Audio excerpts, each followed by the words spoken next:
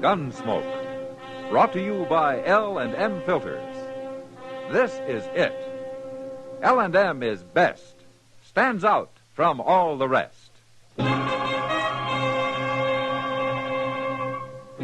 Around Dodge City and in the territory on West, there's just one way to handle the killers and the spoilers, and that's with a U.S. Marshal and the smell of Gunsmoke.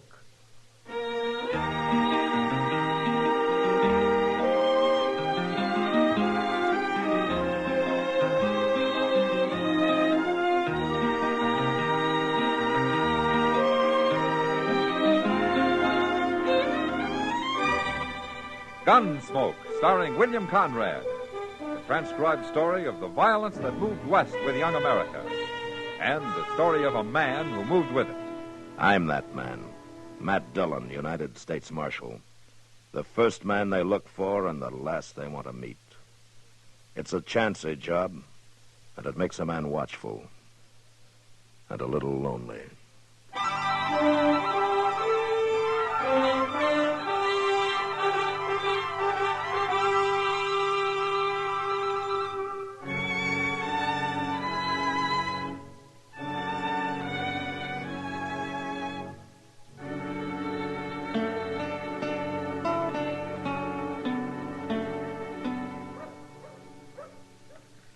What time's that stage supposed to be here, Chester?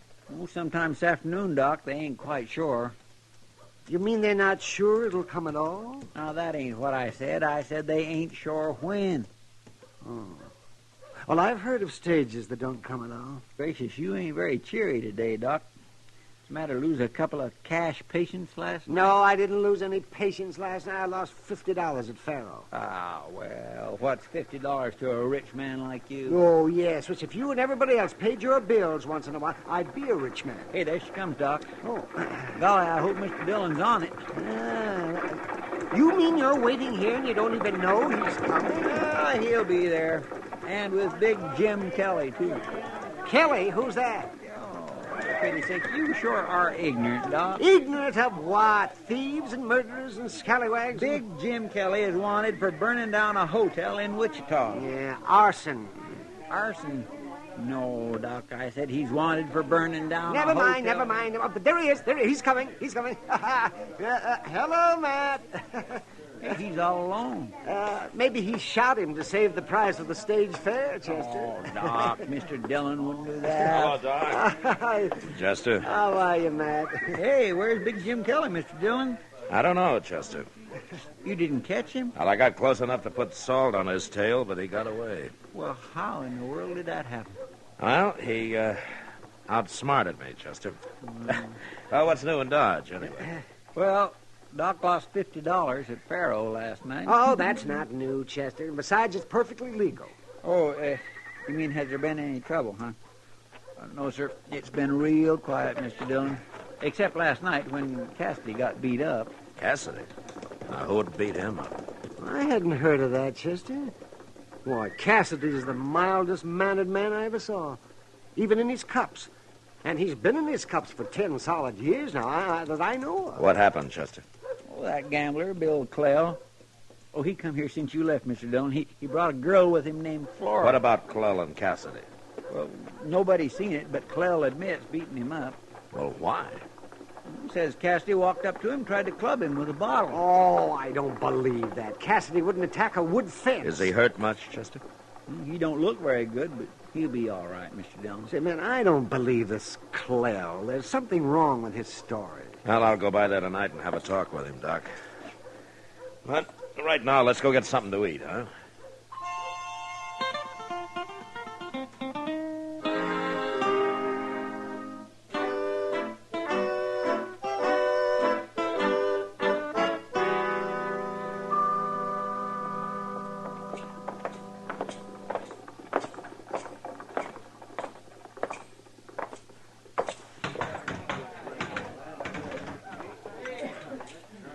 Well, do you see Clell anywhere, Chester? No, sir, I don't. I guess he ain't come in yet tonight, Mr. Dillon. Yeah. Look, you go get your beer. I'm going to go over and say hello to Kitty over there. Okay, sir. But you come tell me when he does come in, huh? Yes, sir, I will. Okay.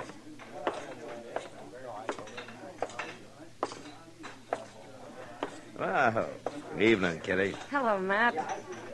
I hear you came back empty-handed. Oh? How did you know that? Everybody knows it.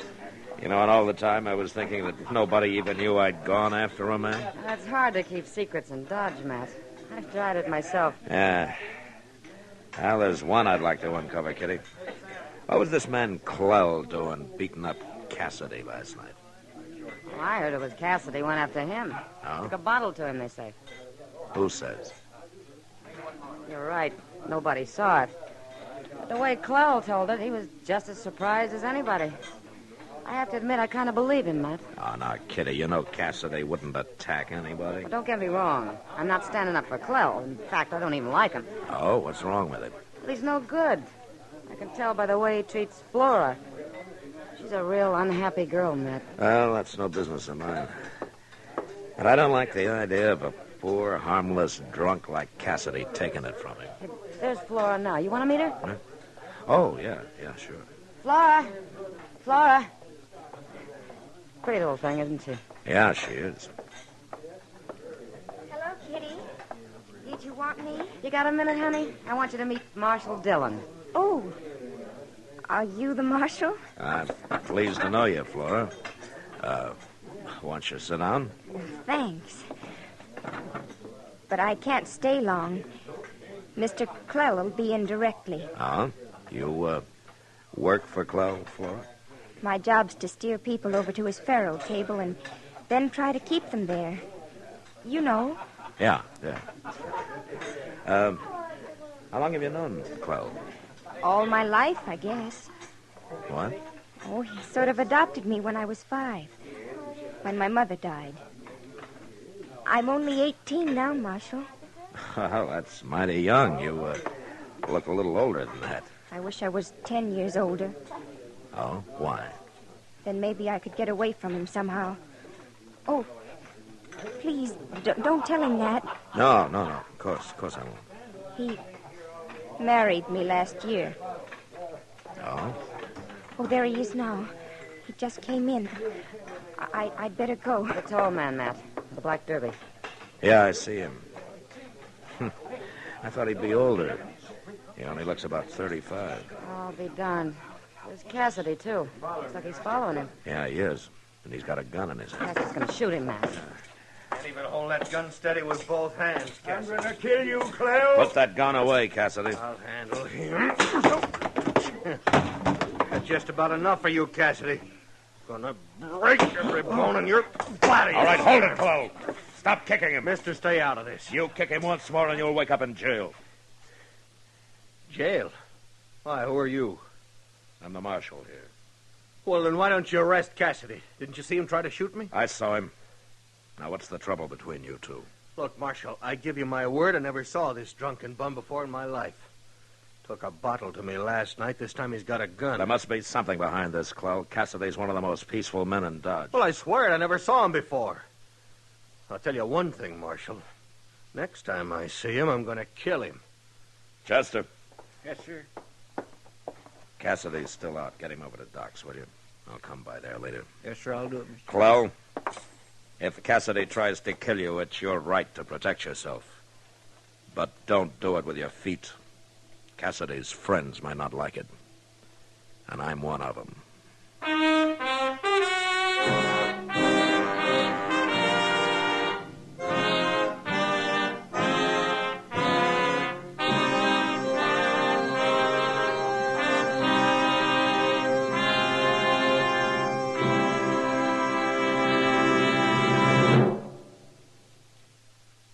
King size or regular, L&M is best. Stands out from all the rest. This is it, L&M filters. It stands out from all the rest. Miracle tip, much more flavor. L&M's got everything. It's the best. Yes, L&M is best. Stands out from all the rest. L&M stands out for flavor. Flavor. The miracle tip draws easy. You enjoy all the taste. L&M stands out for effective filtration. Filtration. No filter compares with L&M's pure white miracle tip. L&M's got everything. It's America's best filter cigarette.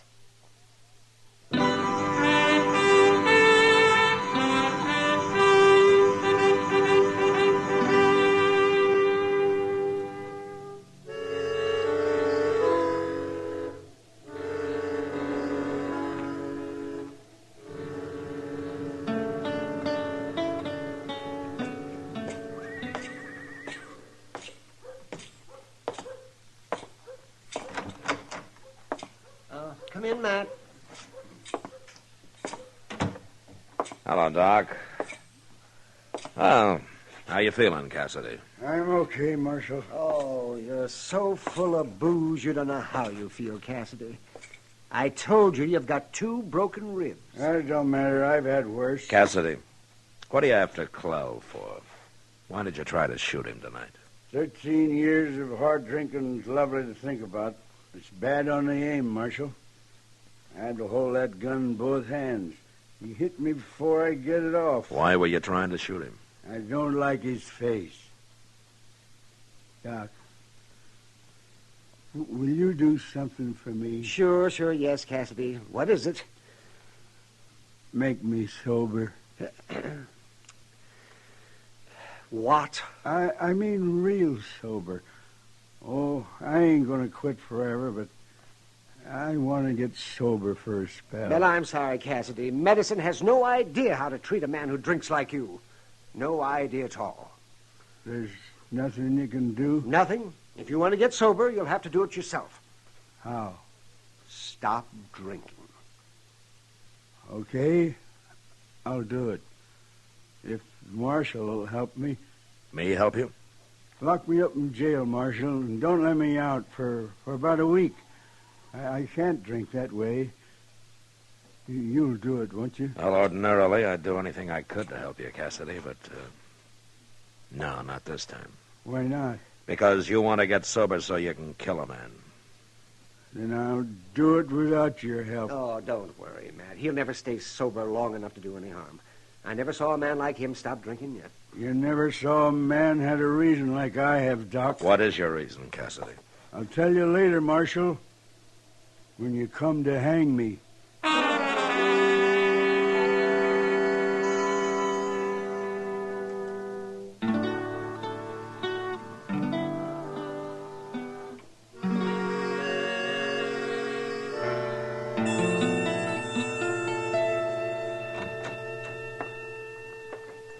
Morning, Mr. Dillon. Morning, Chester. Oh, where's the mail? Well, it's in, but they ain't got it sorted out yet. I'll go back and get it later. Okay. You expecting something important? No, nothing special, Chester, but you never know. Sometimes I think we'd be better off if there wasn't no mail, no telegraphs, no trains, no stages, no nothing like that. Well, I wish we had more. And maybe we could find out what happened to Cassidy. He's been missing a whole week now. Oh, for heaven's sake, Mr. Dillon, I plumb forgot. That's the first thing I meant to tell you. Well, how could I forget that? I swear I must be getting old. It seems like every time I start... Chester, what did you forget? About Cassidy. I seen him in the street just now. You did? Well, where is he? I want to talk to him. He was leaning on that building right next door. Drunk? No, sir, he didn't look it. He looked plumb sober. I'll go see if he's still there, will you? Yes, sir. Yeah. There he is. Cassidy! Hey, Cassidy! Come here a minute. He's coming, Mr. Dillon. Come on in, Cassidy. Marshal wants to say hello. I ain't got much time, Chester. Well, you got a minute, ain't you? Close the door, Chester. What do you want, Marshal? You had everybody worried, Cassidy. Where you been the past week, huh? I've been out on the prairie, Marshal. Ain't no whiskey out there. Oh, I see. Well, you look fine. I ain't had a drop since I left Doc that night. How are your ribs? I breathe hard, but that don't bother me. Mm-hmm. I see that you got a gun in your belt. I have. I can shoot it with one hand now. Still after Clell, huh? You can hang me later, Marshal. It don't matter. But right now, you can't do nothing but talk. Why don't you tell me what this is all about, Cassidy? We're friends, aren't we? You was always a friend to me, Marshal. And I don't like to cause you no trouble, but I can't help it this time. It's just gotta be. Well, okay, Cassidy. You don't want me to help you, but I'm going to do it anyway. You can't help me. Yes, I can. Now, give me your gun. No, Marshal. No, you got no right. Now, Give don't. me the gun. There. Buy me another one. Chester, Yes, sir. lock him up. Lock me up? No, you can't do that. It ain't legal. I ain't done nothing. To stop you from killing a man's plenty legal, the way I look at it, Cassidy. All right, put him in his cage, Chester. Come on, Cassie, and don't you try nothing. No, wait, no, you can't lock me up. Clell might get away. You want me to carry you? All right. All right, I'll tell you, Marshal. I'll tell you. Leave him be, Chester. Well, go ahead, Cassidy. Tell me.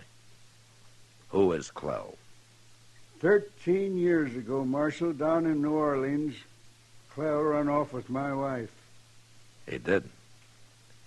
And then how come he claims that he doesn't know you? He don't know me. I changed my name, and I only seen him once before. My wife told me she was leaving, and I watched him get on the riverboat. Clell, my wife, my little girl. Your little girl? Flora was only 5 then. Flora? You mean Flora's your daughter? She don't remember me. I don't want her ever to know that, now the way I am. Promise you won't tell her? No, of course I won't. But Clell's married to Flora now. What happened to your wife? Yeah, they got married, but later I heard she ran off. She had to get away from him. I think she's dead, Marshal. I think she killed herself. Look, Cassidy, shooting Clell isn't going to help anything now. I ain't going to kill him because of me, Marshal. I'm doing it for Flora. I can tell. She wants to get away from him, too. Yeah, I know she does. I'm going to do it, Marshal. I don't mind hanging. I'm going to help Flora. Clell's done a lot to you, Cassidy, but there's nothing in the world I know of that justifies murder. I don't hold with killing people either, Marshal, but I'm going to do it. Cassidy, listen to me. If I get Flora away from Clell, would you be satisfied? How are you going to do that? Will you leave him alone if I do? I told you it's for Flora I'm thinking about. The other thing, that's too long past. I buried that in 1,000 whiskey bottles, Marshal. Okay, I'll see what I can do. Do you have any money, Cassidy? If I didn't work down then, I couldn't drink. How much have you got? No, about $50. All right, give it to me. What? I said give it to me. Well, here it is, Marshal. That's all I got. It's enough. Now, look, I want you to lay low, Cassidy. Stay out of sight for a while. Will you do that? I'll do it. But I'll be watching. This better not take too long, Marshal. Chester. Yes, sir. Go find Kitty, will you? Tell her to get Flora over to her room and be sure that Clell doesn't know where she is. Okay, Mr. Dillon. Tell Kitty I'll meet him there in about an hour. Oh, and you better hang around outside somewhere, huh? In case Clell gets interested and shows up.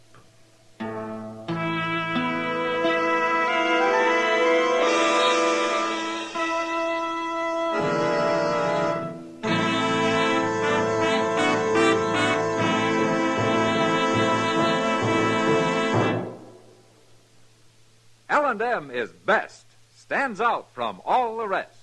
L&M's got everything. Everything? Yes, everything.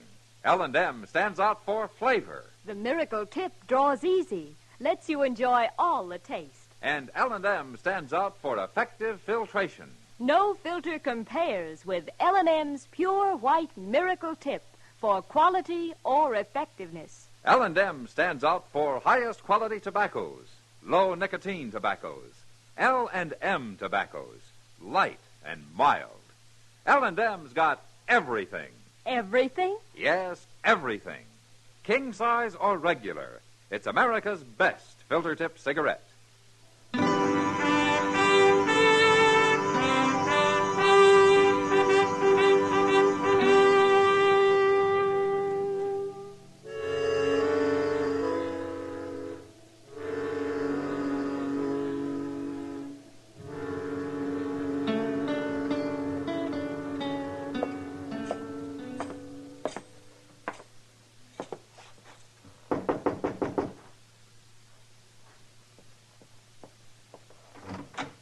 She's here, Matt. Come on in. Oh, thanks, Kitty. Ah, hello, Flora. Is there something wrong, Marshal? Yes, I think so. I told you, Kitty. I knew there Now, was. Flora, don't get upset. Whatever it is, I'm sure the marshal isn't after you. Give him a chance to explain. Is it about Mr. Clell, Marshal? It's about you, Flora. But I haven't done anything. No, you haven't done anything, Flora, but I'm going to help you do something. I don't understand. Tell me, if you were alone, free from Clell, where would you go? Oh, I tried to run away before, but he caught me.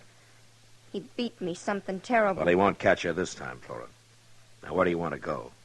Can you find a job in St. Louis? I'd like to go to New Orleans. Mr. Clell says I was born there.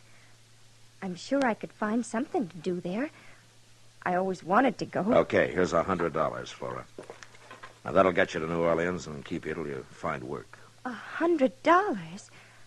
Oh, Marshal, I can't take that. Yes, you can. Now, go on, take it. Why are you giving it to me? Well, you're young. You've still got a life ahead of you. That's reason enough. It's no use, Marshal. Mr. Clell would never let me go. Where is Clell now? At the Long Branch gambling. He'll be expecting me there soon. All right, then you'll have to hurry. There's a train out at 1 o'clock. That'll only give you about a half hour. But I can't go like this. What about my things? Go get what you need. Kitty will help you. Sure I will. Come on, Flora. But if Mr. Clell finds I'll me... be at the depot. If Clell does find you, it won't do him any good. I'll see that you get on that train alone, Flora.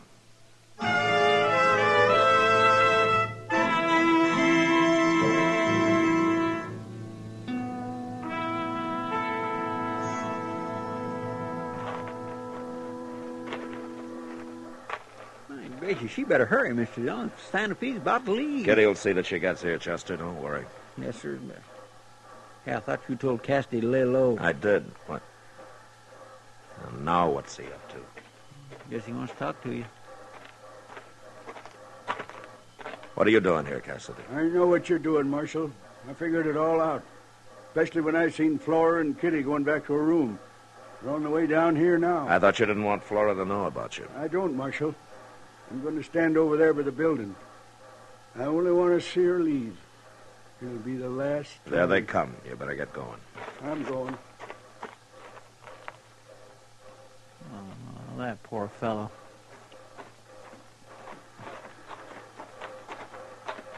Come on. Marshal. Take Flora's bag, will you, Chester, and throw it on the train for her? Sure.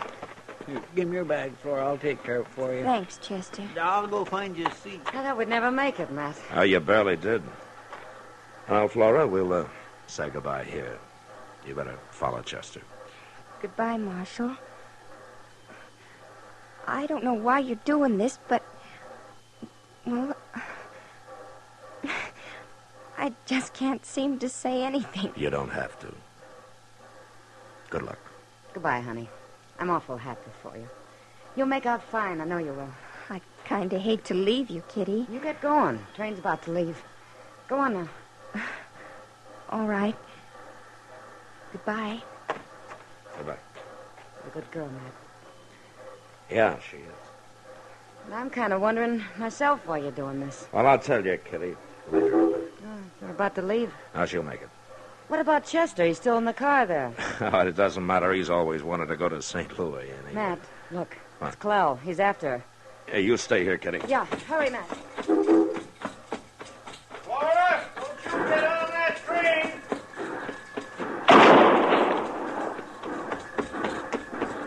train! You all right, Flora? He's dead, Marshal. Get on the train, Flora. But I can't... Come on, hurry. Go on, move.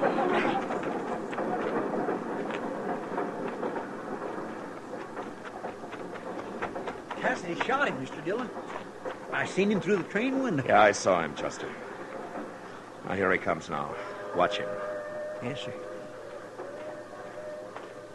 I killed him. I killed him, Marshal. Here's my gun. Take it. I should have locked this gun up. You went back to the office for it, didn't you? I thought something would go wrong, and it almost did, too. I'd have stopped him, Cassidy. You wouldn't have killed him, Marshal. He can't ever follow her now.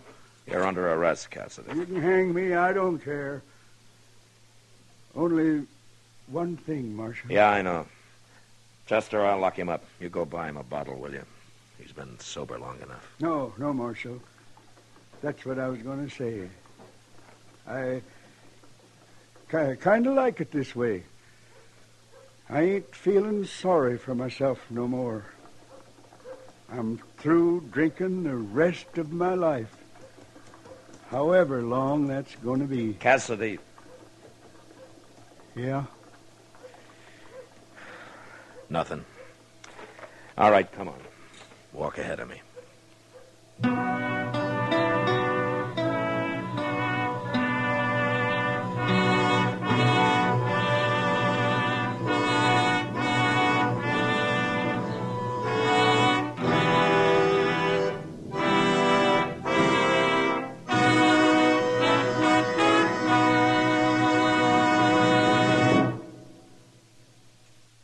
Now our star, William Conrad. Thank you, George. Today, there's one filter cigarette that stands out from all the rest. L&M stands out for flavor, for effective filtration, for highest quality tobacco. L&M's got everything. That's what makes it America's best filter tip cigarette. Try L&M's king size or regular. I know you'll go for 'em.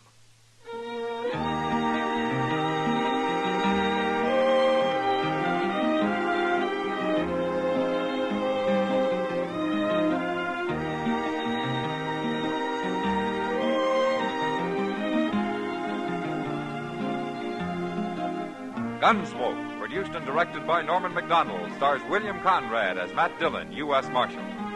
Our story was specially written for Gunsmoke by John Meston, with music composed and conducted by Rex Corey. Sound patterns by Tom Hanley and Ray Kemper. Featured in the cast were Lawrence Dobkin, Eleanor Tannen, and Ralph Moody. Parley Bear as Chester, Howard McNear as Doc, and Georgia Ellis as Kitty. Put a smile in your smoking. Try Chesterfield today. Instantly, you'll smile your approval of Chesterfield's smoothness. You want them mild.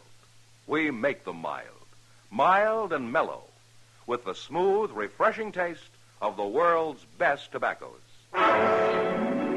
Instantly, you'll smile your approval of Chesterfield's satisfaction. In the whole wide world, no cigarette satisfies like Chesterfield.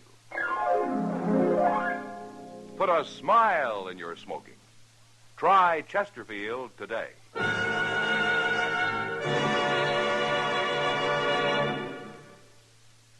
The current issue of TV Radio Mirror carries a feature story on Gunsmoke, complete with pictures of Matt, Chester, Doc, and Kitty.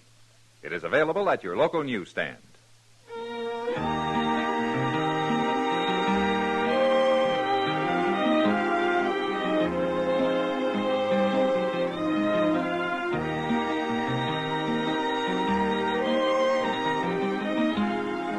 Remember, L&M Filters present another transcribed Gunsmoke program tonight at 8 Eastern Standard Time. That's right.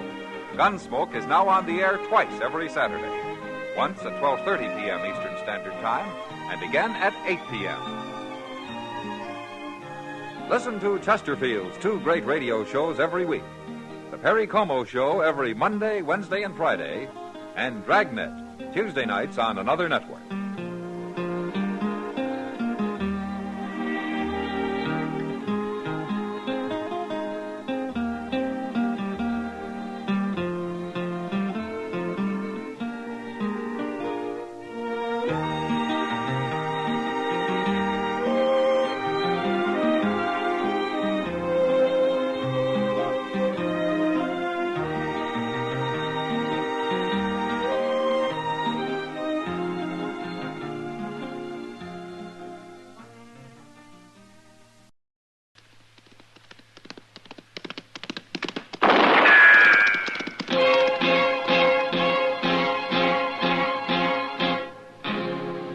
Gunsmoke, brought to you by L&M Filters.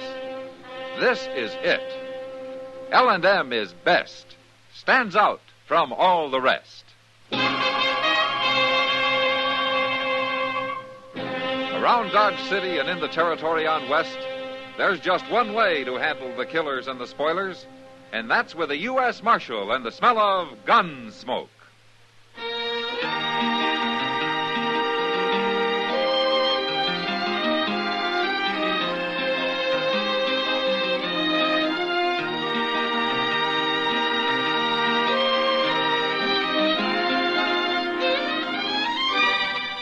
Gunsmoke, starring William Conrad. The transcribed story of the violence that moved west with young America. And the story of a man who moved with it.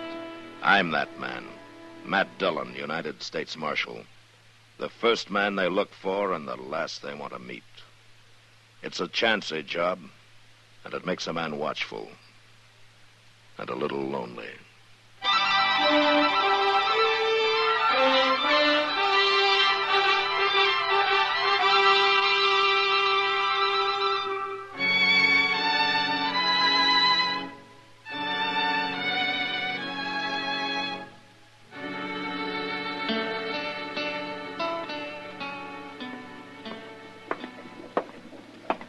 Miss Bell? Yes? I'm Jim Buck. I'm driving the stage from here on into Dodge. Oh. What happened to the other driver? I always spell him here. He told me to look out for you. Oh, that's kind of him. And kind of you, too. You're awful young to be traveling alone. I'm 17. Well, now, I take it back. Are we about ready to leave? As soon as I get the other passenger away from that bar over there. They told me I'd be alone on the rest of the trip. Well, miss, I don't know this fella. Says his name's Bassett. But if he's drunk, I promise you he ain't riding. How do you expect anybody to ride sober if you're driving, Jim? Marshal Dillon, what are you doing in Pawnee? Oh, I had some business up this way, but I'd sure like to get back to Dodge. You got any room? Sure have.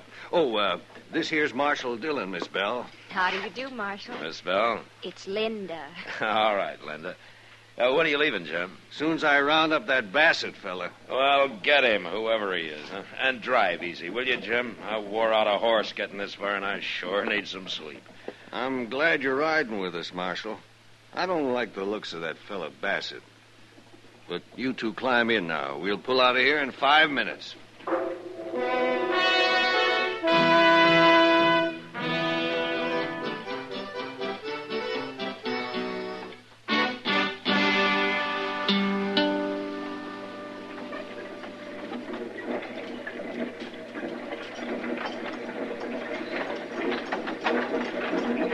Nice day. The lawman's asleep. It's you I'm talking to, Missy. It's a nice day, ain't it? Yes. That's better. As long as we're riding the Dodge together, we better get acquainted. My name's Joe Bassett. How do you do? Well, there's no cause to be bashful, Missy. I ain't gonna hurt you. You staying in Dodge? Yes. Well, now, that's just fine. Please, I'm rather tired. Oh, you are. You have, dancing girl or something? Ah, you're too young for that, ain't you? Ain't you? Please. Hey, I know. I got a bottle here. Here, have a drink. No, Say, mister, What do you want? you're making it awful hard for me to sleep. Oh, I am, huh? And I'm pretty tired. Well, that's too bad. Now, it's going to be a long ride, so why don't you just sit there and look out the window, huh? Because I'd rather look at this pretty little girl here. Now, come on, honey, have a drink. no, I... Hey, Jim! Jim, pull up, will you? What for? You heard me. Pull up. Okay, Marshal. What do you think you're doing? What's your trouble, Marshal? There's no trouble. Your friend Bassett here wants to ride up on the box with you. What? He wants somebody to talk to, Jim. Are you crazy? He's waiting for you, Bassett. I'm staying where I am. You're holding us up. Now you get moving. All right. I will.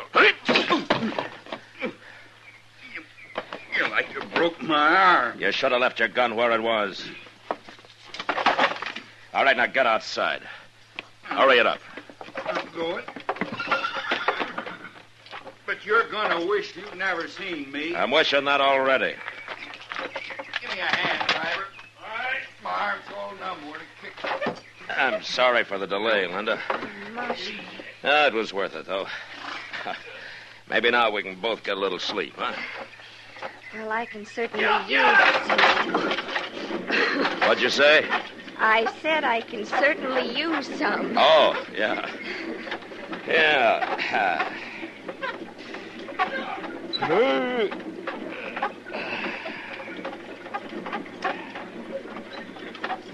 You know, I feel as though I hadn't slept since I left St. Louis. Oh, you've come a long way, huh? Oh, it'll be worth it once I reach Dodge. How's that so? I'm meeting my fiancé there, Marshal. Oh, well, maybe I know him. Oh, he hasn't been there long. His name's Lou Paxson. Lou Paxson, huh? Yeah, well, what does he do? Well, I don't really know. I met him in St. Louis. It was only for a few days. Uh-huh. I see.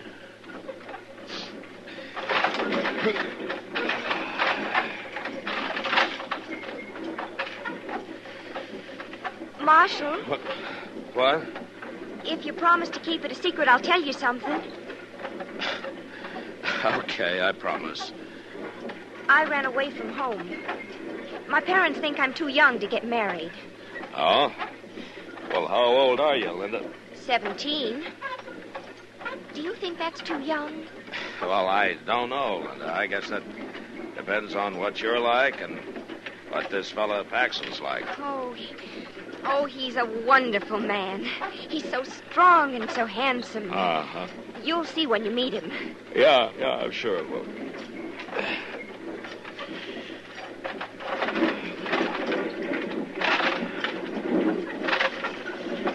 Marshal, Yeah. are there a lot of men in Dodge like that man, Bassett? Oh, why do you ask, Linda? Well, he frightens me. He's not going to forget what you did to him just now. Oh, well, you let me worry about Bassett, huh? I don't like him. Well, I don't like him either, but why don't we forget about him and try to get a little sleep, huh?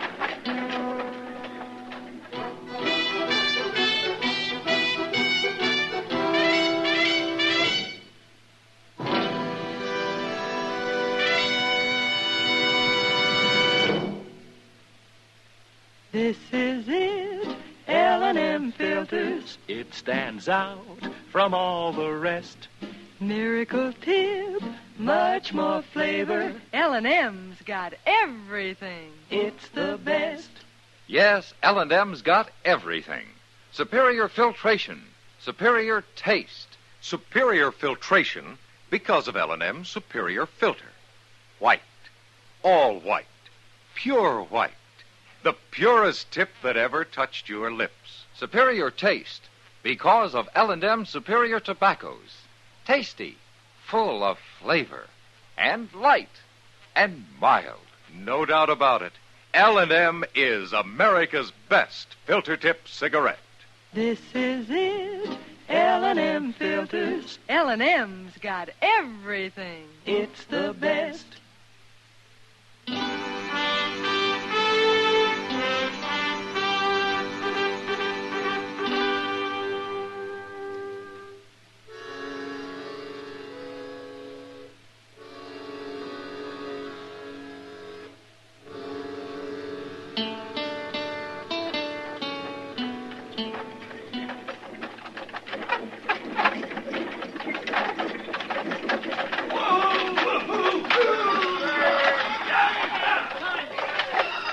Well, here we are, Linda. I don't see Lou. Oh, we'll find him, all right. You want me to give you a hand? Yes, thank you. Okay. There we go. Welcome home, Mr. Dillon. Oh, hello, Chester. Oh, Linda, this is Chester Proudfoot. How do you do, Chester? How do you do, Miss? It's Linda Bell, Chester, but she likes it simple. Oh, you look good. There he is, Marshal. There he is. Huh? Lou? Lou? Hey, how come she knows him? Why do you? Yes, sir, Lou. Oh, Linda. I never thought I would. Oh, I knew you would. No, it might have been bad, too, except for Marshal Dillon here. Well, you're Marshal Dillon. Yeah, that's right. Lou, it was that man right over there. He was What? trying to make me drink with him and everything. Which man? He's coming this way. Him. Marshal? Where? His name's Bassett, Lou. He was annoying Don't me. you worry about him, Linda. So this is who the little girl was coming to see. She's my fiancée. I'll be darned. I mean, she didn't say she was coming here to get married. Well, it's true. Sure. What do you want, Bassett? You got my gun in your belt. You aim to steal it? Hey, you aim to sell it? What do you mean by that? You look like a gunman to me. Where you from? Wichita. Now, what are you going to do about that? Here, catch it. You didn't have to throw it at me. And I wanted to see how you handled it. You move pretty fast when you're sober. What are you prodding me for, Marshal? You aim to stay here long? No. Not long. Good. And while you are here, I'm going to be watching you. That won't bother me.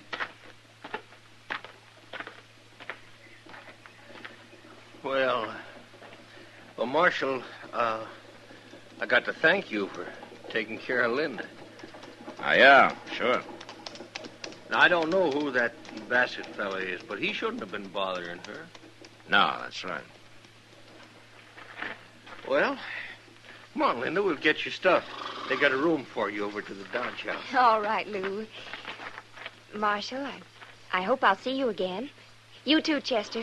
Yes, thanks, Linda. We'll see you. So long, Linda. Bye. Come on, Linda. My, that Paxton acts kind of funny, don't he? He's trying to hide something, Chester. He is. He and Bassett didn't handle that very well. What do you mean? They know each other. You think so? And it was pretty clear. But they don't want anybody to know it. Well, why? What do you know about Lou Paxton, Chester? Nothing. I just seen him around. Uh-huh. Any idea what his game is? No, sir. I don't. None at all. Well, maybe we'll find out now. I expect he's just been waiting for Bassett to get here.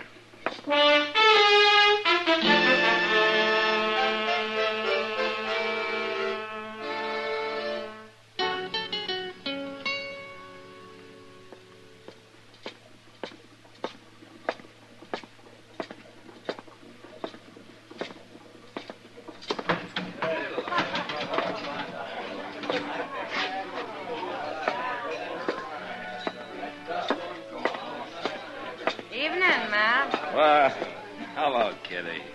I heard you got back this morning. Yeah? Sit down. Oh, thank you. You know, you've been gone most 2 weeks. You know something? It seems a lot longer than that to me. I also heard what happened on the stage. Oh? You did? Yeah. Linda told me. Linda? Now, how come you know her? She's sitting right over there. What?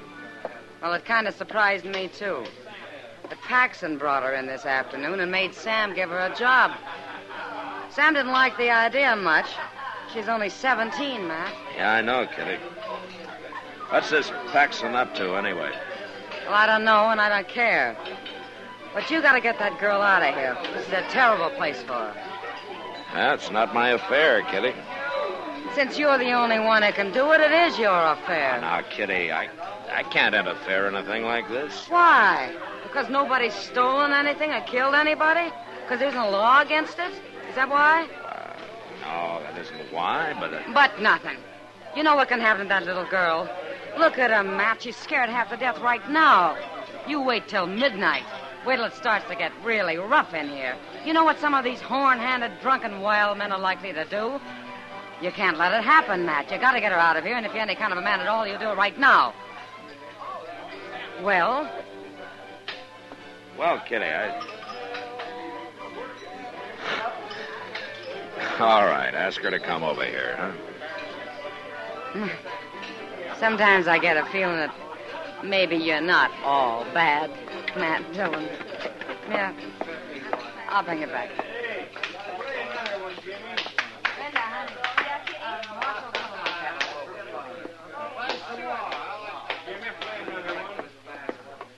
Here we are. Ah, hello, Linda. Kitty said you wanted to see me, Marshal. Yeah, that's right. Sit down, won't you? All right. You don't have to be scared of the marshal, Linda. Oh, I'm not really. But, well, tonight I feel scared of everybody. Then why do you stay here, Linda? Lou says I've got to. Why? He says it's to keep me out of the way. Oh? Out of the way of what? I don't know. But if I'm here, he knows where I am, and he can always come to find me. But I don't like it here, Marshal. I'm not used to men like these.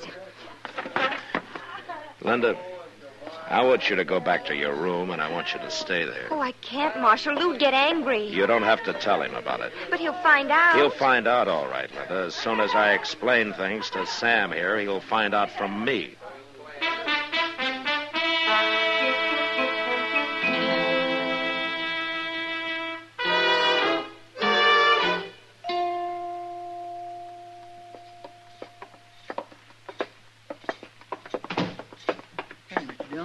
Down at the end of the hall, there goes that fellow Bassett. Yeah. I didn't know he had a room here. Well, that could be Paxson's room he came out of. Number 12, ain't it? By golly, you're right, it is.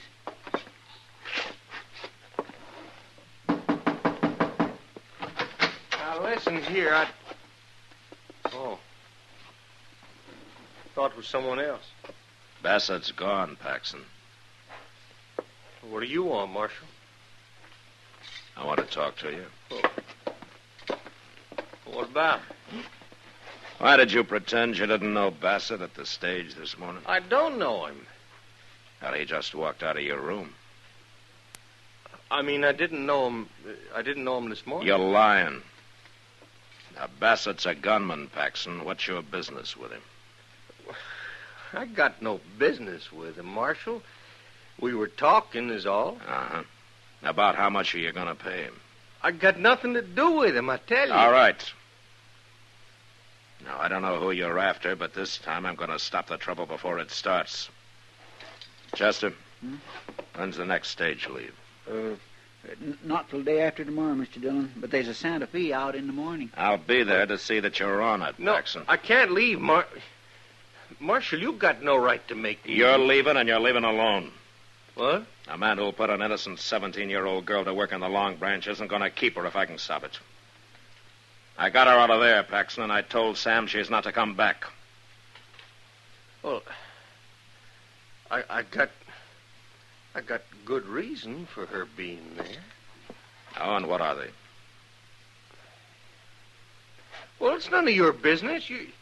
Marshal, you're interfering in something you got no right. As far as Linda's concerned, maybe I am, but I'm doing it anyway. That you and Bassett are different. And I'm going to run him out of town tomorrow, too. You're making a mistake, Dillon. If I am, you can stop it. What's that mean? Start talking. No. Okay. Come on, Chester.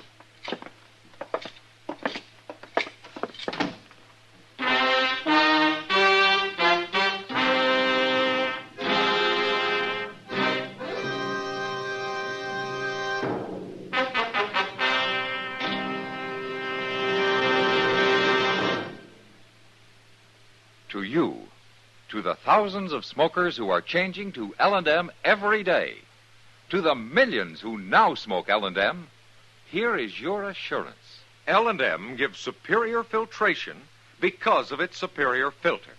Superior taste because of L&M's superior tobaccos. Yes, L&M tobaccos are tasty, full of flavor, and light, and mild. And L&M's superior filter is the purest tip that ever touched your lips.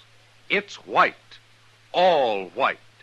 Truly the miracle tip, because when it's added to L&M's superior tobacco, it actually tones up the taste actually improves your enjoyment of this great cigarette. Yes, L&M's got everything. Superior taste, superior tobacco, superior filter. That's why it's America's best filter tip cigarette. Try L&M today.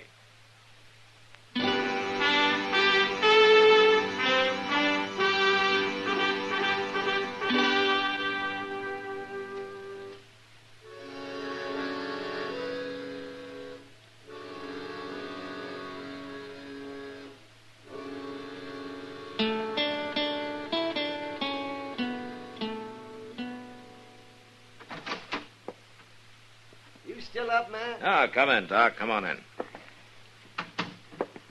Said, you know it's nearly midnight? Well, now, when did I start going to bed at midnight? Well, you should. A man needs to sleep. Then what are you doing up? I'm looking for somebody to argue with. Well, I'm your man. Start out. Yeah, sounds like somebody beat us to it. Yeah, come on. Yeah. See? That came from right down the street. Down by the Alfraganza. Yeah, it sounded like it. Mr. Dillon! Mr. Dillon! Over here, Chester. What happened, Chester? Lou Paxson. They shot him.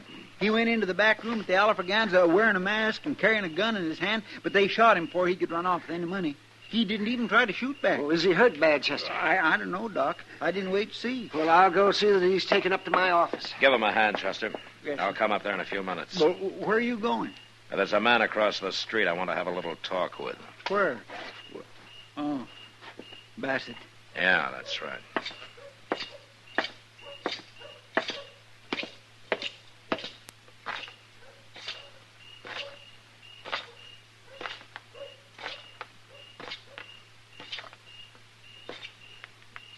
Evening, Marshal. What are you doing here, Bassett? Watching. Watching for what? Not for anything. Just watching. You working with Lou Paxson? Why? He just got shot. Dead? Why don't you go find out? Ain't nothing to me, Marshal. You know, Bassett, I was going to run you out of town tomorrow, but now I think I'll keep you around till I find out what this is all about. I ain't done a thing. And you're not going to, because I'm going to lock you up right now. I never been in jail in my life, Marshal. A lot of men haven't, even men like you. But you're going now. No. No, I ain't. You leave your gun alone. Then get out of here and leave me alone. There's been one shooting already. That's enough. Now, I'll take your gun, Bassett. Not likely.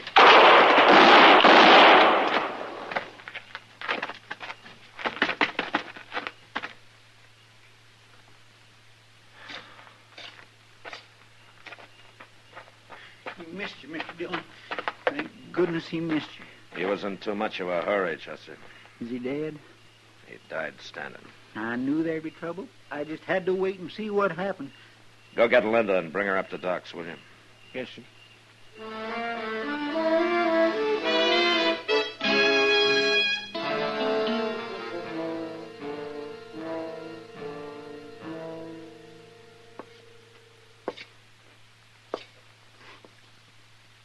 How is he, Doc? He's not good, man. One bullet in the neck, another in the chest. I'm sorry, Paxson. There isn't much I can do for you. No. No, I can't live this way. Not for long. Paxson, Chester's gone for Linda. She'll be here directly. That poor little girl. How did you expect to hold up the Alfraganza like that? Was Bassett supposed to help you? Him? No. He was just waiting for the money. What? I tell you, it don't matter. It's what he come here for. We robbed a stage up north. And I run off and I spent the money in St. Louis. And he followed me here. He found me. No wonder you didn't want to tell me what it was all about. He said he was going to hurt Linda if I didn't get the money, so I figured she'd be safer where there was a crowd around. Bassett's dead, Paxson. Is he? So am I. Just a moment.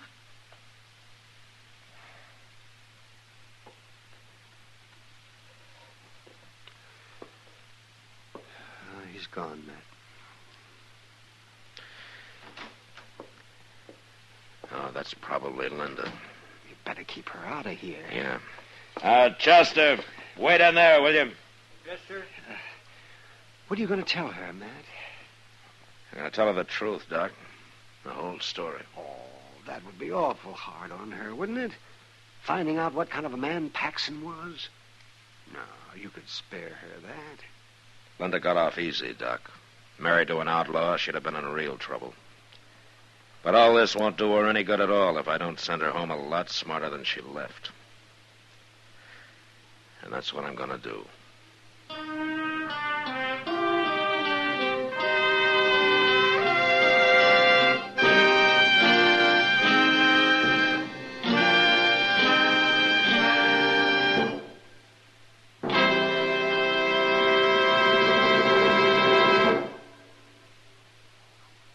And now our star, William Conrad. Thank you, George.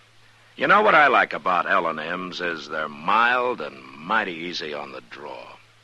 When you get right down to it, no filter stacks up with L&M's pure white miracle tip for quality or effectiveness. Darn good smoke. See for yourself. L&M stands out from all the rest.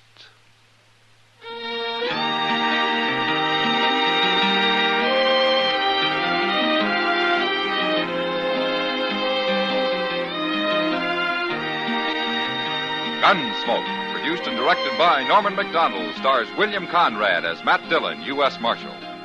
Our story was specially written for Gunsmoke by John Meston, with music composed and conducted by Rex Corey. Sound patterns by Tom Hanley and Bill James. Featured in the cast were Eleanor Tannen, Vic Perrin, Lawrence Dobkin, and Paul Dubois. Parley Bear is Chester, Howard McNear is Doc, and Georgia Ellis is Kitty.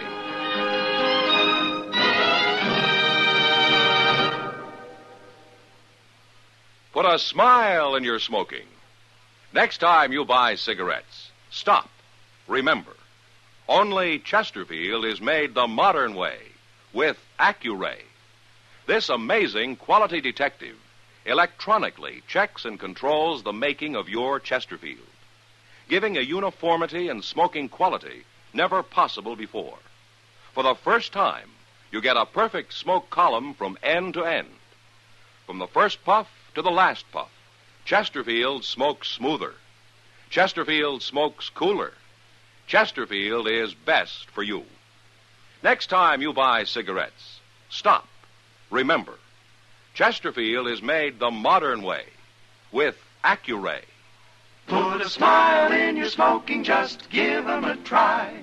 Light up a Chesterfield, they satisfy. Remember, listen again next week for another transcribed story of the Western frontier. It's America growing west in the 1870s. It's Gunsmoke, brought to you by L&M Filters.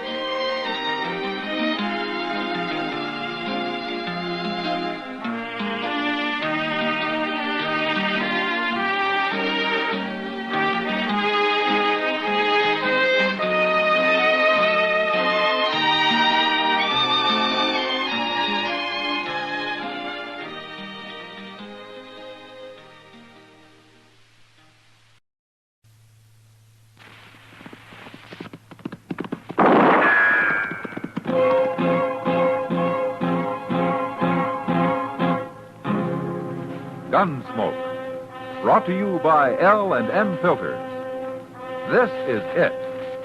L&M is best, stands out from all the rest.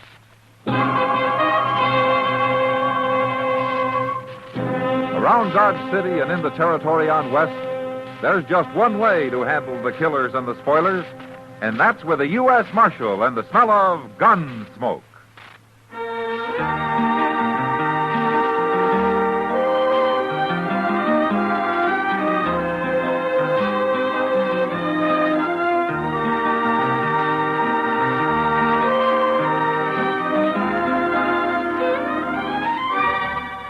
Gunsmoke, starring William Conrad. The transcribed story of the violence that moved west with young America. And the story of a man who moved with it. I'm that man, Matt Dillon, United States Marshal. The first man they look for and the last they want to meet. It's a chancy job, and it makes a man watchful and a little lonely.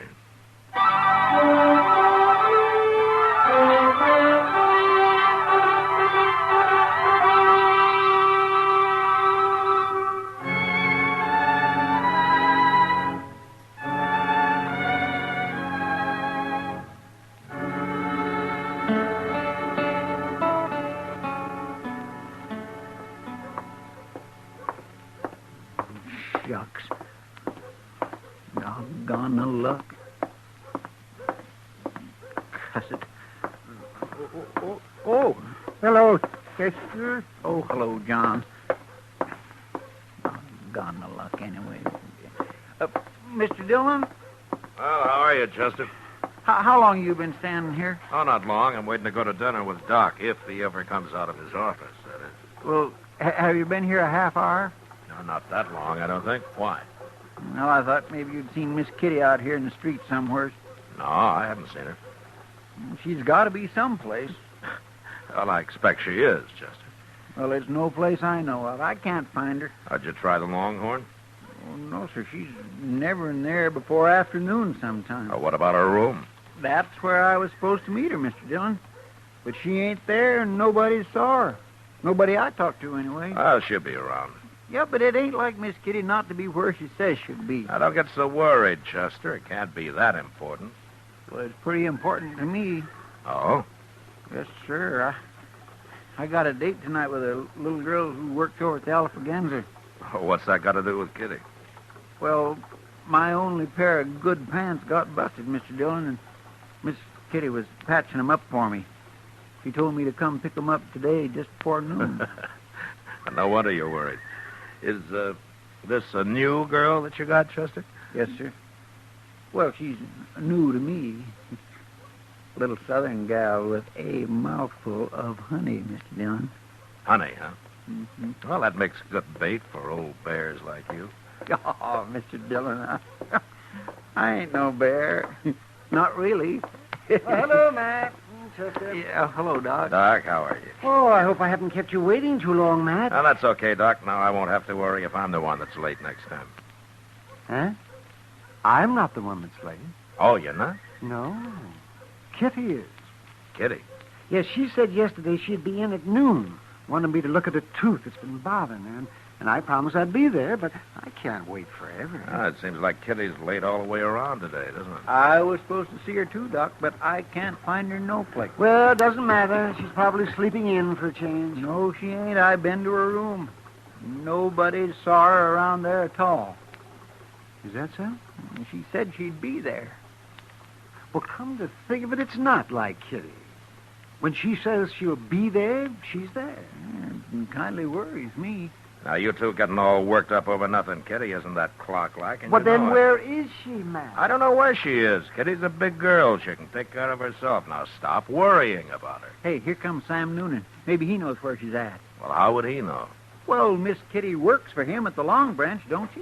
Sure, but Sam doesn't keep her on a string. Her times are her own. Morning, gentlemen. Hello, Sam. How are you, Sam? Say, Sam, you ain't seen Miss Kitty around today, have you? Oh, Chester, I ain't. Noticed you men standing here. Thought I'd come ask you. You mean that you're looking for her, too? Well, she was going to come to the Long Branch about 10 o'clock. Went down early to meet her, and she ain't showed up yet, Marshal. 10 o'clock's pretty early for Kitty, isn't it, Sam? Well, sure, but she was doing it as a favor to me. I want to get started repainting the place, and she was going to give me some ideas about making it real fancy. She said she'd be there, and I got a man waiting to go to work on it this afternoon. You know, it beats me. Kitty takes one morning off, and everybody in Dodge is out looking for her. Well, I don't know about everybody else, Marshal, but I do know when Kitty says she'll do something, she does it. That's just what we've been saying, Sam. Where do you think she's got to, anyway? I ain't gone looking for it, Chester. I've just been waiting. Matt. Yeah, what, Doc? Kitty might miss one appointment, but she'd never in the world miss 3. Who saw her last? You, Sam? What time did you leave the Long Branch last night? It was early, Marshal. It was real early. Oh, why? Where did she go? Well, she was talking to some dude from back east. I never saw him before, and they both disappeared about 10 o'clock. I don't know where they went. She didn't come back? That's the last I seen of her. Yeah. Who is this dude? You know his name? No, I don't. He was a tall, thin fella, had fancy clothes. That's all I know. I don't trust them dudes and never did. Well, maybe we better find him and talk to him. Well, where are we going to find him? The Dodge House, Chester. A man like that wouldn't stop any place else. Look, Doc, you better go ahead and eat. I'll join you if I can.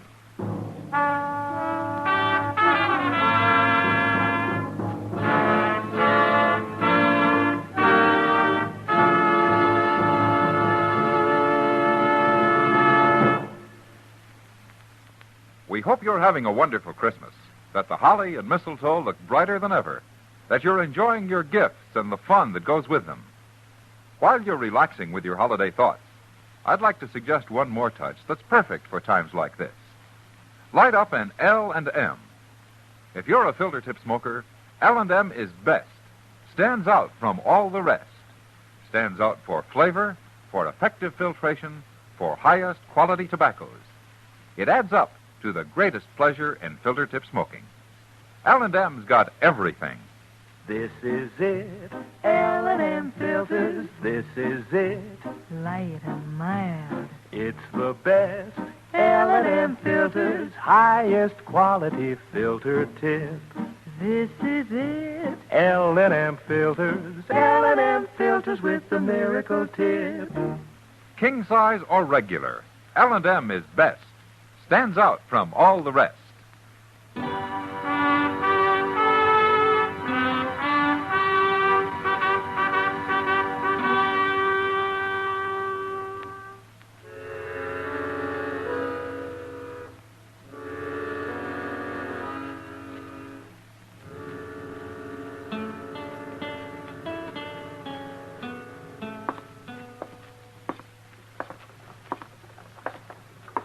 Say, maybe this fella got her outside and knocked her in the head and robbed her, Mr. Dillon. Kitty doesn't carry money on her, Chester. Well, she wears jewelry. She's also over 21 years old, and she's got enough sense not to let anybody knock her on the head. And if he did, I suppose somebody would have found her by now. Yeah, sure. Hey, look. There's Mr. Doby himself at the desk in there. Oh, good.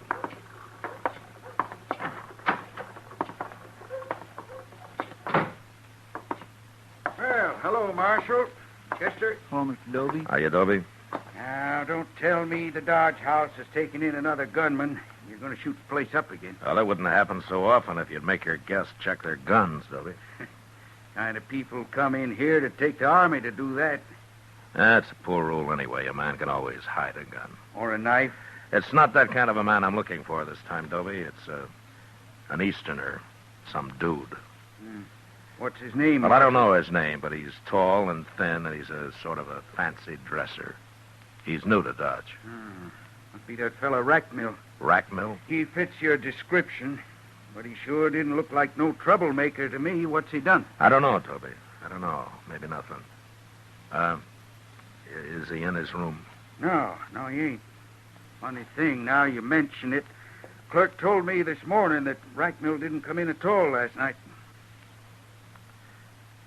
You didn't? I didn't think nothing about it till now. Oh, you know how some fellas are. They get to playing cards or something. He ain't up to no good, Mr. Dillon. I just know he ain't. Toby, what do you know about him? I told you all I know. He come here day before yesterday. Said he was traveling around, seeing the West. I don't think he's working. He don't act sharp enough to be a gambler. Okay, Toby, thanks. Thanks very much. Look, if he does come in, don't say anything about my being here, will you? Not a word, Marshal. But I'll send somebody after you if you want. Good. I gotta go find that clerk. I ain't paying him for me to stand here all day. Well, what are we going to do now, Mr. Dillon? Look, I tell you, Chester, you go down and check the stage, huh?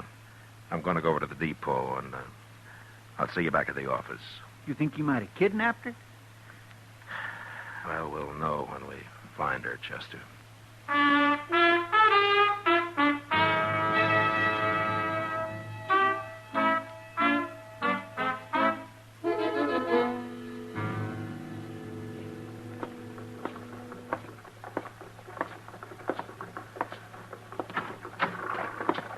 Did you find anything, Chester? Oh, hello, Doc. Oh, hello, Matt. Nobody ain't seen him at the stage office, Mr. Dillon. There's only one stage out today, and that left this morning, and they wasn't on it. Yeah, Matt, I didn't think there would be. What about the train? Did they leave on that? They remember Rackmill when he came in the other day, but he hasn't bought any ticket to leave. Then he must be somewhere in Dodge, Matt. I stopped by Miss Kitty's room on my way back, Mr. Dillon. She ain't been in yet. You know, they tell me back in New York, some policemen do nothing but look for people that are missing. That's how many disappear all the time. Do they find them, Doc? Sometimes, yes, of course. They always check the city morgue first. Oh, that's where they find a lot of them. People that got killed, you mean? Mm-hmm. Well, some just fall down and die in the streets. Heart seizure, something like that kind of hits them. But, of course, a lot of them are victims of murder or killing of one kind of, fights and things like that. Yeah, it must happen a lot.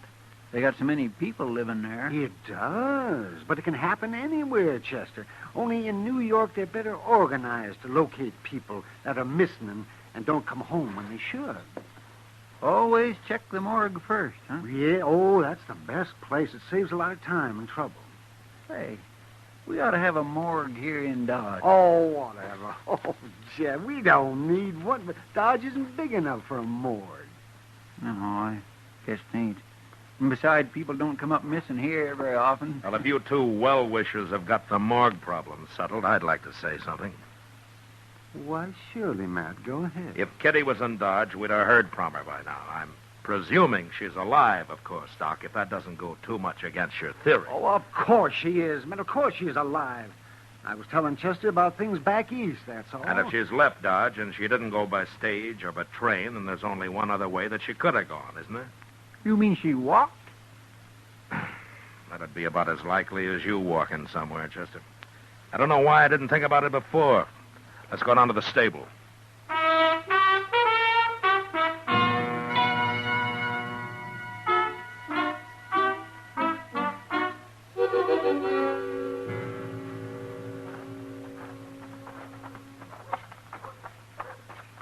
I don't know why I didn't think about them going horseback either, Mr. Dillon. I guess maybe it's because I say that fellow Rackmill's a dude. Horses don't seem his style. Well, we don't know that much about him, Chester. What if he went alone? What if he didn't take Miss Kitty with him after all? Well, he can go anywhere he wants to. Alone.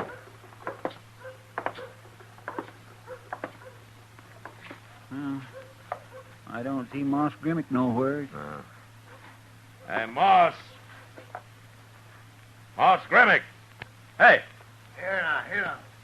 Who's doing all that hollering? He's laying in that stall over there, Mr. Dillon. He's been sleeping. Yeah.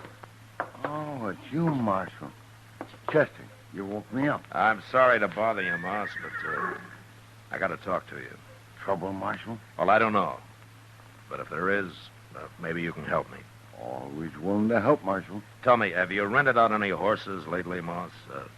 Last night or today? No, I haven't. Business has been mighty slow all week, Marshal. No, you haven't. You sure? Well, you mean saddle horses, don't you? Yeah, sure. I thought so. No man's gonna make a getaway in a buggy, is he? In a buggy? What, do you rent buggies? Not often, but I did last night. By golly, I'm glad you reminded me. He ain't brought it back yet. That fellow still got my buggy, Marshal. Who was it, Moss? Oh, some stranger. I never saw him before. Was he an Easterner? He ain't from around here, not in them clothes. Did he, have anybody with him? Yeah, he had a girl. She waited outside for him. I didn't pay no attention to her. It was a good moon last night, and they was going for a little drive. But I want my horse and buggy back, Marshal. You think they went and stole it? Tell me, Moss, did he say where they were going? He said something about Indian Spring.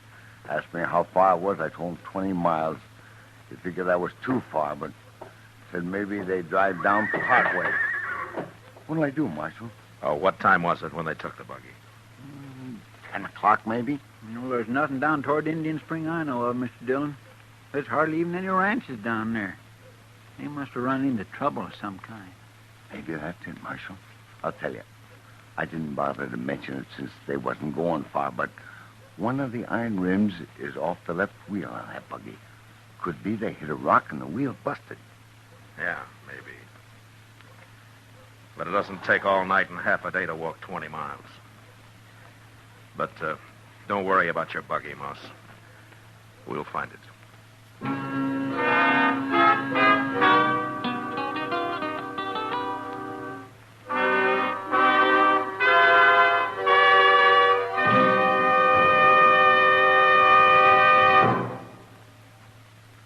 Today, along with the traditional pleasures of the holiday, many a filter tip smoker has discovered a new pleasure.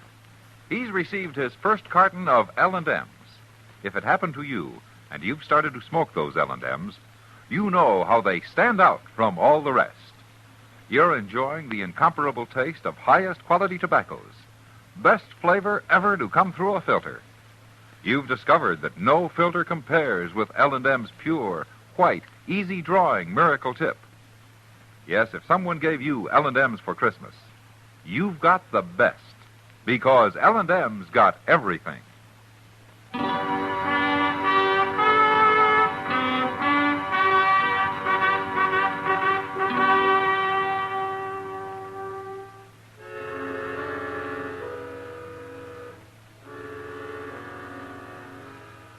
There was no trail going to Indian Spring, so all we could do was start out in the general direction and then ride back and forth across the prairie till we found the buggy tracks.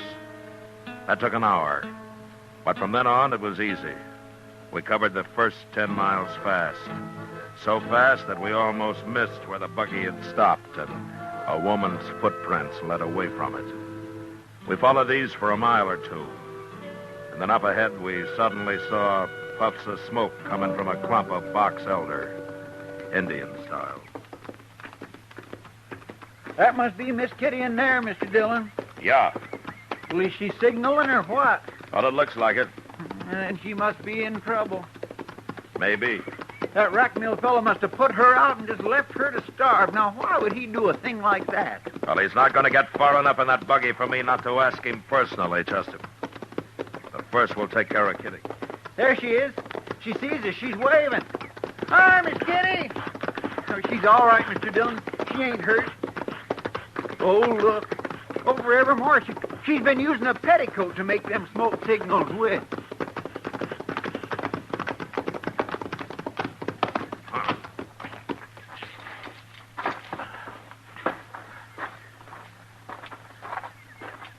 See my smoke signal? How you found me? No, we tracked you, Miss Kitty. Sure is good to see you. What's the matter with your ankle, Kitty? Oh, well, I turned it. It's not that swollen. How'd you know? Well, I could tell by your tracks back there that you were favoring it. I never noticed that. Well, that's why I had to stop walking, Matt. I knew it'd get worse and I'd never make dodge on it. I figured I was better off here than out in the prairie where I couldn't even build a fire. Well, that was smart of you, Kitty. Look, you can ride on one of our horses back, and we'll go double, huh? In this skirt? Oh. Well, one of us can wait here with you while the other one goes and fetches a buggy, okay? No, that'd take too long. I'll make it. I can ride side saddle if we don't go too fast. Okay. You must be hungry. Oh, You know, we didn't think to bring anything to eat. I'm starved. At least I've had water. There's a tiny little spring under that rock over there. Yeah. You're lucky you had matches, too. I wish I'd had a gun. It's alive with rabbits around here. Well, you could have trapped some if you'd stayed here long enough. I'll show you how someday. Thanks. But I hope I never need to know how. Oh, Chester, will you go get our hat and stuff and then throw some sand on that fire? All right, sir. And I'll have me a drink of water while I'm at it. Then we'll get started for Dodge, Kitty. Yeah, the sooner we get there, the sooner you can eat. A side of beef and a sack of potatoes would make a good start. And I come to think of it, I missed dinner myself. I'll join you. I'm sorry I'm so much trouble, Matt. Nah. As long as you're safe. You know, you had everybody worried. Me and Chester and Doc, Sam Noonan. I know. I've been thinking about it. Matt? Yeah.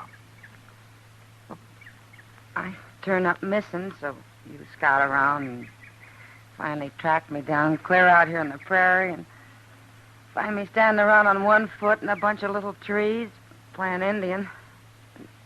And you don't even ask me how I got here. I know how you got here. Well, sure, of course. With Jim Rackmill and that fool buggy. Part way, anyhow. But that's not what I mean, man. Well, if he'd been out to kidnap or murder you, I guess you'd have mentioned it before this, wouldn't you? Oh, so silly. I feel like a fool telling it. Well, go ahead, say it. It can't be that bad. Rackmill's an Easterner. He's never been out here before. And we got to talking, and he said he'd like to see the prairie in the moonlight. It was my idea. We rent a buggy and take a drive for an hour or so. Anything to get out of that smoky saloon for a while. So we did. And he tried to hold your hand. And you got mad. And you slapped him. And you jumped down and you started walking. How'd you know that? I know you, Kitty. You know, sometimes you've got a terrible temper. Well, I paid for it this time. Honest, Matt, that's all he did. Tried to hold my hand. I believe it. You know, but you'd have been smarter if you just slapped him and let it go at that. You could have ridden back to Dodge in style. Why'd I have to act like a schoolgirl, Matt? I don't know, Kitty. Some people grow up slow. But I'll tell you one thing. It's a lot better than growing up too fast. Well, thanks for that anyway, Matt. Hey, look out yonder, Mr. Dillon. Look what's coming. What? It's Rackmill in the buggy. I forgot all about him. Where in the world's he been all this time? Well, looks like we ain't gonna have to run him down after all, don't it? Well, he didn't do anything, Chester. He tried to hold my hand. Well, he sure looks wild now. Now, listen, you two. You stay out of this. Leave Rackmill to me. I'll handle him. Come on, Chester. Let's ease up those saddles, huh? Yes, sir. Miss Kitty. Miss Kitty, are you all right? Am I all right? I've been going crazy trying to find you.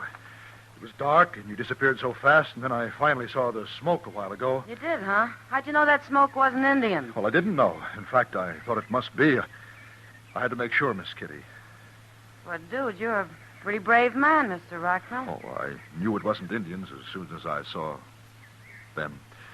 Have they been bothering you, Miss Kitty? What? Come on, Miss Kitty. Get in the buggy. Aren't you forgetting I got out of that buggy once? We'll talk about it later. Take my arm. Take it. Well, I'll say one thing, Mr. Rackmill. You're sure right about going crazy. Please, Miss Kitty. No. I like it here. I've been real comfortable. I'm going to stay. Learn how to trap rabbits. I may decide to live here, Mr. Rackmill. No, you don't understand. Miss Kitty, we're all alone, way out in the prairie. I don't like the looks of those men. I've got to get you out of here. You've got to get me out of here. You. Please be sensible before it's too late. It's already too late. Now, get in your buggy and go on back to Dodge, if you can find it. I can find it, all right. I promise you I can. Come, Miss Kitty. Which way is Dodge? What? Why, it's right back there. You're pointing towards Texas. Well, it doesn't matter. We'll find it. I won't leave you here, Miss Kitty. I don't care how mad you get. Oh, I'm getting mad again, It doesn't matter. I don't blame you for last night. I apologize. I shouldn't have tried to hold your hand. I just lost myself for a moment, that's all. It won't happen again. I promise you. But I am not going to leave you here. Oh, I'm sorry, Mr. Rackmill. I've been unfair. I do have a bad temper, you know. Yes, I know. And you're right about those two. They are a pretty tough-looking pair, aren't they? They're coming back. As a matter of fact, they do look more like desperados than lawmen. Lawmen? Mr. Rackmill, this is Marshal Dillon of Dodge City, Kansas. Marshal Dillon? And that's Chester Proudfoot. How do you do? How do you do? It's okay, Rackmill. We're not after you. Well, I didn't know that she knew you. I mean, I thought you were strangers. No, we're not strangers. In fact, we rode out here to find Kitty. I've been trying to find her, too. All night and all day, I've been driving round. Now, wait a minute. You men aren't going to make all this my fault. I only did what any lady would do. Kitty, you do a lot better if you get something to eat. Eat? What are we standing around here for? Matt, will you and Chester ride along with us? Sure we will, Kitty. And Mr. Racknell, when we get to Dodge, maybe you'll have supper with us. That's very kind of you, Miss Kitty. Good. Now, if you'll hold my hand, you can help me into the buggy.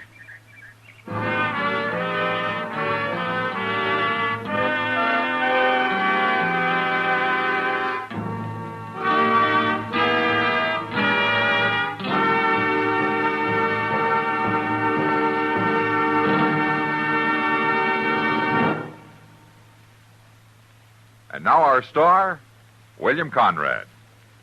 Thank you, George. Speaking for all the folks who make and sell Chesterfields as well as L&M filters, Liggett & Myers Tobacco Company, there are 1,300,000 retail dealers and more than 6,000 wholesale distributors. I sincerely hope this is the merriest Christmas ever for you and those close to you.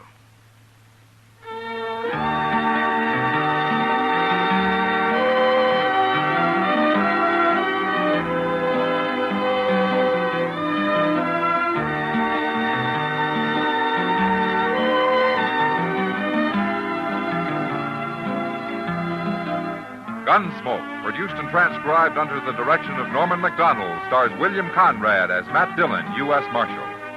Our story was specially written for Gunsmoke by John Meston, with music composed and conducted by Rex Corey. Sound patterns by Tom Hanley and Ray Kemper. Featured in the cast were John Daner, James Nusser, Barney Phillips, and Vic Perrin. Parley Bear is Chester, Howard McNear is Doc, and Georgia Ellis is Kitty. Join us again next week as Matt Dillon, U.S. Marshal, fights to bring law and order out of the wild violence of the West in Gunsmoke.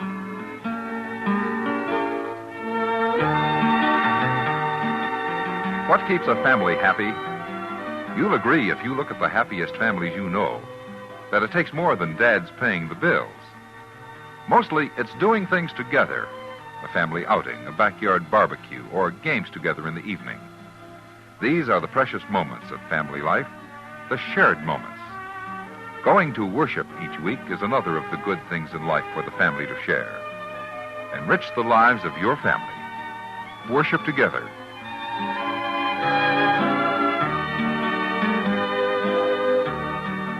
Remember, listen again next week for another story of the Western frontier when Marshal Matt Dillon, Chester Proudfoot, Doc, and Kitty, together with all the other hard-living citizens of Dodge, will be with you once more. It's America growing west in the 1870s. It's drama. It's Gunsmoke. Brought to you by L&M Filters. This is the CBS Radio Network.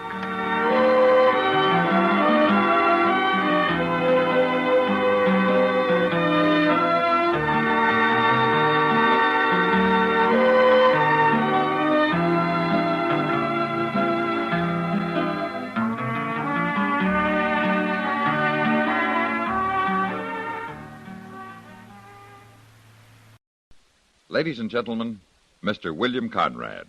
Good evening. Tonight is a special night for us here in the studio, for it's with this show that we start our 8th year of the Gunsmoke series. This means that for nearly 400 weeks, Matt, Chester, Doc, Kitty, and all the other citizens of Dodge have been occasional visitors in your homes. All of us connected with Gunsmoke want you to know how much we appreciate your interest, your loyalty, and we sincerely hope that you'll continue to be with us each week in the future.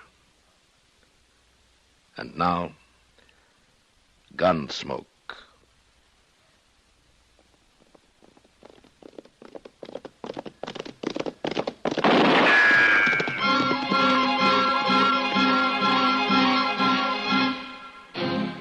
Around Dodge City and in the territory on west, there's just one way to handle the killers and the spoilers, and that's with a U.S. Marshal and the smell of Gunsmoke.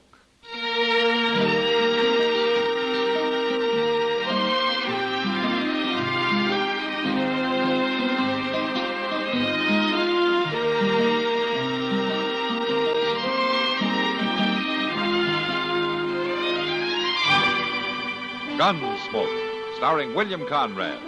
The story of the violence that moved west with young America. And the story of a man who moved with it. I'm that man, Matt Dillon, United States Marshal. The first man they look for and the last they want to meet. It's a chancy job, and it makes a man watchful and a little lonely.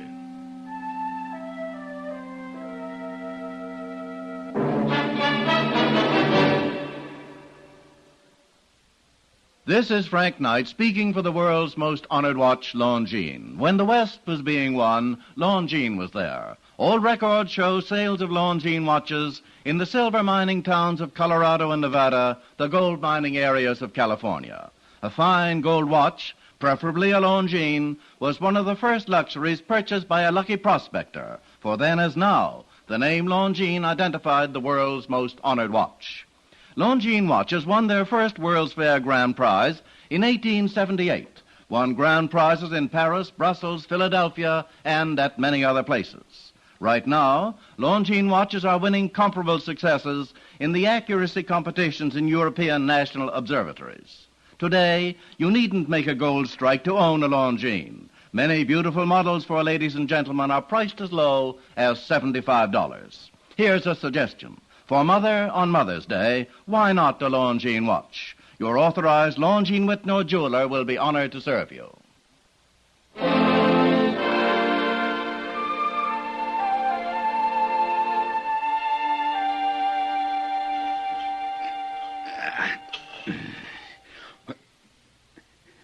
Maisie!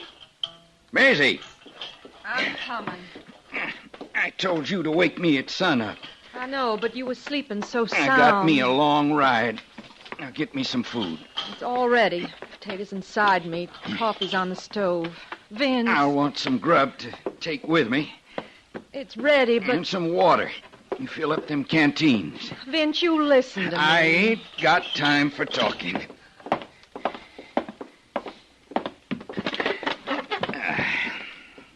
Pour the coffee. It ain't no good, Vince, you riding off like this. There. I'm going to get that marshal. It won't do no good. You can't bring Billy back. He's dead, Vince. Let him rest. He's dead, all right. Hung by the neck until dead. Turned in by that marshal in Dodge. It ain't ever gonna set easy, your brother dying that way, but you can't change it. More shooting ain't gonna change it. I promised him. I promised him the night before. All the way riding back yesterday, I could hear him.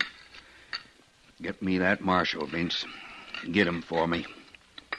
I'm going to do it. You ain't gonna win by no gun battle. I got me a plan. I'm going to fix it. There ain't no way to fix things with guns. You shoot him, you'll hang. He's going to make me kill him. You ain't talking sense. Oh, yes, I am. He's going to make me kill him. He's going to draw first. He's going to arrange it all himself. When he does, I'll get him. Oh, Vince. That's the way it's going to be, Maisie, pure and simple. Don't you fret none. I'll get him, and I'll ride out scot-free. Come on now. Pack me that grub. It's a long ride to Dodge.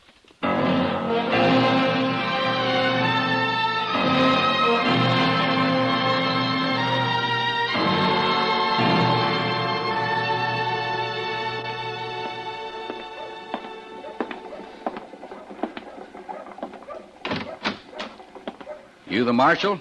Yeah, that's right, Matt Dillon. What can I do for you? Well, now, Marshal, I was kind of figuring that maybe I could do something for you. Oh, is that so? Now, what's your name? Vince Wiley. I'm glad to know you, Wiley. What's on your mind?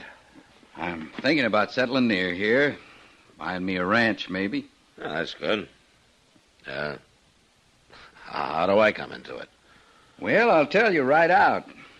I was thinking that maybe you could use my help. Oh? How's that? Well, now, Dodge is a hard-living town, ain't it? Yeah, it can be. Must run a lawman ragged, keeping the peace. I manage. Sure you do, Marshal. Of course you do, but it seems to me there ain't no man living can't use some help. I got help. Yes, I know. I've heard about Chester. But I figured you could use somebody who could really handle the job. I'm mighty good with a gun, Marshal. You're anxious to use it, is that it? No, it ain't nothing like that. It's just that I got a real deep interest in the marshals. Well, I'll tell you something, Mr. Wiley. I'll remember what you've said. And if the time ever does come when I need your help, I'll ask you for it, huh? That's just fine, Marshal Dillon. In the meantime, though, you just remember I'll be ready to help keep the peace any time. Well, don't you go to any extra trouble. Well, it wouldn't be no trouble. I'll just be around, ready to step in any time there's any ruckus. You remember that, huh? Uh-huh. All right. Mr. Wiley, I got something I want you to remember, too. Oh? What's that, Marshal? That keeping the peace is my job, not yours.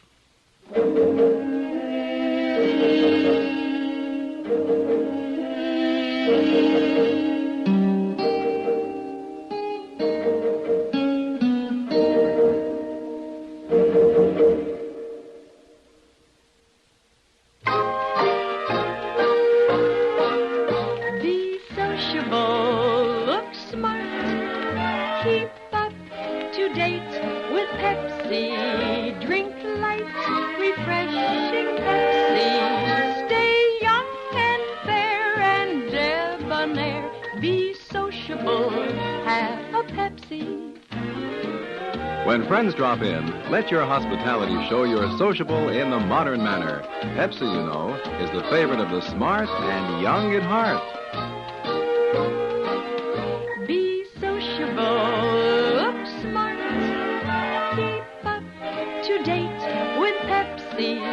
Drink light, refreshing Pepsi. Stay young and fair and debonair. Be sociable, have a Pepsi. Have you tried a Pepsi lately?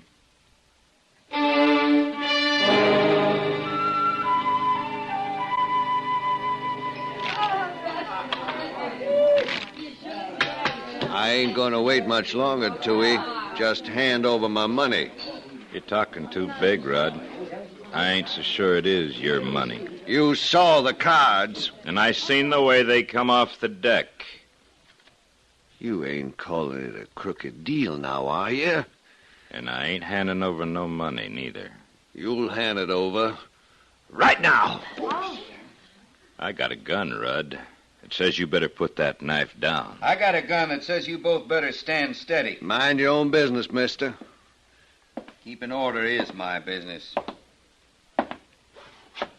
Drop that knife. You ain't... Drop it! Now, put the gun on the table.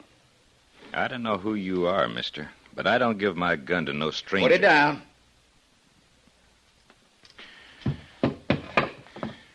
That's better. I'm going to turn these things in at the marshal's office. You can pick them up when you're ready to leave. All right, what's the trouble here? Oh, Marshal, I was just coming up to your office. I got a gun and a knife for you. What happened? Marshal, there was going to be bloodshed, sure. One man there drew a knife, the other one drew a gun. So you stepped in and disarmed him, huh? Well, sure. You wouldn't have wanted me to just stand there looking on, would you? Marshal, how about getting my knife back? I guess I better keep it, Rudd, until you're ready to leave. I'll keep your gun, too, Tooey. All right, Marshal. I'm glad you see it my way, Marshal. Yeah. All right, you two men, get out of here and cool off. Go on.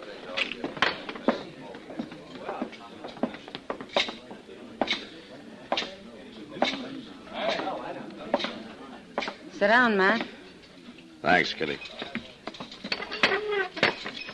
Well, you got here too late for the excitement. Yeah, so I see.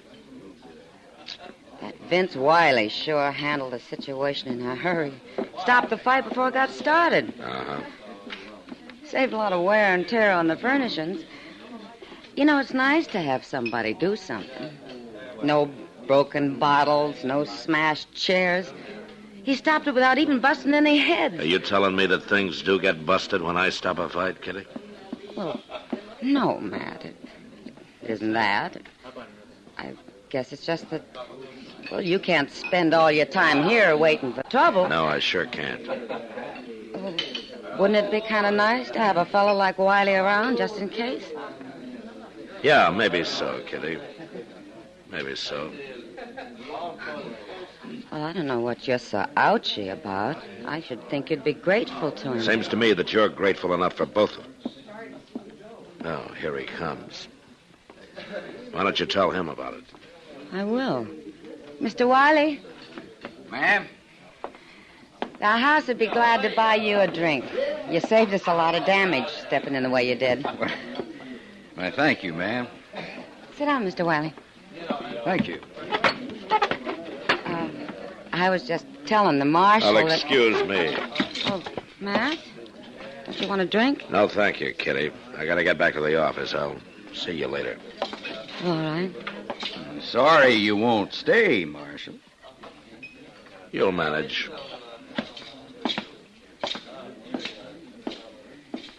You know, Miss Kitty, I think the Marshal's kind of put out with me. Oh, well, he's got a lot on his mind. No, ma'am. No, I think it's just that he don't appreciate me. But he will. I aim to see that he does.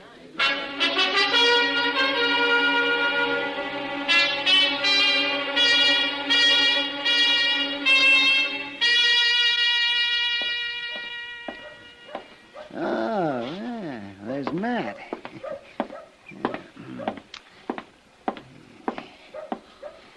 Hello, Matt. Huh?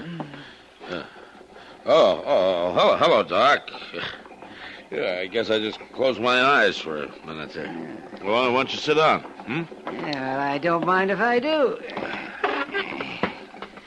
You know, Matt, it's too bad you aren't a patient of mine. Well, not for me, it isn't. I prescribe rest and sunshine for a lot of my patients, but I never saw anybody who takes to it as easily as you do. Oh, that's a pretty old joke, Doc. Aren't you getting a little tired of dragging it out all the time? Well, now, Matt, your sitting here in the sun isn't exactly new either.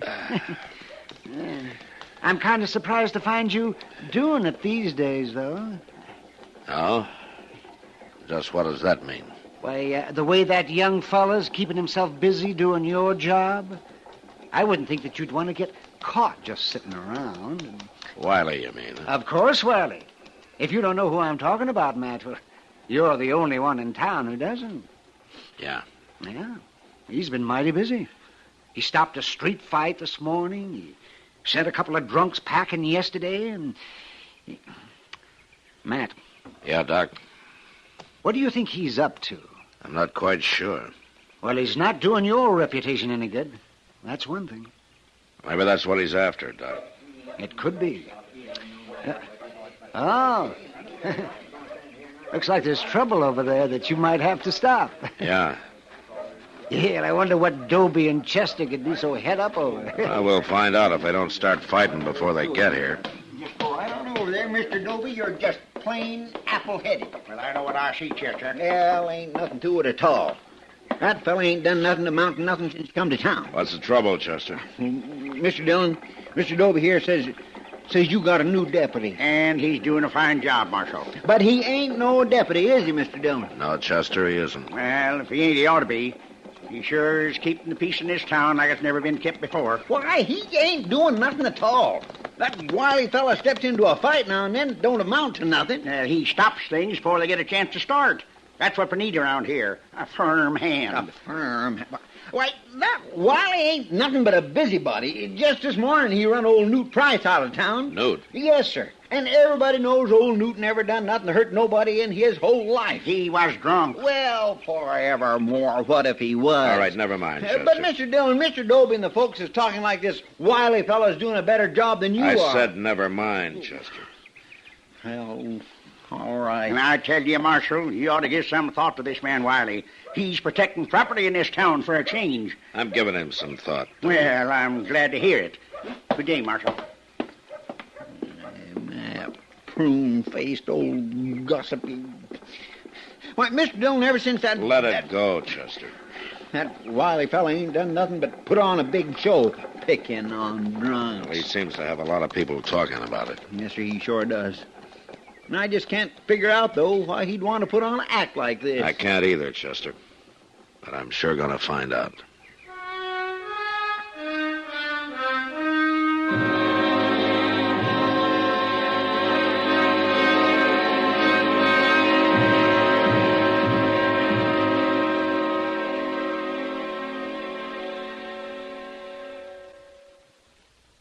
Now here's a lilting little tune sung by a group that really knows how to keep you looking your best dressed best.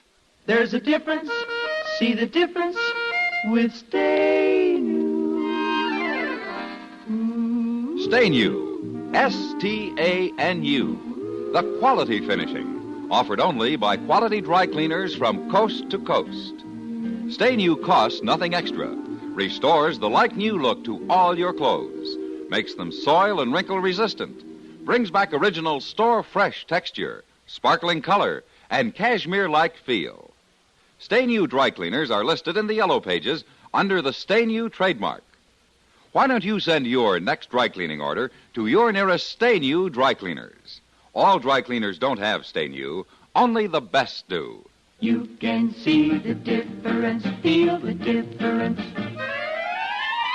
with Stay New. Stay New, Stay New.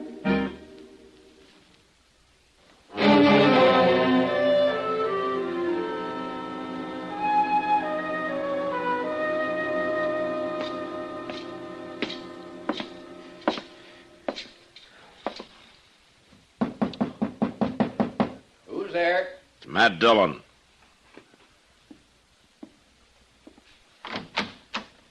Hello, Marshal. I want to talk to you, Wiley. Sure you do. Come on in. You, come to take me up on my offer, after all? I've come to tell you to quit going around town acting like the law. I'm just trying to help out. I don't want that kind of help. Well, I don't know, Marshal Dillon. There are a lot of citizens in this town who seem to like what I'm doing. Well, I'm not one of them. It ain't likely that you would be. Just what are you after, Wiley? After? Is it my job that you want? You want to be the marshal? Is that it? No, I don't want to be no lawman. But I wouldn't mind fixing it so you wasn't no lawman neither. You don't want my job, huh?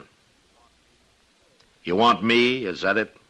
Makes you nervous now, Marshal, don't it? No. I've had men come gunning after me before. Well, you see, Marshal, that's where I'm different. I ain't gunning for you. At least not right out. Well, whatever it is, you're through. I don't know what you mean. I'm just telling you to move on. Well, now, Marshal, I tell you to get me out of town, you're going to have to shoot me. Well, that's up to you. No, it ain't, Marshal. It's up to you. And I ain't going to draw on you. It ain't healthy to draw first. I had a brother that done that. He done it. He killed a man. And the marshal took him in for murder. Ah. So that's it. Yes, sir, that's it.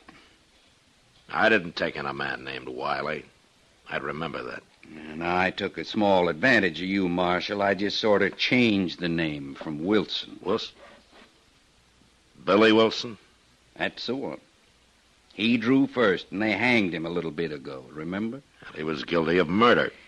Well, I ain't going to take no chance like that. No, sir, I ain't going to draw first. You are. When I kill you, it's going to be all nice and legal like. Now, you listen to me, Wiley. Ever since you come to town, you've been trying to show me up. You've been trying to goad me into a fight. Looks like I come pretty close to doing a fair job, too. Well, it isn't going to work. Yes, it is. And there ain't nothing you can do about it, Marshal. I ain't breaking no law. I'm helping you keep the peace, ain't I? You start complaining on me, folks will think you're afraid for your job. You're wasting your time. I got plenty of time. I'm not going to give you a pat hand, Wiley. If you kill me, it'll be murder. And then they'll hang you just the way they hung your brother. No, your scheme isn't going to work. Oh, I'll find a way to make it work, Marshal. I'll find a way.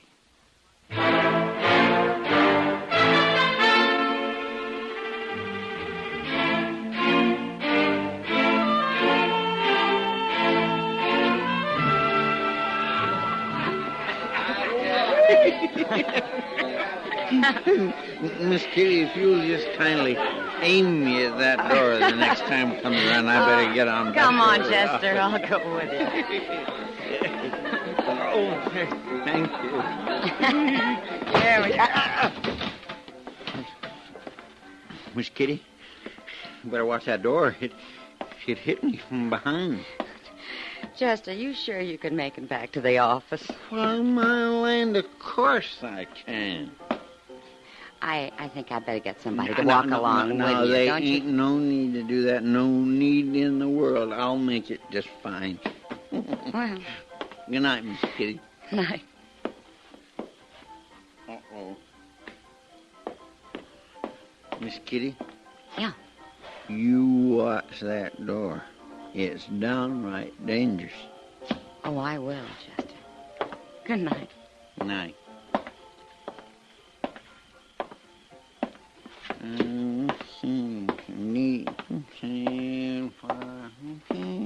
Chester, hold up a minute. Who's it? Well, hello there, Mr. Wiley. You out keeping the peace? As a matter of fact, I've been waiting for you. You have? You've been bellied up to the bar all evening. Well, I had a few. That's a fact. Come to think of it, Chester, I'd say you was drunk. No, I ain't neither drunk. I'm feeling right nice, but I ain't what you'd exactly call drunk. Any self-respecting lawman would call you drunk. Why, they wouldn't do no such a thing. I'm sorry, but I'm going to arrest you. Arrest me? Mm-hmm. What in the world are you talking about? Come on now, I'm going to take you in. Look here now, you ain't going to do no such a thing with me. You give me an argument. All right. I'll settle it.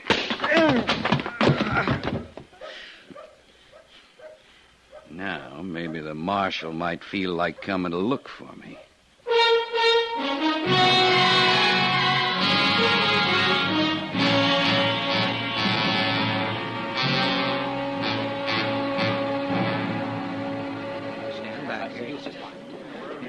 What about it, Doc? Is he going to be all right? Yeah. Oh, yeah, sure, Matt. Yeah, now, Chester, just take it. Nobody's going to hurt Chester by hitting him in the head. There, now, all right, Chester. You can sit up now. Oh, that hurts something awful, Doc. Yeah, I don't wonder. From the smell of whiskey around here, I'd say your head was bound to hurt, whether anybody hit you or not. All right, listen to me, all of you. Now, who did this? Who hit Chester? No. Didn't anybody see who did it? No need to ask anybody, Marshal. I did it. You pistol whipped him, huh, Wiley? Just didn't seem I had no choice, Marshal. Your own assistant gets rowdy out in the street. Rowdy? Chester was never rowdy in his life. Well, now, I don't know about Shut that. up, Dobie. Okay, Wiley. Okay. You've been looking for a fight with me ever since you came to town. Well, now you got one. All right, Marshal. Just remember, I ain't gonna draw first. Nobody's gonna draw, Wiley. I'm just gonna beat you blue. You'll have to draw first, Marshal, because I ain't.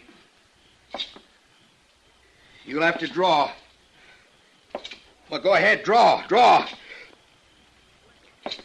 You ain't gonna beat me. Why, he shot the marshal. Matt, your arm, it's bleeding. Not yet, Doc. All right, Wiley, you drew first. I didn't mean to. Now, don't shoot, Marshal, don't shoot. You can stop crying, Wiley. I wouldn't want the job of burying you. But just get out of town before I change my mind. I'll go, Marshal. He sure ain't carrying none, Mr. Dillon. Well, Marshal Dillon, I think you were completely right. Shut up, Dobie. And you just remember one thing. Anytime you think I'm not doing my job, you can write to Washington for a new marshal. And until you do, I'm in charge around here, and I'll choose my own deputies. Has anybody got anything more to say? All right, then. Come on, Doc. After you get Chester patched up, you can take a look at this arm.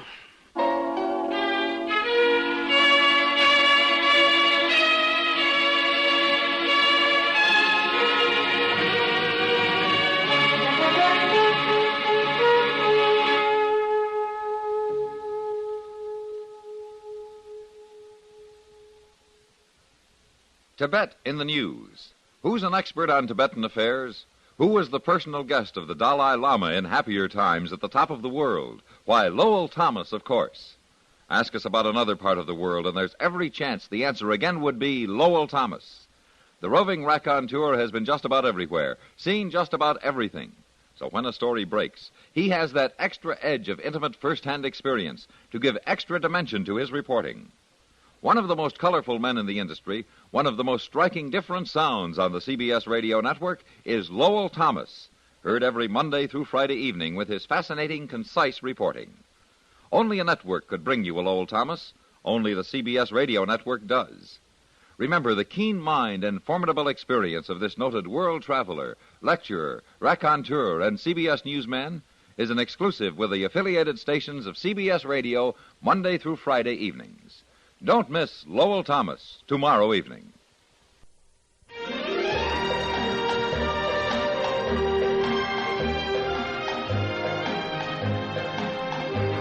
Gunsmoke, produced and directed by Norman McDonald, stars William Conrad as Matt Dillon, U.S. Marshal.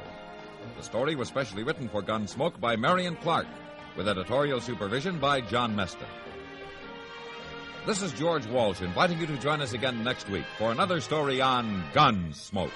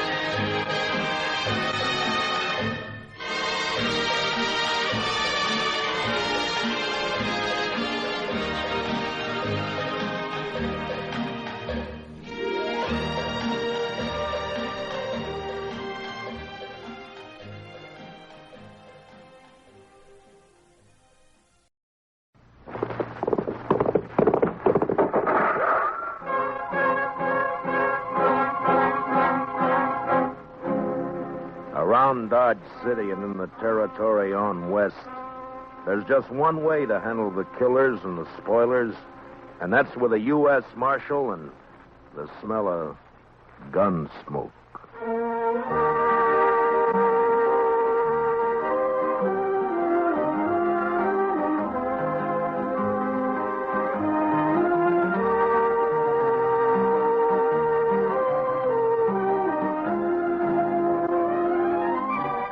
Gunsmoke, starring William Conrad.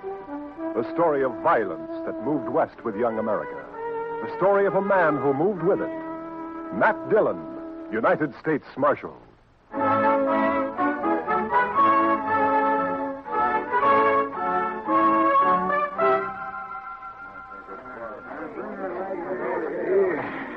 Howdy, Marshal. Hello, Mr. Biggs. Can I give you a hand? No. This is the last batch here. Hey, wait till the flies get to these buffalo hides in the morning and be enough vultures overhead to keep the place in the shade for a week. Yeah. You'll sure have your hands full by tomorrow night. It looks that way. When these boys turn them hides into cash, they'll bite the corks out of every bottle in town. And some of them look mean enough sober. Yeah. Well, you better bed down and get some sleep, Mr. Biggs. Where are your boys? I don't know. Jeff had some trouble with the dry axle up near Pawnee Rock, and Boaz stopped to help him fix it, but they shouldn't be this long behind me. Well, if I see him, I'll tell him where to find you. You can tell Jeff, but Boaz ain't even going to hear you. Why? What's the matter with him? Oh, he's riding higher than an eagle. You know that white buffalo you've been hearing about? The albino? Well, it's just Indian talk. Oh, you think so, huh? Well, if it is, Boaz sure shot himself a mighty scared buffalo. White as borax. That ought to fetch a price. Hey, anybody seen Marshal Dillon? Over here, Chester. You better saddle up, Mr. Dillon. What's the matter, Chester? Indian trouble. 2 men dead and a couple of wagons burned up out there. I found this. A war rattle made out of buffalo toes. Arapaho. Well, they haven't been making any trouble. Well, these did. I was topping a hill when I saw the wagons go up in fire. It was Indians, all right. I saw one ride off. That's funny. I never heard of Arapahoes attacking at night. How far out, Chester? 10 mile, maybe, toward Pawnee Rock. Pawnee Rock? Marshal, my sons was coming from there. Easy, Mr. Biggs. Lots of wagons in the territory. Marshal, I didn't see another wagon between here and Pawnee except the ones we had, but the Indians killed my boys. There's only one way to make sure, Mr. Biggs. Saddle up and ride over to my office. I'll be with you as soon as I can get my horse.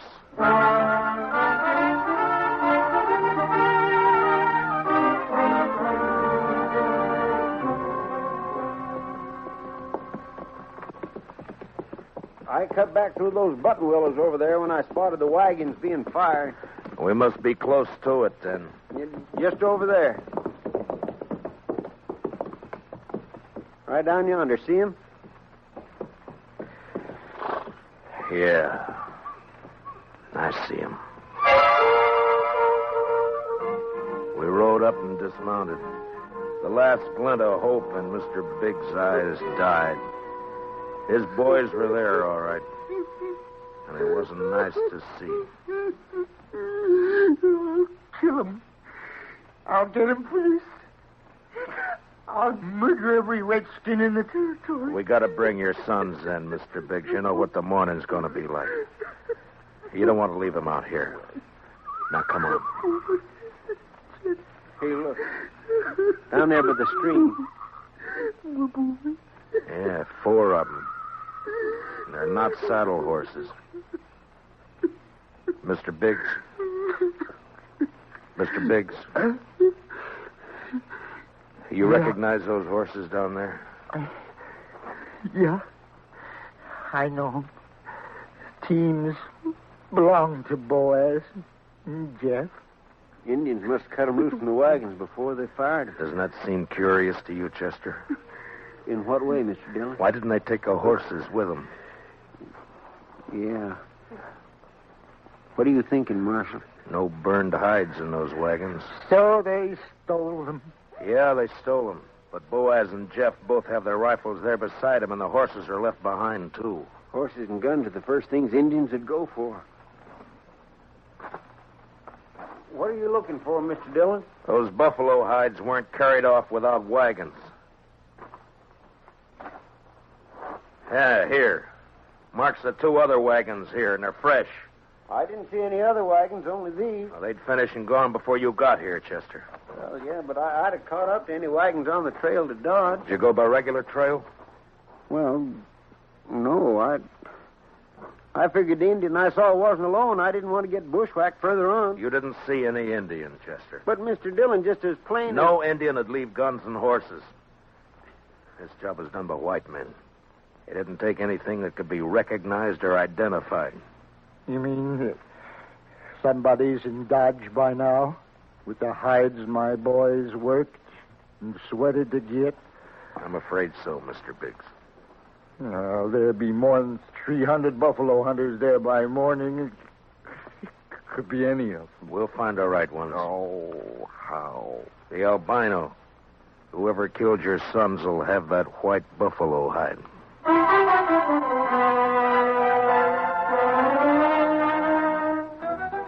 It was almost sunup when we got back to town, and more wagons had jammed the main street lining up for the unloading barns.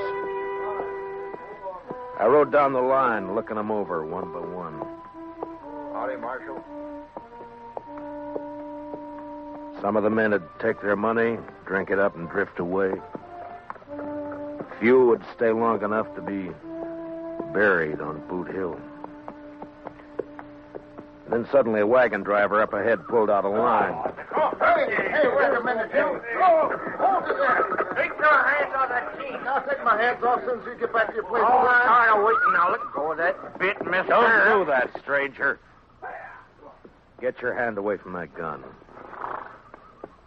Well, now, knows any law around you. There is, so don't try making your own. You got no right grabbing my team. I got plenty right when it tries to horn in front of me, Marshal. That's a lie, Marshal. He cut Never him mind. You both want to cool your heads out in jail? Now, what's your name? Tennessee's good enough. A lot of people from Tennessee coming into the territory. Most of them are pretty peaceful. That sounds like you're saying I'm not. You move pretty fast for that gun. Man can lose his temper. You lost yours 4 times, according to the notches you've carved into that gun butt, but don't try for number 5, not here.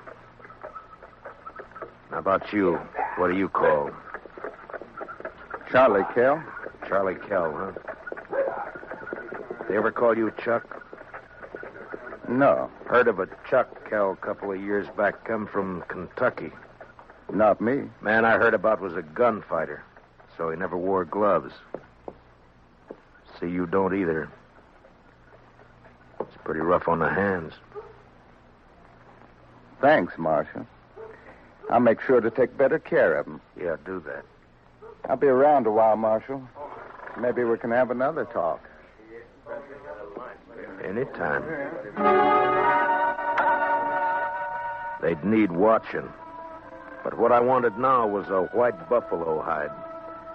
Searching the wagons wouldn't do. There wasn't time, and a search had let the killers know that something in the hides they'd stolen could be identified. The time to find out would be when the buyers checked them. I got Biggs and Chester to cover 2 of the unloading barns, and I covered the 3rd one. And then finally daylight came, and the haggling started. Son, you want to sell those hides? Better learn how to handle your skinning knife a little better. They're as good as any. And full of holes, they ain't. Give you $4 a hide for the bunch. You gave that last fellow 8. He looked tougher than you. 6. I'll take 6. 4. Take it or leave it. You think you can rob me, mister? Watch your mouth, boy. Here, none of that. Let me go! Easy, son. Go! Let me have that gun just so you won't be tempted. There, that's better. Give me that. Give it back. You can pick it up at my office whenever you're ready to leave town. Yeah, you look like a city boy to me. Where are you from? St. Louis? None of your business.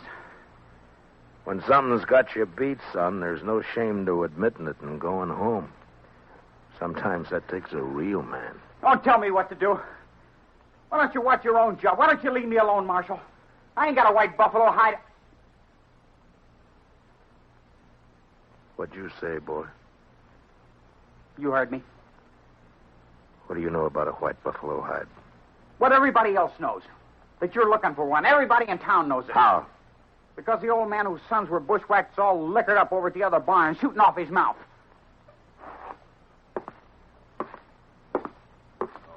Don't go away mad, Marshal.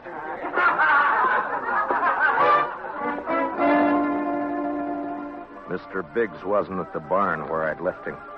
I cut through an alley to Front Street and headed for the saloons. I never got to him. Mr. Dillon? Mr. Dillon? What's the matter, Chester? Old man Biggs. Where is he? I'm looking for him. Well, he was over by the barn I was watching, drunk. going through the wagon. Yeah, I know about that. I was trying to get him to go back to his own barn, but all of a sudden, he took off. For where? I don't know, but there was one wagon he was watching in particular. The driver walked away from it with a package of some kind. That white hide? It could have been, I don't know, but Big sure thought so. He lit out after the fellow with blood in his eye. Which way? Down there where the boy's been hitching the empty wagon. Well, let's go. Old boy's drunk enough to make trouble. He's liable to kill somebody. Or get killed.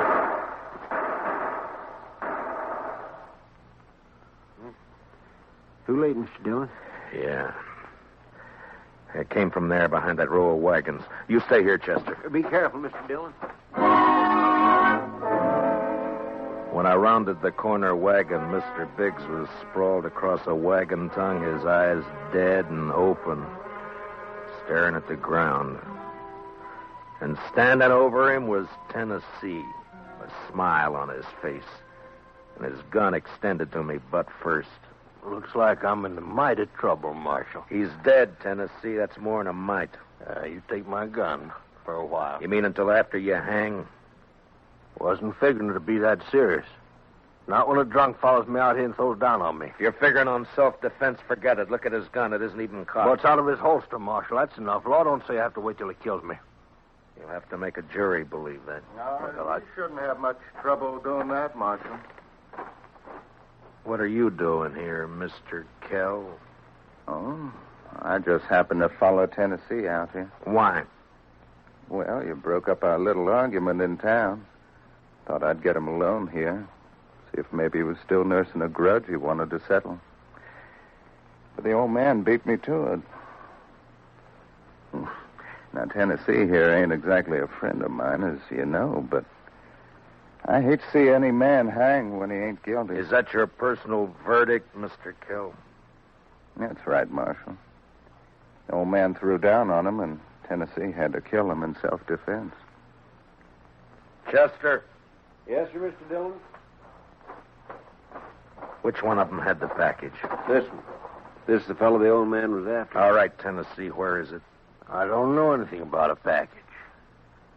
Look in the wagon, Chester.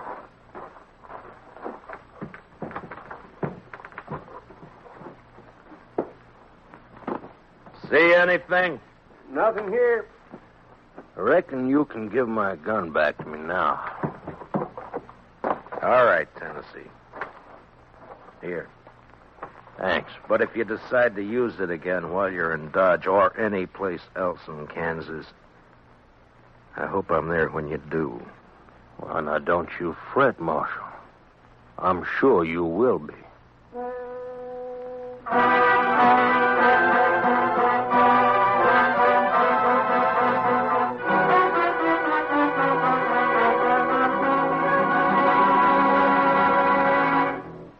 We will return for the second act of Gunsmoke in just a moment.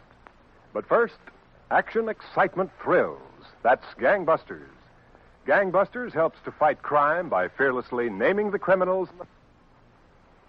Listen for it later this evening on CBS Radio. Now, the second act of Gunsmoke.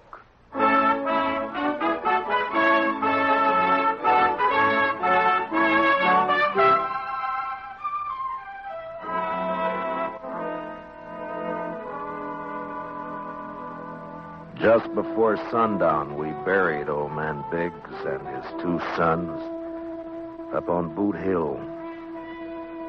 By the time the service was over and I rode down, darkness had fallen, and everything was going full blast. The town was roaring. Seemed like a good man, old Biggs. He was, Chester. So were his boys. Yeah, but there are too many men like Tennessee and Cal coming in, Mr. Dillon. They won't last, Chester. They'll keep coming, but they won't last. They'll take a gun and go against a man, but they won't sweat. They won't take root and build. We still going to look for that hide? Yeah. Or just what do you want me to do, Mr. Dillon? Tennessee and Kell will be in town, but their wagons are back there with the other empties. Ride back and look them over.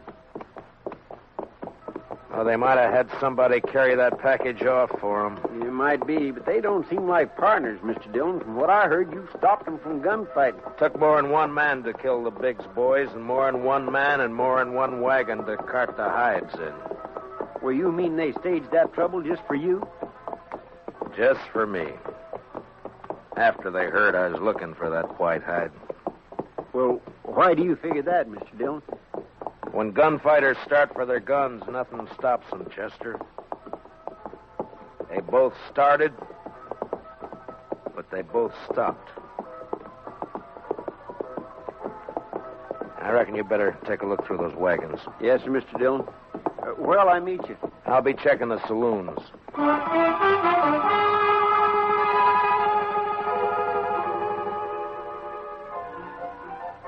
One by one, I made the stops. The Long Branch, the Alafraganza, the Texas Trail. And one by one, they got quieter as I went in.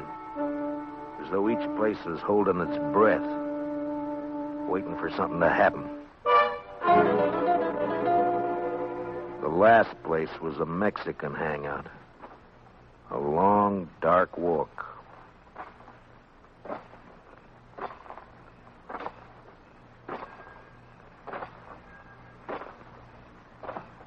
Hello, Marshal. Can't see me, can you, Marshal? No. No, I can't see you, son. Too bad. Because I got another gun. They sell them around here. And I ain't going back to St. Louis. You'll fire once, son, and if you don't kill me with that, and I'll kill you. I'll gamble on that, Marshal. Marshal!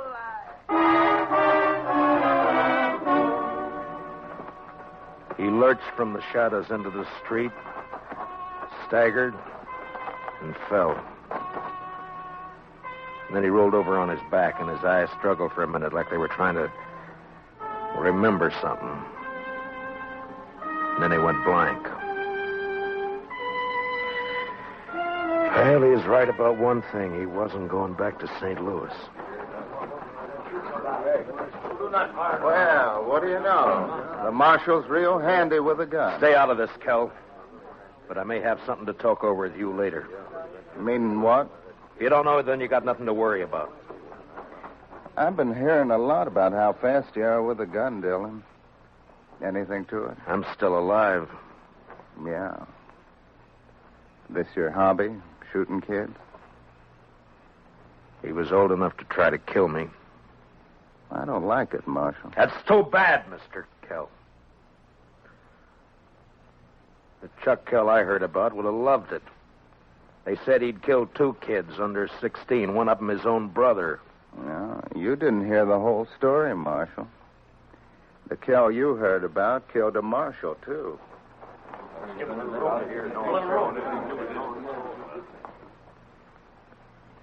You made the bid, Mr. Kell. And you got a gun. Use it or I'll take it away from you. Come and get it. Anytime. Here it is.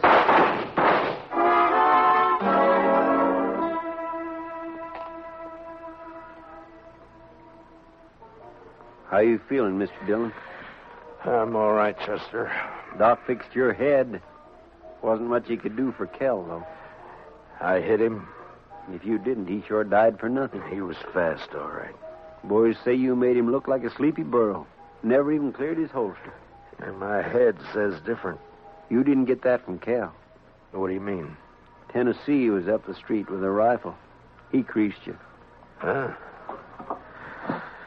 Where is he now? I don't know, Mr. Dillon. He rode out of town before I could stop him. I was the only one who saw him. I was coming up street to find you. All right. Let's get out of here. Did you find anything in the wagons? No, sir. But I found Tennessee's wife. Wife? That's right, Mr. Dillon. In a small wagon next to his. He's a squaw man. His wife's an Indian girl. Well, let's find her.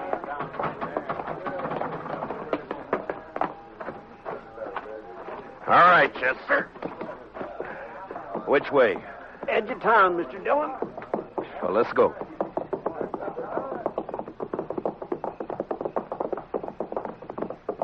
You talked to the wife? Yes, sir. Found out Tennessee and Kell were friends, all right. They left her here night before last and arranged to meet her here today. She said they were driving empty wagons when they left her.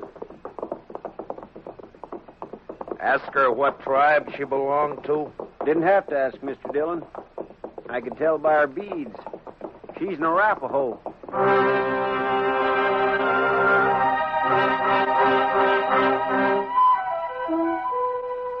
She was there, all right. Crouched by the wheel of a wagon. Her face was bloody, and she stared into a small campfire, rocking back and forth without a sound. She wasn't beat up when I left her, Mr. Dillon. Where's your husband? He gone. Gone where? He gone.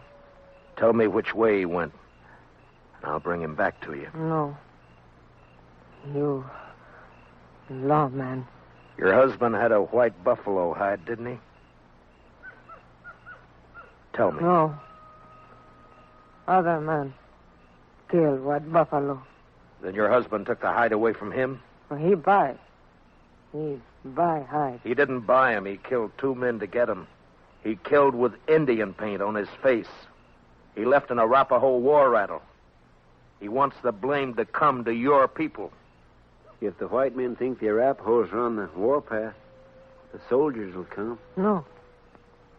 Arapaho, peaceful. Where's the white hide? What'd your husband do with it? He tell me. Bury it. Where? Where's it buried? There. Back there. By tree. Go dig it up, Chester. And then stay with her till I get back. You going after him, Mr. Dillon? As soon as she tells me which way. All right, Mr. Dillon. You're white man. No good. Now tell me which way he went. You let him go. He not come back. I can't let him go. If I do, the soldiers will come after your people. He beat you, and he ran away from you. Now he'll bring death to your tribe unless I get him. Where did he go? He ride to where moon sleep. I rode east. Tennessee'd had about an hour's start, but I figured to make up most of that before sunrise. The prairie was open and flat except for an occasional roll, and the Arkansas River would keep him from cutting south. His best bet for a fresh horse would be Kinsley, and I rode hard for it. It was just turning daylight when I rode in.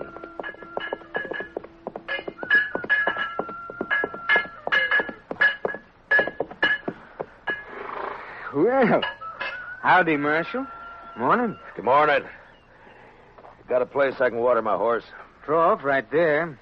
Just let him loose. He'll find it. Thank you. Looks like you come a long way. Dodge. Another fella here just a few minutes ago been riding hard, too. He come from up Pawnee way, though. Tall, dark, riding a vinegar roan? Yeah, that's right. You get a fresh horse here?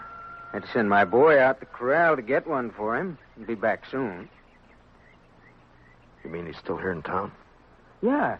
Asked about breakfast, so I sent him over to the widow Hilliard's place. Right over there, across the road. Thank you. I'll be back.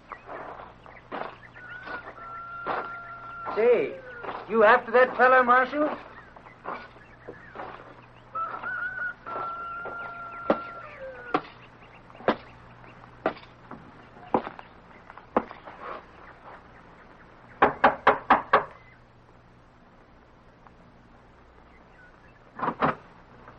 Yes? Understand you're serving breakfast, ma'am. Why, sure thing, Marshal. Dillon! That's right. Give me me a clear way out the door, or I'll kill you. Come by me, Tennessee. I'll come shooting. That's all right. But just be sure you get me this time.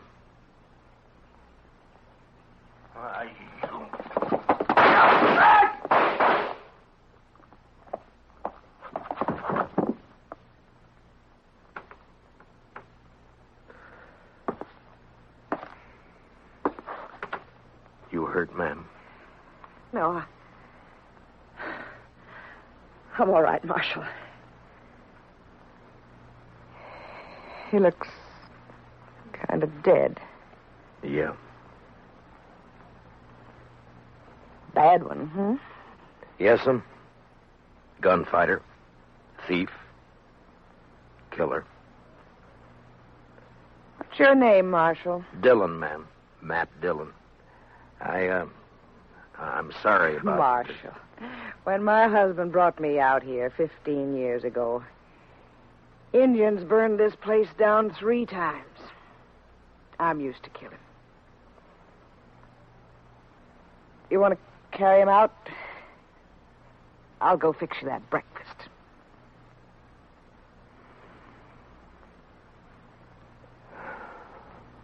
Thank you, ma'am. It's a long ride back to Dodge.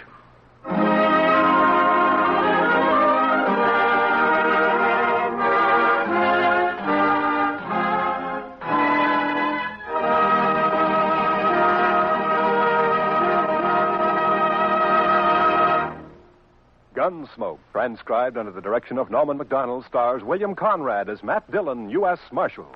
Tonight's story was specially written for Gunsmoke by Joel Murcott, with music composed and conducted by Rex Corey. Featured in tonight's cast were Stan Waxman, John Daner, and Larry Dobkin, with Sam Edwards, Lillian Baeff, Tom Holland, and Mary Lansing. Parley Bear is Chester.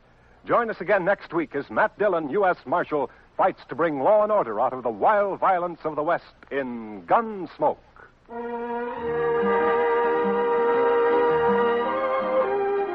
Something new in CBS Radio Newsroom coverage, World News with Robert Trout presents as a special weekly feature an interview with a crack CBS Radio News correspondent. This correspondent flies in from his post overseas to give you his authoritative eyewitness viewpoint on latest developments. Tomorrow afternoon on most of these same stations, World News with Robert Trout. This is Clarence Cassell speaking. And remember, from now to November, you'll find intensive, impartial campaign coverage on the CBS Radio Network.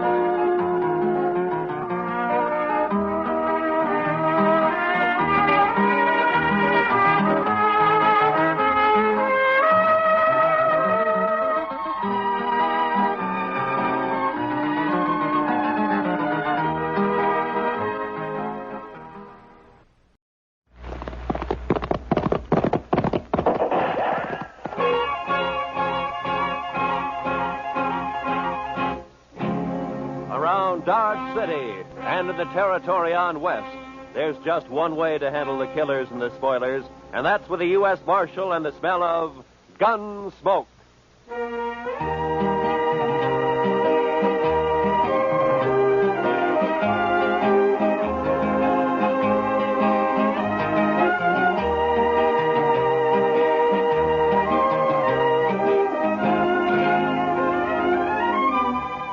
Gunsmoke, starring William Conrad. The story of the violence that moved west with young America. The story of a man who moved with it. Matt Dillon, United States Marshal.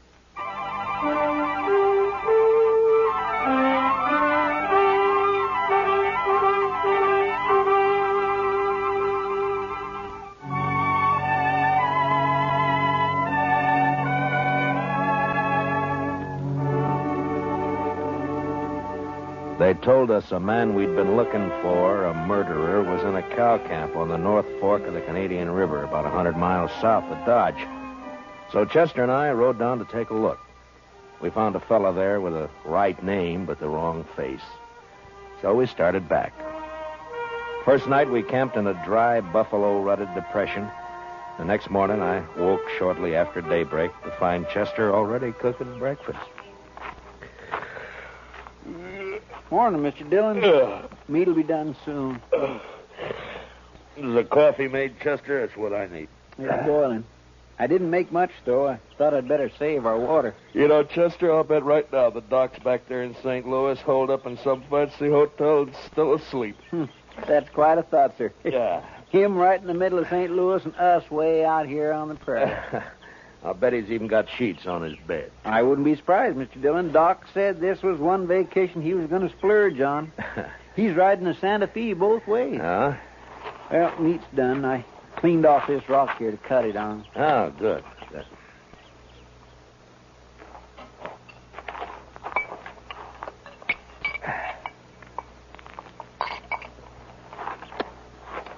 Well, you got it warm anyway, Chester. Well, now, meat shouldn't be overcooked, Mr. Dillon.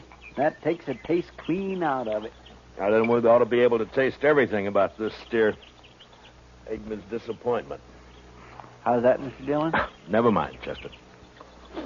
How come you woke up so early this morning? Oh, I always do. Seems as soon as it gets daylight, my feet start to sweat, and then I just got to get up. Well, that's as good a reason as any, I guess. Well, looks like we got company, Chester. What? Oh. Where? Right out there, heading straight for us. Oh, yeah. Some cowboy, probably. I don't know. He doesn't ride quite like a cowboy. Why, it's just a kid, Mr. Dillon. Yeah, it sure is. Sure needs a haircut. What? Say, Mr. Dillon, it's a girl. What could she be doing out here? I'm carrying a rifle, too. Well, get on, miss, and have some coffee. Who are you, mister? Hi, this is Chester Proudfoot, and I'm Matt Dillon. How do you do? You rustlers or what? Not exactly. I'm the U.S. Marshal out of Dodge, ma'am. U.S. Marshal? Oh, that's good. It is? Why? I need help, Mr. Marshal. My daddy's awful sick. Sick? Well, where is your daddy? We got a homestead about a mile over that rise back there. Oh, what's he sick with? It's his leg, Mr. Marshal. A horse threw him and his saddle both in the corral, and then it stepped on his foot. And now his whole leg's all funny. He's got a fever, too. Mr. Dillon, that sounds like it. Yeah, I know, Chester. Tell me, miss, when the horse stepped on him, did it cut his foot, break the skin anywhere? Just a scratch. Tore his boot off, though. Oh. Please, Mr. Marshal, please come see him. I'm scared, the way his leg is and everything. Well, sure we'll come. Your mother with him now? I don't have a mother, Mr. Marshal. Oh. Well, then, what are you doing out here if your daddy's sick? We ran out of meat about 3 days ago, and I don't have anything to feed him. Oh. All right. Chester, I'll ride back with... what is your name, anyway? Tara Hantry. Oh. I'll be 16 next January. Well, that's fine. We'll go back to the Hantry place, Chester. You scout around for some meat. All right, sir. And if you don't find any antelope, shoot the first calf you see. Anybody's calf. I'll do it, Mr. Dillon.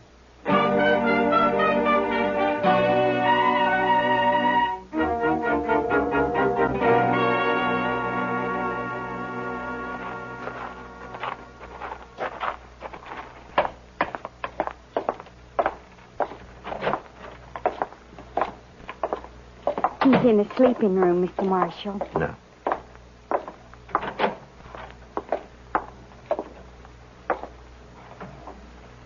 Daddy.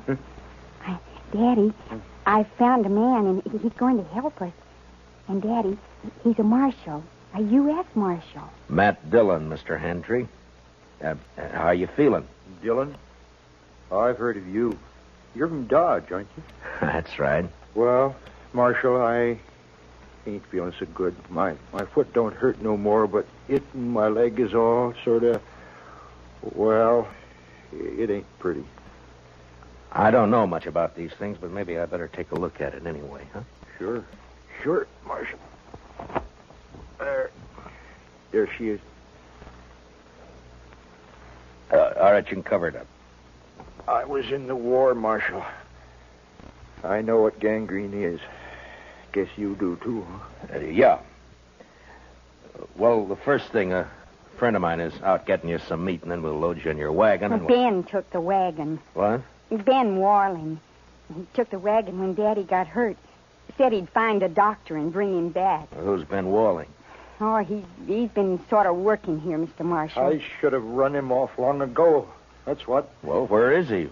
What'd he take the wagon for? Where's he going to find a doctor around here anyway? Closest doctor's in Dodge I know of. Yeah, and he's in St. Louis, and he won't be back for a couple of weeks.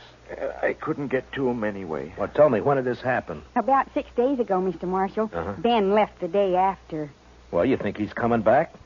Did he steal the wagon or what? He comes back here and me not able to get around. I don't know what I'll do. I ought to take a bullwhip to him. Now, take it easy, Mr. Hand. Take it. He won't cause any trouble, so don't you get all worked up. Tara, we'll let him get some rest, huh? All right. We'll have some food for you soon, Mr. Handtree. I ain't very hungry. Tara, what's he so riled up about this Ben Walling for? What's between them? Oh, it's nothing, Mr. Marshal. Daddy's sick and... that's all. Look, Tara, you asked me to help you, didn't you? Yes, but... You trust me, don't you? All right, Mr. Marshal. Daddy hates Ben because Ben... well, Ben likes me. Oh, I see. He even wanted to marry me. Said he would. How do you feel about Ben, Tara? You like him? No. Of course, it's time I had a man and all that, but I'm afraid of Ben, Mr. Marshal. It's like there's something wrong with him. He's always sneaking around when you don't expect him. Makes me uneasy, like. Well, we won't worry about Ben now. You stay here in case your daddy wants anything. I'll go outside and wait for Chester. Mr. Marshal, I'm awful glad you're here. We'll see it through, Tara. Don't you worry. I won't. Now.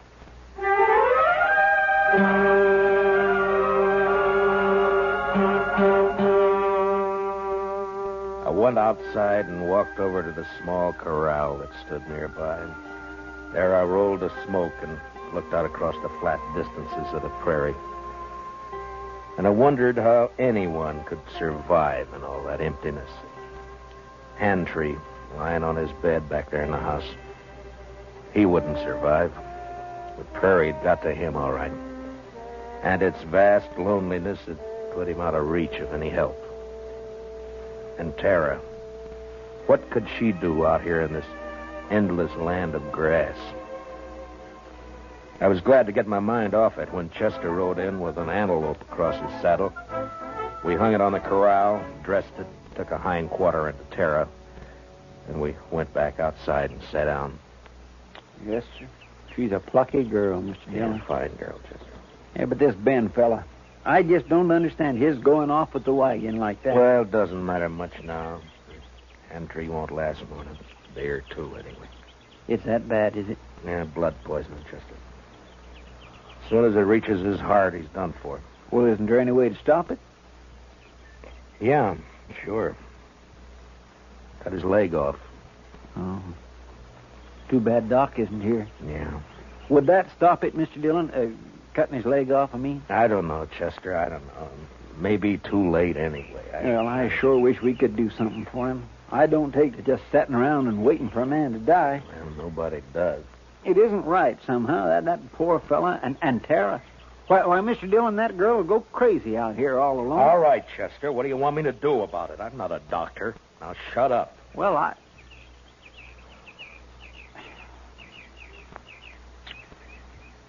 Mr. Dillon, you could do it. I know you could. Do what? Be a doctor. Long enough to save Mr. Hantree's life. Are you anyway. out of your head? No, sir. Then what are you talking like that for? The most I ever did was doctor a horse for the colic. That's fine training for this, isn't it? I know. I couldn't do it. I just plain don't have the spirit. But you do. Oh, why didn't I leave you back in Dodge? It wouldn't have mattered anyway, Mr. Dillon, because you would never just stand by and let a man die. Let's go talk to him, Chester. Yes, sir, Mr. Dillon.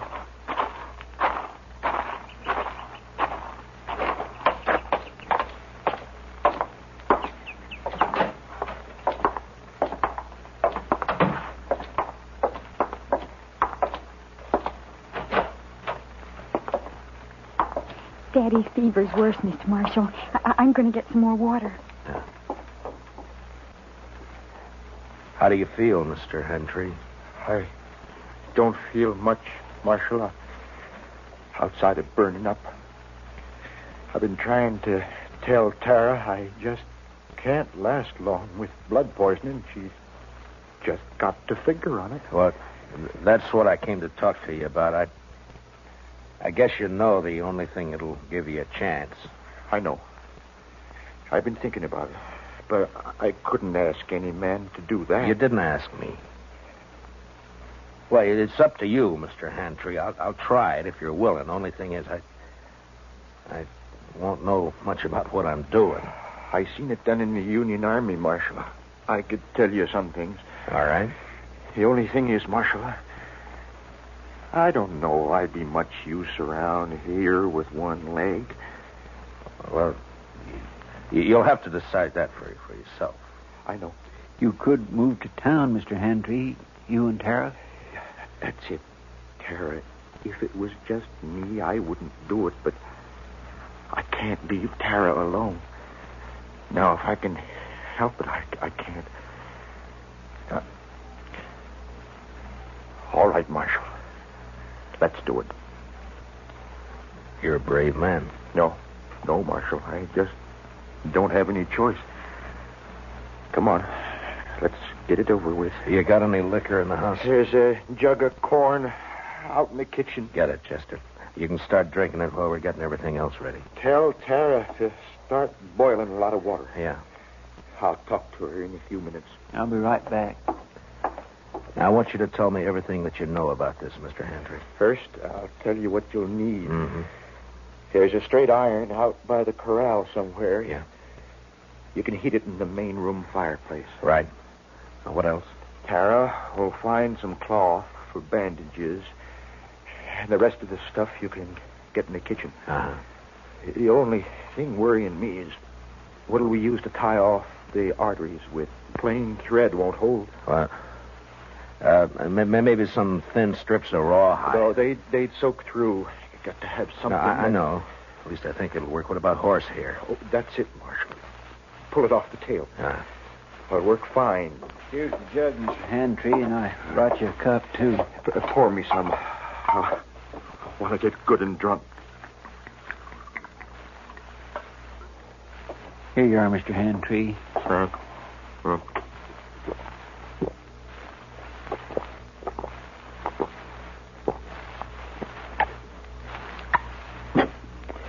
You know, I ain't been drunk in the daytime since we got the news about President Lincoln in the spring of 65. You better have your talk with Tara before that takes hold. Ask her to come in, will you? Come on, Chester. We got work to do. Yes, sir. Good luck, Mr. Hantry. Thanks. Well, Marshal? Yeah? Marshal? I'll try to make it easy for you. Yeah, sure.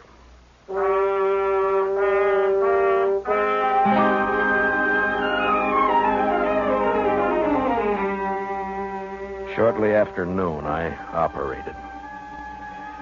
Whether it was the corn whiskey or his own hard courage, I don't know, but Hantry never whimpered. Chester stood outside the door and brought me whatever I needed. Tara waited in the kitchen, boiling more water and thinking her own thoughts. Maybe it was harder on her than any of us. Toward the end, Hantry mercifully passed out. When I'd finally finished bandaging him, I was kind of faint myself. I'd done everything I could. I just hoped I'd done it right. How is he, Mr. Dillon? You'll have to clean up in there, Chester. I've got to get outside for some air. Yes, sir, I'll do it. And put that fire out. It's hot enough around here. I don't know how you did it, Mr. Dillon. Tara? Tara, will you come on outside for a while?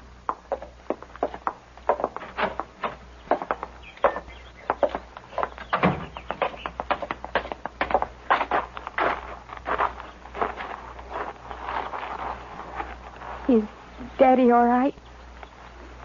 Is he all right, Mr. Marshall? It's all over, Tara. We'll just have to wait and see now.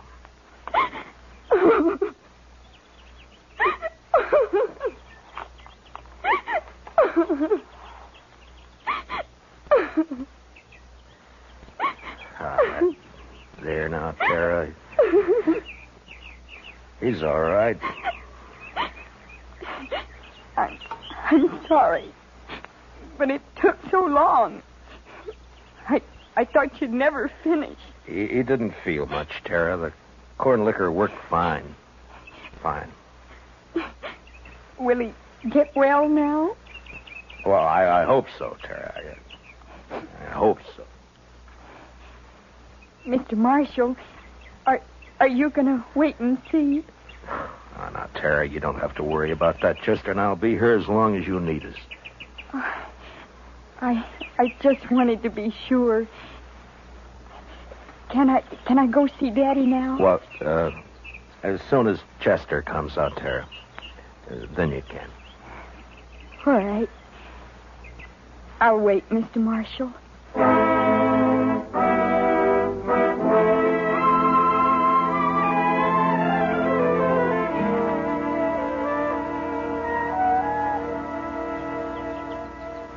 It beats me, Mr. Dillon, how he can just lay there so quiet and peaceful. It's only been 4 or 5 hours, Chester. The liquor hasn't worn off yet. He drank nearly the whole jug. No, he needed it. Say, Mr. Dillon, look yonder. No? Somebody coming with a wagon. Oh, yeah. It's probably that Ben Walling they were talking about. I'll bet that's who it is, all right. Wonder what he'll have to say for himself. Ah, you'll think of something, Chester. His kind always do. You recognize him? No, sir. Do you? No, I never saw him before.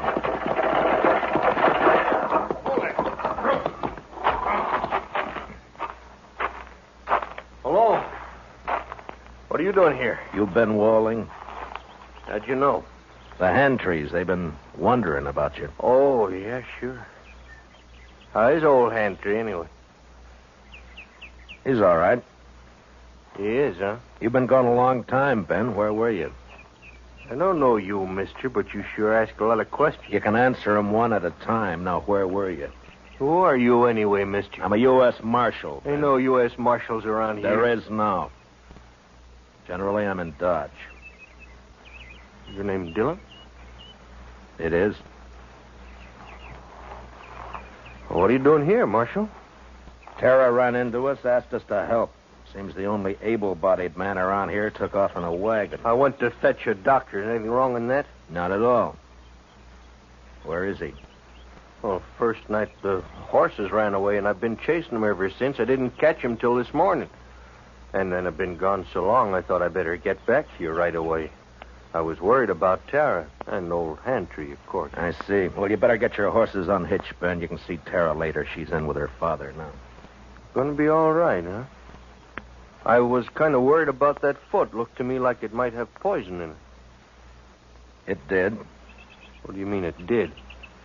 I took his leg off about noon today. You what? Mr. Dillon did it all by himself, just like a regular doctor. Oh, but how'd you know what to do? You might have killed him. Somebody had to do it, Ben. It's a sure thing Tara couldn't. You're blaming me, ain't you? Well, I did everything I could. Didn't my fault those blasted horses run off. Antray's pretty sick, Ben. I wouldn't bother him for a day or two if I were you. Oh, I won't bother you. Oh, now look, Marshal. You can leave now. I'll handle everything here. We'll leave. As soon as Hantry's able to take care of himself again. All right, stay as long as you like. I don't care.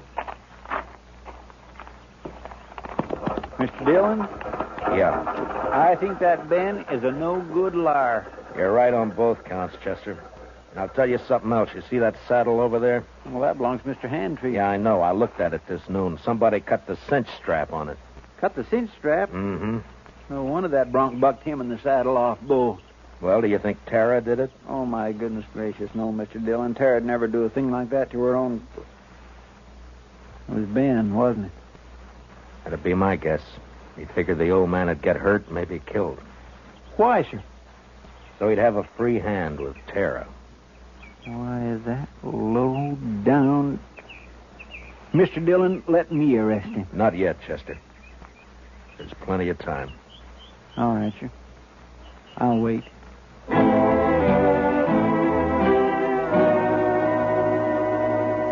There wasn't as much time as I figured. Handtree had a bad night, and by morning he was so weak he couldn't lift his head. I tried to take his pulse, but I could hardly find it. Maybe I'd operated too late. Maybe the poison had already moved up into his body. I didn't know. I had no way of knowing. So there was nothing to do now but wait. Want some more coffee, Mr. Dillon? Yeah, thank you, Chester. We'll fill it up, huh?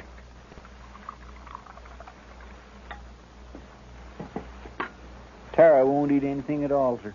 She just sat there by his bed, hasn't slept a wink I know of. Well, it's her father, Chester. He's all she's got. I never thought much about it before, Mr. Dillon, but seeing Tara, I kind of wish I had a daughter.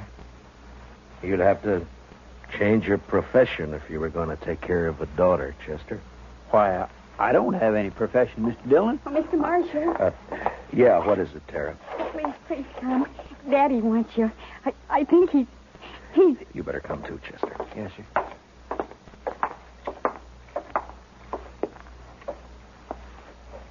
It's Matt Dillon, Mr. Handtree. Can you hear me? Marshal, I can't hold out no more. Now, don't say that. Keep fighting, man. You'll pull through. No, Marshal. I'm going to die. Oh, Daddy. Daddy. Tara. It's about Tara, Marshal. Don't leave her here. Ben Walling, he's no good. He'll try to keep her. Now, don't you worry about Ben Walling, Mr. Handtree. I promise you he won't get anywhere near Tara. Now or ever. Thanks, Marshal. He's a bad one. Tara can't stay here alone. She can't work this place. It's a bad way to die. Not knowing. Now, I want you to listen to me. Listen to me now. Yeah? I promise you something else, too. I'll take care of Tara. I'll see she's all right. I'll see she's cared for. Now, I promise that. I thank you, Marshal. I sure. Where's Tara? Daddy, I'm right here. Daddy. Tara. Come on, Chester. Daddy. Daddy.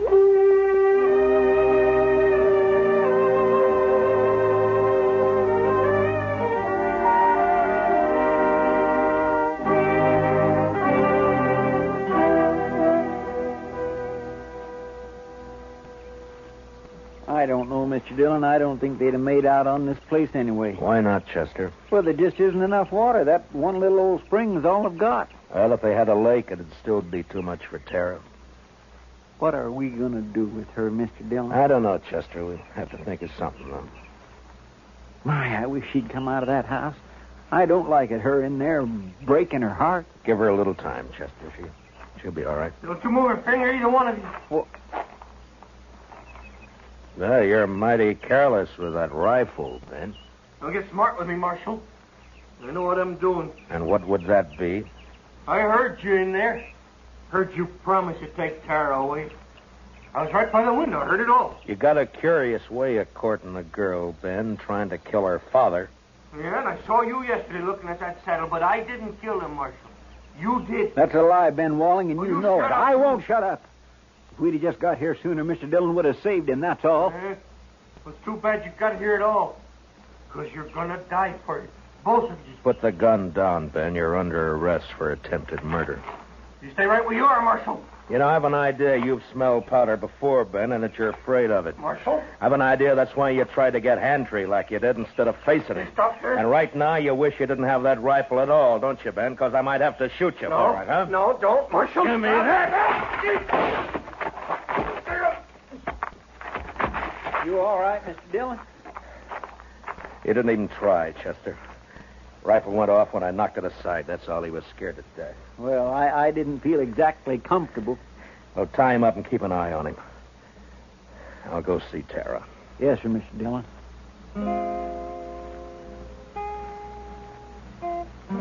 Late that evening, we buried Hantry out on the prairie, out in back of the little homestead. They would die now, too, and fall apart without him. The next morning, we loaded everything we could get into the wagon. With Tara beside me, we started out for Dodge. Ben Wallen never said a word. Chester led his horse, and they rode along ahead of us. I had plenty of time to tell Tara all about Dodge and how there were some good people there and how we'd find her a home and a family. She sat there, tight-lipped. She didn't say much, but she never once looked back.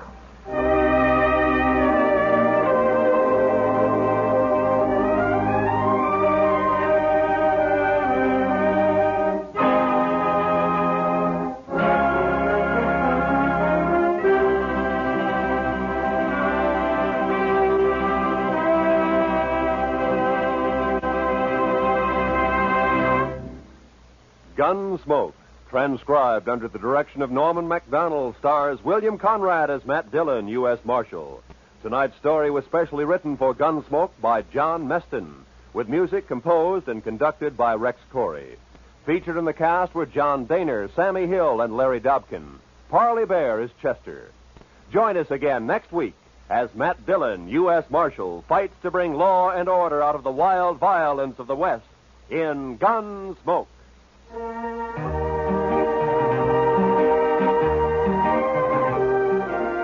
case you didn't know, Jack Benny and his gang begin their new season tomorrow night.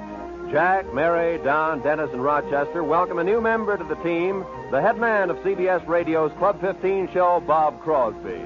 Roy Rowan speaking. Remember, the top dramatic show of them all, the Lux Radio Theater, is heard Monday nights on the CBS Radio Network.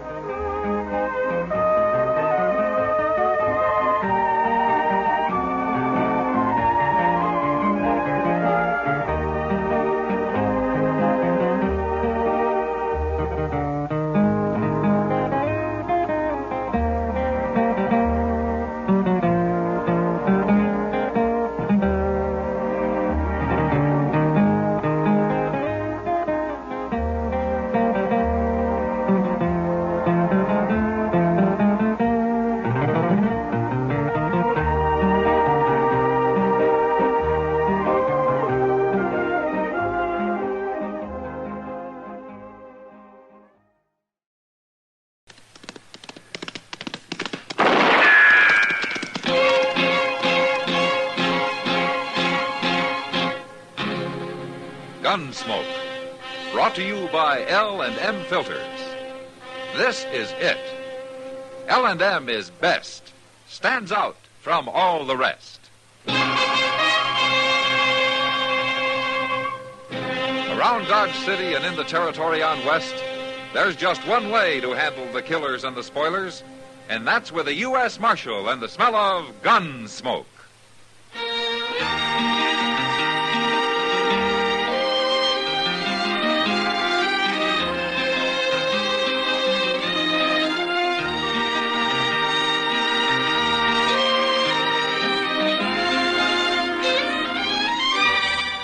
Gunsmoke, starring William Conrad.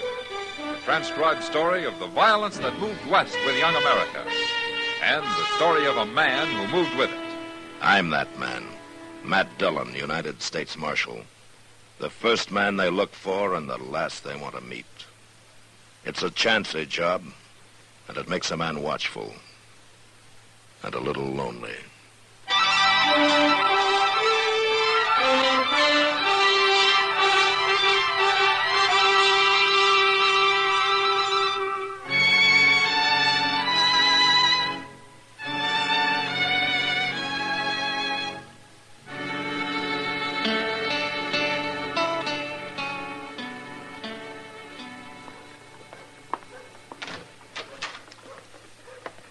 Hello, Chester.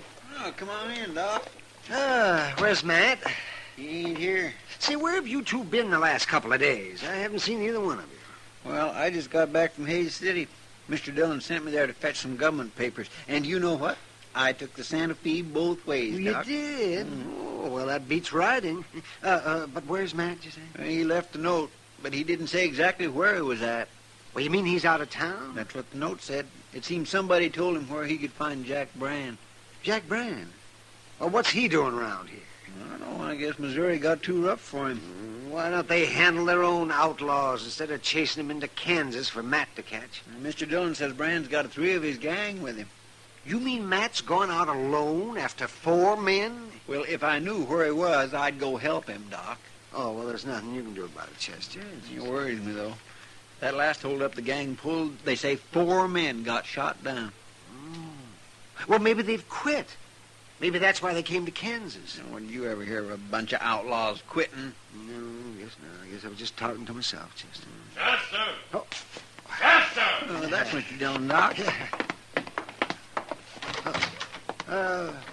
Where is he? Well, there he is, sitting on that wagon. Oh, yes. Well, who's that with him? Some fella give him a ride, I guess. Hello, Mr. Dillon. Hello, Chester. Doc. Hey, you lose your horse, Matt? We left our horses out at Bowers Ranch and borrowed this wagon. One of his riders will bring him in tomorrow.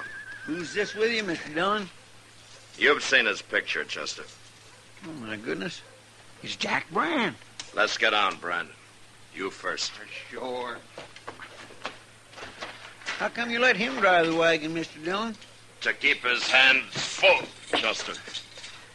Here, take my shotgun and lock him up. Yes, sir.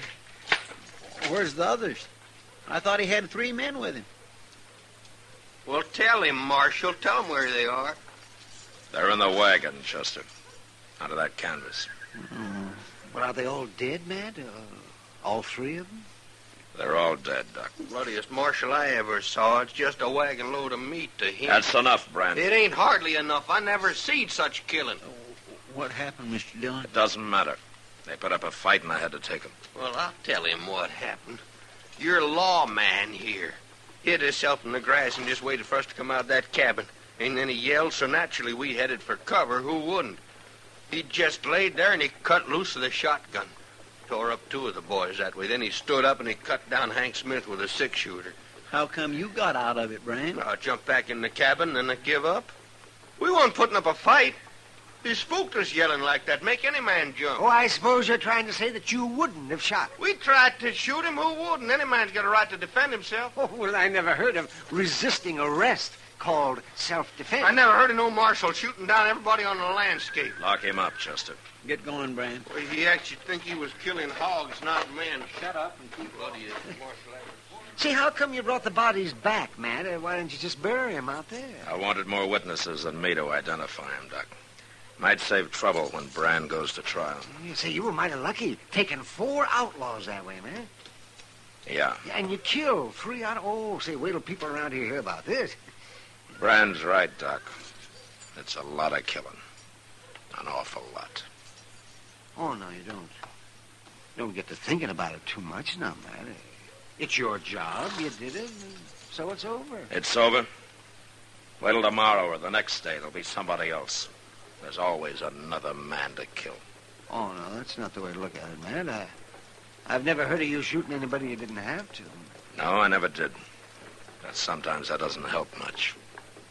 See, you look tired, man. Well, I haven't slept since I rode out of here 2 days ago.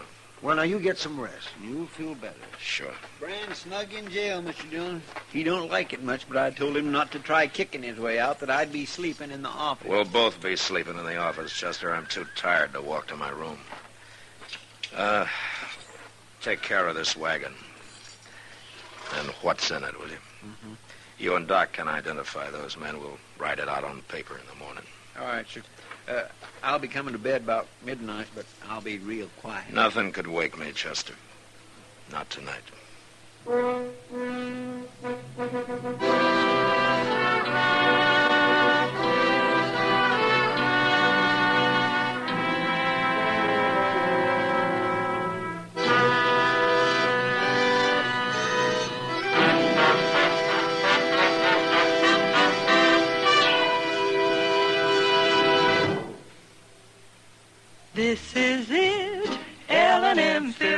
'cause it stands out from all the rest. Miracle Tip, much more flavor. L&M's got everything. It's the best.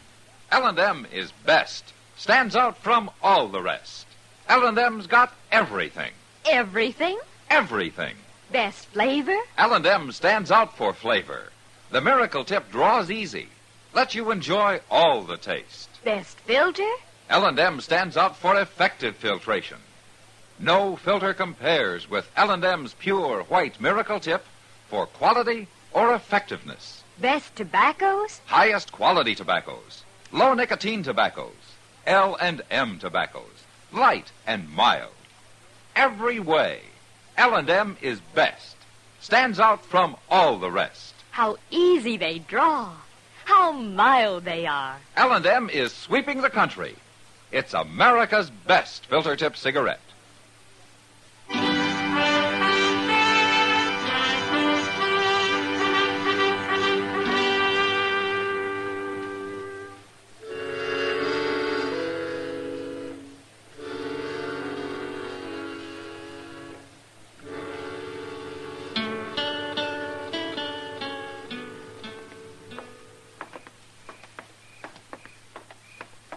Gosh, Doc, you sure I shouldn't wake him up and tell him? It can wait until morning, Chester.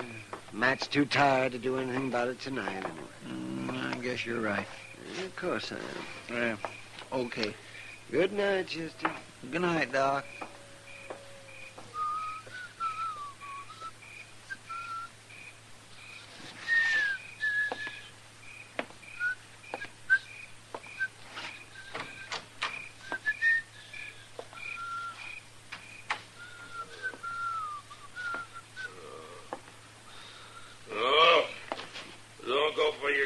Don't go for my... No, What? don't do it. I tell you to leave the gun alone. Mr. Dillon? No. Don't make me kill you. Don't make me kill another man. Mr. Dillon, No, wait. I've spilled enough blood. I don't want to kill you. No. Mr. Dillon, wait. No. It's me, Mr. Dillon. It's Chester. There ain't nobody here. What? You was asleep. You've been dreaming. Oh, yeah. Yeah. I'll light the lamp. No. It's all right, Chester. My gracious, I come in and I heard you talking, and I thought somebody was here. That moonlight ain't too bright. I couldn't see good at first. Sure. I had to yell at you a couple of times before you woke up. You was dreaming you was in a fight, I guess. Yeah. Yeah, that's what I was dreaming. Nightmares like that, they're just terrible, ain't they? There's a bottle in the desk drawer over there. Chester, get it for me, will you? Yes, sir, I know where it is. I used to have nightmares sometimes when I was a boy, but I don't get them much no more. Here it is, Mr. Dillon. A good stiff drink will do you good. Thanks, Chester.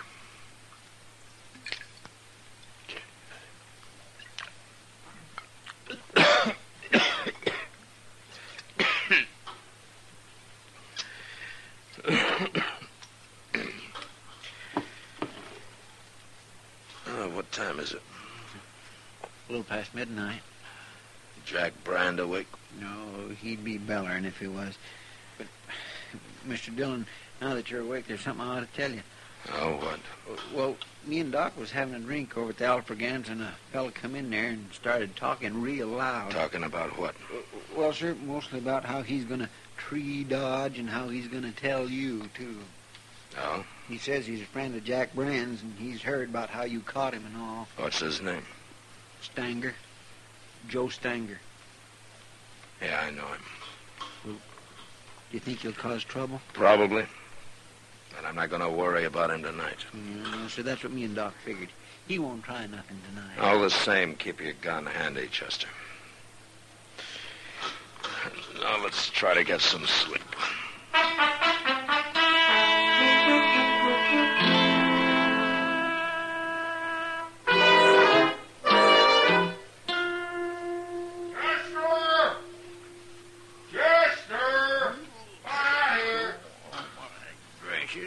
What's that Brand hollering about now?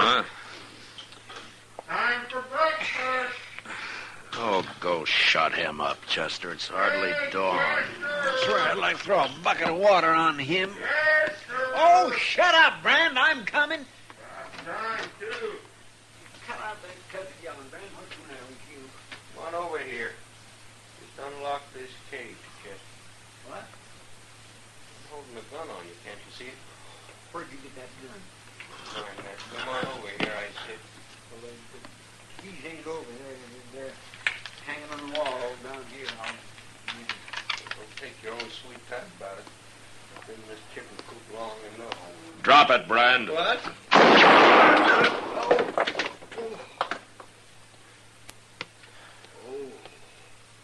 You're not hurt. I hit the gun. I got the keys, Mr. Dillon. I'll get his gun out of there. All right, go ahead. Stand back, Brand. You like to bust my hand. You're lucky. Luck you didn't kill me, I suppose, just like you kill everybody. Shut up. I got it, Mr. Dillon. It ain't no good anyway. Not now. Where'd you get that gun, Brand? I made it, Marshal. Don't be smart. Oh. Wait a minute. Joe Stanger brought it to you. He tossed it to you right through those bars on the window. I didn't know Stanger was in town. Didn't you? Chester, get some boards and nail them over the window so nothing can get through it. I'll fix it, Mr. Dillon. Oh, wait a minute, Marshal. That's the only window in here. You can't board it up. You'll get enough here. Nobody'll be dark. I don't like it dark. Don't you? When you get it fixed, we'll go to breakfast, Chester. It won't take long, Mr. Dillon.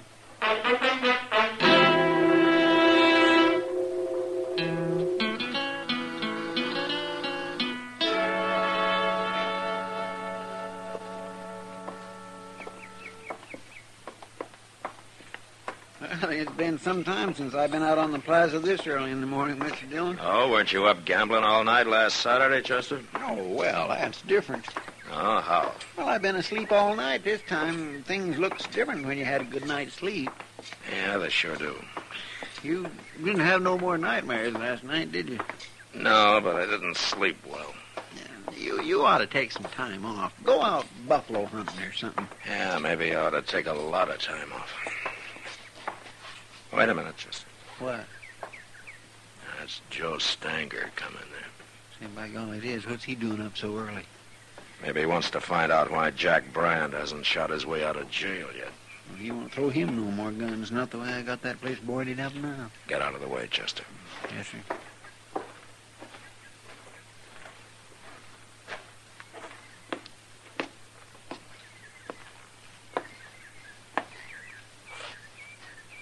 Morning, Marshal. You're up early, Stanger. Train leaves for Abilene in about an hour. Going to Abilene? I'll be back next week. Jack Brand will still be in jail. I heard you caught him. Good friend of yours, isn't he? Sure. But I ain't part of his gang. I never was. Yeah, I know. Of course, there ain't much gang left now. No. You're a pretty rough man, Marshal. When I have to be. Don't it ever bother you, killing people the way you do? Stanger, I shot a gun out of Jack Brand's hand this morning. You come by the office later and I'll give it back to you. Now, what would I want of a smashed-up six-shooter? It's yours, isn't it? I'm wearing mine. I ought to throw you in jail, too. What for? To get you out of sight, if nothing else. I wouldn't go to jail, Marshal. Not without a fight, I wouldn't. I ain't afraid of you. You want to try it? Go ahead. Go ahead, draw. No. What's the matter, Marshal? I thought you liked killing men. What's holding you back? You're going to have to fight me sooner or later. Get out of here, Stanger. Go get on your train. Wait till I tell everybody about Matt Dillon. How he's lost his nerve. Get out, I said. Well, I don't want to shoot down a man that won't draw. Not today, anyway. But I'll be back, Marshal. Next week.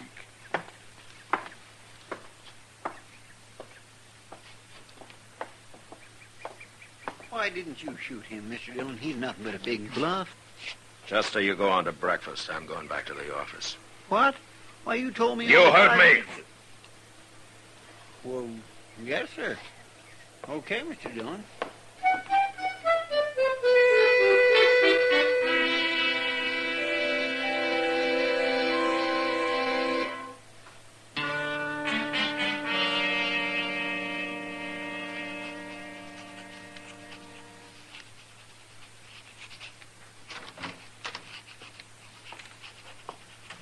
I brought you a can full of coffee, Mr. Dillon. Thanks, Chester. I'm going to put it right here. What you doing, writing a letter?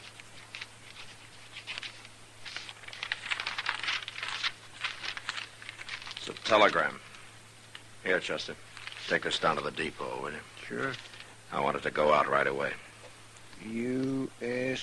War Department. What are you telegraphing Washington about? That's my resignation, Chester. What? I'm quitting right now. Why, you can't do that. I've done it. Oh, I don't believe it. You're funny. A man can quit a job, Chester. I've quit jobs before. Well, I know, but this is different. What's different about it? The government doesn't own me. But think what'll happen if you ain't marshal here. There are other men can be marshal. Mr. Dillon. What? You ain't doing this because of, well, what Joe Stanger said. That I've lost my nerve? No, he's wrong about that. And he's wrong about my liking to kill men, too. You've never killed nobody unless you had to. And now I don't have to. I'm through, Chester. I knew I was through when I didn't draw on Stanger this morning. I've killed my last man. I just don't know what to say, Mr. Dillon. I've hated this job since the day I took it. I never did have a taste for killing, and now they can find somebody who has. And he'll make a better marshal than I ever was. That ain't true. Go send a telegram, Chester. I'll be at Delmonico's having breakfast. And with a good appetite for a change.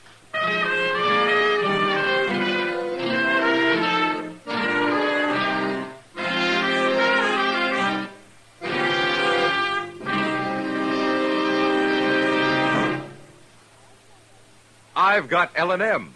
I've got L&M. I've got L&M. And L&M's got everything. Best filter. No filter compares with L&M's Pure White Miracle Tip for quality or effectiveness. Best flavor. The Miracle Tip draws easy. Lets you enjoy all the taste. Best tobaccos. Highest quality tobaccos. Low nicotine tobaccos. L&M tobaccos. Light and mild. Today, buy L&M. It's sweeping the country because it's America's best filter tip cigarette. Yes, today. Why don't you get L&M? Because L&M's got everything. This is it. L&M filters. L&M's got everything. It's the best.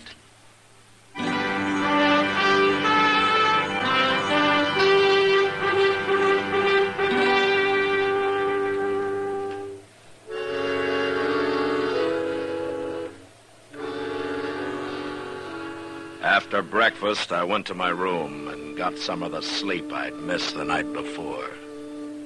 And I slept good. It was as though what was past, and none of it bothered me now. I didn't have to face it happening over and over again. And when I woke up, I felt better than I had in years. I even felt a little cleaner somehow. There wasn't going to be any more blood on my hands. Washington, as usual, was pretty slow answering my telegram. A week later, I still hadn't had an answer. But I didn't care. I'd quit, and that was that. I even began to enjoy myself for a change. Like the day I finally took Kitty fishing. Matt? Hey, Matt, look, I got another one. Well, throw him back, Kitty. We got more than we can carry now. I will not throw him back. Hold still, you. Come on over here in the shade. You've done enough fishing. Okay. Hey, look at him, Matt. Isn't he a beauty? Yeah, he's bigger than any I caught. Why don't you throw him in the sack and then sit down here, huh? Say, you're right. I didn't know we caught that many. Yeah. Maybe we'll have a fish fry tonight, huh? Well, we can feed half a Dodge with all those. Well, I doubt it. You ever see Chester go through a mess full of fish? The last time he starved himself a couple of days in advance. Maybe we can kind of sneak up on him tonight. No. He knows we're out here. Maybe you ought to go into the business, Matt. Oh? What business? Fishing. You could do it for a living. Well, I am going to have to find something to do for a living, I guess. Well, it won't hurt you to loaf for a while, Matt. Yeah. I'm enjoying it. You know something, Matt? What? I think this is the first time I've ever seen you that you weren't wearing a gun. It is. And I'm enjoying that, too. Someday maybe nobody will wear guns. Yeah, maybe. You know something? I'm sleepy. You're lazy. So lazy you're probably going to starve to death before you find a new job. I don't care. Matt, look, somebody's coming on horseback. No? Uh-huh. Hey. Well, that's Chester. Oh, he's as lazy as you are. Imagine taking a horse to come this far. Oh, Chester hates walking. And besides, he looks like he's in a hurry. Oh, maybe he couldn't wait for that fish fry. Mr. Dillon. Hello, Miss Kitty. Look in that sack, Chester. We got about 30 catfish already. Well, that's fine, Miss Kitty, but Mr. Dillon, Joe Stanger's in town. Oh? Well, it doesn't matter to me, Chester. But you don't understand. Understand what? What I come to tell you. Stanger's at the Alfraganza. A while ago, he had words with one of the girls there, and she slapped him, and he pulled out his gun, and he killed her. What? Who was the girl, Chester? Kate Hawkins. Oh, no. That's who it was, Miss Kitty. And then the bartender tried to stop him, and Stanger shot him, too. And I hear he's going to die. I grabbed a horse off the hitch rail and come right down to tell you, you've got to stop him, Mr. Dillon. I'm not marshal anymore here, Chester. I quit. No, that don't matter. It does to me. You mean you're going to let Joe Stanger walk around Dodge and shoot everybody that gets in his way, including women? I'm through killing. I told you that. Who's going to stop him, then? You're the only man around here that'll go up against him, and you know it. That may be true. But I'm still not going to do it. Wait, Mr. Dillon. Wait a minute. I've been thinking a lot about all this lately, and there's something you've been overlooking. Oh? Men like Stanger and Brand, they got to be stopped. I'd do it if I could, but I can't. I ain't good enough. Most men ain't. But you are. It's kind of too bad for you that you are, but that's the way it is. And there's nothing you can do about it. Not now. It's too late. It's way too late.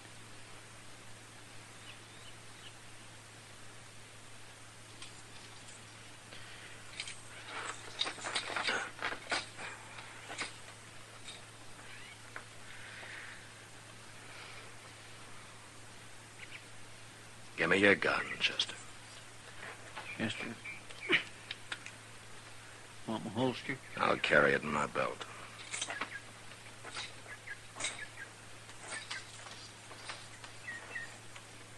Oh, Kitty.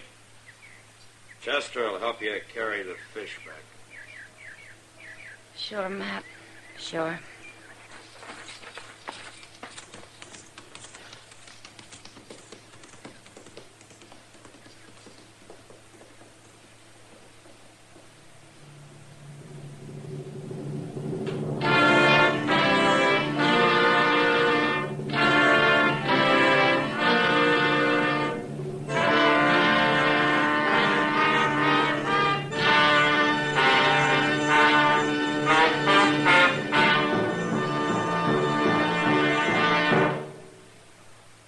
And now our star, William Conrad. Thank you, George. Mild and plenty quick on the draw. That's L&M for you. And the pure white miracle tip on the business end of every L&M filters out everything but the taste of the world's finest tobaccos. All you have to do is pick up a carton of L&M's and you'll see what I mean. L&M stands out from all the rest.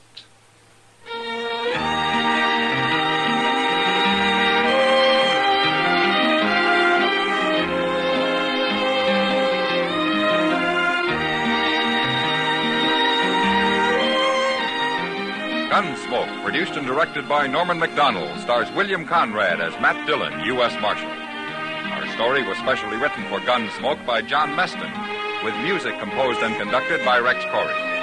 Sound patterns by Tom Hanley and Ray Kemper. Featured in the cast were John Daner and Lawrence Dobkin. Harley Bear is Chester, Howard McNear is Doc, and Georgia Ellis is Kitty.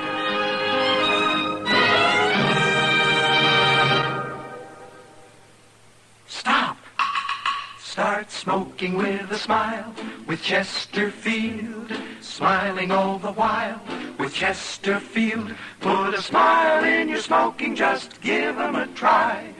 Light up a Chesterfield, they satisfy. Put a smile in your smoking. Buy Chesterfield. So smooth, so satisfying. Chesterfield. You'll also enjoy Chesterfield's great radio shows. Perry Como sings all the top tunes on CBS Radio every Monday, Wednesday, and Friday. Jack Webb stars in Dragnet on Tuesday nights. Check your local listings. Listen to Gunsmoke again next week, transcribed for L&M Filters.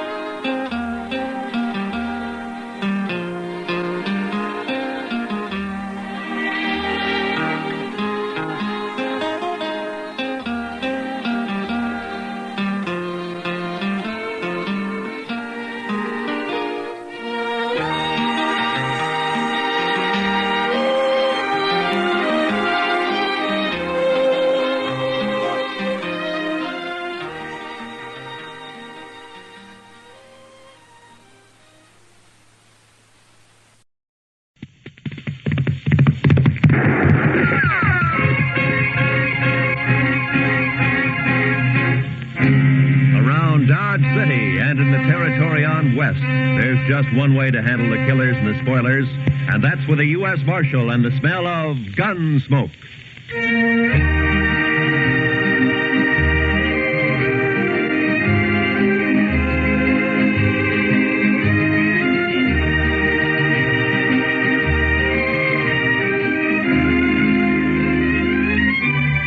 Gunsmoke, starring William Conrad. The story of the violence that moved west with young America. The story of a man who moved with it. Matt Dillon, United States Marshal.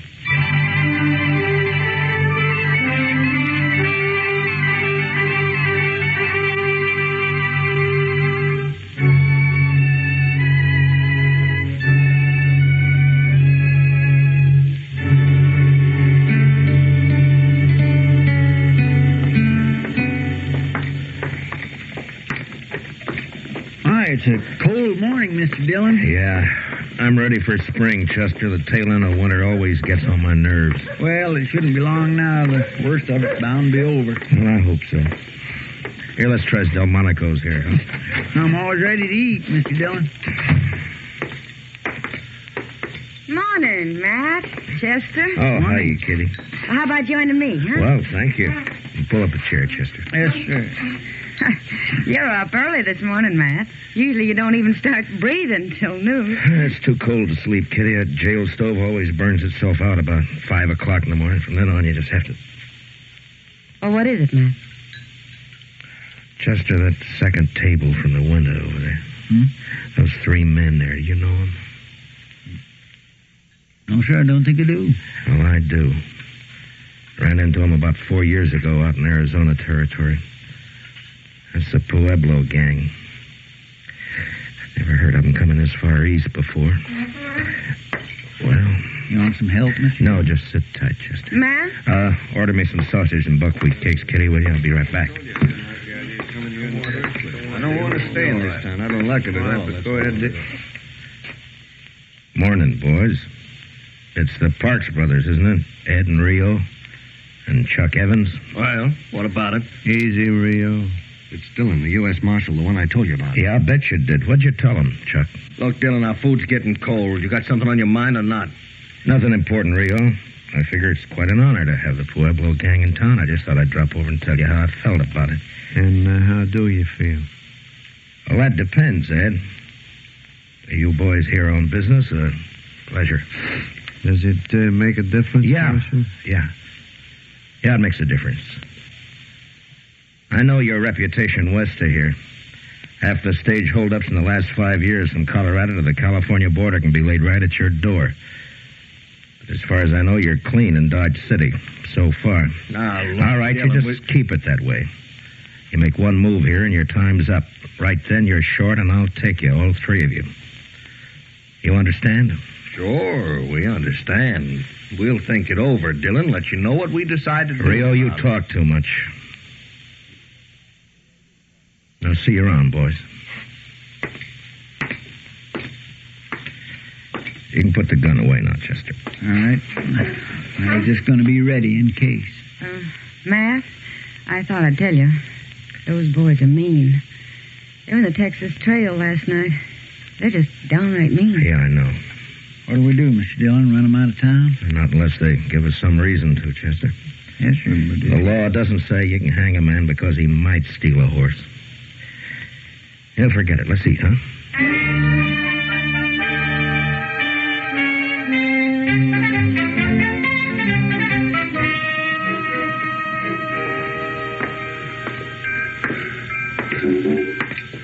Our old train just about ready to pull out, looks like. Yeah, it's on time. It's 3 o'clock.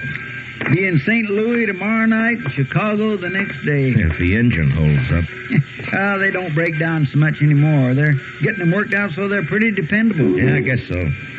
You ever get a hankering to take a trip back east, Mr. Dillon, just to see how things have changed?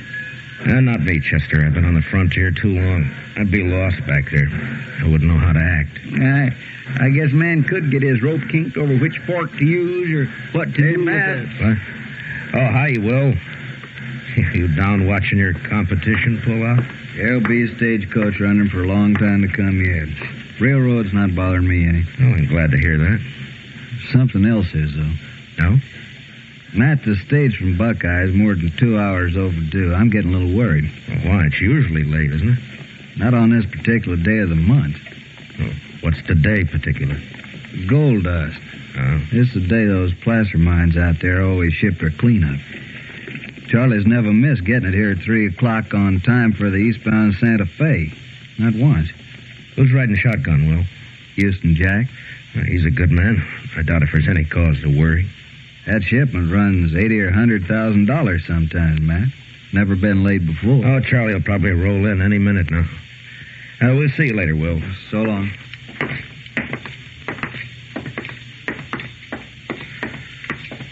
What do you think, Mr. Dillon? Same as you do, Chester. Let's ride out and meet that stage.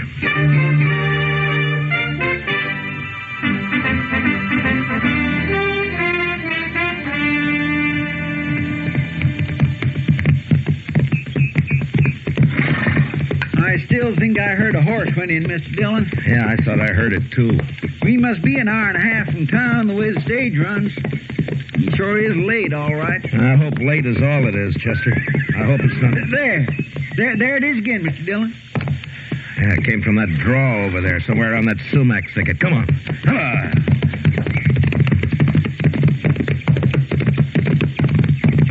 Look, Mr. Dillon. Wheel tracks leading off the trail. Yeah. Running at a dead gallop and out of control.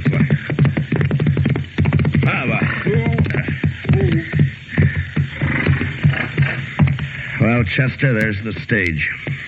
I don't see any sign of life, Mr. Dillon. Let's take a look.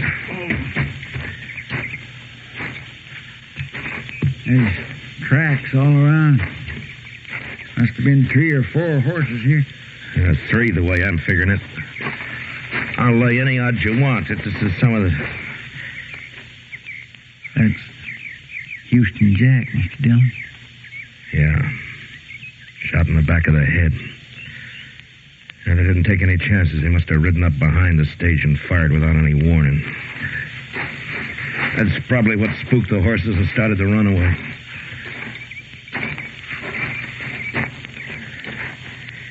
Yeah, they shot the lead horse. It's an old trick. Charlie's still up here on the box. They got him, too. That strong box has been forced open. It's empty. All right, Chester, let's cut these horses loose and get them out of the traces. Huh? All right, sir. Come on now, boy. Senator. It's the same way they used to work it out west.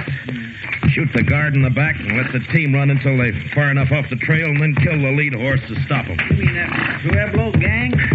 Yeah, who else? Oh. That's a good thing there weren't any passengers. They'd have got the same treatment. All right, there you go, boy. I think there were some passengers, Mr. Dillon. One, at least. What? There's a couple of trunks tied on top and a carpet bag of some kind inside the stage. Here, let's have a look.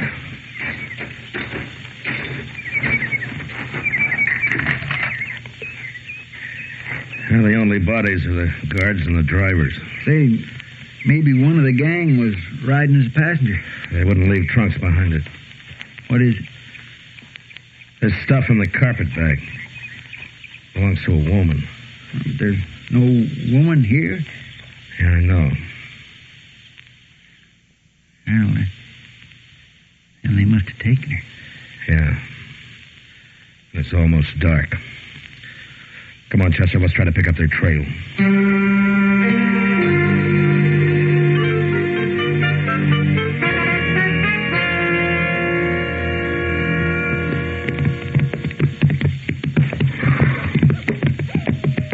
And it's just no use going any farther, Mr. Dillon. It's too dark to tell what we're doing. Well, they were heading toward the river here. Let's take a look through these willows, and if we don't find anything, then we'll ride on back to town. All right, sir. I still keep getting a faint whiff of wood smoke from somewhere. I sure wish we would find the fire. It's getting colder in the... Wait a minute. Look over there. Well, I'll swear. It's fire, all right. Or what's left of one, Mr. Dillon. You suppose they're still I don't there? know. Let's leave the horses here and go up on foot, huh? All right, sir. Well, there's nothing moving. No signs of life. They couldn't have left too long ago. That fire would have burned itself out. Well...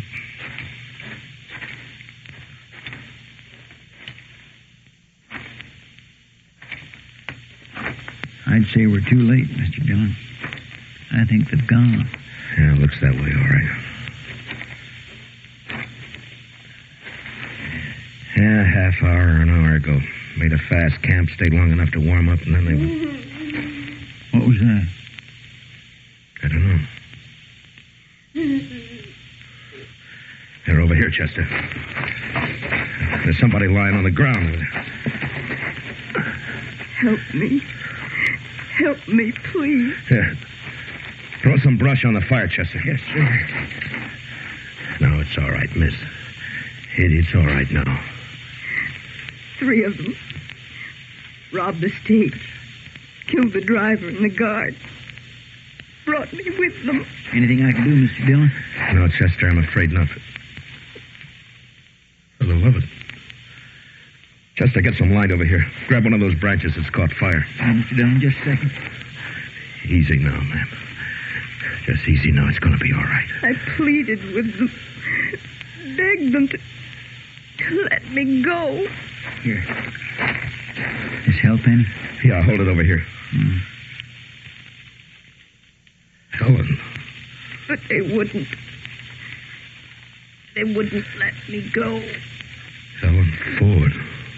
And when they left, they drew their guns and shot me. Easy now. They shot me. You know who they were? Helen? Helen, can you hear me? One named Rio. One called Chuck. They sat on their horses. Shot me. Then they laughed. She's in awful bad shape, Mr. Dillon. We ought to get her to doc. Shot me. And laughed. But it didn't matter. Not that. No.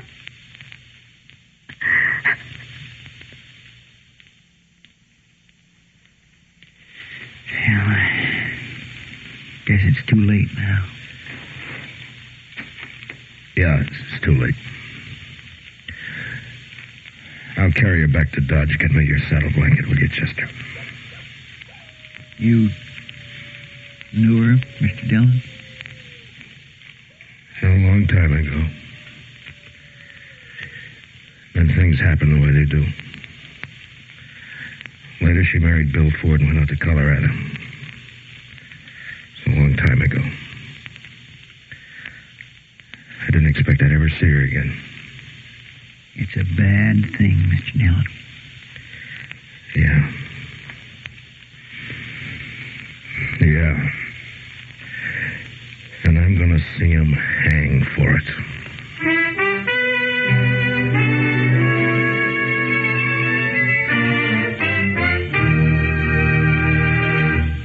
We will return. We will return for the second act of Gunsmoke in just a moment. But first, everybody's got a heart. That's a plenty solid reason for everybody to support with generous contributions the annual fund drive of the Heart Campaign. Don't forget, what your money pays for is aimed at making the sick well and keeping the well from getting sick. Support the Heart Campaign again this year. Now for the second act of Gunsmoke.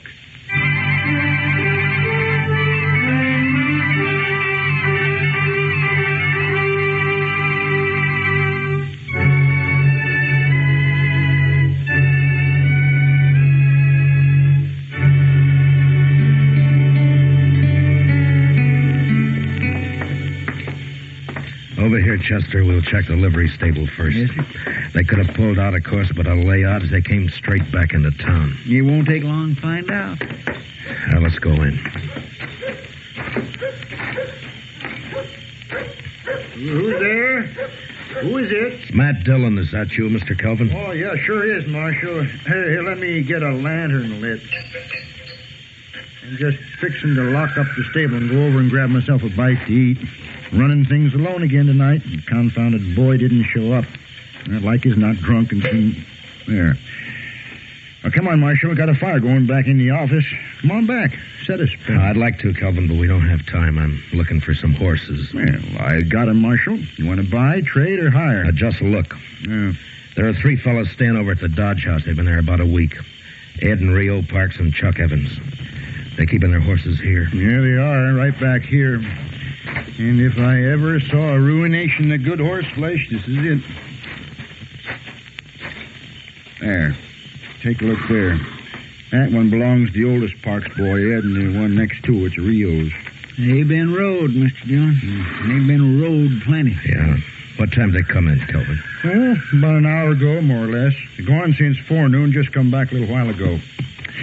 Look at that horse. Been rubbed down twice. He's still wet. They didn't say where they'd been, did they? No, not them. They ain't the talking kind. Just left their horses and went on over to the hotel. Well, wherever they was, though, they must have been riding like the devil himself was chasing them. Well, maybe he was. Thanks, Mr. Kelvin. Well, yeah. Yeah. Well, I guess there's not much doubt of it, Chester. No, sir. It was them, all right. And I could have stopped it before it happened. A man shouldn't be jailed on suspicion, I figured, just because he might do something wrong. Well, my. Everybody has to play it the way he sees it. Yeah, only sometimes you can see it a lot plainer afterward. What are we going to do? Go get him, that's all.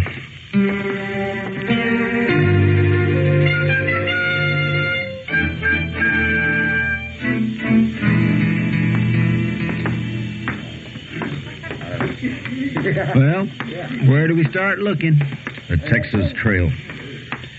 Oh, one thing, Chester, before we go in. Now, you leave the play on this to me, huh? Just keep me covered, that's all. Mr. Dillon, what was her name before she was married? Marlowe. Helen Marlowe. All right, come on, let's go.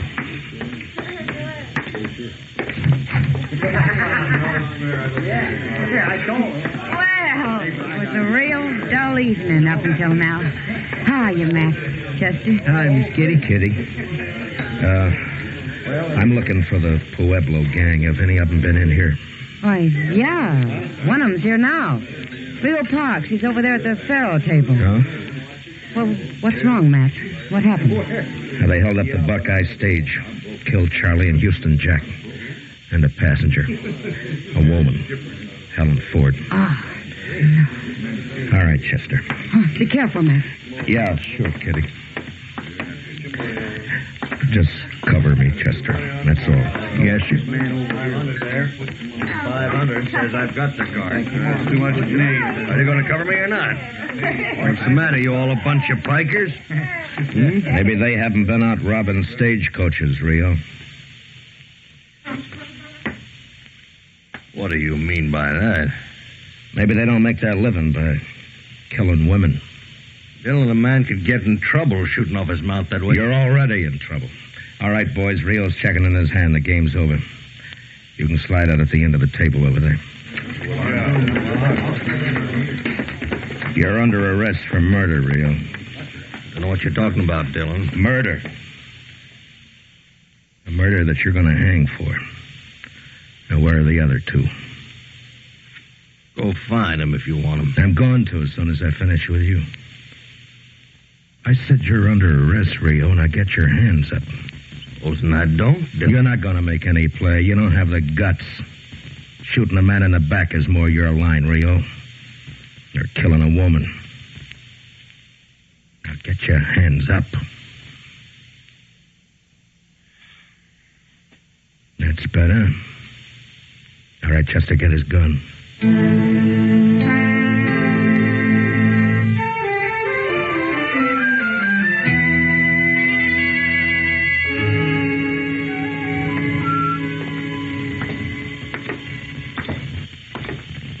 Seems like it's getting colder, Mr. Dillon. Clear as a bell, though. Look at that moon. Where do you suppose they are?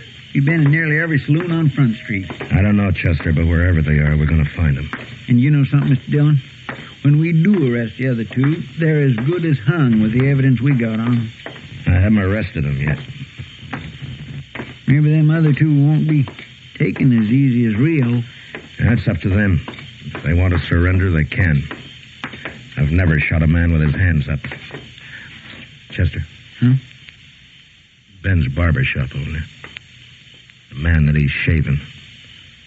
It's kind of hard to tell with all that lather on. No, it's Ed Parks. Come on. And there's just him and Ben in the shop. I wonder where Chuck Evans is. We'll worry about him later. Just help yourselves to a seat, gentlemen. Be ready for you just as soon as...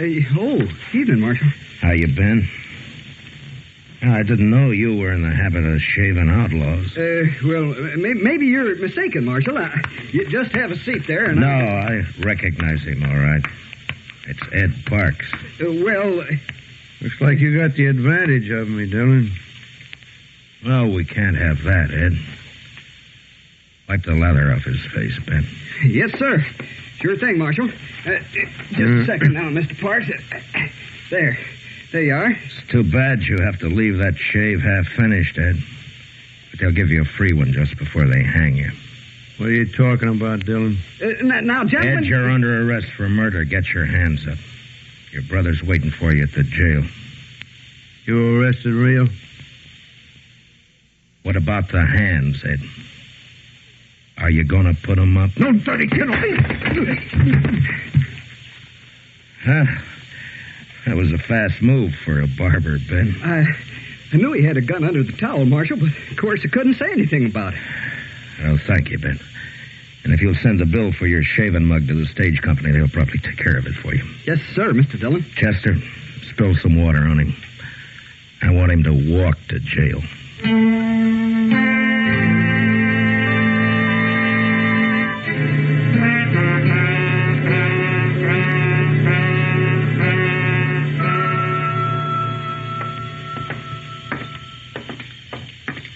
I'll bet Chuck Evans got clean away, Mr. Dillon. The word must have got to him. Well, he had to do it awful fast. The clerk said he checked out of the hotel less than 10 minutes ago.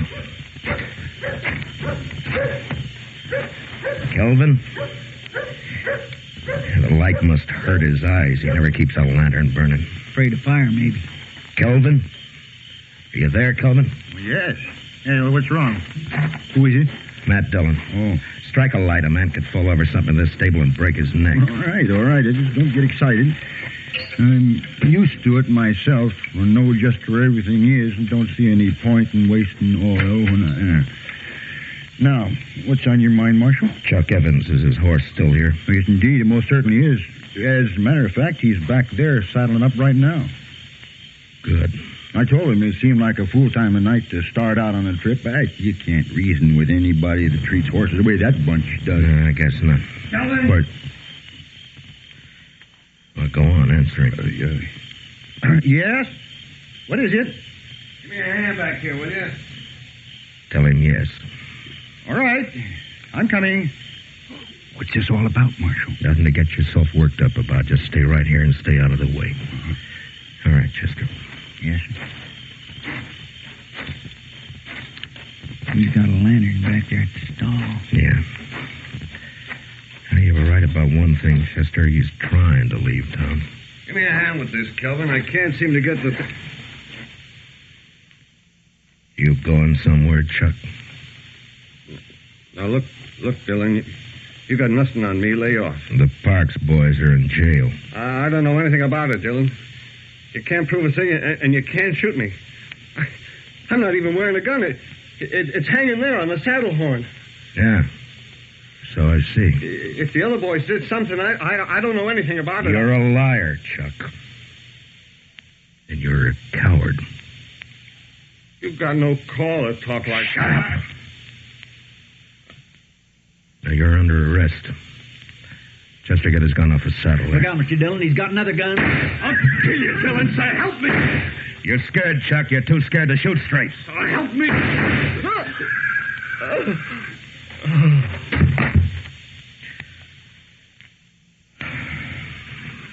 Well, I guess that does it, Chester. Come on. What is it, Marshal? What happened? Evans is dead. The Parks boys are going to hang. You're short 3 customers, Kelvin. Well, who's going to pay the stable bill? The stable bill? Oh, you got their horses. Sell them. Oh, yeah, I never thought of that. Well, it serves them right. Anybody that would treat a horse the way that bunch did, Davis. I guess it's over, Mr. Dillon. Yeah, it's over, Chester. And it's just as well. This country would be a lot better off with them fellas dead than alive. I guess so. Even the moon looks brighter. Yeah.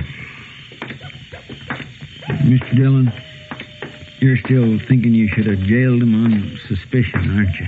No, I'd have half a Dodge in jail if I started that. No, Chester, it's the kind of a chance a lawman has to take. Yes, sir. Whether he likes it or not. Yes, sir. But I'm not liking it much right now. In the morning, I'm going to have a talk with the preacher about holding a service for Helen. It's about all I can do for her now.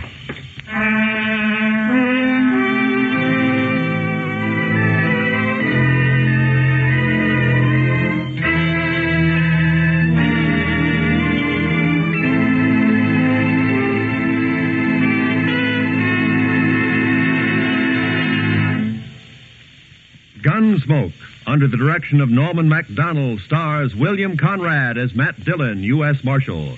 Tonight's story was especially written for Gunsmoke by Les Crutchfield. with music composed and conducted by Rex Corey. Featured in the cast were Lawrence Dobkin, Tom Tully, Paul Dubov, John Daner, Harry Bartell, and Louise Lewis. Parley Bear is Chester, and Georgia Ellis is Kitty. Gunsmoke is heard by our troops overseas through the facilities of the Armed Forces Radio Service. Join us again next week as Matt Dillon, U.S. Marshal, fights to bring law and order out of the wild violence of the West in Gunsmoke.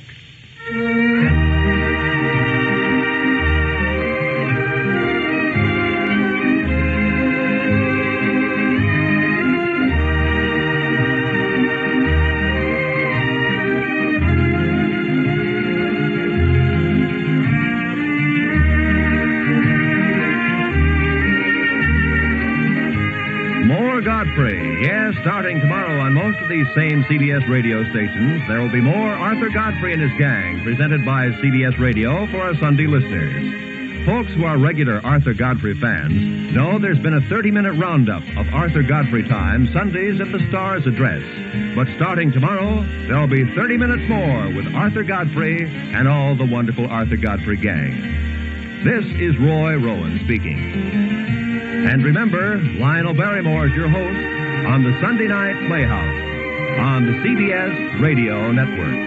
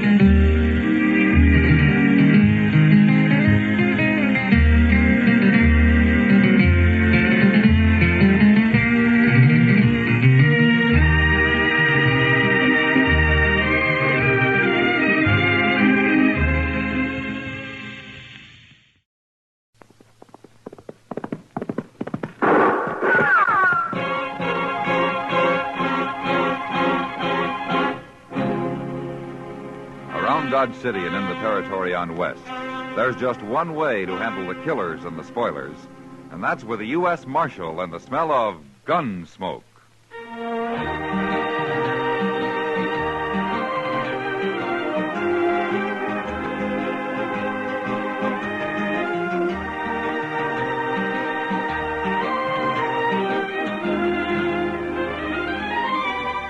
Gunsmoke, starring William Conrad. The story of the violence that moved west with young America. The story of a man who moved with it. Matt Dillon, United States Marshal.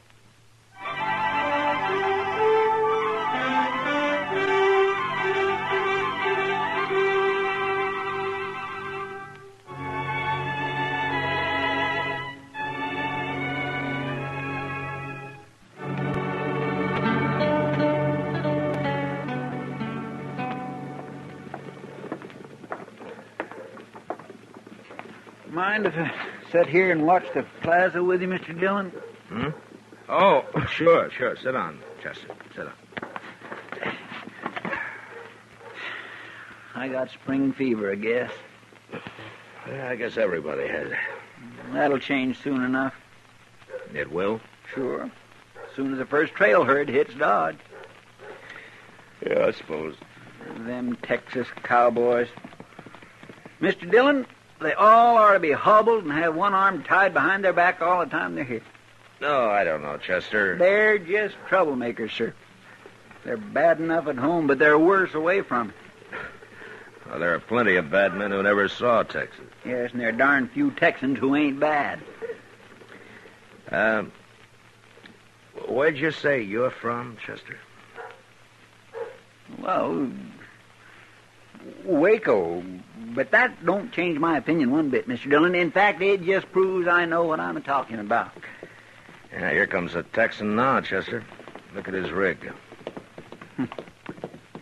Yes, sir, it sure is. Now, what's he doing here? Yeah, looking for somebody to shoot, according to you. Do you know him? No, sir, I don't. But then most everybody I knew in Texas has been hung by now. I'm looking for the U.S. Marshal. You wearing a star, so maybe you're him. Sit down, stranger. You Matt Dillon? That's my name. All right. I'm Phil Jacks. I'm with a herd of 3,000 San Saba cattle about 5 days' drive from here. Name of the trail boss is Dolph Quince. Dolph Quince? Well, he was up here last year. Give him my regards, will you? You give them to him, Marshal. Well, I'll be glad to. He'll be here in about 5 days, you say? He will if we don't run into any more trouble. Said for you to ride back with me, Marshal. No? What did he say? Why? Well, didn't say nothing except for me to ride into Dodge and find you. Well, can you tell me what this is all about? It's about Kansas, Marshal. Kansas? We don't like it. Well, for heaven's sake, if you don't like it, why don't you stay in Texas instead of coming up here raising all kinds of trouble, getting people's backs up, drinking, shooting, carrying I haven't on? even said hello to you, mister. Oh, I know it, and let's leave it that way. Chester, what's got into you anyway? It's been mighty peaceful around here lately, sir. Now the first Texas herd ain't even over the horizon, and already there's trouble. Why don't you people drive your old mossy horned steers to California anyway? Why'd you leave Texas, mister? What? I know a Texan when I see one. You all riled up because you don't like Kansas anybody else does. Yes, and I don't like Texas neither. Texas is sure rough on women and dogs, ain't it? My gracious, I ain't heard that since I was a boy. All right, you got me pegged. I'll shut up. Oh, now we're getting someplace. You ready to go, Marshal? Well, Dolph Quince is a good man. He wouldn't have sent you here without a reason. Yeah, but Mr. Dillon, you can't go Chester, traipsing suppose you take Jacks over to the Dodge House for a good feed, huh? Looks like he could use it. I'll get ready and I'll meet you there in about an hour, huh? Yes, sir, but what about me? Well, like you say, there won't be any trouble till the Texans arrive. I'd like for you to stay here anyway. Yes, sir, Mr. Dillon. Come on, Jacks. It's just down the street. Oh, don't shoot him, Chester. I'll never find that herd alone. I ain't to buy him a drink first, Marshal, and just temper him down a little. Now, say, that's not a bad idea at all. Take your pick, Mr. Jacks. We have a goodly number of very choice saloons here in Dodge.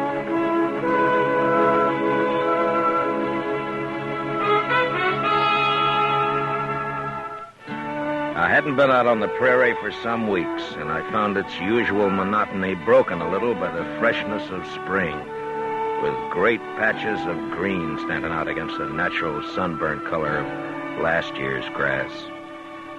We rode over about 30 miles of it before dark, and Jacks figured we'd find the San Saba herd by evening the next day. And sure enough, an hour or two after we'd crossed the Cimarron next afternoon, we spotted the herd's dust ahead of us. We rode up to the chuck wagon just as the cook was hollering for the men to come and get it.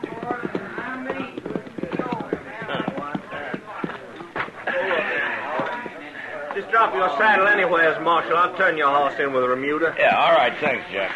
Dolph Quince will be over there by the fire somewhere. Yeah, I'll find him. All right, Marshal, come on. Come on.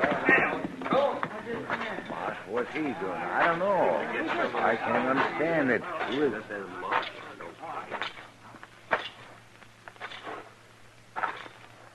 Hello, Dolph. How are you, Marshal?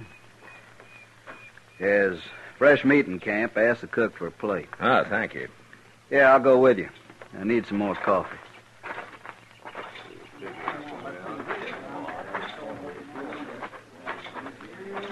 You like buffalo veal? One of the boys roped and shot a calf this morning. Sure, I like it fine. Guess it was buffalo that scared our horses last night. Old remuda broke loose. Hey, cook, give this man a plate of meat. Sure thing, Doc. Yeah, it looks mighty good. You know, Jackson and I haven't eaten since morning. Give me some coffee, will you? Yep. Thanks, cook.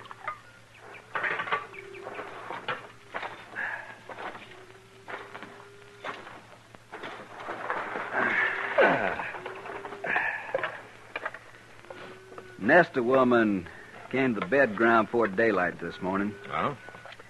Yeah, I had a boy with her driving a wagon. Asked if we had any little calves that had been dropped during the night. Well, she probably picks up calves from all the herds that pass this way, huh? Yeah, we'd have to get rid of them anyway, so I let her have them. Even if she was a Kansan. Oh? Where was her husband? Dead, according to the boy. Oh, I see. You know, if there'd been a Kansas man asked for calves, I don't think I could have talked these boys into allowing it. Oh, is that so? It sure is, Marshal. Say, you got any tobacco? Mine's a mite dry. Oh, yeah, sure. Oh. There you are. Here. Fix yourself a smoke. Thanks, Marshal. Tell me, Dolph, have you seen any Kansas jayhawkers on the way up?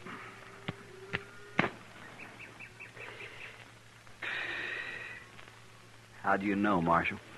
Well, just a guess. 2 nights ago, some of them jayhawkers managed to sneak up on Snyder over there when he was out on guard. They stripped him and flogged him and then stampeded the cattle. We had our hands full for the next few hours, or we might have caught up with them. I see. Any trouble since? Not yet. Dolph, the ordinary Kansan hates jayhawkers as much as you do.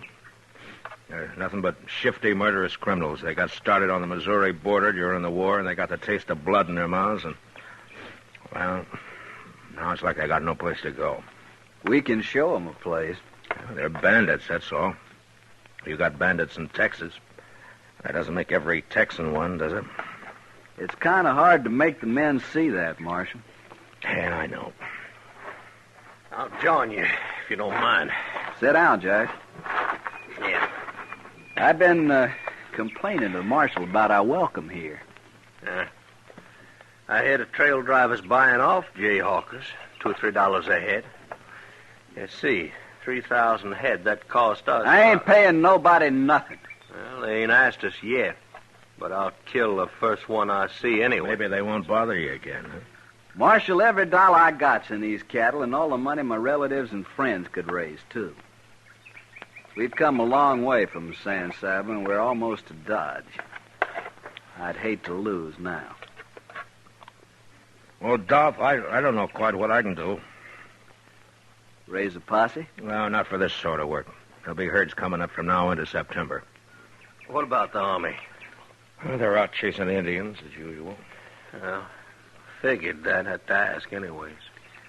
One reason I wanted you to come down here was to ride with us a few days, get to know the boys a little. They're in a bad temper, and when they hit Dodge, they're going to be looking for Kansas scalps. I'll ride with you. I figured you would. You see, Marshal, the way we look at it, the good citizens of Dodge are out to fleece us anyway, and on top of that, they hire gunfighters to shoot us as soon as we kick up our heels a little. All in all, it makes for bad feeling. Well, there's some misunderstanding on both sides, I guess. Yeah, you and I know that. But they don't. Oh, say, Dolph, I nearly forgot. What? A stranger rode up the Remuda over there and asked for a job. I told him to eat first. Must be crazy. Where is he? I'll go get it. Dolph, I'd like to stand guard tonight, huh? No need for that. Well, if I'm riding with you, I'll do my share of the work. All right. You go out with the second watch. The Wrangler will give you a night horse. Thanks. Yes, Dolph. This here's Dolph Quince, trail boss. Mr. Quince. Quince will do. Well, my name's Studer. Carl Studer. You lost? I don't know what you mean. Well, do you know we're only 4 days' drive out of Dodge? I was wondering if you could use a hand. For 4 days? That'd help. You must be awful hungry. I thought maybe you'd be driving past Dodge. Well, I'm not. We'll feed you from here to Dodge if you work. I won't pay you anything, though. I haven't got the money, and I don't need a hand anyway. Thank you. Hey, by the way, where are you from? Colorado? And you ain't a Kansan? No. Good. Maybe the boys won't tear you apart. You'll be on the third watch tonight, Studer. All right. There's the sort of man spends his whole miserable life just looking for salt pork and sundown. Yeah. If that's all he's looking for. What do you mean? Oh, it's just an old habit of mine, Dolph. I wouldn't still be alive if I trusted everybody on first sight. You don't trust this fella? No, he's probably all right. But still, I'd keep him in camp, unless it's daylight. How come? I wouldn't put him on night guard, Dolph. All right. Marshal, I always thought I led a hard life. Till now, I think you beat me. Well, I got shot at more than you, that's all. Maybe that's it. You better stretch out somewhere. You'll be out singing to those cow brutes in 2 hours. Yeah. Well, I'll see you later, Dolph. Breakfast at 4. You'll find it don't take long to stay all night at this ranch.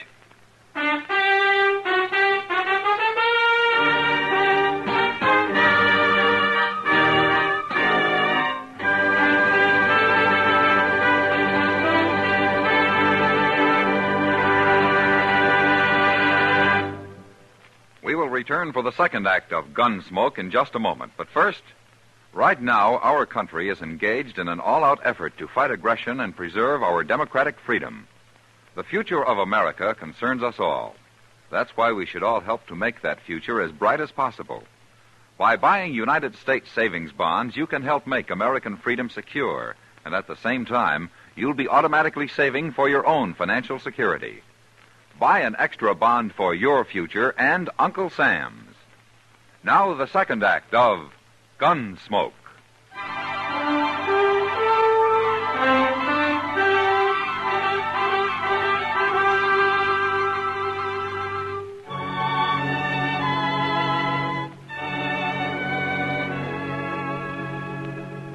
I didn't have much chance that night to get to know the boys. On guard, 2 of us rode around the herd in opposite directions, singing or humming a little to let the cattle know where we were. And after 2 hours, we were relieved by the third watch. But at breakfast the next morning, the men treated me a little less like a gunfighter hired to shoot them when they got to Dodge. After the cattle had grazed for a few miles and we got them on the trail, I started to forget I was a lawman myself. Jackson and I were right in the swing of the herd when Dolph Quince loped up behind us. Hey, how's it feel to be a trail hand, Marshal? There's nothing to it. If I could sleep all winter like you do. When would you spend your money? I already offered to trade jobs with the Marshal. Dolph, you know where I found him in Dodge. Hanging a horse thief, I hope. Yeah, not likely. Sitting idle in a chair, taking in the sun like an old man. Don't let it fool you, Jax. I've seen him move.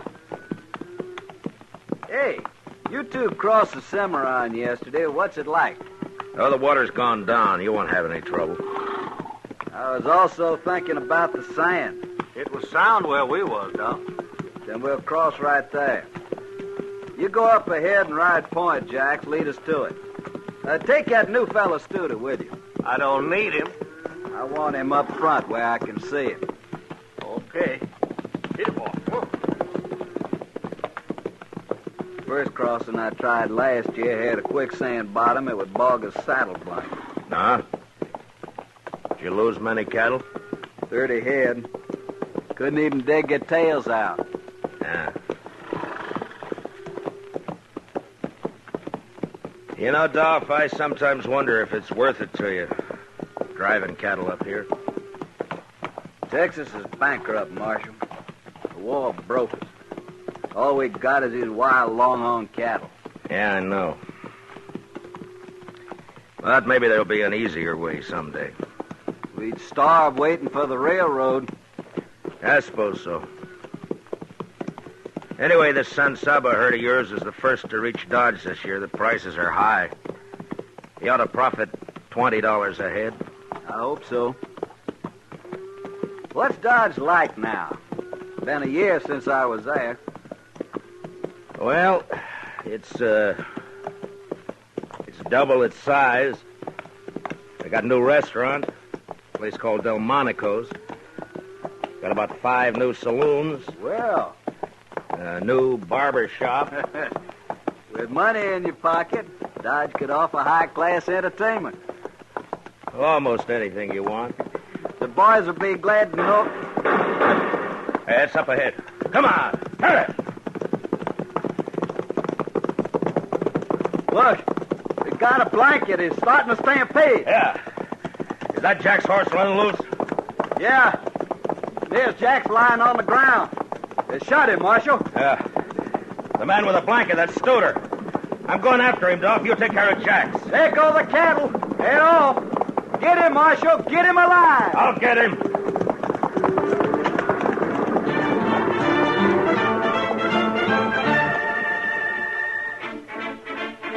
As I followed Studer, a few shots whipped past my head, but they didn't come from him.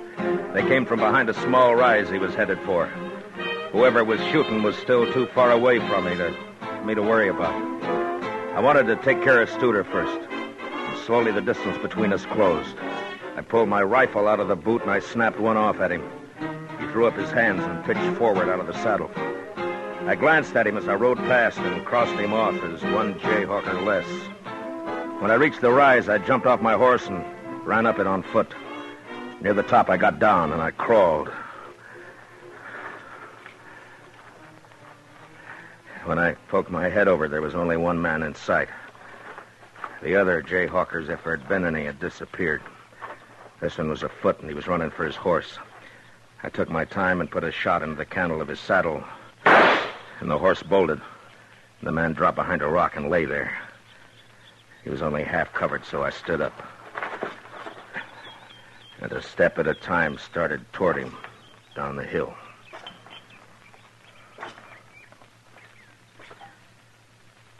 That's far enough, mister. Go on back. You're in pistol range now.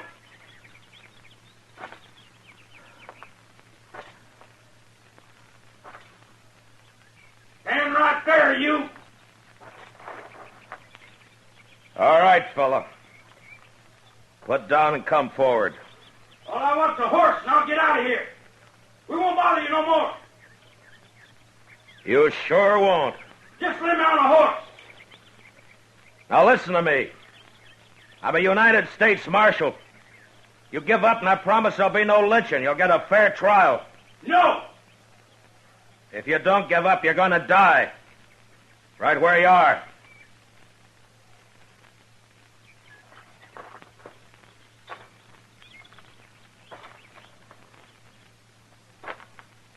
Let it go, I'm warning you. I'm coming after you.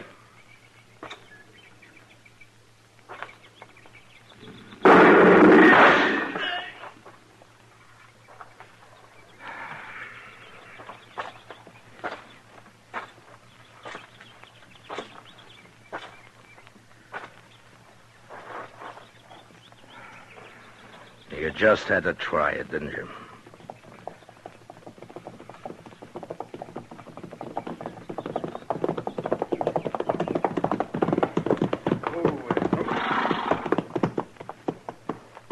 You leave a bloody trail, Marshal. Yeah. I brought Snyder with me. After the whipping they gave him the other night, I figured he deserved to be in on this. Guess I'm too late. Looks like the marshal's done taking care of everybody.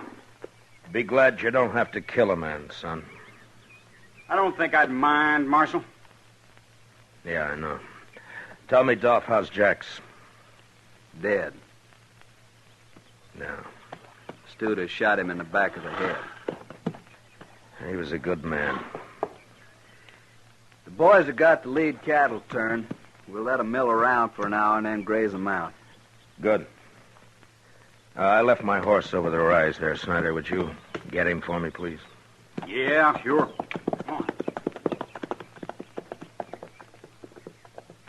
Looks like you walked right down onto this man. I tried to take him alive, like you asked. Guess I just wanted to hang him myself.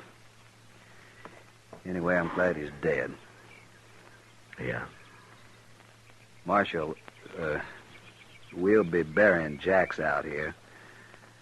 I'm wondering if you might know how to do it. Maybe a prayer or something. Well, I'm not... Yeah, I'll try, Dolph. Let's get back in.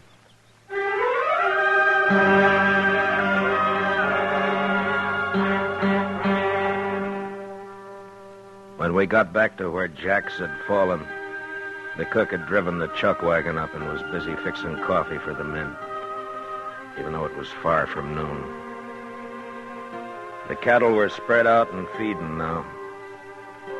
And one by one, the men rode up, sober and quiet, with just a glance at Jax where he lay covered by his saddle blanket. The grave was soon dug, and with the end gate of the chuck wagon for a headstone, Phil Jax was placed in the ground and covered with prairie earth.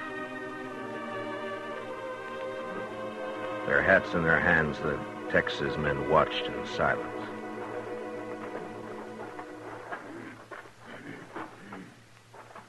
If you will, Marshal, we're ready now. Yeah.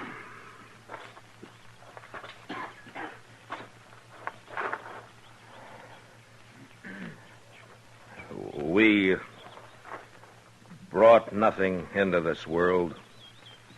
Neither may we carry anything out of this world. The Lord giveth, and the Lord taketh away.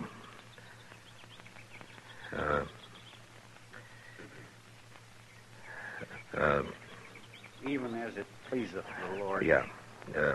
Even as it pleaseth the Lord, so cometh things to pass. Blessed be the name of the Lord. Amen. Amen. Oh, Snyder? Yeah. I want you to do something for me, if you will. What? Well, I smuggled a quart of wagon yard whiskey out of Dodge when I came down here. The cook's got it hid in the chuck wagon. Well, now, Marshal... It's not much, but it'll cut the alkali in your drinking water. Why don't you get it and pass it out to the men, huh? Mighty decent of you, Marshal. All as wants a drink of the Marshal's whiskey, get on over to the chuck wagon. There's times when a drink's good for a man's soul, Marshal. I guess this is one of them. I think Jax would approve. He sure would. By the way, Marshal, the boys all know how you handle them jayhawkers. Oh? It ain't changed their mind about Kansans much, but maybe they think a little more highly of the law around here. Of the kind of gunfighter hired by the law, anyway. That's good. Of course, it don't mean they won't hoorah Dodge little when we get there. I expect that. Sure. Come on. We got a drink coming out of that bottle, too.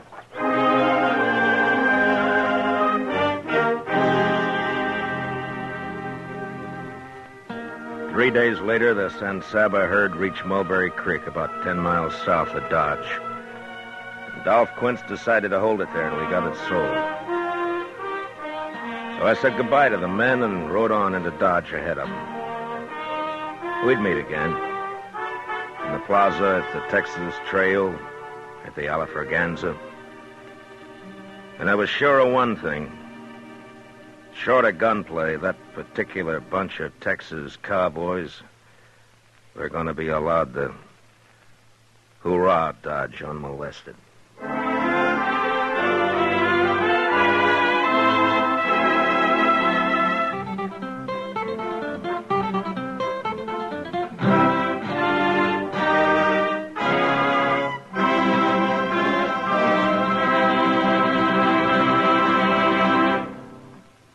Gunsmoke, under the direction of Norman MacDonald, stars William Conrad as Matt Dillon, U.S. Marshal.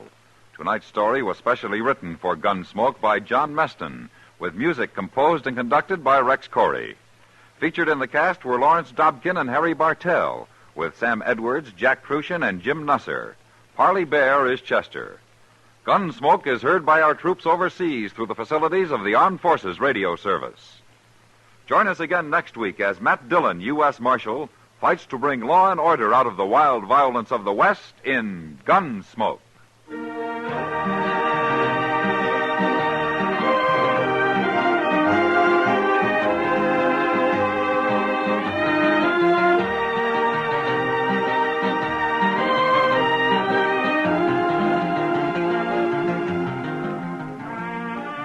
Tomorrow evening, the Edgar Bergen Show with Charlie McCarthy presents a drama titled The Blue Egg of Happiness as its own comical Easter observance. Edgar's daughter, Candy Bergen, age 6, visits the show, and we'll also hear from Jack Kirkwood, who plays a bear, Arthur Q. Bryan, who plays the Easter Bunny, and band leader Ray Noble, who plays a skunk. Remember, it's Bergen and McCarthy tomorrow night on most of these same stations, bringing you laughs along with Jack Benny, Amos and Andy, and the rest of your Sunday nighters on CBS Radio. George Walsh speaking. America's 45 million radio families listens most to the CBS Radio Network.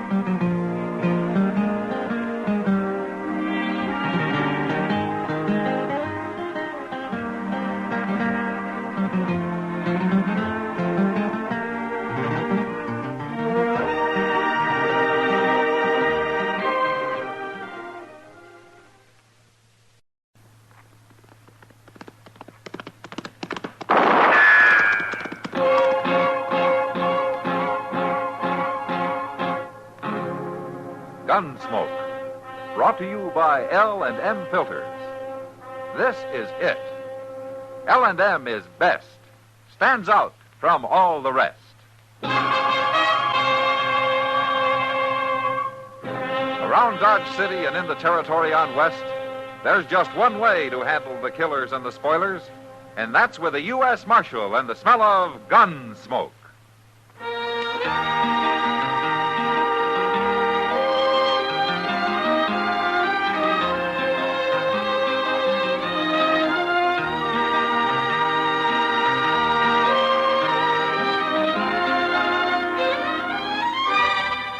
Gunsmoke, starring William Conrad, the transcribed story of the violence that moved west with young America, and the story of a man who moved with it. I'm that man, Matt Dillon, United States Marshal. The first man they look for and the last they want to meet. It's a chancy job, and it makes a man watchful and a little lonely.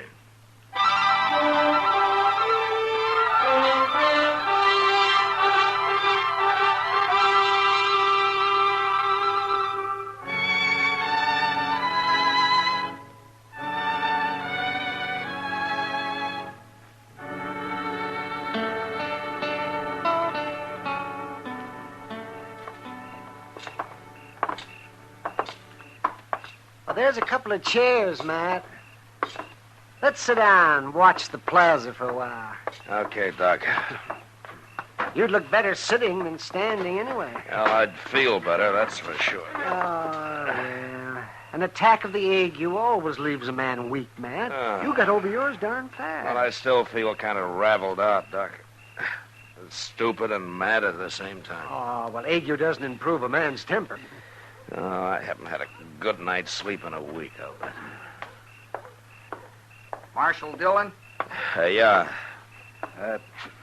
Marshal, you don't know me, but I've seen you around lots of times. My name's Jake Bewley. I've seen him, too. Hello, Doc. You know. Oh, what can I do for you, Bewley? I heard you was in the market for a good horse, Marshal.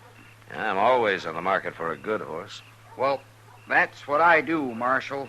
Ride around the country looking for extra good horses. I don't make much profit off them, but keeps me from working steady. And I don't buy horses very often, Bewley, even good ones. You like buckskins? Sure. But I don't want to look at him tonight. Tomorrow? Well, yeah, if I'm feeling better. So, you know, Matt, what'd do you good? Oh, what, Doc? Go over to the Long Branch and take a couple of shots of whiskey. No? And then go to bed. Okay, Doc. I'll just do that. You want to come along? No, I got some work to do at my office. I'll see you tomorrow. Good night, Beauty. Good night, Doc. Good night, Doc. How long you been around Dodge, Bewley? Couple of months. No? You make a pretty good living trading horses? I done good so far. Without cheating nobody too bad either. Marshal Dillon? Oh, no, what does he want? Who is it? Sam Noonan. Oh, yeah. Don't he work at the Long Branch? He built it. Oh, what do you want, Sam? Hurry up, Marshal. Oh, what's the trouble? Outbacked. Gonna be a fight. A fight? Who? You know that gambler, Charlie Pickard? He's also kind of a gunman, isn't he? He's roaring drunk, Marshal, and there's gonna be trouble, sure. Now, come on, we'll go up the alley.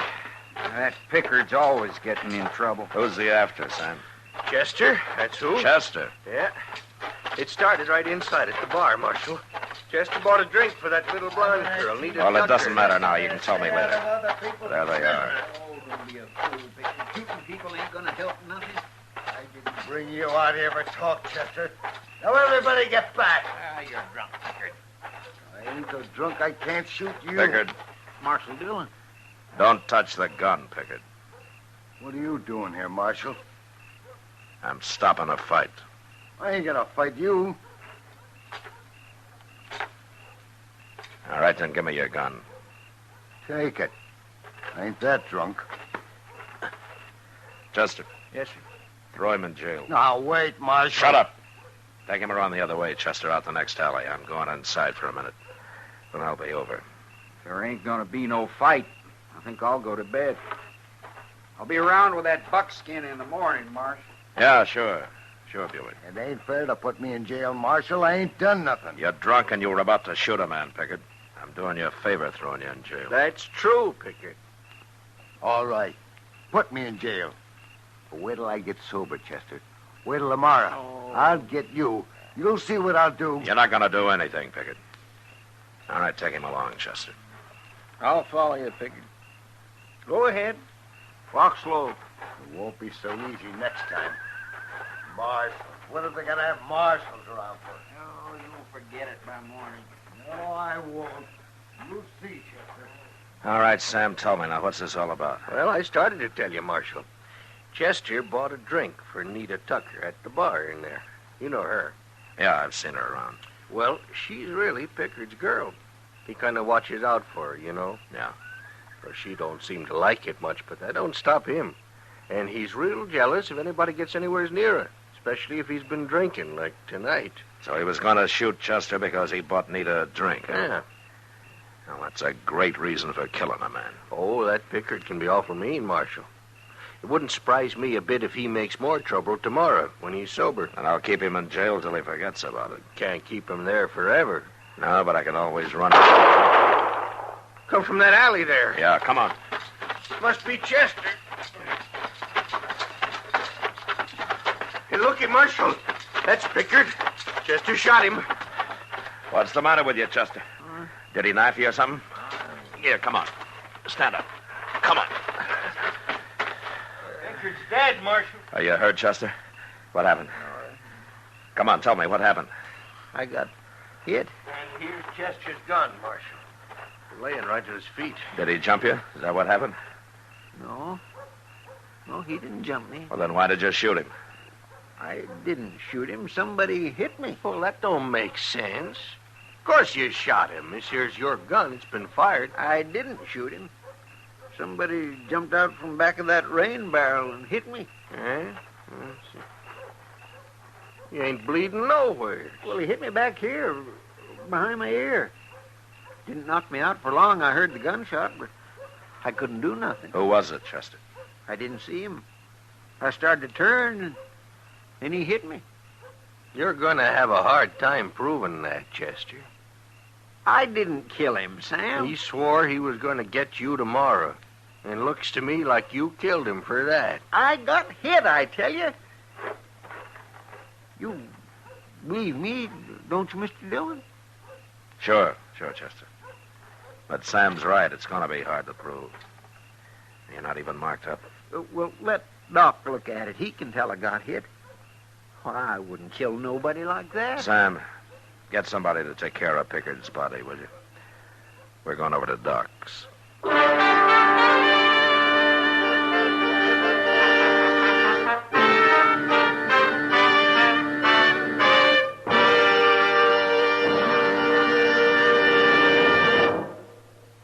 This is it, L&M filters. It stands out from all the rest. Miracle tip, much more flavor. L&M's got everything. It's the best. Yes, L&M is best. Stands out from all the rest. L&M stands out for flavor, flavor, flavor. The miracle tip draws easy. You enjoy all the taste. L&M stands out for effective filtration, filtration, filtration. No filter compares with L&M's pure white miracle tip. L&M's got everything. It's America's best filter tip cigarette.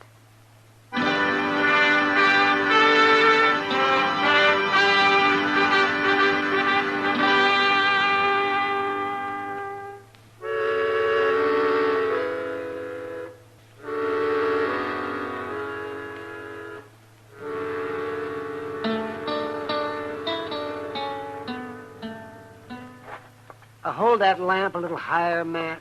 I can't see. Is that better, Doc? That's fine. That's fine. Now then, show me where you were hit, Chester. Right there, Doc. Right back of the ear. Right here. Well, what did he hit you with? Well, how do I know? I didn't see him. Well, maybe he used the edge of his hand. It isn't swollen. The skin isn't broken anyway. Well, it's bruised, ain't it? Well, not that I can see. Well, it must have done something. How hard were you hit, Chester? Well, it knocked me off my feet. And I got kindly fainty for a few seconds.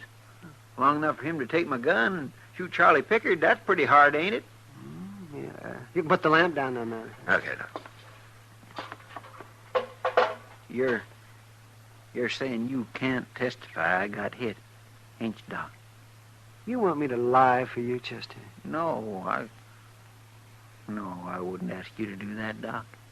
It's too bad Sam Noonan had to be there, isn't it, Matt? Oh, Sam likes Chester, but he thinks he did it, and he'll testify against him. Well, how can he, Mr. Dillon? He didn't see it. No, nobody saw it. Well, then they can't hang me, can they? They can't hang you, Chester. But prison, huh? Maybe for life. We'll find out who did it. Oh, there's no way in the world to find out. Now, wait a minute, Chester. You're giving up too easy. Tell me. You and Doc, you don't really think I done that, do you? You're in a bad spot, Chester, real bad, but I believe you. What about you, Doc? Oh, of course I believe you, Chester. Thanks, Doc. And you too, Mr. Dillon. I'd feel awful if you didn't believe me. Well, worrying about it won't help, Chester. Well, I gotta worry about it. If we don't find out who done it, I'll have to stand trial. And I won't have a chance if I do. Are you going to put me in jail, Mr. Dillon? No, of course not. You'd better stay around the office, though, huh? There's going to be enough talk about it as it is. All right, sir. What was the girl's name? Nita Tucker? Yes, sir, that's right. But why? Well, maybe she knows who wanted Charlie Pickard dead. I'll be back later.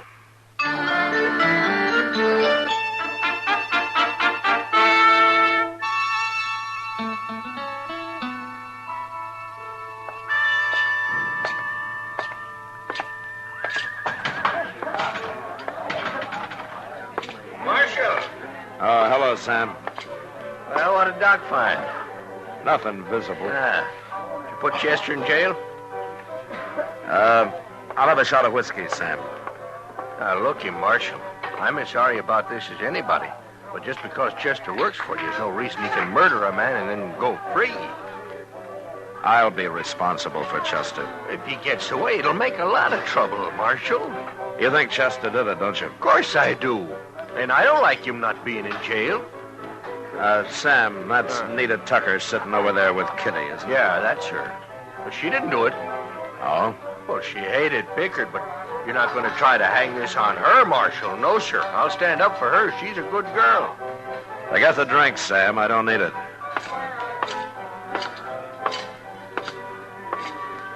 Hello, Matt. Evening, Kitty. You know Nita Tucker, Matt? No. How do you do? Marshal, sit down. Thank you. I'm sorry about Charlie Pickard, Nita. Sounds terrible, Marshal, but I'm not very sorry. I hated him. Charlie didn't treat women very good, Matt. Well, that wouldn't excuse murdering him, though. I'm not so sure. Marshal, you're not thinking I had anything to do with it, are you? Now, Chester says he didn't do it, and I believe him. I wouldn't kill anybody, even him. Where were you when it happened? I was in here. She was at the bar, Matt, and I was standing right next to her. Okay. I guess that clears you, Nita. Tell me, who else hated Pickard? A man like him has enemies, Marshal. There must be a lot of them. Anybody in particular? Not that I know of. Look, I'd like to help Marshal. If Chester didn't do it, it isn't right. He should be in jail. No, it sure isn't. It looks bad for Chester, don't it, Matt? Yeah, Kitty, it does. Well, good night. Good night, Nita. Good night, Matt.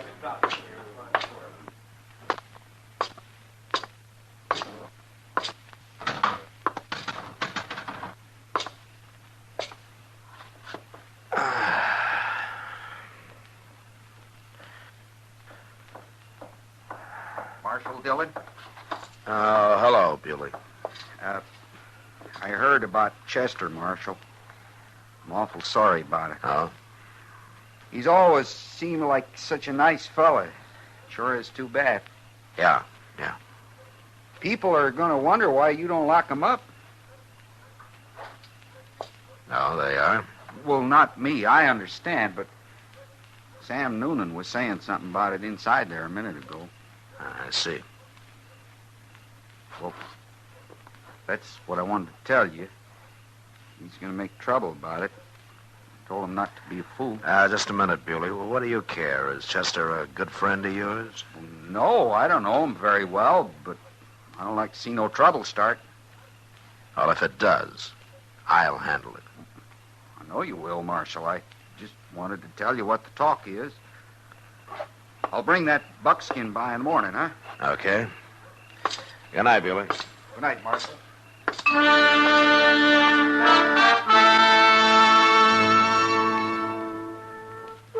Jake Bewley's warning didn't bother me much. But still, I couldn't delay filing murder charges against Chester forever. And after 10 days of useless search for the real killer, I had to do it. And then having written him up, I really began to worry. Chester did too. He'd sit quietly in the office and look at me as though I'd just kicked him. So I stayed out of there as much as possible. Like today, I went into Mr. Jonas' general store for nothing but to kill a little time looking around.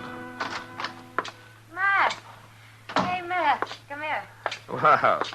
Hello, Kitty. Nita. Hello, Marshal. Well, are you girls going to buy that whole pile of dresses you got stacked up there? As soon as Mr. Jonas gets back here, we are, Marshal. She means she is. I'm only watching, Matt. Well, isn't that a lot of clothes for just one woman? Not for me. Not this time.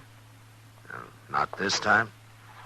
Matt, when does a girl buy everything new?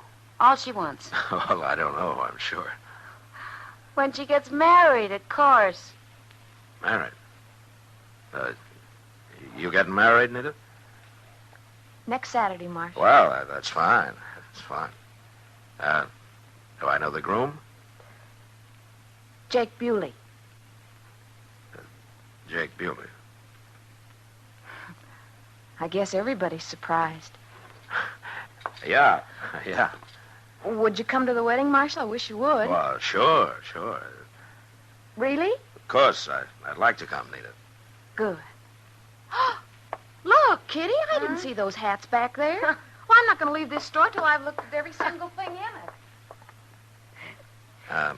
Kitty. She's so excited. Kitty, listen to me. Huh? How long has this been going on between her and Bewley? A month or so, I guess. What? I thought she was Charlie Pickard's girl. Pickard thought she was, too. But she and Bewley used to meet on the sly. He never did find out. And he sure can't stop him now. No, he can't. As bad as it is for Chester, I'm glad Charlie Pickard got shot. Well, there are other ways it could have been handled. Kitty, I'm going to tell you a secret. A secret? Well, that's what I want you to call it when you tell it to Nita. Tell Nita what? And I'm going to let Chester leave Dodge tonight. What? I'm going to ride out of town with him, and as soon as he's gone, I'm coming back and arrest Bewley. Bewley? You think he did it, Matt? Well, he could have. He had a good reason to. I'm going to find out for sure tonight. Anyway, tell Nita that I have a witness that nobody knows about but me. But, Matt, if Bewley believes that, won't he wonder why you're letting Chester run away? Well, not if he hears my witness won't be back in Dodge for a couple of days. And that I'm afraid Sam Noonan will form a lynch mob before then. All right. But you're asking a lot, Matt. By telling Nita this could ruin her one chance to be happy. Now, she wouldn't be happy with a murderer, Kitty. And if Bewley's innocent, I promise you that nothing will happen to him. Okay, Matt. I'll do it. All right, good. Now, Chester will be riding out of Moss Grimmick's stable about midnight tonight. With me.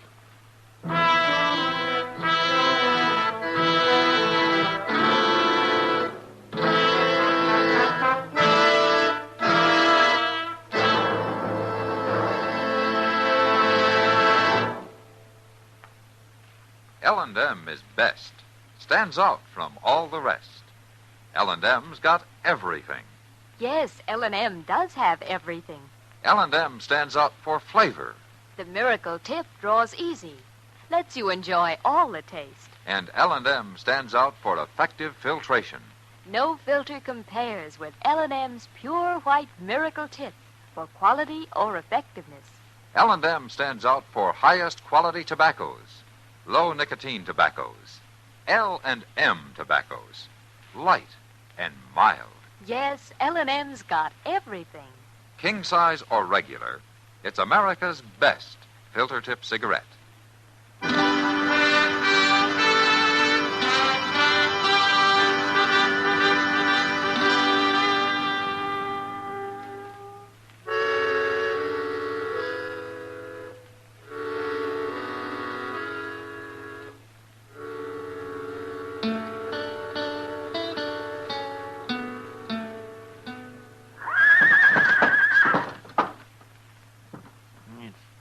Pretty near 12:30, Mr. Dillon. Yeah. Guess there ain't no use waiting here much longer. No. And I was hoping he'd come into the stable, Chester. We'd have a better chance at him that way. Yes, sir. Well, it's me he's going to be after. I'll go out first. I'll cover you the best I can, Mr. Dillon. Now, look, he doesn't know which direction we're going to be taking, so I expect he'll be hiding pretty close to the stable. Mr. Dillon, you're risking your life just to keep me out of jail. I'm catching a murderer, Chester. No, sir, that's only part true. You're catching a murderer. Now, I'm going to lead my horse out the main door now. You stay here in the shadows. And I'm going to turn back and call to you so that he'll know it's me that's out there. Well, ain't there some other way we can catch him, Mr. Dillon? I swear I don't know what I'd do if anything happened. I'm going to go now. Yes, sir.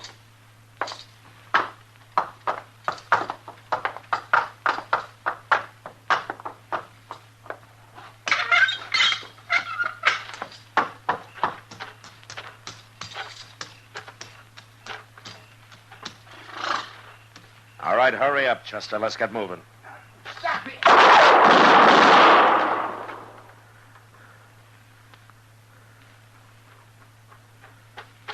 He's in that alley, Mr. Dillon. I seen his gun flash. Don't shoot, Chester. Wait a minute. Come on.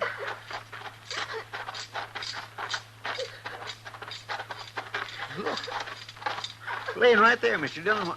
Why, it's a woman. Yeah. Don't kill me. Don't, please don't kill me. It's Nita.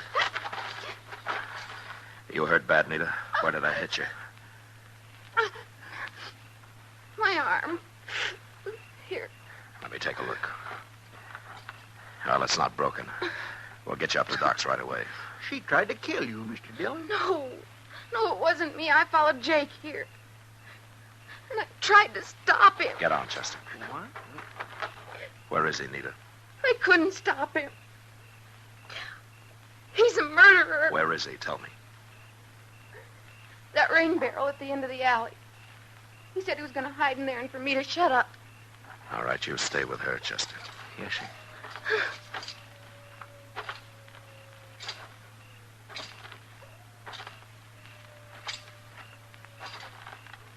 I'm taking no chances, Bewley. I'm going to start blowing holes in that barrel. No. Don't shoot. Look. My hands. Can't you see them? All right, keep them up. High.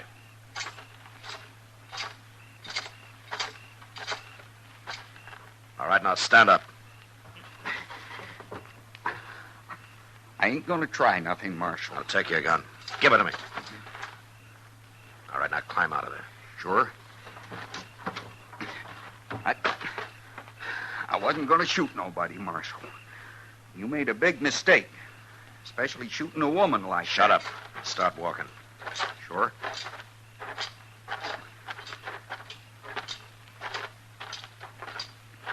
Jake? Shut up, Nita. I told you not to do it. I told you. Too bad you wasn't killed. She Jake. was the one tried to do it, Marshal, not me. Well, but I only run and hid to protect her, sort of. You're not making much sense, Bewley.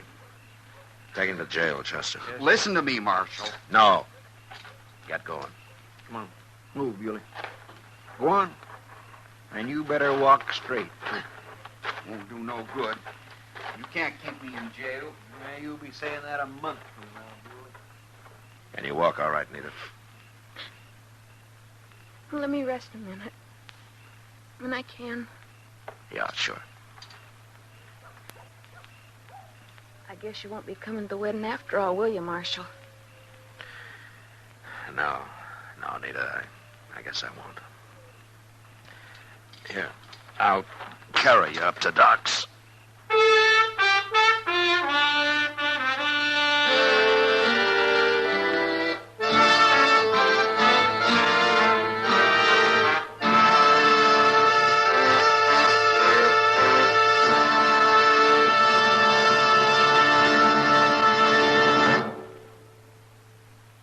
Now our star, William Conrad. Thank you, George. Today, there's one filter cigarette that stands out from all the rest. L&M stands out for flavor, for effective filtration, for highest quality tobacco. L&M's got everything. That's what makes it America's best filter tip cigarette. Try L&M's king size or regular. I know you'll go for 'em.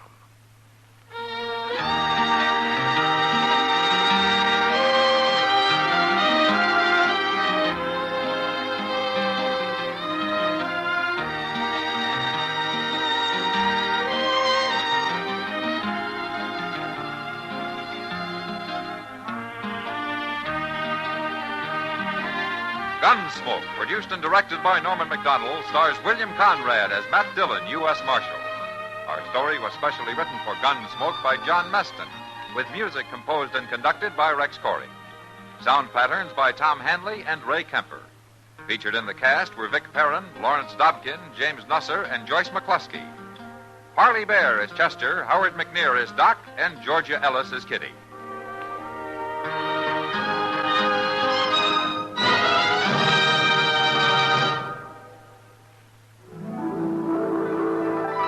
Put a smile in your smoking. Next time you buy cigarettes, stop. Remember this. In the whole wide world, no cigarette satisfies like Chesterfield. Put a smile in your smoking. Instantly, you'll smile your approval of Chesterfield's smoothness. You want them mild. We make them mild. Mild and mellow, with the smooth and refreshing taste of the right combination of the world's best tobaccos. Put a smile in your smoking. Try Chesterfield's today. Listen to Chesterfield's two great radio shows every week. The Perry Como Show every Monday, Wednesday, and Friday, and Dragnet, Tuesday nights on another network. Remember, listen again next week for another transcribed story of the Western frontier when Marshal Matt Dillon, Chester Proudfoot, Doc, and Kitty, together with all the other hard-living citizens of Dodge, will be with you once more. It's America growing west in the 1870s. It's drama. It's Gunsmoke. Brought to you by L&M Filters. This is the CBS Radio Network.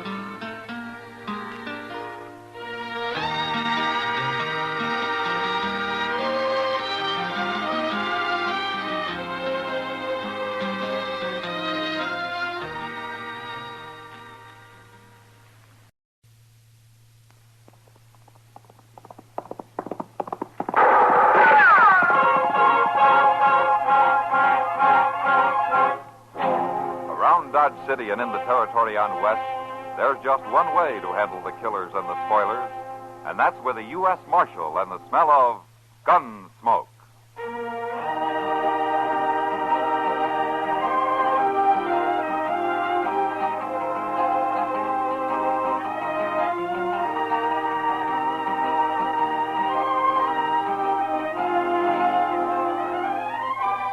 Gunsmoke, starring William Conrad. The story of the violence that moved west with young America. The story of a man who moved with it. Matt Dillon, United States Marshal.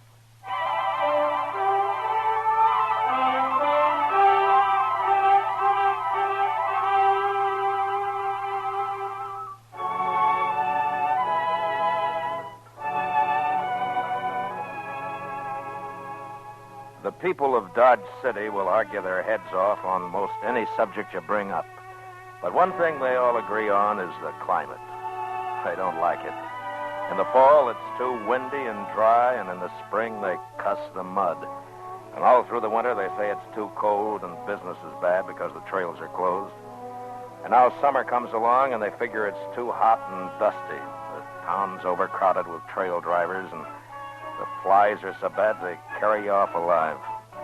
Of course, they just talk. They don't really do anything about it. Except Chester.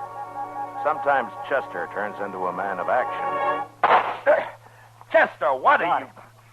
By hokies, I finally got him. Got what? That cussed fly. Oh, fuzzy. Well, I don't care, Mr. Dillon. I killed all of them in here except that one, and he kept pestering me continual. Smart as a fox. I couldn't lay a hand on him. So you haul out a gun and blast a hole the size of your fist through the roof of the office, huh?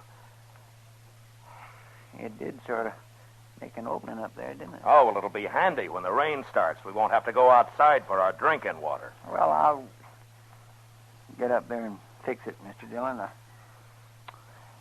I didn't even stop to think. No, I guess not. I reckon it's this heat. I swear I have never seen it this hot and dry. No, not since last summer. No, it's worse, Mr. Dillon. Every pump on the plaza is dry. Only place you can water a horse is that trough back of the livery stable. I remember one summer in Newton, summer of 71 or 72, I think it was, while the heat and the bugs... Is this Marshal's office? I'm the marshal, son. Come on in. And shut that doggone screen door, quick. My name's Brian Beck, Marshal. My father and I got in town this morning. Oh? We brought a herd up from the Big Bend country. Oh, Lazy Bee Bar? Yes, sir, that's our brand. I saw some of your riders around town trying to wash the dust off of their tongues. Have a rough trip? Yes, sir. Half the water holes are dry, fences across the trail in North Texas, but that's not what I came in about. Oh? The fact is, Marshal, I'm trying to head off some trouble. What kind of trouble, son? Well, you see, the Colonel, my father, is a fine old man, but sometimes he just doesn't get along with people too well. Colonel? U.S. Cavalry, 25 years, retired. Oh. You see, that's the trouble, sir. He tries to treat the cowboys like an army command. They don't like that. This morning, when he paid him off, one of them warned him to go armed while he was here. Told him he was going to shoot him on sight. Oh, which one? Bud Stark, the range boss. Short, stout fellow with a... Oh, yeah, I saw him in the Texas Trail a while ago. Marshal, my father was probably fast with a gun once. He thinks he still is, but he's not. He wouldn't have a chance. Well, what you want me to do, then, is try to keep them apart, is that it? I reckon so. Well, 10 to 1, it won't work. If Stark's got his temper up, he'll find a way to make his call. Oh, maybe in that case you better tell me where I can buy a gun. You, know how to handle one? No, sir. I grew up back east with my mother. I guess I can learn, though. Yeah, sure you can. But a gunfight's not exactly the place to start practicing. He's my father, sir. I gotta do something. Tell me something, Brian. How old are you? 18. All right, now you listen to me. Don't go buying any gun, and don't go messing around Stark. I'll look into it and try to straighten things out. But you get this through your head, Brian. Whatever happens, you stay out of it. You understand?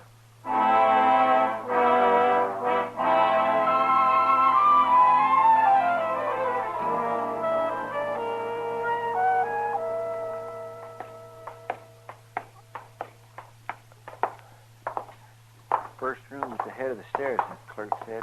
This must be it, Mr. Dillon. Yeah, I guess so.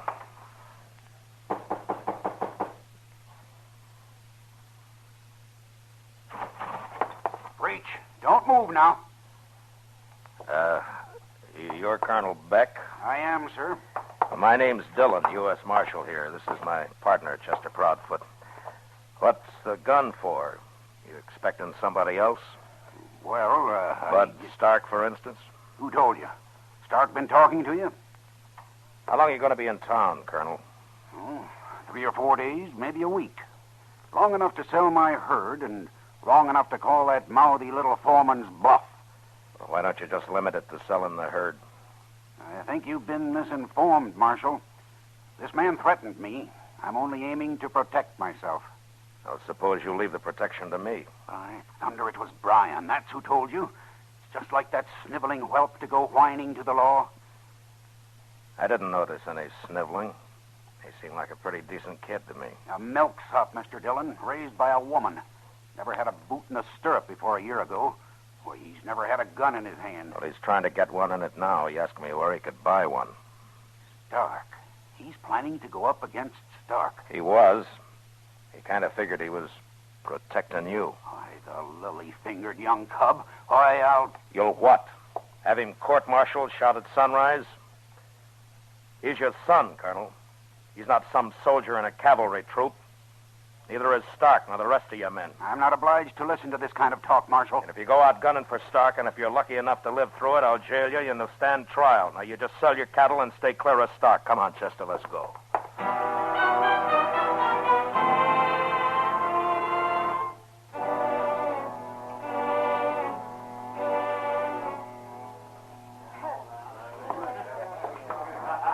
Place sure is crowded. Hot, too. Last January, you were looking forward to this, Chester. No, I must have been loco. See him anywheres, Mr. Dillon? No, he was over there at the end of the bar earlier. Hiya, Matt. Chester. Well, hello, Miss Kitty. Kitty, how do you do it? Chester's starting to melt and run down in his boots, and here you are looking as fresh and cool as the 12th of April. It's a trick, Matt. I just stopped worrying and cut out all serious thinking from the end of May until the snow starts to fly. You ought to try it, Chester. Oh, I'm sure ready to try something, Miss Kitty. How about a pitcher of beer? No thanks, Kitty. I'm looking for the range boss of this Lazy Bee Bar outfit. Fellow named Stark. Oh, yeah. He's been here most of the day. Getting set to howl, I think. Well, that's what I want to see him about. Well, he's over there on the alcove at one of the draw tables. And you know who's sitting in the game with him? Cottonmouth. Cottonmouth. That crooked little tin horn. Yeah. Silk shirt, shiny boots, fancy hat and all. He hit town this morning. Well, he'll head back out tomorrow morning. Come on, Chester. Yes, sir. I got $401 in double eagle right here in this boat check. And I figure on upping it to about $4,000 before this night's over. Anybody ain't figuring on seeing the game through might as well pull out right now. Words like that, Mr. Stark, do nothing but arouse my natural enthusiasm. I regard them as a clarion call to a battle of wits. Cut the cards. Yeah, you better cut him, Stark. Well, And with Cottonmouth in the game, it wouldn't be a bad idea to count him. Marshal, you are maligning a reformed man. Well, you'll have to reform in some other town, Cottonmouth. You got till tomorrow morning to get out of Dodge. And this time you stay out. No, I just don't get what you're up to, Marshal, breaking up a friendly game of cards this way. Stark with Cottonmouth in it. It won't be friendly and it won't be a game. I'll take my chances, Marshal. All right, suit yourself. You've been warned. But before you start this friendly game, I got something to say to you. All right, say it. We'll take a little walk, if you don't mind. All right, Marshal, sure. I'll be right with you, gent. All right, I'll go tomorrow.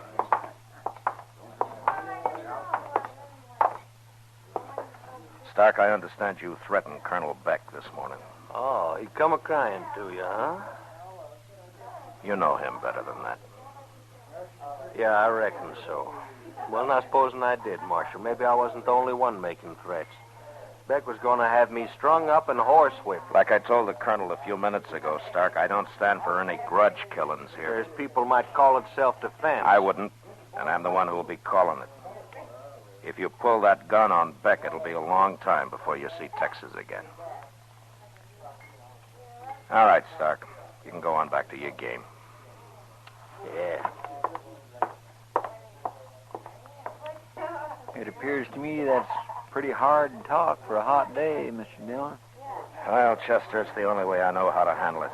Just to lay it on the line. Yeah, and more than likely that's not enough to keep him from mixing. Wait a minute, Chester. Look there. What's that Beck kid? And he's wearing a gun, Mr. Dillon. Yeah, and he's heading straight for Stark. Come on. Mr. Stark, I reckon you can draw any time now. Crazy. So the old man sent his cub out to get me. He don't know nothing about this. All right, hold it now. Huh? Brian, you get out of here. And don't draw, Stark. Draw? What, on this mama's boy? Here, now, give me that gun, kid. Leave me alone. Thank you. There. All right, now, you little smart aleck. Now, let's see if a boot in the head will teach you some sense. Don't kick him. I told you not to kick him. Don't you go...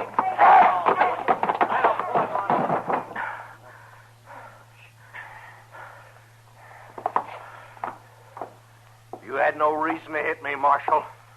That kid called me. You heard him. Forget it.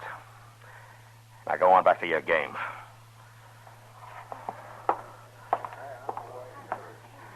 All right, come on, Brian. Get up. He wouldn't even draw. He just made a fool out of me in front of everybody. Come on, Brian. They'll be laughing at me all over town. They'll laugh at my father, too. Forget it. I'll kill him, Marshal. So help me, I'm going to kill him. Now you listen to me. Stark knocked you down. Yes, he kicked you in the head, but he could have killed you. He could have drawn and put a bullet in you before you knew what hit you. No, I told you not to buy that gun. Why did you do it?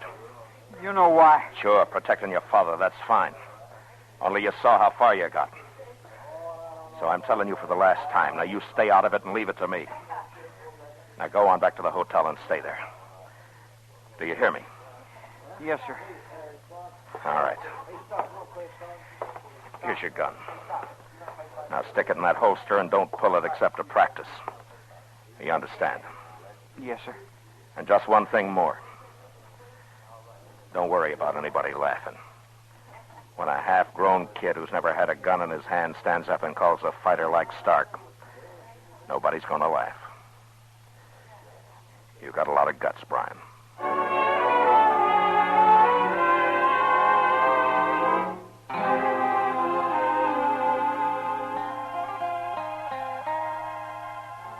Well, Mr. Dillon, you think they're going to stay away from each other? Stark and the Colonel? I don't know, Chester.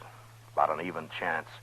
If it holds off for a day or two, they'll probably cool down and forget about it. Well, that kid sure was spunky this afternoon. Yeah. Well, he's dying to have the old man respect him. Yeah. Too bad Beck's so bullheaded. Matt! In here, Doc. Thought it'd be cooler with the lamp out. Well, don't bother about lighting it now. We've got a job of work between us, Matt. Well, what do you mean? Some of the boys just found a body lying by the horse trough behind the livery stable. Been shot in the back. Who? A trail driver. Name of Bud Stark.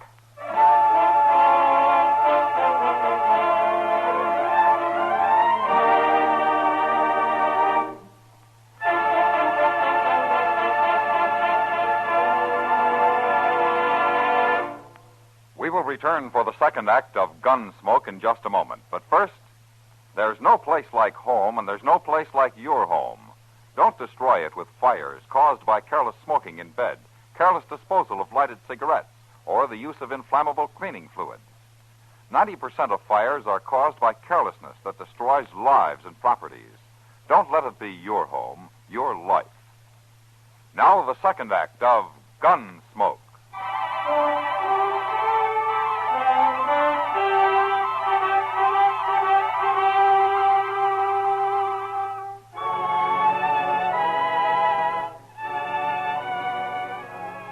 The livery stable is down at the east end of the plaza, across from the Dodge House. And the watering trough is out back at the edge of the corral. Stark was lying face down in the mud, and his horse was standing a few yards away with the reins trailing on the ground. Some of the boys from the railroad yard held lanterns so Doc could see to work. The flares of heat lightning were coming a little closer together.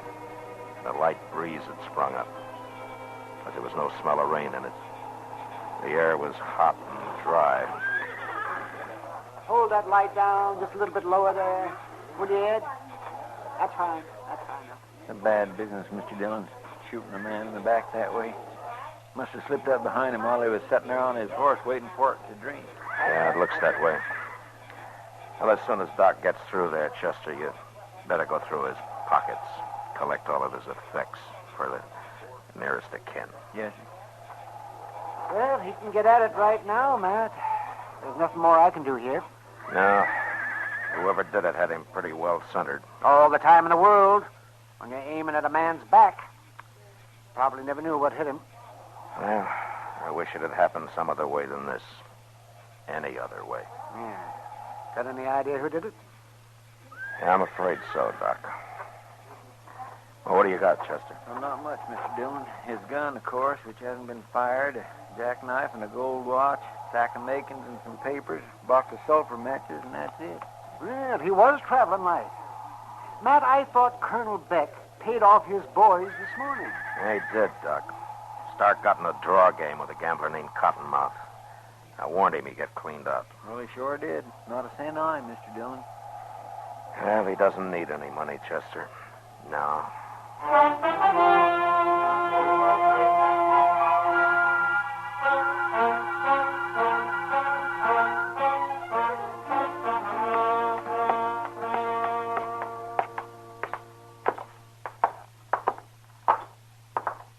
Think we'll have any trouble, Mr. Dillon? The odds are against it.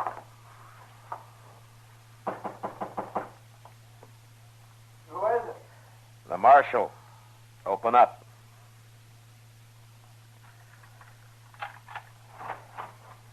Oh, I was about asleep, Mr. Dillon. I couldn't figure who was knocking. Where's your gun, Brian? Well, it's over there on the bureau. What do you want it for?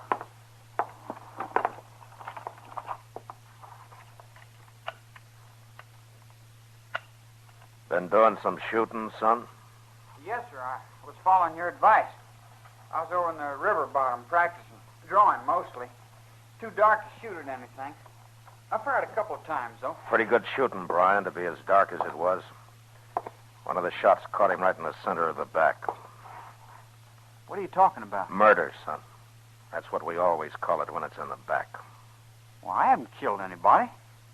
I haven't been out of this hotel since 9 o'clock. Got a witness to that? No, sir. The only one would be my father, and he's been gone somewhere all evening. But I'm telling the truth, Mr. Dillon. Well... Who was it, sir? Who got killed? Yes, who was it, Marshal? I'd like to know myself. If you've been out around the town, you must have heard it by now, Colonel. Well, I figured I'd better stay clear of things. I walked out along the railroad, watched the lightning. Who was killed? Bud Stark. Bud Stark? He was shot in the back about a half hour ago over at the watering trough behind the livery stable. Well, Brian, I guess we better be getting along. Just a minute now. What makes you think Brian had anything to do with it? The facts, Colonel. He bought himself a gun this afternoon, called Stark in the Texas Trail about 4 o'clock and got knocked down and kicked in the head. Brian, is that the truth? Yes, sir. He swore then he'd killed Stark, and about 8 hours later, Stark's found dead. Oh. It adds up, Colonel. I wish it didn't, but it's too late now to wish. That's why I told him to stay out of it. Told you both to stay out of it. Went out and bought a gun. Didn't say a word. Stood up to Bud Stark. Why, Brian? Why did you do it? Well, I figured maybe you'd think different of me, sir. I mean, if I showed you I could, well, pitch in and help when you needed it. Stand up and face things. Marshal, what would you say if I told you you're after the wrong Beck? Are you telling me? Yes. I killed Stark myself. Father. Well, I'd say you're making a nice effort, Colonel. But you should have learned to appreciate the boy sooner. It's a little late now. You're making a mistake, Marshal. Father, you're wasting your breath. The Marshal's right. There's no use trying to lie. I killed him. I'm ready any time, Mr. Dillon. All right, let's go.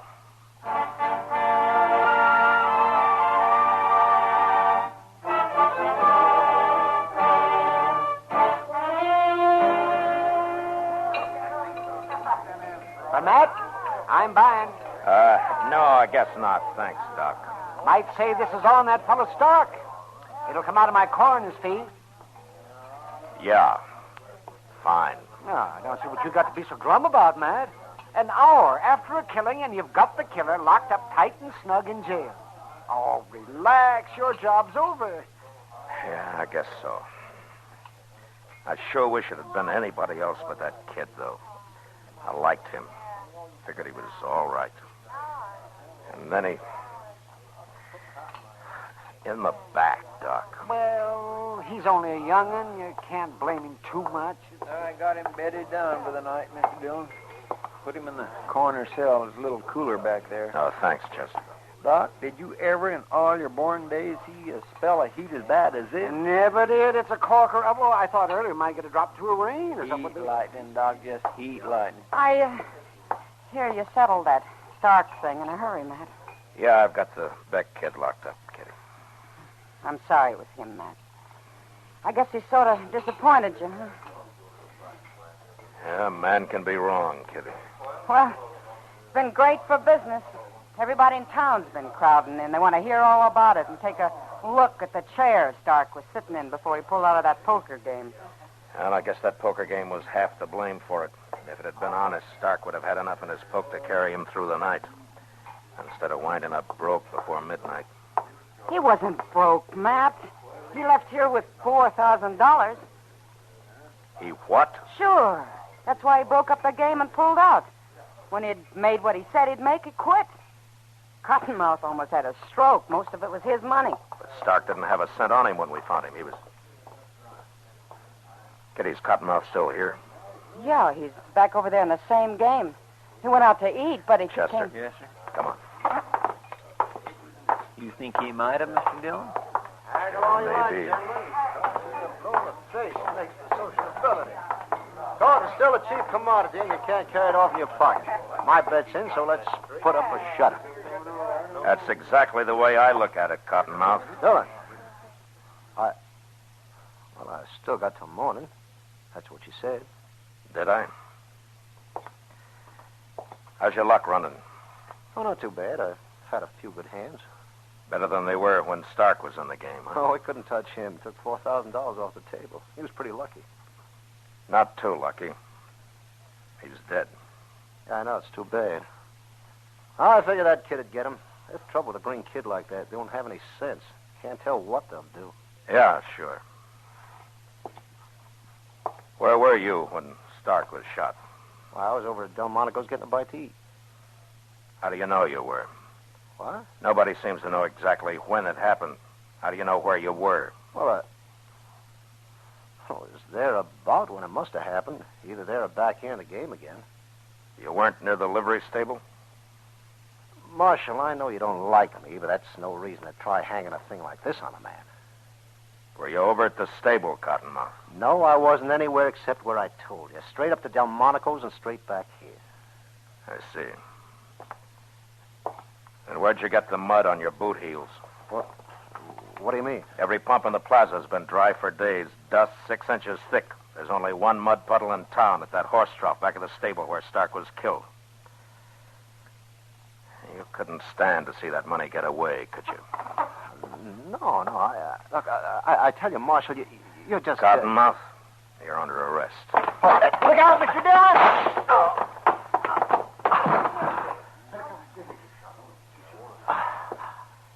You made a mistake, Cottonmouth. No, Marshal. You did. I robbed him, but I didn't kill him. I was going to. I followed him, but he was dead when I found him. What's the point of lying now? I'm not lying, Marshal. It's the truth. You're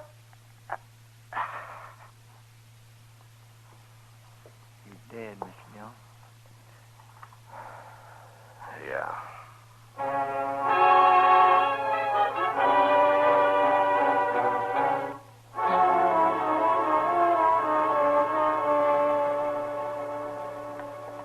I reckon the boy will be mighty glad to get out of that cell.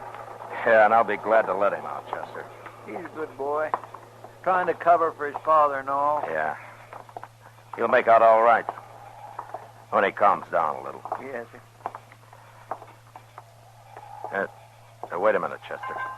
What is it, Mr. Dillon? Listen. Say, that's coming from the back of the jail. Yeah, come on. Quiet now.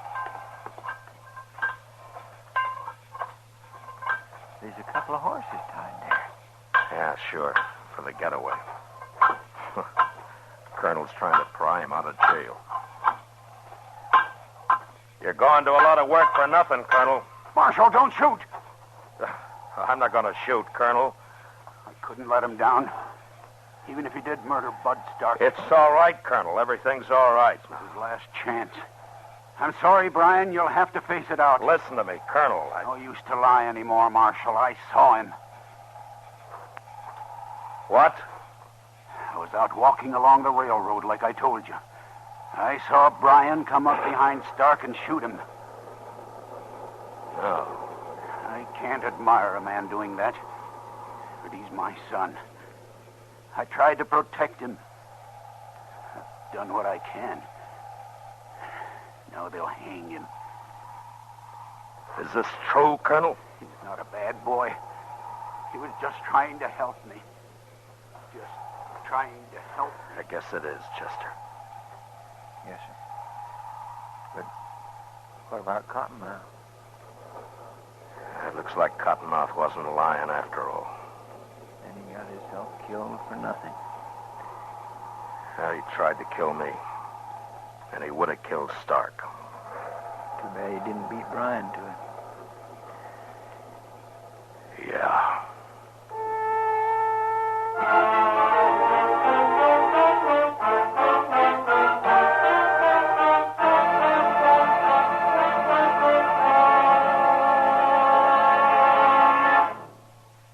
Gunsmoke, under the direction of Norman MacDonald, stars William Conrad as Matt Dillon, U.S. Marshal. Tonight's story was written for Gunsmoke by Les Crutchfield, with music composed and conducted by Rex Corey. Featured in the cast were Lawrence Dobkin, Sam Edwards, Joe Duvall, and Lou Krugman. Parley Bear is Chester, Georgia Ellis is Kitty, and Howard McNear is Doc. Gunsmoke has been selected by the Armed Forces Radio Service to be heard by our troops overseas. Join us again next week as Matt Dillon, U.S. Marshal, fights to bring law and order out of the wild violence of the West in Gunsmoke.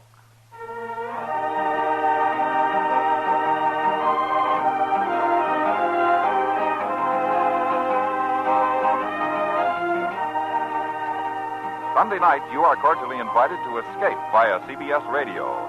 Yes, every weekend for drama that will take you right out of this world, listen for Escape at the Star's Address. This is George Walsh speaking. Sunday nights, Dick Powell is rough, tough Richard Diamond, private detective, on the CBS Radio Network.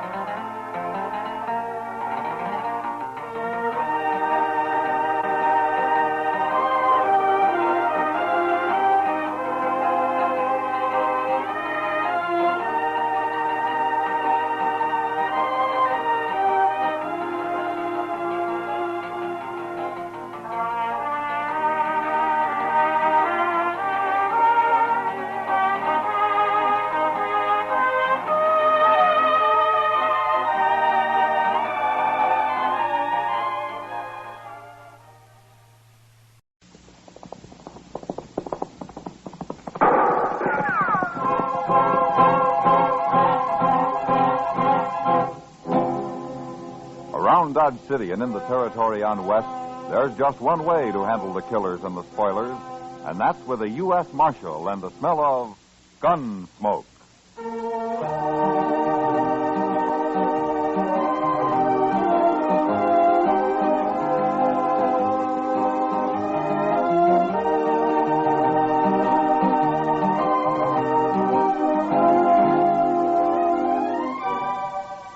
Gunsmoke, starring William Conrad, the transcribed story of the violence that moved west with young America. The story of a man who moved with it, Matt Dillon, United States Marshal.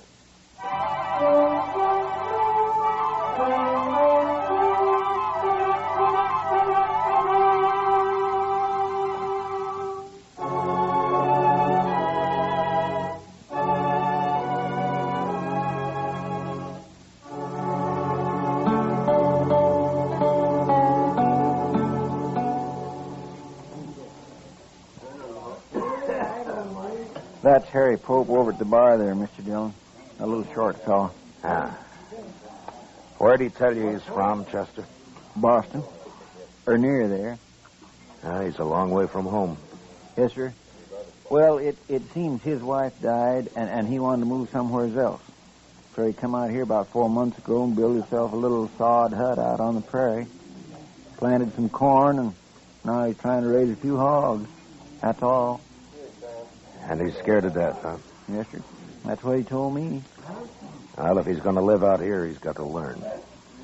Mr. Dillon, why don't you talk to him? Maybe you could explain it to him. I'll call him over, huh? From what he's told you, I don't think anybody could explain it.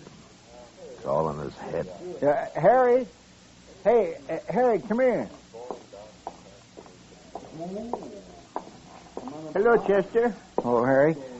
This is Marshal Dillon, Harry Pope. How do you do, Mr. Pope? Won't you sit down?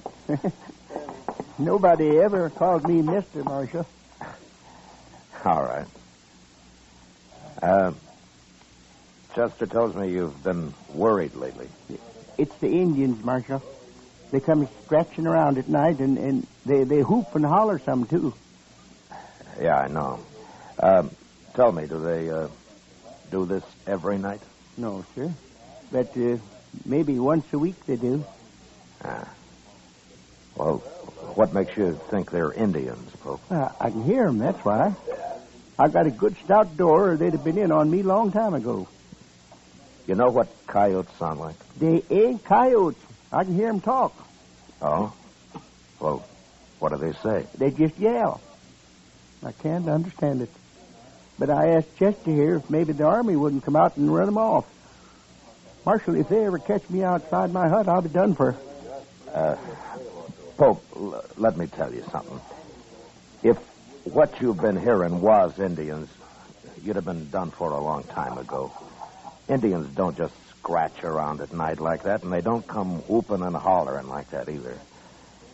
Now, you've heard talk about Indians, and, well, you're scared of them, and, well, maybe your imagination's done the rest. No, sir. Them are Indians. They're right there. I can hear 'em talking, I tell you. Well, then why don't you shoot them? Well, I don't have a gun.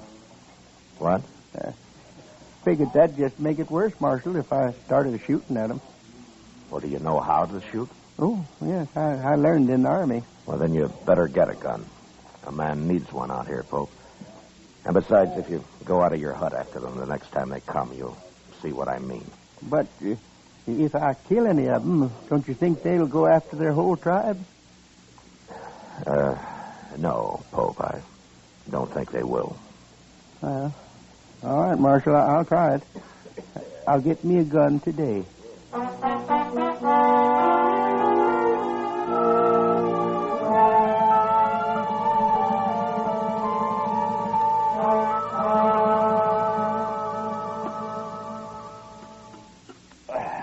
Oh, say, that was good. Yeah, I was hungry. Oh, and I nearly forgot, Matt. Chester said not to wait for him. He'd have supper later. Oh, what's he doing, Doc? He's talking. Talking? To a girl, Matt, and a pretty girl. And he was doing all the talking when I left. She just stood there shaking her head. Smart girl. Oh, I don't know, Matt. Chester's young yet, and he may not be real handsome, but at least he's not old and mean. Did you ever try to borrow $1 from him, Doc? Yeah, and I did, too. Of course, I had to pay him back $1 and a dime the next day. But it was easy. I didn't have to lift a finger. He came right up to my office after. Yeah, I know. He's got about 8 of my time. Well, he's smart, that's all. Marshal Dillon. Oh, hello, Honeyman. You know Doc Adams here, Ned Honeyman. Oh, how do you do? How do you do? Sit down. Yeah. Bad news, Marshal. Oh? You know that new feller, that Harry Pope? Yeah, I met him a couple of days ago. I'm going to meet him again, Marshal. Now, what do you mean? He killed Joe Carter last night. What? Carter's worked for me a long time. One of the best friends I ever had. They buried him this morning. Well, where did this happen? Did they have a fight? Pope shot him in cold blood, that's all. Out near that hut of his. Blasted Easterner. I'm looking forward to seeing him hung. Were you there, Honeyman? No. Then how do you know Pope shot him? Well, Earl Brandt was there. He brought Joe's body back to the ranch. Brandt works for you, too, doesn't he? Yeah, not so long as Joe. Oh, tell me what happened. I did. Pope murdered Joe Carter. They was riding by that dirty little sodbuster's hut last night. He come out and he shot Joe and he killed him. Well, maybe it was a mistake, honey. Oh, you don't kill men by mistake, Marshal. Well, now you going to arrest him? I'll ride out first thing in the morning. He might run. No, he won't run. He wouldn't know how. Yeah, I guess that's right. Okay, Marshal.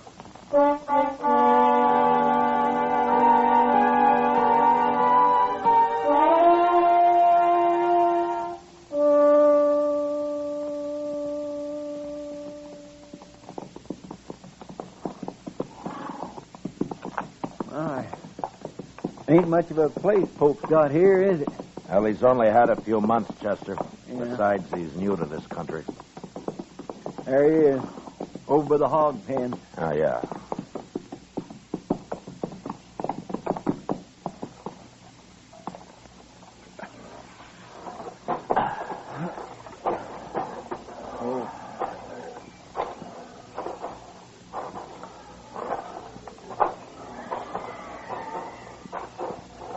Hello, Marshal.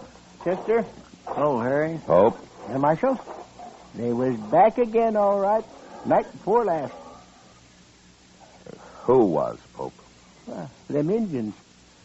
But I came outside and shot at them, like you said, and they rode off. I just hope the whole tribe don't come out after me now.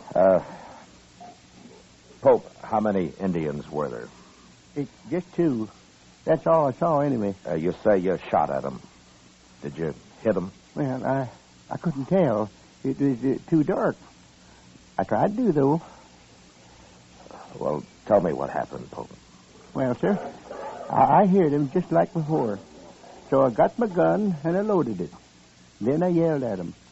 I don't know if they heard me, but they put a couple of shots into my hut there. Then I opened the door just a little bit, and I heard one of them riding off right over that way. I took a couple of shots at him, and then the other one started shooting at me from somewhere, so I ducked inside again and waited. But they didn't come back. At least not yet, they ain't. No. I sure hope you're right about them not bringing the whole tribe, Marshal.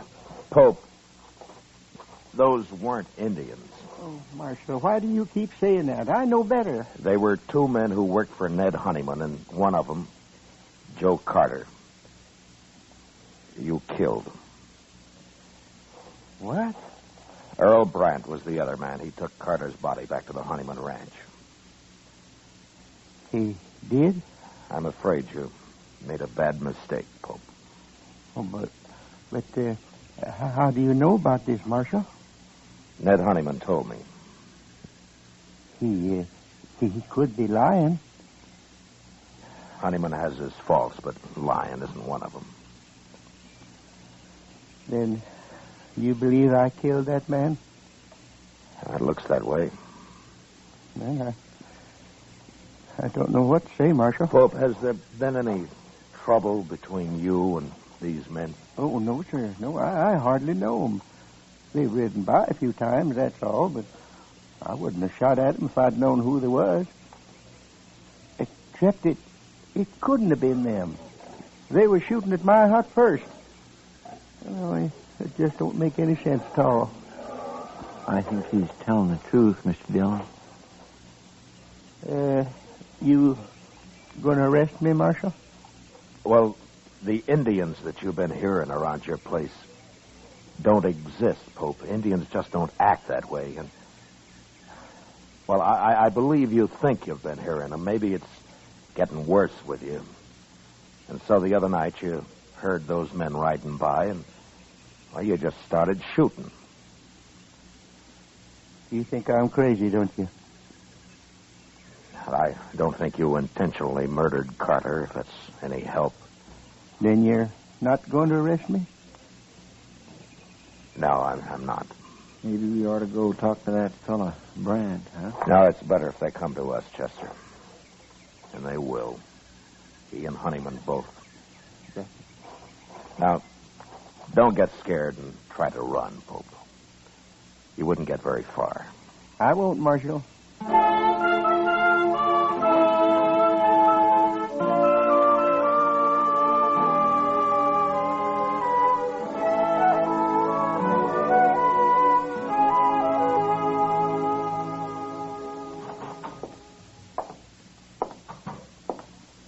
Morning, Mr. Dillon. Morning, Chester. You were right. They're in town already. I saw them on the way here. Oh, good. I think Brandt knows something he hasn't told Honeyman, Chester. Maybe we can get it out of him. I hope so. I sure do feel sorry for that poor little fellow, Pope, even if he is crazy. I'm not so sure he's crazy. But anyway, we'll soon find out. Yes, sir. Here they are. Good morning, Marshal. Good morning, Chester. Ned. Morning, Mr. Honeyman. This here's Earl Brand I brought with me. Hi. How do, Earl. Mr. Brand? Marshal, I figured you'd want Brandt's report from the tribe. Me and Carter was good friends. I aimed to see that Yankee sodbuster hung. All right, Brandt. Tell me about it. Nothing to it, Marshal. Me and Carter was riding past his place. He come out and started shooting at us. He killed Carter, and I took a couple of shots at him and drove him back inside that hut of his, and I packed Carter onto the ranch. Will you swear to that in court? Oh, Brent? of course he will. Well, why shouldn't I, Marshal? That little murderer been telling you something else? Yeah. He thought he was shooting at Indians. What? Oh, that miserable dog. Now, you weren't there, Honeyman. How do you know what happened? Brandt told me what happened. Who else would have shot Carter? Brent, why do you think Pope shot at you? I don't know, Marshal. He's crazy, I guess. Is that all? Well, that's enough, isn't it, Marshal? Look, he killed Joe Carter. Now, what difference it makes? The difference between murder and something else, Honeyman. Well, bring him in here and ask him. I'll beat the truth out of him if he lies. He isn't here. You what? I didn't arrest him. Well, why not, Marshal? He said he thought they were Indians, and I believe him. You mean you ain't going to arrest him at all? Not until I find out what this is all about. Well, I told you what it's all about. Come on, Honeyman, let's get out of here. Oh, wait a minute. Marshal, no man can kill a friend of mine and claim he thought he was shooting Indians. Now, what's the matter with you anyway? You think I'd let anybody get by with that? Carter was my friend, too. If the law won't see justice done, we will. Now, I'm warning you. You try to kill Pope, and I'll arrest you. And if you do kill him, you'll hang for it. Well, I always thought you was a good man, Marshal. And I always respected you. But now I'm... shut up, Ned. Brant, why don't you tell the truth? Whatever it is, why don't you tell it? We're wasting time. All right. My guess is you and Carter have been hounding that man, making him think there have been Indians after him. Now, why? Were you trying to drive him out of the country? Why, Brant? Your talk gets crazier all the time, Marshal. I'm leaving, Honeyman. For the last time, Marshal, you going to do anything about Carter's murder? It wasn't murder, Honeyman. Don't you see that now? He's dead and Pope shot him. That's all I know. That's all I need to know. Come on, Brant.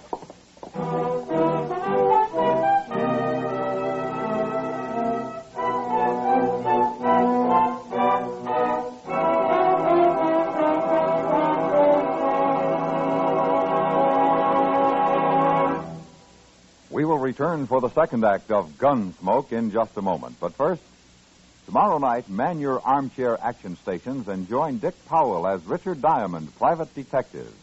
There's danger in Dick Diamond's fist, dynamite to blast him through sudden lethal moments in his investigations. When he starts closing in, his enemies fight deadly and dirty. But nothing stops Richard Diamond, private detective. Hear him again tomorrow night on most of these same CBS radio stations. Now the second act of Gunsmoke.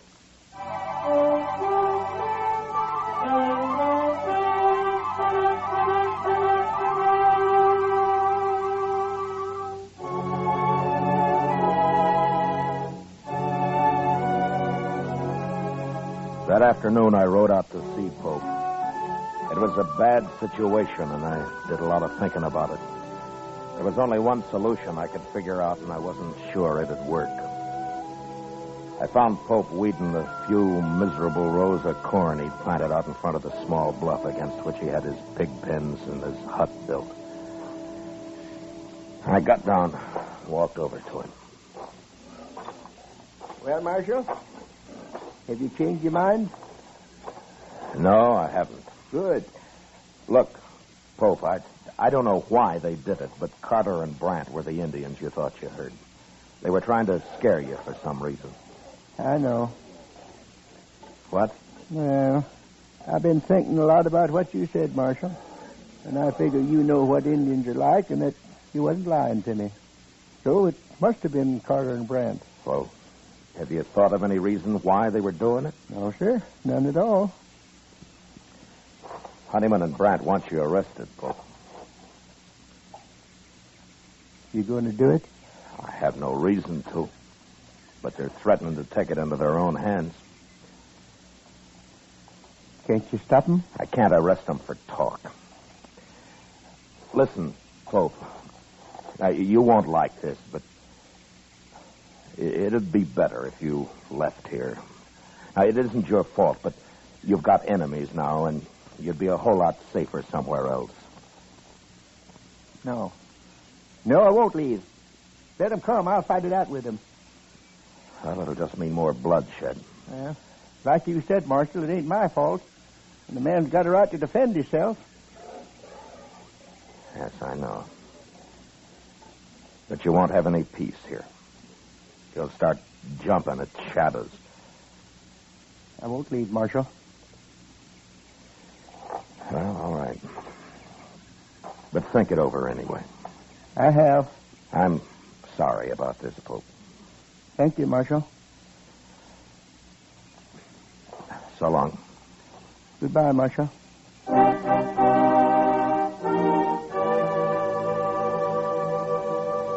Pope went back to weeding his corn, and I rode off past his little hut and around the narrow bluff he'd built it against. I'd gone maybe half a mile beyond when I heard 2 rifle shots behind me. I turned and raced back to the bottom edge of the bluff where I dismounted and walked up to where I could see around it. And just then I heard a horse coming along the trail, and I stepped back and waited. Whoever it was would pass within a few feet of me.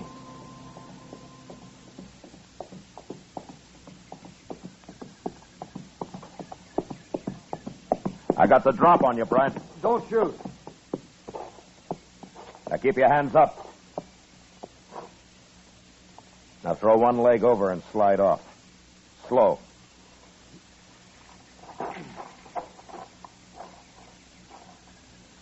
How long you been here, Marshal? Turn around.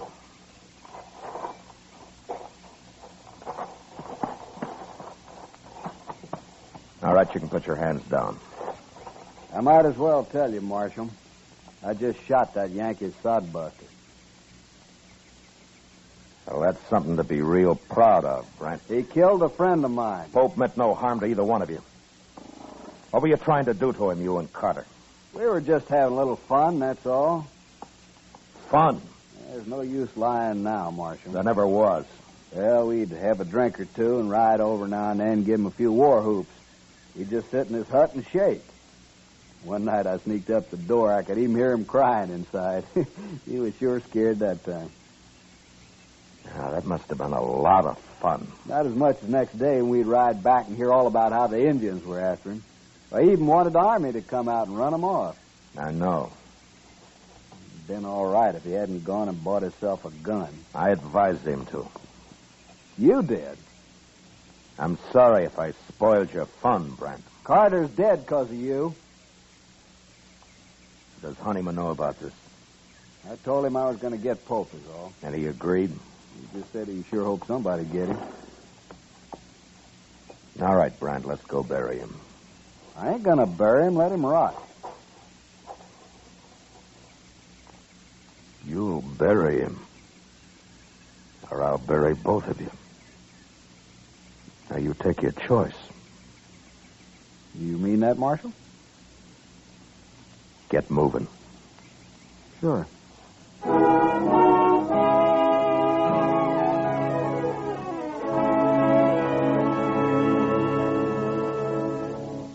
It was too late to try to teach Brant anything, but Ned Honeyman was a different matter. I wanted to be sure he understood what really happened.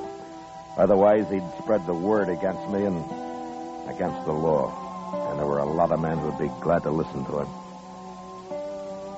We buried Pope near his little hut and then rode into Dodge. I kept off Front Street and rode up to the jail from the rear. Chester was waiting inside.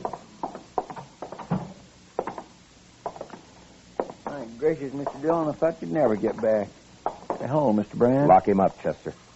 What? He murdered Harry Pope. Then I'll gladly lock him up. Right back through that door, Mr. Brandt. Yeah. He says Honeyman's still in Dodge. Have you seen him, Chester? Well, Doc saw him over at the Alfreganza a little while ago. I'll be over there, then. Yes, sir. All right, Mr. Brandt, you just head on back.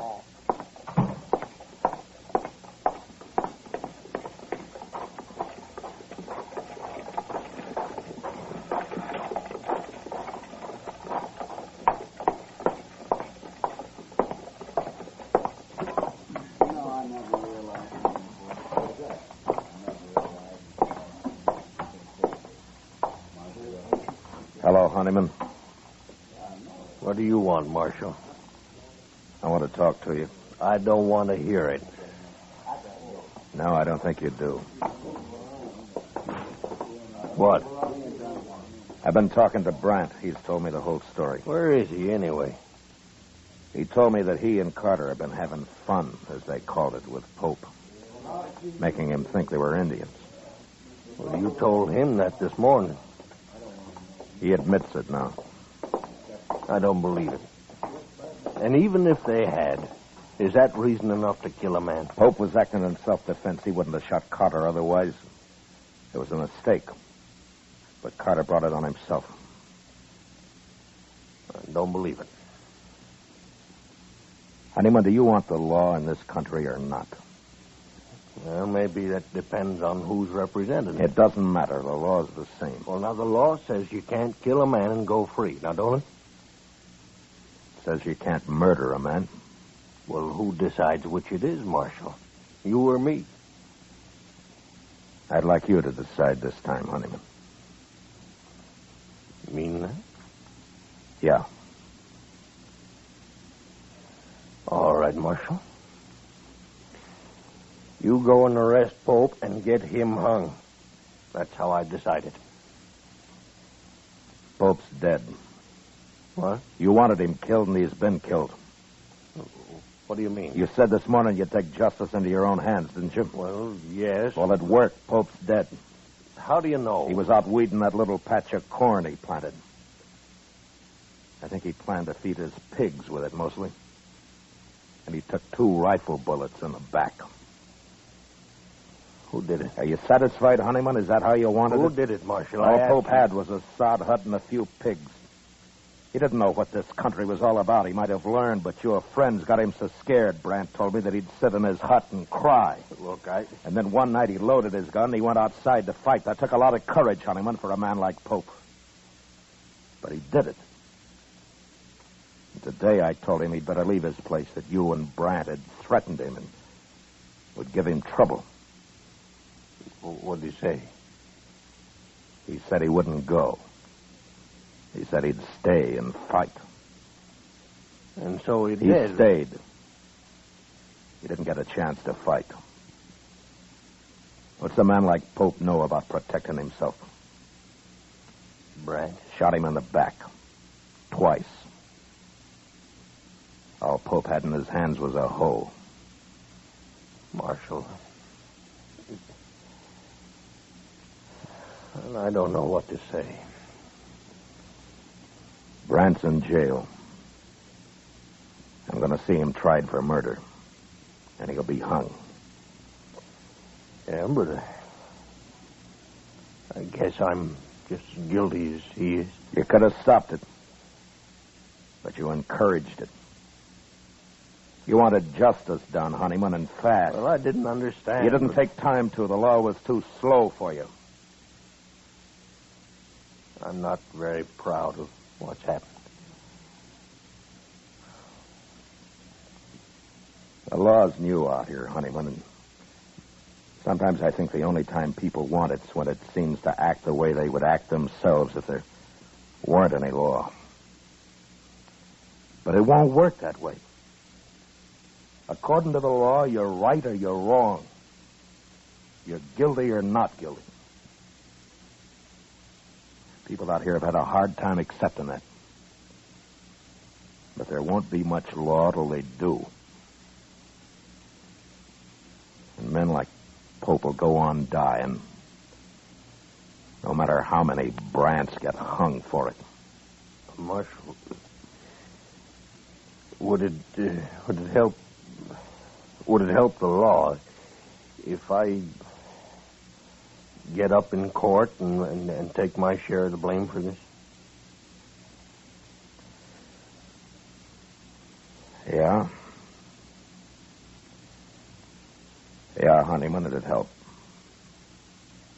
Well, I'll do it. Good. I'd be proud to buy you a drink, Honeyman. Oh, sure, Marshal. I thank you. Sam, set out 2 glasses.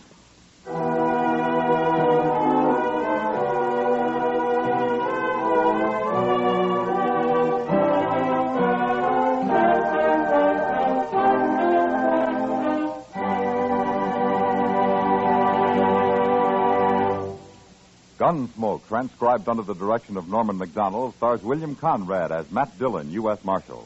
Tonight's story was specially written for Gunsmoke by John Meston, with music composed and conducted by Rex Corey. Featured in the cast were Lawrence Dobkin as Ned Honeyman, Ralph Moody as Harry Pope, and Harry Bartell as Brant. Harley Bear as Chester, and Howard McNear as Doc. Gunsmoke has been selected by the Armed Forces Radio Service to be heard by our troops overseas. Join us again next week as Matt Dillon, U.S. Marshal, fights to bring law and order out of the wild violence of the West in Gunsmoke. Moliere wrote a delightful comedy about a man who was not a doctor, but whose wife kept telling everybody he was a physician in spite of himself. Here at this Monday night, when most of these same stations present the Summer Theater with screen actor Robert Young in the starring role. And remember, for suspense all summer, hear Crime Classics Mondays on the CBS Radio Network.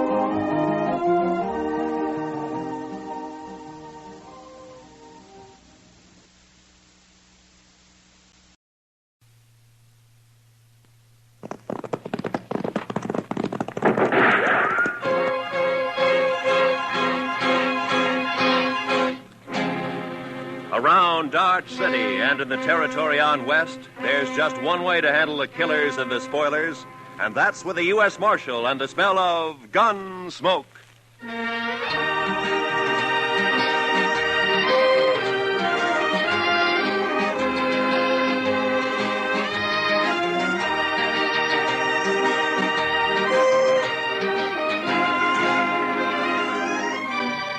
Gunsmoke, starring William Conrad.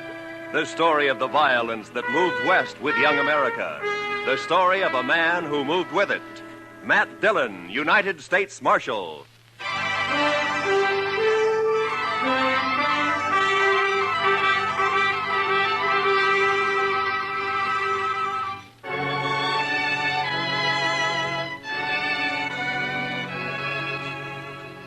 Everything was all right until about a mile north of the Cimarron. That's when my horse got a hoof caught in a frozen dog hole and broke his leg. So I had to shoot him. It made me feel awful bad.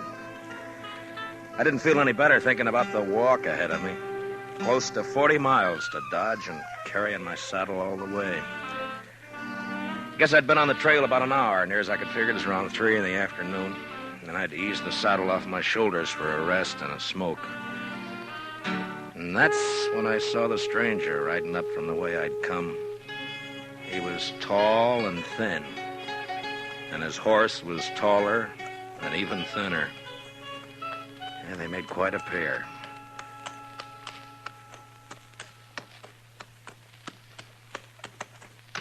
Hi. How are you? You lost? No. My horse busted his leg away back. I'm on my way to Dodge. Oh, it's your horse, huh? I saw it. Yeah. On your way to Dodge, huh? Yeah, that's right. You got any more of that tobacco? Yeah, sure. Here you are. Thanks. Thanks a lot. That's okay. Kind of a big walk you've got ahead, ain't it? Kinda. It's going to be dark soon. You figure making camp? That's the idea. Well, it's too bad. Yeah. Do you need any food? No, thanks. I got enough.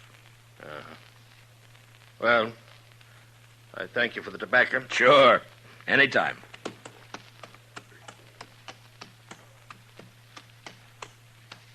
Hey. Yeah? Not saying this beast won't drop dead from the shock, but do you want to climb on behind? Save you a piece of boot leather for a while, anyway. Well, I'd be much obliged if you think that animal of yours can carry us. Well, she won't mind. should have been dead a long time ago, except she don't know it. If you don't mind. Well, okay, thanks. Here, will you hold my saddle till I get up, huh? Yeah, give it here. Yeah. Ah. Can you manage the saddle? Yeah, give it him. Yeah, I got it. Now, let's go.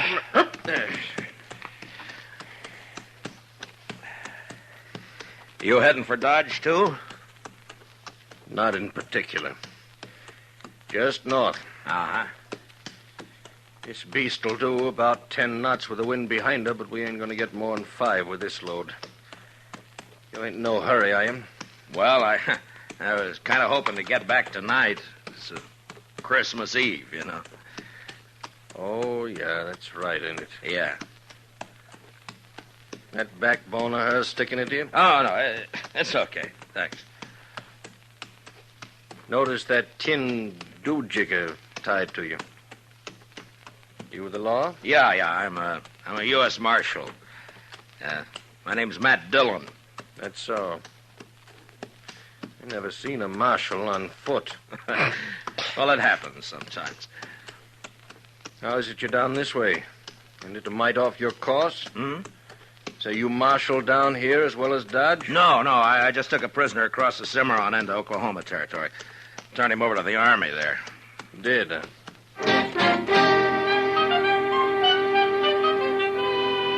And then he shut up tight. We must have ridden a couple of miles without a word.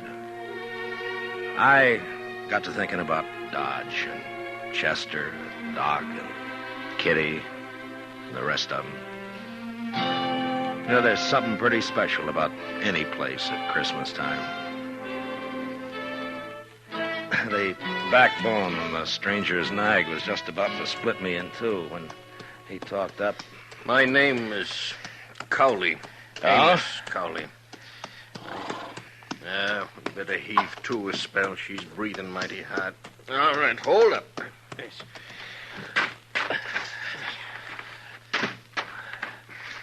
Yeah, it's getting a little chilly, isn't it? Yeah.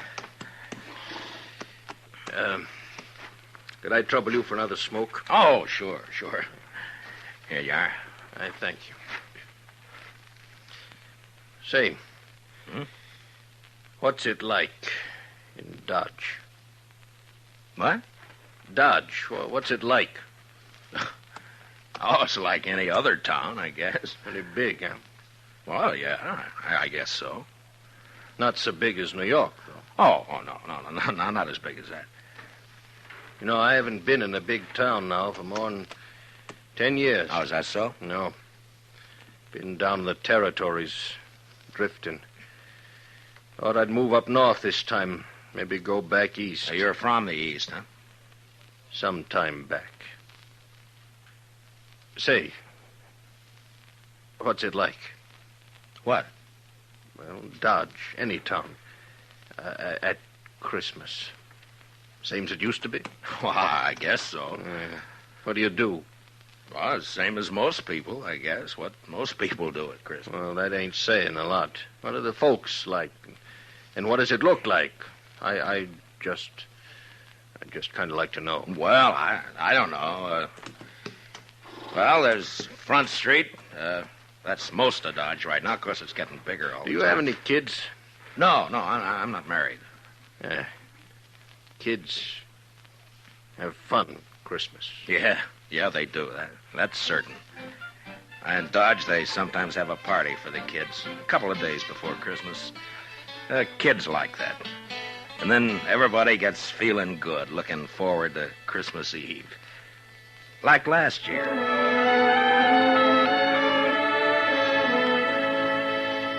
There was snow on the ground, but the sky was clear. You could even see the stars. I was going down the street to the Texas Trail to meet Doc and Chester. Chester, he's my deputy. Doc's a doctor in town. We had some work to do later on in the evening. You could see the light shining behind the curtained windows, and almost everybody had a sprig of holly berries hanging up. They got some from the east a couple of days earlier. I remember running into John Bumby.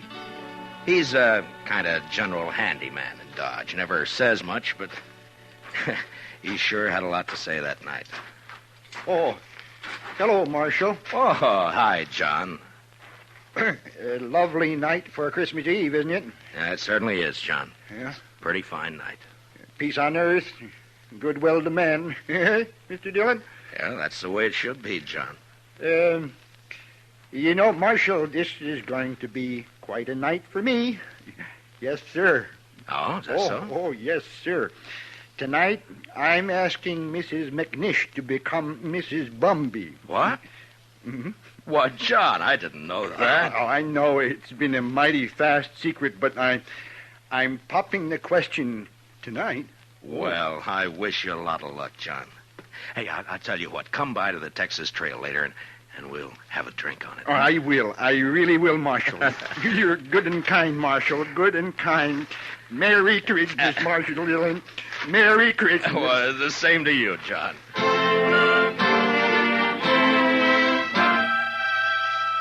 That may sound kind of funny to you, but John Bumby's a good man. A little peculiar sometimes, but good as they come. And they don't make enough like him. Of course, most everybody in Dodge suspected Doc and Ms. McNish were sweet on each other. But it just goes to show you. I'll tell you about John and Ms. McNish a little later. So I went on down the street. You know, it's a funny thing about those words, Merry Christmas. Men say it to each other, and, well, it makes them feel kind of good. Yeah, I know what you mean. Used to be a seafaring man myself. When you're on the sea and it comes Christmas, things like that can count a lot. Yeah. Well, we might as well get underway again, huh? Sure. All right. Hey, you want to take my saddle? Give it here. Okay. That's... Give it to me. Okay. Come. I guess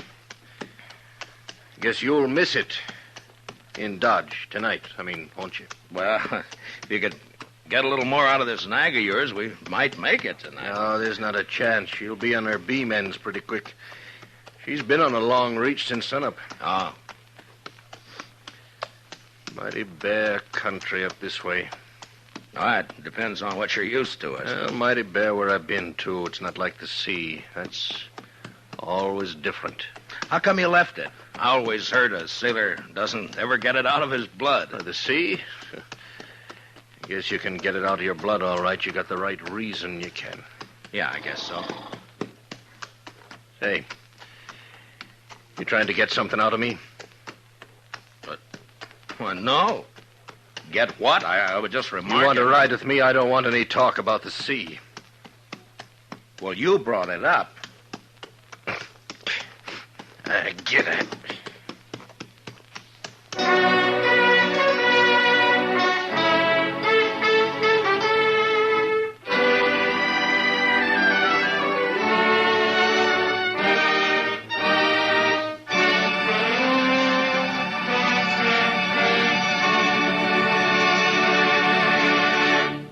We will return for the second act of Gunsmoke in just a moment. But first, tomorrow night, Jack Benny and his whole fun-making gang make a personal appearance at a Long Beach, California Veterans Hospital.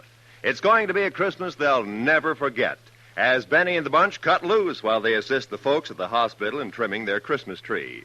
Be sure to join the fun tomorrow night on CBS Radio, when it's Jack Benny time all across America. Now for the second act of Gunsmoke.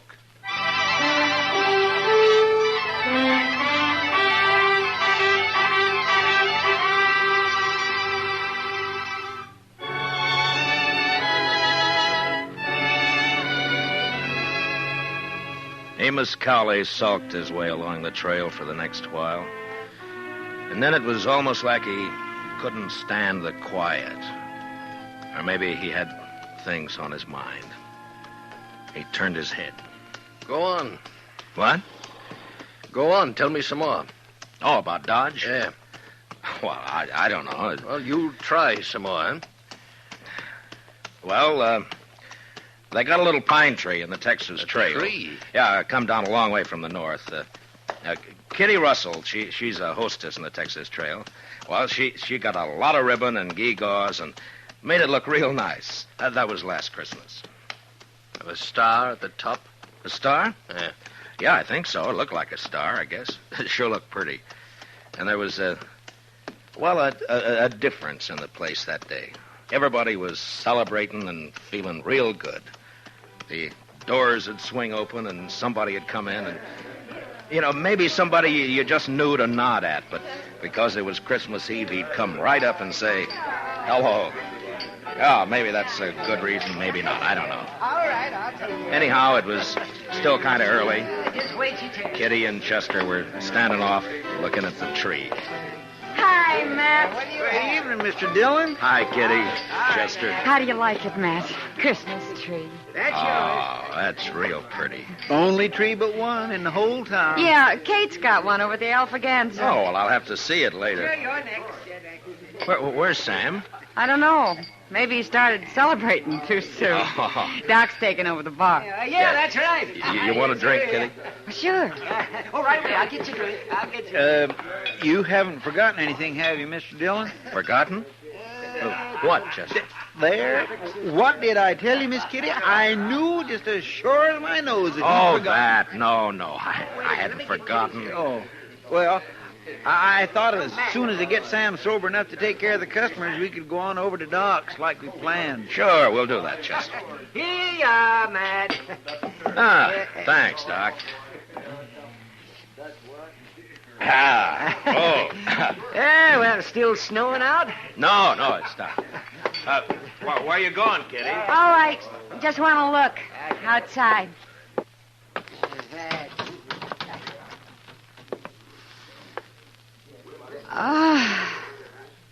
Real pretty.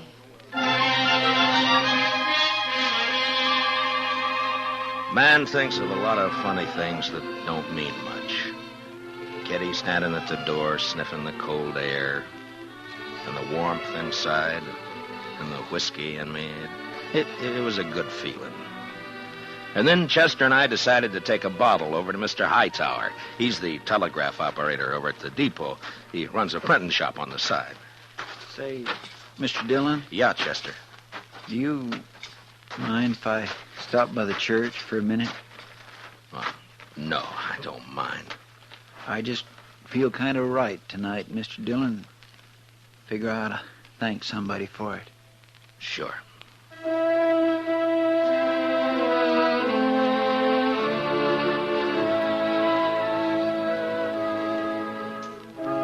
So we stopped by the church.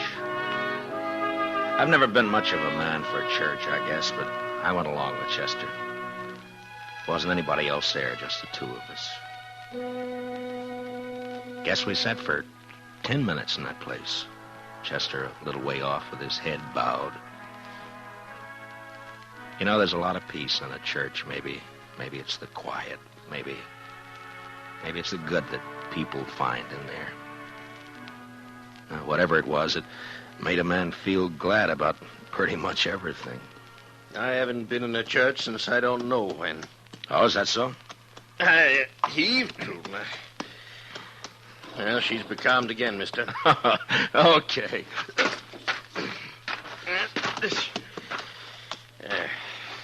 She sure wasn't built for it, I'll tell you. You ever see anything like that?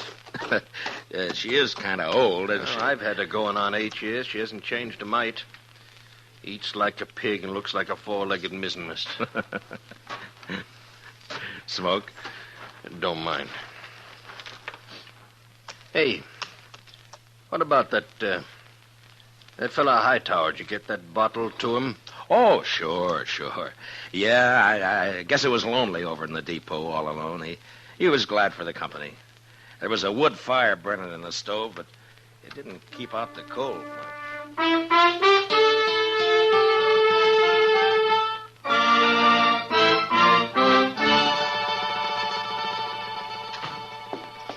Well, how are you, gents? Merry Merry Christmas. Well, how's it going, Mr. Hightower? Oh, slow, Marshal, slow.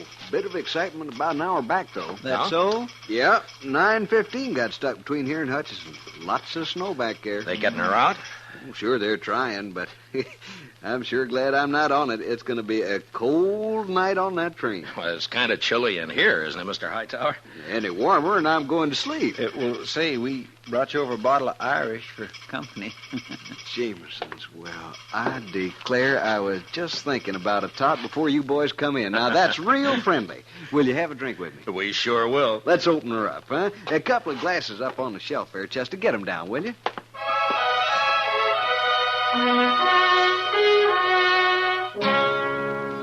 I don't know if you get an idea about the folks in Dodge or not.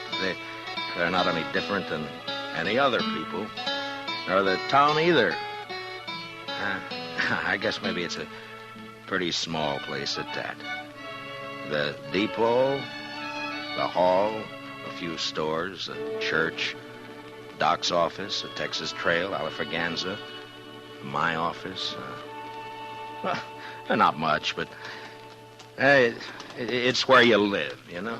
Sounds all right. I lived in a town once back east. Small. I know what you mean. Well, maybe you'll be going back. Maybe. Say, kids, they still believe in St. Nick? Oh, sure, I Mighty suppose. few kids down where I've been. Indian kids, they don't believe in St. Nick.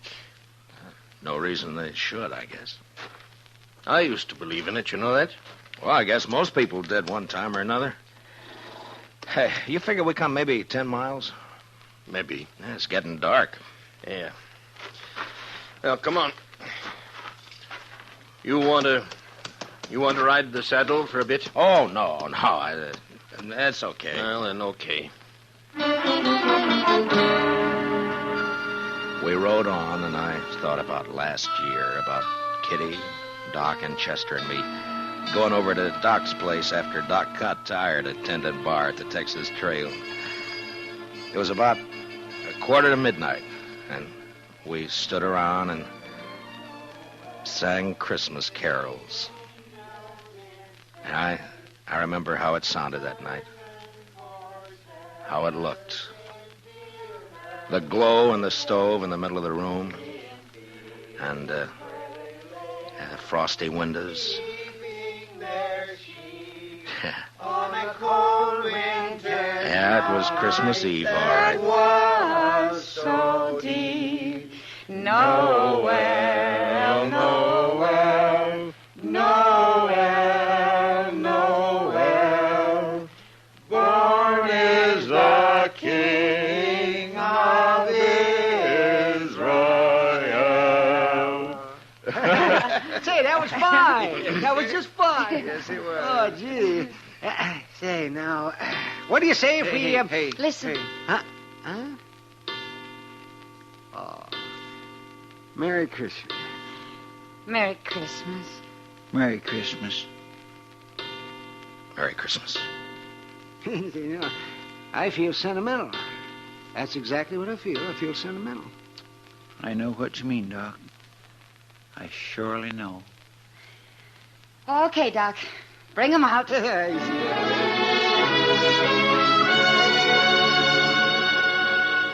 And I remember how Doc scuttled over to the bureau and brought out some packages. The presents weren't much, but it didn't matter what they were. And when we'd finished opening them, it was Chester who said what we were all thinking.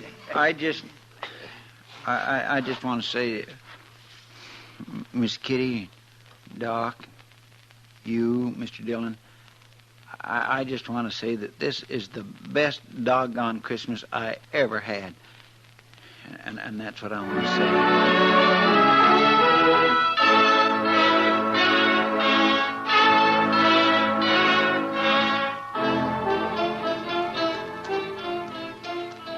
Say, you was going to tell me about that fella John was courting that woman.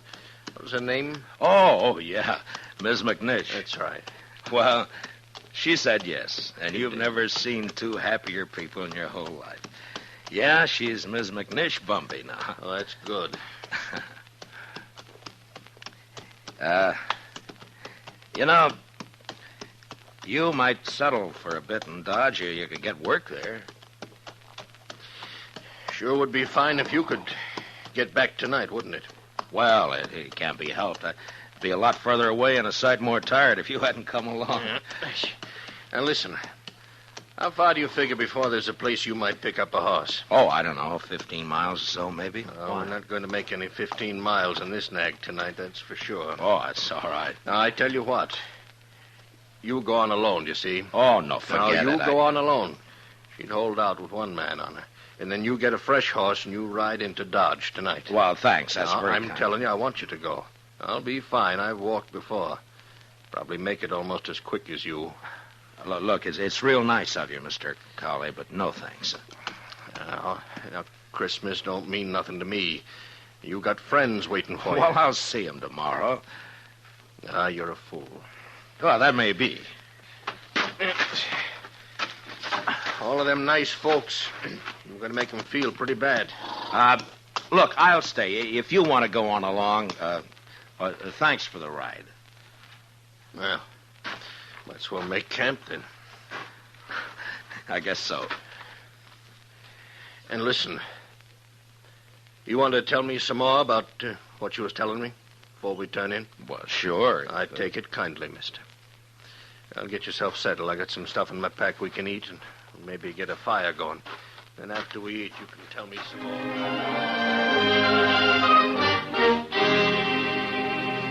We made a fire and then shared what we had for supper. He seemed to soften up after that, and we talked for a couple or 3 hours. It was like he was starved for news of people, everyday things, and just plain company. And that's how we spent Christmas Eve together out on the plain. And then when the fire was dying down and I was about ready for sleep, he said, Marshal. Yeah? I want to tell you something. I've been needing to tell it for a long time. Do you mind? Well, of course I don't mind. Well, then I'll tell you. A few years ago, I was skipper of a little schooner. Used to sail up and down the East Coast, you know, Boston, New York. Yeah. Well, one night, we hit dirty weather off New Jersey. Real dirty. Blew us off course, and we piled up on the rocks and knocked the bottom out. That's too bad. There was 18 passengers aboard, Marshal. 4 of them was kids. We never saw them again. No. And my own wife and my kid went down, too. I'm sorry. Well, now, something must have happened to me after that. I didn't want nothing to do with ships or the sea, and I started to drift out this way. I couldn't forget, though, do you know? And I didn't want to be near folks, especially kids, to remind me, do you know? Yeah. And that's how come I've been slewing around ever since. Sure, I understand. Just kind of wanted to get it off my chest. Sure. Marshal, I'd like to ride into Dodge with you tomorrow. You think I might meet some of them folks you was telling about? Oh, I don't see why not. That'd be all right. Maybe I wouldn't need to drift no more. Maybe I could drop anchor, do you know? Yeah, you might at that. Yes. Well, good night. Good night. Merry Christmas, Marshal. Merry Christmas, Mr. Cowley.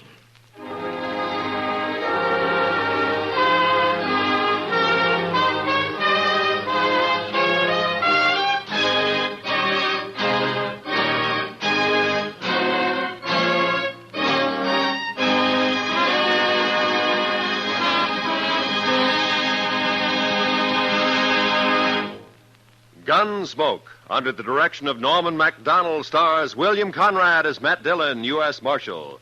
Tonight's story was specially written for Gunsmoke by Anthony Ellis, with music composed and conducted by Rex Corey. Featured in the cast were Lawrence Dobkin with Harry Bartell and John Daner, Parley Bear as Chester, Howard McNear as Doc, and Georgia Ellis is Kitty. Gunsmoke is heard by our troops overseas through the worldwide facilities of the Armed Forces Radio Service. Join us again next week as Matt Dillon, U.S. Marshal, fights to bring law and order out of the wild violence of the West in Gunsmoke.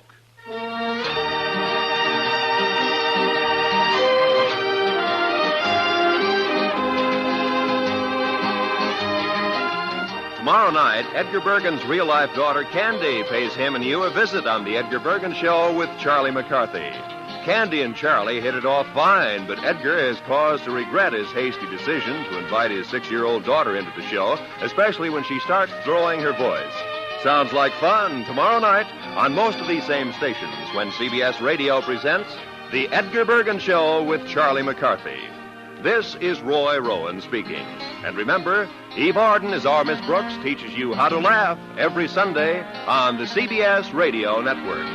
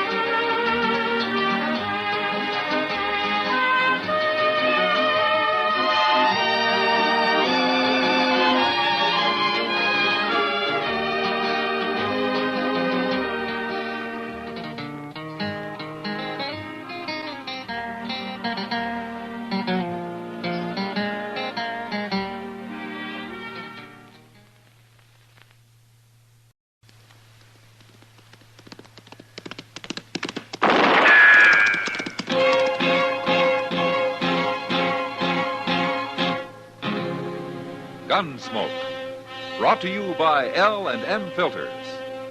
This is it. L&M is best, stands out from all the rest. Around Dodge City and in the territory on West, there's just one way to handle the killers and the spoilers, and that's with a U.S. Marshal and the smell of Gunsmoke.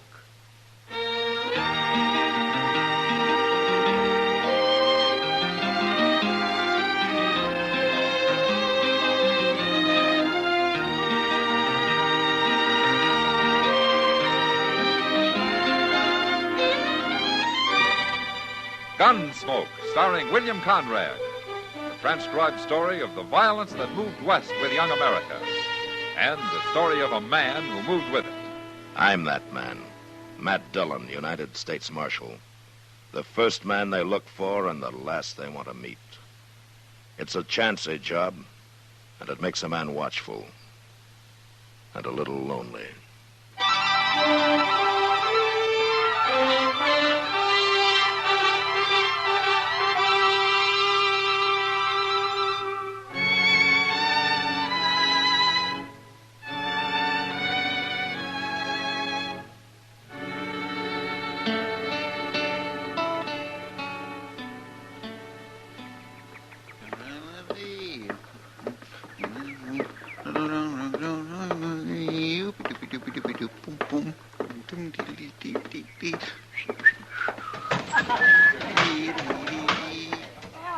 Well, hello, Chester. Well, Miss Kitty. What are you doing in here this time of day? I found me $1, Miss Kitty, and I thought I'd run it up at Barrow this afternoon so's I'd have some real money to gamble with tonight. Oh, now that's what I call thinking ahead. Well, man's got to take a chance once in a while, else he won't never amount to nothing. Well, you got your mind made up. I won't argue with you. Would you come stand by me? Maybe give me a little luck? Sure. I got a feeling it won't take long.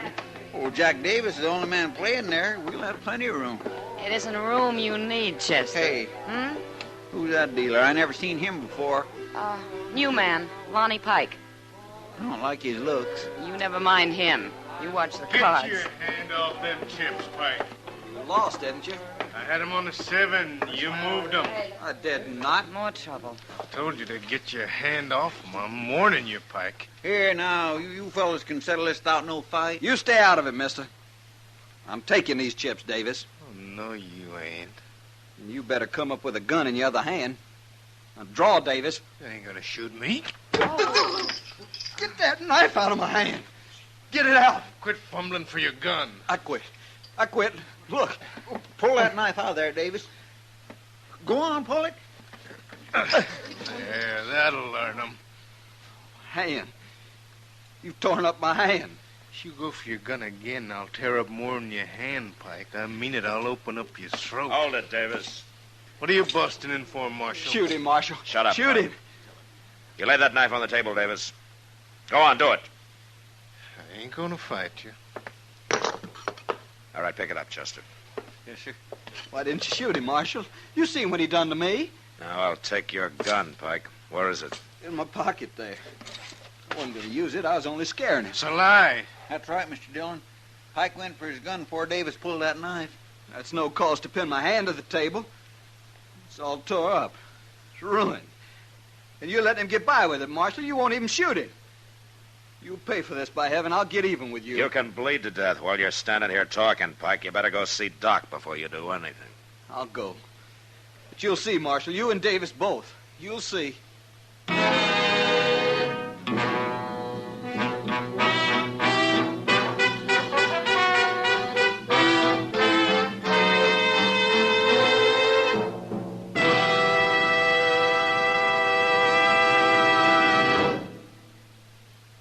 This is it, L&M filters. It stands out from all the rest. Miracle tip, much more flavor. L&M's got everything. It's the best. L&M is best. Stands out from all the rest. L&M's got everything. Everything? Everything. Best flavor? L&M stands out for flavor. The Miracle Tip draws easy. Lets you enjoy all the taste. Best filter? L&M stands out for effective filtration. No filter compares with L&M's pure white Miracle Tip for quality or effectiveness. Best tobaccos? Highest quality tobaccos. Low nicotine tobaccos. L&M tobaccos. Light and mild. Every way, L&M is best. Stands out from all the rest. How easy they draw. How mild they are. L&M is sweeping the country. It's America's best filter tip cigarette.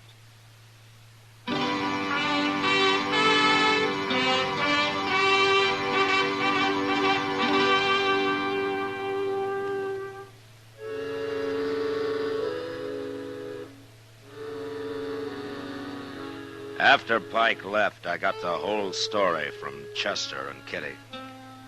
And although Davis had acted in self-defense, I didn't care much for knife men. So I ran him out of town on general principles. I'd have run Pike out, too. But the next day, he left on his own accord. And that's the last I heard of him for some time. A month went by, and I forgot about the whole thing. Until the day Chester brought word that an old friend of mine, a gambler called Cam Durbin, had come to town. And he wanted to see me at the Dodge House. Durbin seemed like a real nice fellow, Mr. Dillon. His wife's nice, too. His wife? Wasn't he married when you knew him? Well, I haven't seen Cam in a long while, Chester. I think he's been over in Wichita all this time. Yes, he has. That's what he said. They come on the Santa Fe this noon. There they are, sitting in the lobby. Oh, yeah. She's a pretty girl, isn't she? Yes, she sure is. Awful pretty. Oh, here he is, Dillon. Here's Matt Dillon. Hello, Cam. It's good to see you. Marshal Dillon, huh? Yeah, it's not much of a job, but at least I eat regular. Here, I want you to meet my wife, Tilda. I'm glad to know you, man. It's Tilda, Marshal. How do you do? Well, you surprised to see me married, Matt? Well, a man can get married, I guess. Sure he can. If you left that gun off, maybe some woman would have you. Yeah, you used to be pretty handy with a gun yourself, Cam. I had to be. Yeah. But that's over, Matt. I've gambled honest ever since my wedding day. It's a promise I made to Tilda. It was his only fault, Marshal. Outside of being the most jealous man I ever met. Oh, now, Tilda. It's true, and you know it. Tell me, Cam, what are you doing in Dodge? Oh, I'm going to run a faro table at the Long Branch, Matt. I made a deal by mail with the owner there. Oh, Sam Noonan? Yeah. I give him a percentage, but it's my game, and I run it. I don't aim to get rich no more, Matt. Just make an honest living. Mr. Dillon. Yeah, what, Chester? Look who's here. Oh. He's seen you. Yeah. Marshal, I want to talk to you. Why don't you come by the office later, Pike? I'm busy right now. You're busy, huh? Well, I ain't. Nobody'll hire me. I've been all over. Look at that hand. Can't deal with that hand. They say I'm too slow. I'm starving to death, Marshal. Oh, why don't you look for some other kind of work? I want no other work. Gambling's all I know. You're a troublemaker, Pike. I don't know why I want you in Dodge anyway. Troublemaker, huh? Well, I'll make you more trouble you ever thought of if you don't help me. Get out of here, Pike. Wait a minute. I don't know what this is all about, but I'll give him a job. No, Cam. Well, I can understand why a gambler don't want to give up his trade. You a dealer, mister? I own a faro game at the Long Branch. You can deal in my off hours. You mean it? I won't stand for cheating. First time, out you go. Well, I wouldn't cheat nobody, I promise. Come in tonight. I'll talk to you then. Sure. Thank you, mister. Be there tonight.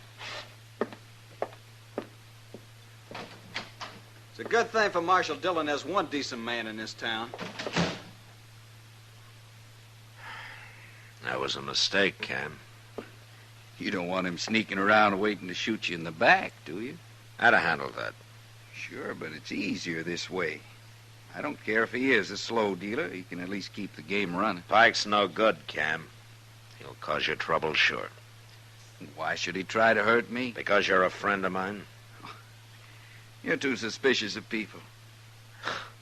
Maybe. Well, what could he do to me anyway? I'm clean. I only got one weakness, Mick. Oh? Tilda here. Cam. She's sure right about my being jealous. Well, don't get too close to Lonnie Pike. It isn't only me he doesn't like, Cam. It's everybody.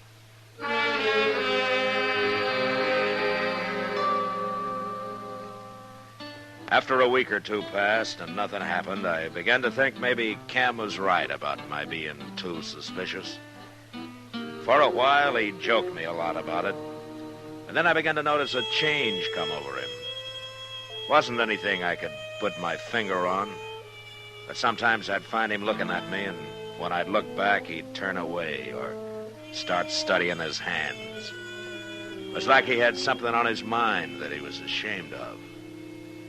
I wanted to ask him about it, but I figured he'd tell me when he got ready. And he almost did one night at Delmonico's. Doc and I had finished supper and were sitting there talking when Tilda walked up. Evening, Marshal. Yeah. Doc. Well, hello, Tilda. Won't you have a chair, Tilda? Oh, thanks, Marshal. Oh, where's Cam?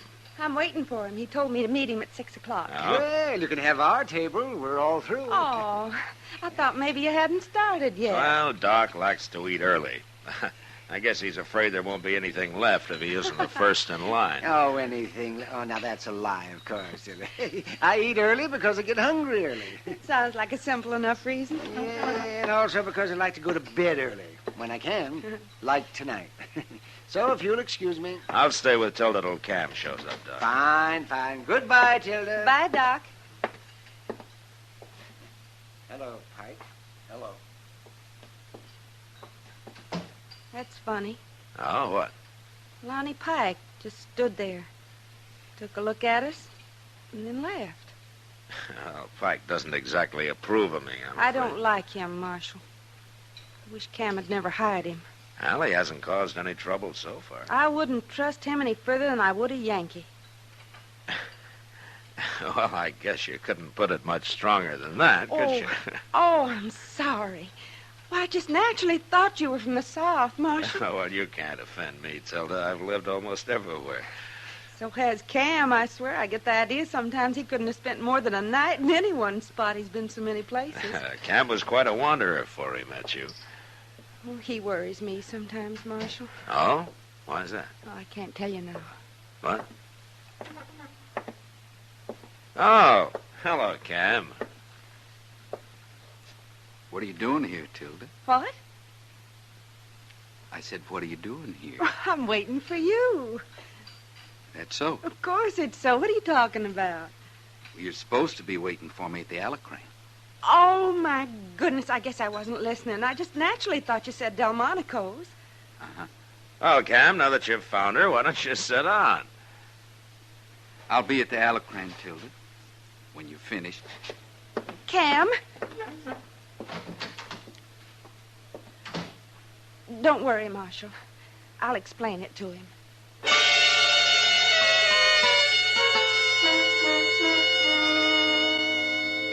Tilda followed Cam out the door, and I sat there watching him, and feeling pretty helpless about the whole thing. I'd seen jealousy before, and I knew what it could do to a man. But somehow I'd never been mixed up in it personally. And I didn't like it now that I was. But I figured the only thing to do was forget it. And I did. Until the next day. It was along about dusk, and I was riding back to Dodge from a trip I had to make out to the Chatsworth place. At the edge of town, I caught up with two other riders, Kitty and Tilda. So I rode along with them.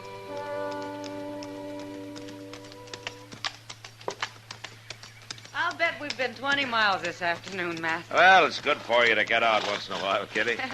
Good for me, too. If I had my way, I'd never go near a town. Well, why don't you make Cam buy you a ranch?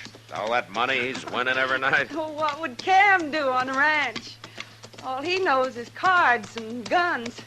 Guns? I didn't think Cam ever wore a gun. Well, he doesn't anymore, Kitty. I made him stop. But he's awful good with one just the same. Yeah, he is. I've seen him. Oh, say, I forgot. I told Ma Riley I'd stop by and say hello today. That's her house there. Why don't you go on ahead with Matt, Tilda? Well, I think I will, Kitty. I'm kind of tired. I'll see you later. Sure, Kitty. Goodbye. Bye. Bye, Kitty. She's a wonderful girl, Marshal. Yeah. Well, that's not the most enthusiastic response I ever heard. I'm sorry, Tilda. I just thinking about yesterday at Delmonico's. Oh. Cam was upset about something, Marshal. It had nothing to do with you and me. Is that so? No. That isn't so. You know it. Shames you when he acts like that, doesn't it? Yes, but he doesn't always act like that. No, of course not. Oh, look. There he is, waiting for you. And Pike. Yeah. Oh, Pike's leaving. Good. Hello, Cam. How are you, Cam?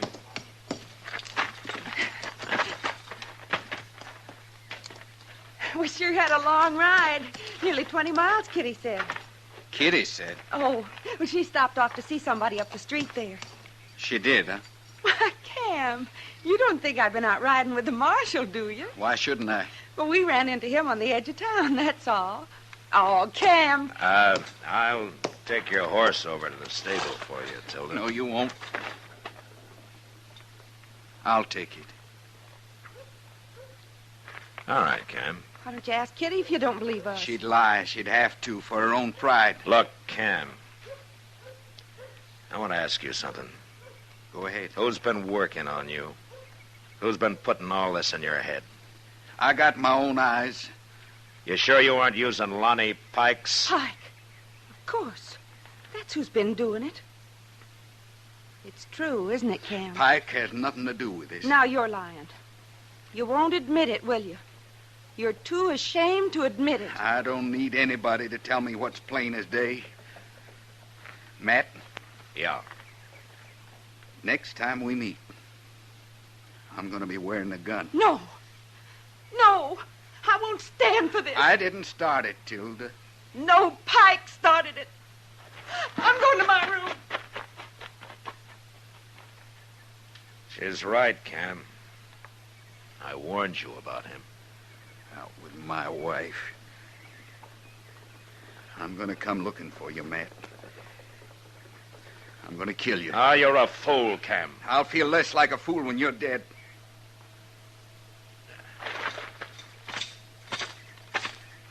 Where'll you be, Matt? I'm easy to find.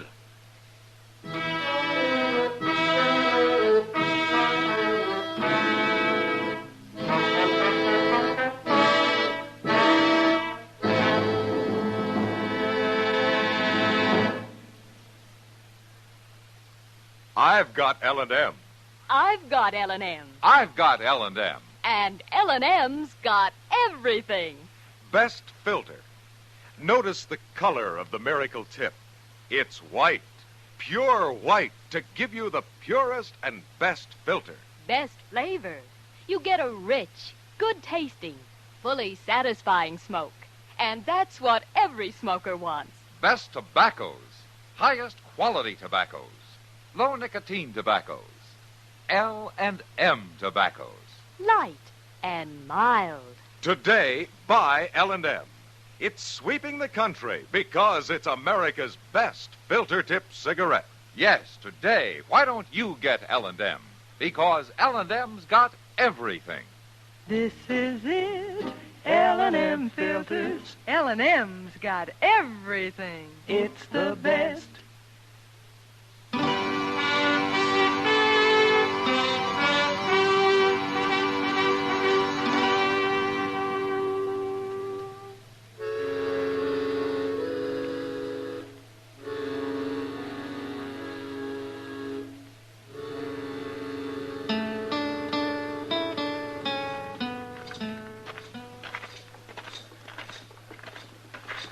What are you going to do, Mr. Dillon? I'm going under the Long Branch, and I'm going to get Pike, and I'm going to make him face it out with Cam. And if he won't talk, I'll twist him till he does.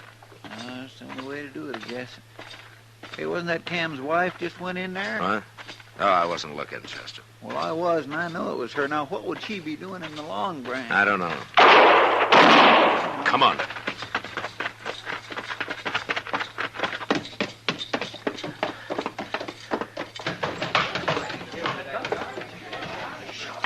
Look, she's gone and shot Lonnie Pike.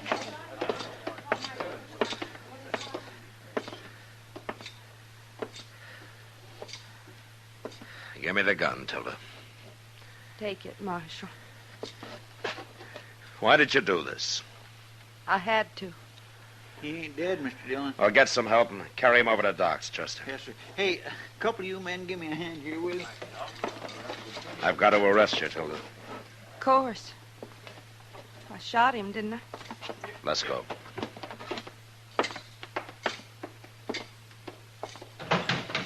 It's Cam. He's wearing a gun. Don't you say a word to him. Let me do the talking.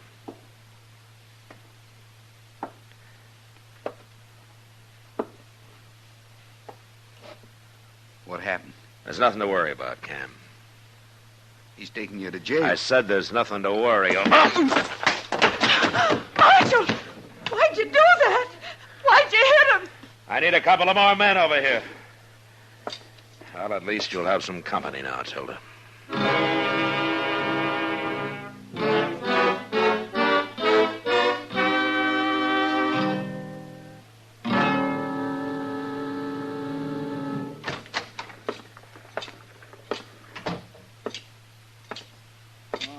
How's Pike doing, Mr. Dillon? Doc will let us know when he knows. And at least he isn't dead. No, Tilda. Not yet, anyway. I had to do it, Marshal. Chester. Yes, sir. Go get Cam out of that cell. Bring him in here. Huh? Yes, sir. Marshal Dillon wants Cam. They hang me, Marshal. No, Tilda, they won't hang you. But you might be in prison a long time. It's a good thing you hit me, Matt. Yeah. I'd have killed you otherwise. I'd never have let you take Tilda to jail. She shot a man, Cam. I don't care. If he dies, she'll go to prison. Why'd you do it, Tilda? Why? Don't you know? You shouldn't have done it. You didn't have to. I figured I had to. But why? Because of you, Cam. I don't know what you mean. If you really don't know what I mean, then I shot Lonnie Pike for nothing. Isn't that so, Marshal? I think I understand, Tilda. It ain't true about you two, is it? Well, is it? I guess you'll have to answer that for yourself, Cam. Pike. It was Pike kept saying all those things. He was after me every minute. Now I think of it, every chance he got. Yeah, Pike's quite a talker. He told me you were sitting there at Delmonico's. And today, when we saw you riding up Front Street, well, that seemed to prove everything else he'd been saying. That'd be a poor way to court another man's wife, wouldn't it? Right out in the open like that? Yeah. Yeah, it would. Of course it would. Now, why didn't I think of that? Jealousy doesn't allow a man to think, Cam. He wouldn't have been taking you to dinner or riding out with you like that, now would he? It don't make sense. It don't make no sense at all. Of course it doesn't. I'm ashamed, Tilda. I'm an awful fool. Being ashamed won't hurt you. Providing you remember it next time you start thinking that way. It's all clear to me now. I promise you, Tilda, it'll never happen again. Shooting Lonnie Pike was the only way I could bring you to your senses. You picked a mighty rough way. I'd rather go to prison than live the way we were, Cam. Matt, do you have to keep her? I have to keep her even if Pike doesn't die. But maybe the judge will understand. Guess I ought to tell you I'm sorry, Matt, about thinking what I did. There's no need, Cam. Thanks. Oh, Matt. Doc, how is he, Doc? Tell me, is he dead? No, he isn't dead. And it looks like he isn't going to be. Oh, Cam. He's a mighty sick man now. You shoot pretty straight, Tilda. Never mind that, Doc. Just go on back and patch him up. Well, that's going to take a few weeks, man. I'll get him well as fast as you can. I think Lonnie Pike's going to be leaving Dodge as soon as he can travel.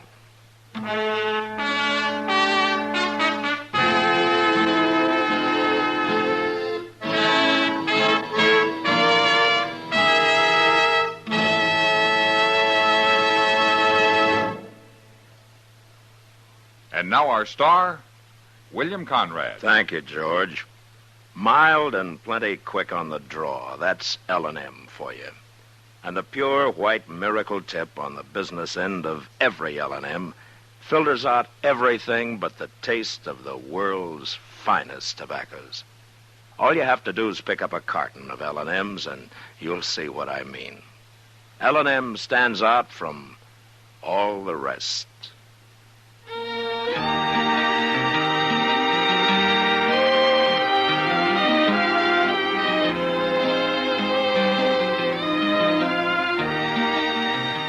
Gunsmoke, produced and directed by Norman Macdonald, stars William Conrad as Matt Dillon, U.S. Marshal. Our story was specially written for Gunsmoke by John Meston, with music composed and conducted by Rex Corey.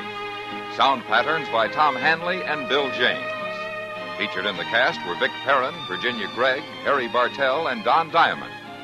Parley Bear is Chester, Howard McNear is Doc, and Georgia Ellis is Kitty.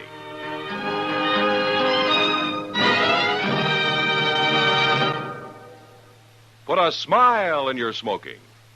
Next time you buy cigarettes, stop. Remember, Only Chesterfield is made the modern way with Accuray. This amazing quality detective electronically checks and controls the making of your Chesterfield, giving a uniformity and smoking quality never possible before. For the first time, you get a perfect smoke column from end to end. From the first puff to the last puff, Chesterfield smokes smoother. Chesterfield smokes cooler. Chesterfield is best for you. Next time you buy cigarettes, stop. Remember, Chesterfield is made the modern way with Accuray. Put a smile in your smoking, just give 'em a try. Light up a Chesterfield, they satisfy. You'll also enjoy Chesterfield's great radio shows. Perry Como sings all the top tunes on CBS Radio every Monday, Wednesday, and Friday. Jack Webb stars in Dragnet on Tuesday nights. Check your local listings. Listen to Gunsmoke again next week, transcribed for L&M Filters.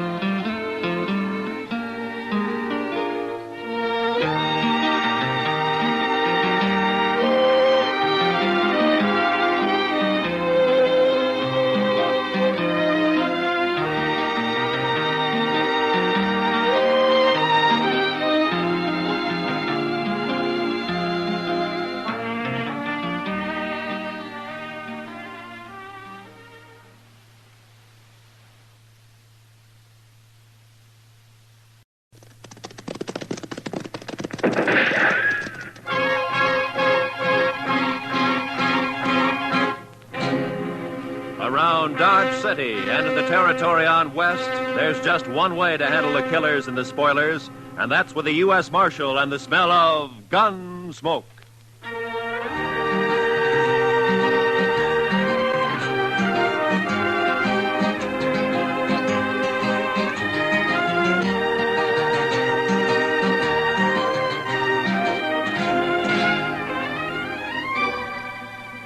Gunsmoke, starring William Conrad, the transcribed story of the violence that moved west with young America, the story of a man who moved with it, Matt Dillon, United States Marshal.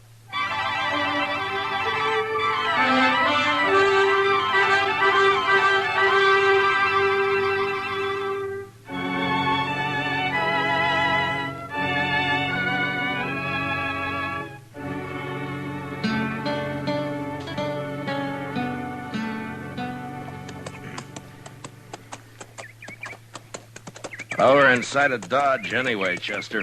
There's Ellen Henry's homestead. Wonder how she'd take to serving up a breakfast, Mr. Dillon.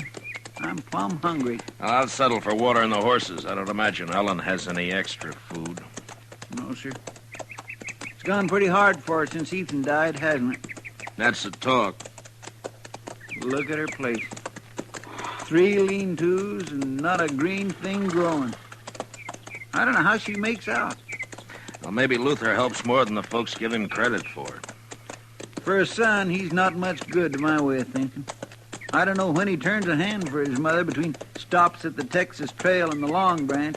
Well, he's not much like his father was. Or Ellen either, for that matter. It's a mite early. Nobody's stirring. Oh, we better just water our horses and ride on, Chester. Yes, sir. Quiet like, isn't it? Hey, where'd you come from, Mr. Dillon? From the house, I think. Luther? I don't know. You're trespassing. Get off my land. It's Marshal Dillon, Ellen. We just stopped to water our horses. I recognize you. The trespassing still goes, Marshal. You're awful quick to fire, Ellen. Ethan and me never took to folks arriving unannounced. I still don't take to it. Well, that's no cause to be firing on us that way, Miss Henry, especially since you recognized it. Quit whimpering. If I'd aimed to hit you, I'd have hit you. All right, Ellen. Get off my land and stay off. Just don't you get in any trouble with that rifle, Ellen. I expect you'll hear about it if I do, Marshal. Now get. I don't always aim high. Come on, Chester.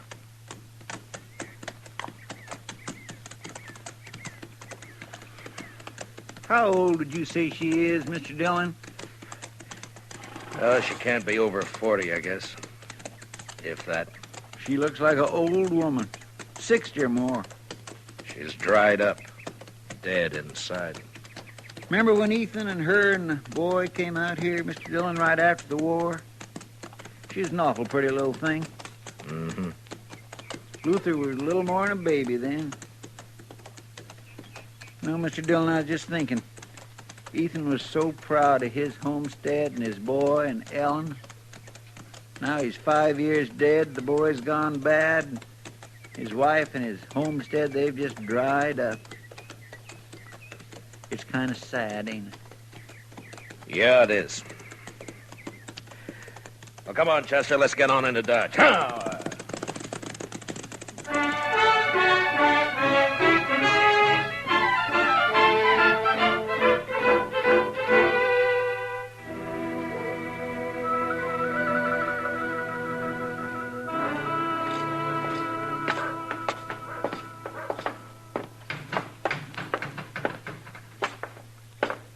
Morning, Marshal. Morning, Chester. Mitch. Oh, Mitch. Well, what'll it be? Set up a bottle of rye, will you? Yes, sir, Marshal Dillon.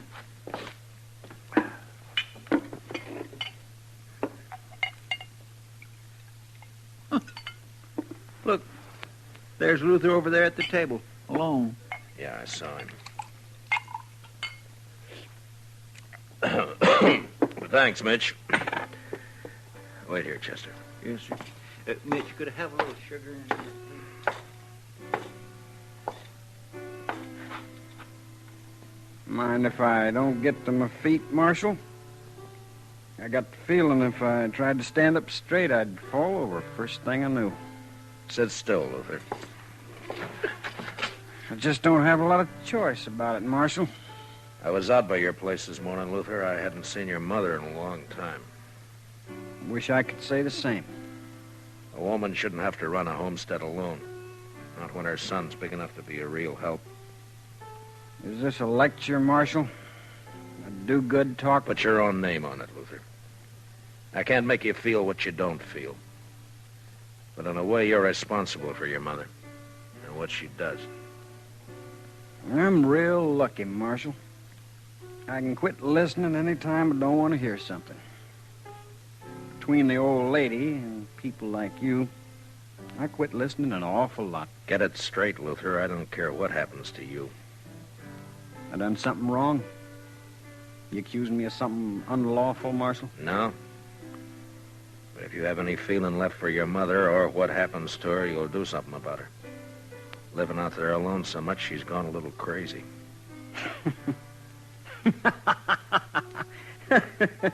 She shot at you. Is that all's concerning you, Marshal? Half the time I do go home, she levels off at me. I got a ride in under fire. Or crawl in on my belly. She's crazy, like you said. I swear, she's crazy. Then you ought to bring her into town. Get a keeper for her. Maybe I would. If I cared what happened to her. I don't care. I don't care at all. Well, that's up to you, Luther. Now, that's just another one of them things I didn't hear you say, Marshal.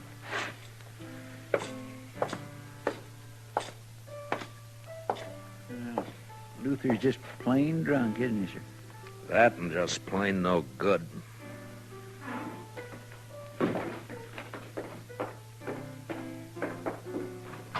Well, whatever you said drove him right out of here, Mr. Dillon. Mm-hmm.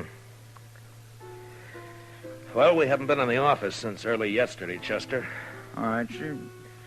Only Only what? Well, sir, Mitch has got a catalog in the back room, and he's not busy, and he says it's just full of things you can order straight from St. Louis. I thought well... You got extra money, have you, Chester? Oh, no, sir. Well, that is not really extra money, Mr. Dillon. It's just that... Well, Mitch swears you can get underwear from this catalog that don't rub your skin raw, and I'd like to take a look at it. All right, Chester, I'll wait. Yes, sir. Thank you. Oh, Marshal. Oh, hello, Cass. Now, what's on your mind? Talk I heard, Marshal. It's private, like maybe we go to your office. We can do our talking here. I thought you was always of a mind to get me inside there, Marshal, where you could turn the key on me. Maybe I will someday, Cass. Now, come on, speak out. Yeah, I heard talk at Luther Henry Road cattle off Carnes' place last night. Saw you talking with him just now. Wondered if you'd heard the same. Haven't heard a thing, Cass. Odd you wouldn't know. I was out of Dodge last night, all night. I wonder if it's so. Luther didn't give himself away when you talked just now. You're the one who's heard the talk, Cass. I got my rights. I can ask questions of you, Marshal. If a man's herd ain't safe, he's got a right to know. Are you worried for Carnes or for you? If Carnes' cattle can be rode off, mine can. No? I didn't know you had much of a herd. What a man has is his own business, Marshal. I'm asking about Luther and the other rider. They say there was two. If Luther's wrong with the law, I'll get him. Is there anything else on your mind? Thanks, Mitch, for letting me see the book. Not a thing, Marshal. But I don't much like your attitude. I can't see that worrying me too much, Cass. All right, Chester, let's go. Yes, sir.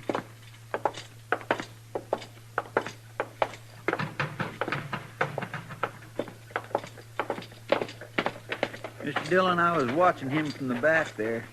He's a sniveling sort, that Cass. Mm-hmm. Come to think of it, though, I don't know a single bad thing he's done. Know any good he's done? No, sir. Can't say that I do, Mr. Dillon. How about you? Did you find out about your fancy underwear? Yes, sir. All right, now we can tend to business, huh? Come on.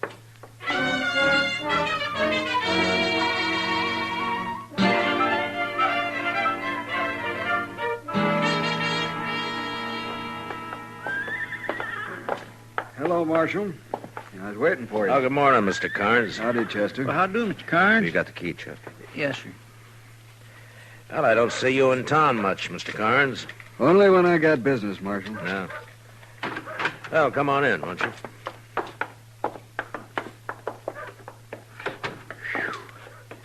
My, it's close in here.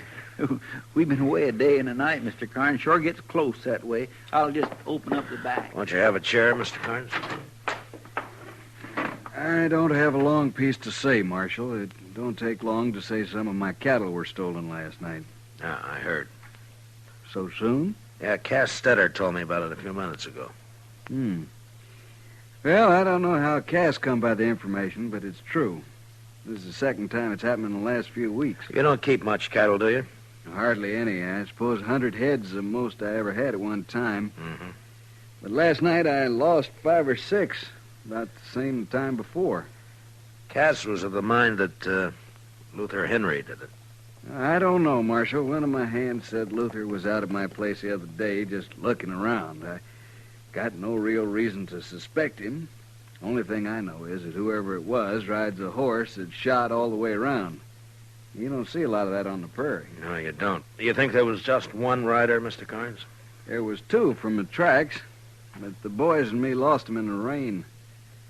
I thought I'd tell you about it, Marshal. I can't afford to lose the little I got. No, I'll do what I can, Mr. Carnes. I kind of hope it isn't Luther. Not for him so much as Ellen. She's had enough trouble. Yeah. Well, Chester and I'll ride out to the Henry place and look around, Mr. Carnes. If Luther's guilty, maybe some of Ellen's troubles will be over. Or maybe they'll just be beginning.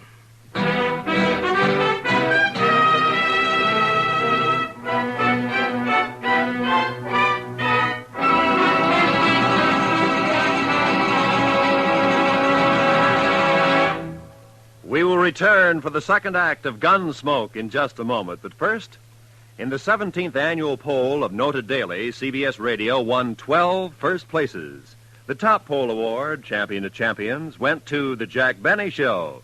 Best comedian was Eve Arden on Our Miss Brooks. Best comedian, Jack Benny. Best Master of Ceremonies, Bing Crosby. Bing also won the nod as Best Popular Male Vocalist. Doris Day was rated Best Feminine Pop Vocalist. And so it went in all 12 first places. Now for the second act of Gunsmoke.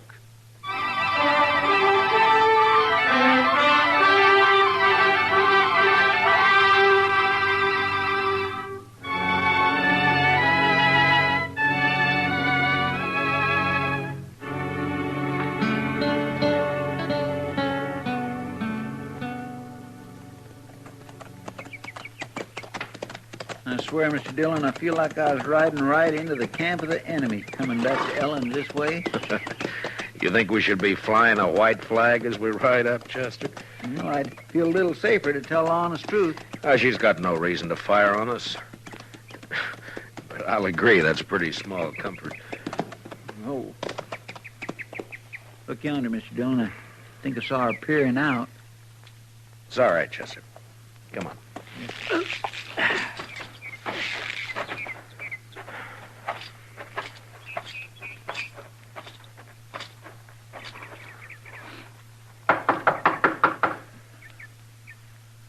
I don't see Luther's horse around. Maybe he isn't here. Well? Afternoon, Ellen. I want to talk a bit about Luther. I got work to do in the shed. I was going there. You want to talk?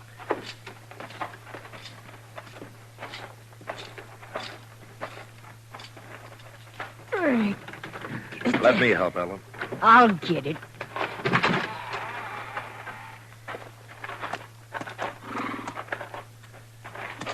He's got a loose shoe. I aim to fix it. Well, we could be a hand, Ellen. If, Yes, I'm proud to. I aim to fix it myself. All right. He wouldn't have shoes if I waited for a man to shoe him. Easy. Easy now. Easy. Oh.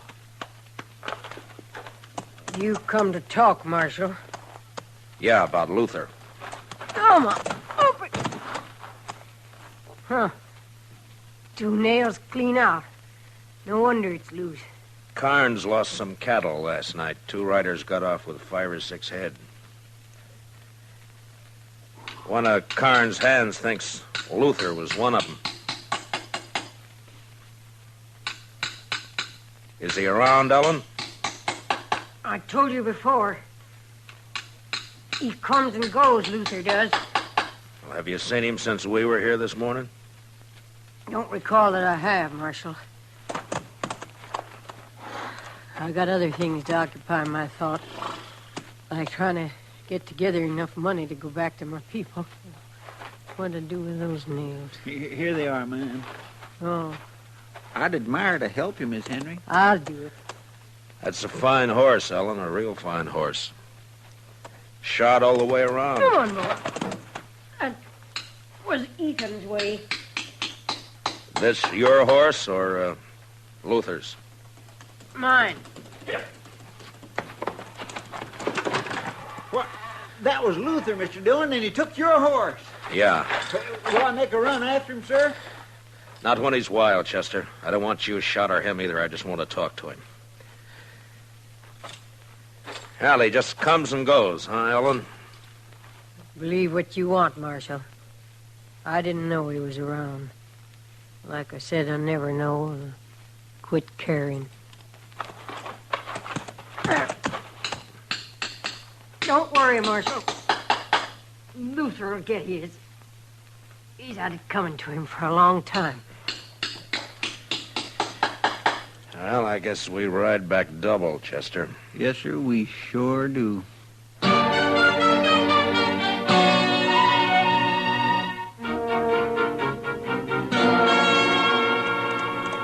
Luther sure cut out quick, Mr. Dillon. Maybe he did run those cattle off Carnes' place last night. Maybe. He's running away from something. Wonder where he'll hide. Everybody around here knows your horse. Oh, he's made a lot of mistakes. He'll make more. Nothing says he's going to turn bright all of a sudden. You're not worried about your horse then, Mr. Dillon? I don't think so, Chester. What kind of a woman is that, Mr. Dillon? Ellen? Yes, sir. I don't know. I'm not much of a hand to understand women, Chester, any woman. I don't know. You think she knew Luther was home all along? Maybe. I just don't understand it, Mr. Dillon. It's not right, somehow, a woman not caring about her own son. You hear her? She said right out, I quit caring. It just don't seem right.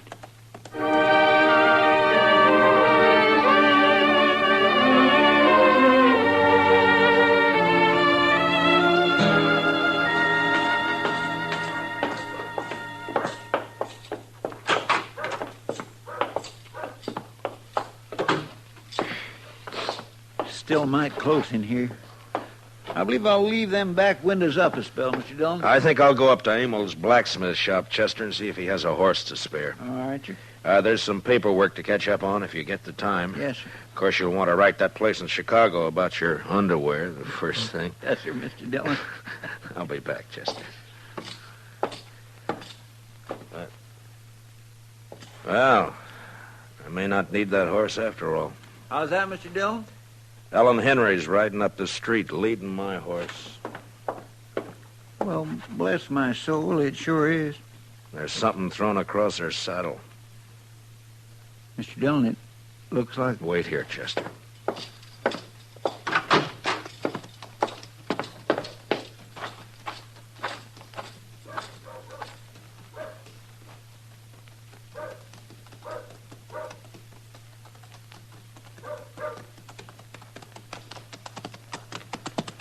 Hello, Ellen. I brought your horse back, Marshal. He's been running hard. He looks all right. You found Luther, did you? He's dead. You found him dead? He had it coming a long time. Here, I'll lift him down.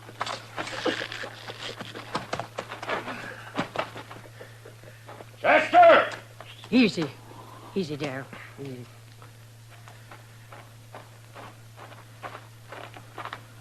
Yes, sir, Mr. Dillon?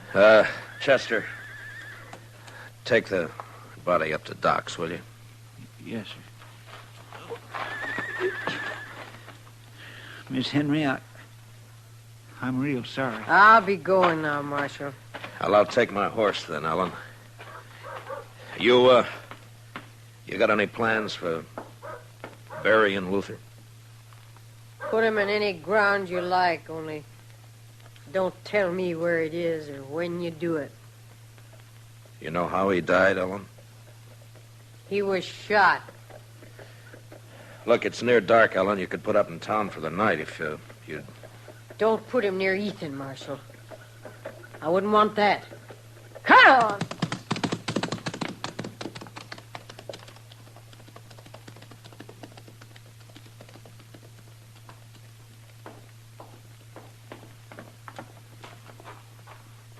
Doc's working on Luther now, Mr. Dillon. He's just plumb full of holes. Yeah, I know. Poor Miss Henry. Even though she don't act like it, I just know she feels terrible. Yeah, she's grieving her heart out. Where are you going, Mr. Dillon? I don't think I expressed my sympathy to poor Miss Henry proper.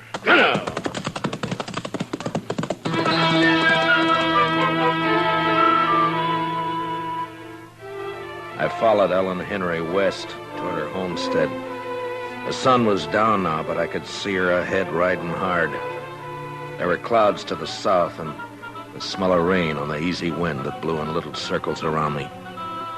Ellen bore west, and I lost her past a clump of cottonwoods near Carnes' place, so I rode harder. When I came even with the trees, there was just enough sun ray left to see her head south toward the dark clouds. She wasn't going home. It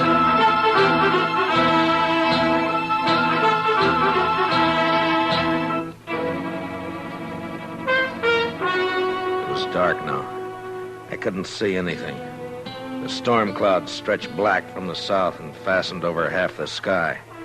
And I rode hard against them till I saw the flicker of lantern shine ahead.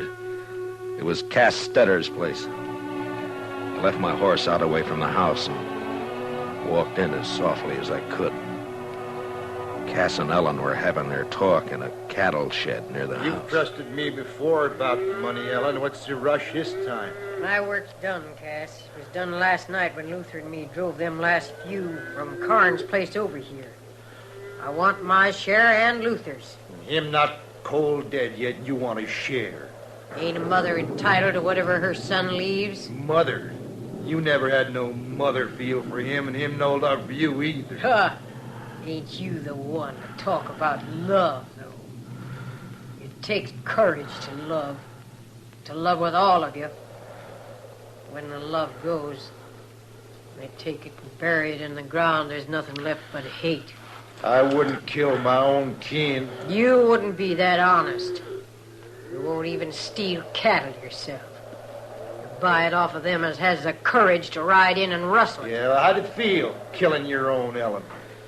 Like it'll feel killing you, Cass. If you don't give me the money here and now, like nothing at all. Luther's dead and gone because he tipped his hand, showed his face around Karn's place, talked big in the saloons. He was no use. No use at all. There's no woman in you at all. I've been dead 5 years. And your time's running short, too, Cass. I'm in a hurry. Too late to hurry, Ellen. What's it? Too late to move for guns, Sue. Well, I'm sure glad to see you, Marshal. Are you, Cass? Oh, I sure am. I guess I called a trick on Luther all right, didn't I? Yeah, you were a big help. You and Luther stole the cattle, Ellen, and brought them to Cass for pay. Is that it? Only sometimes, like now, we didn't get paid. Don't believe her, Marshal. You wouldn't take the word of one as murders her own son, would you? I don't have to, Cass. Karn's brand won't be hard to find on any cattle you got here. Cass was just slow to move 'em on, Marshal. If he'd have gone on toward Abilene with him last night like we planned... You're lying, Helen Henry. You're lying. Now get your horses. Both of you. Why are you taking me, Marshal? Well, there's some kind of a law, Cass, about buying and transporting stolen cattle. Yeah, Marshal knows his law, Cass. You know what she did to Luther, don't you, Marshal? Yeah, I know. Now, come on. You'd like it better, wouldn't you, Marshal? If one of us made a move, so you could use your gun. I said, come on, Ellen. I think I'd like it better if you used your gun, Marshal. I ain't going to get back east now anyway. You'd be taking a coward's way out, Ellen, if you made me kill you. Ah. I said, get your horse, Cass. Now make your choice, Ellen. But I don't think Ethan would think much of you. All right, Marshal. I'll go. But mind what I said. Don't put Luther near Ethan. They wasn't the same kind.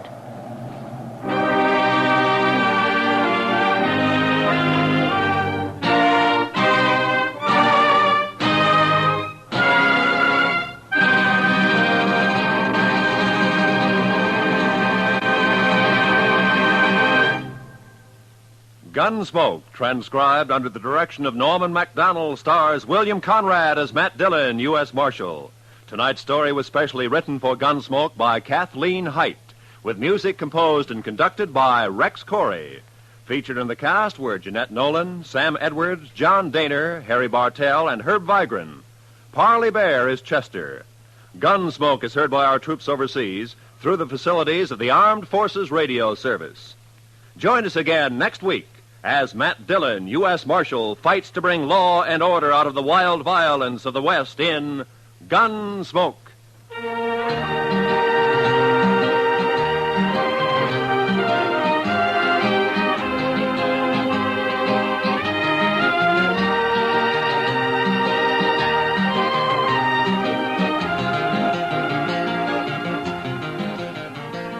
This coming Monday evening, hear Richard Widmark as one of the desperate Spencer brothers riding against time and death in a suspense drama well calculated to keep your interest high. Also Monday night, you'll want to hear CBS Radio's Lux Radio Theater starring Joan Fontaine and Joseph Cotton in the strange drama September Affair. Remember, both this Monday night on most of these same CBS radio stations.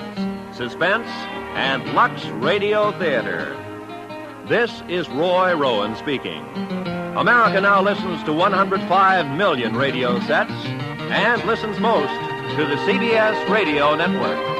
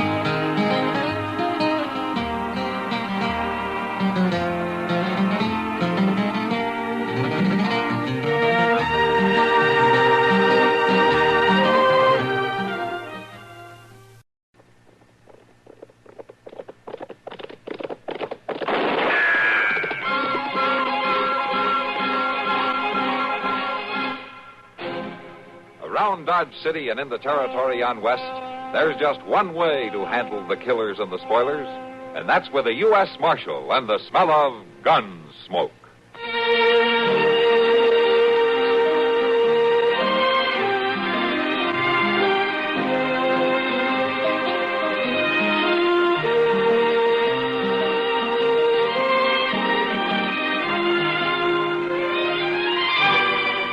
Gunsmoke, starring William Conrad, the story of the violence that moved west with young America, and the story of a man who moved with it. I'm that man, Matt Dillon, United States Marshal. The first man they look for and the last they want to meet. It's a chancy job, and it makes a man watchful and a little lonely.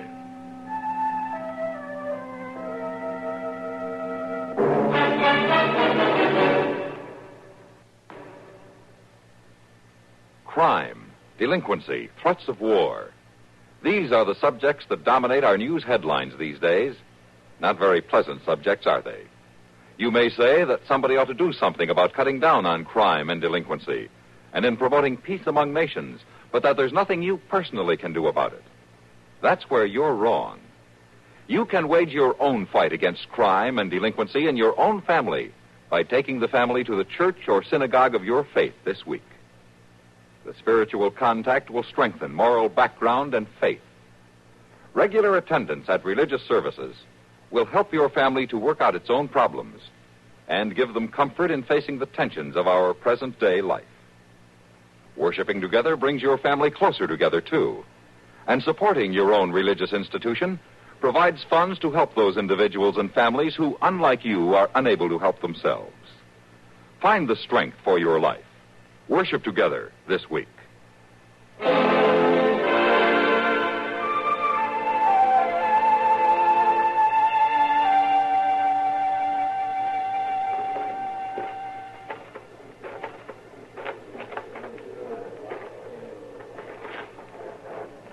Lower it easy, boys. Earth to earth, ashes to ashes, dust to dust, in sure uncertain hope of the resurrection unto eternal life. Amen. I'll see if I can't help with the spading, Mr. Dillon. All right, Chester. I'm going to speak to Miss Henshaw.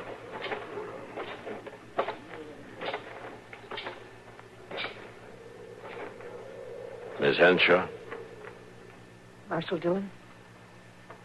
I just wanted to say, ma'am, if there's anything I can do, You've done your duty, Marshal. You arrested the killer. Yes, ma'am, I did. I was thinking more if you might be needing something. I shall be all right. I'm sure you will, Miss Henshaw, but if I can help you out any time. You can't bring back my son. No, ma'am, I can't bring back your son. And you can't bring me any help. Don't worry about me, Marshal Dillon. I come from strong people. You do him credit, ma'am. We can bear things. In our way. Lorenda, I want to talk to you. I bid you good day, Marshal Dillon. Lorenda, please, wait a minute. Lorenda, Miss Meisner, I think I'd let her go. I just wanted to tell her I'm sorry it was my son Jake that done it. Well, there'll be a better time. After you've hung my boy. You mean then? You better let me see you home, Miss Meisner. You think I ain't good enough to talk to Lorenda Henshaw because you took in my boy? Shall we go? I ain't going no place with the likes of you. Lorenda Henshaw ain't got no use for talking to me, and I ain't got no use for talking to you. You ain't forcing me neither. No, ma'am, and I'm not about to try.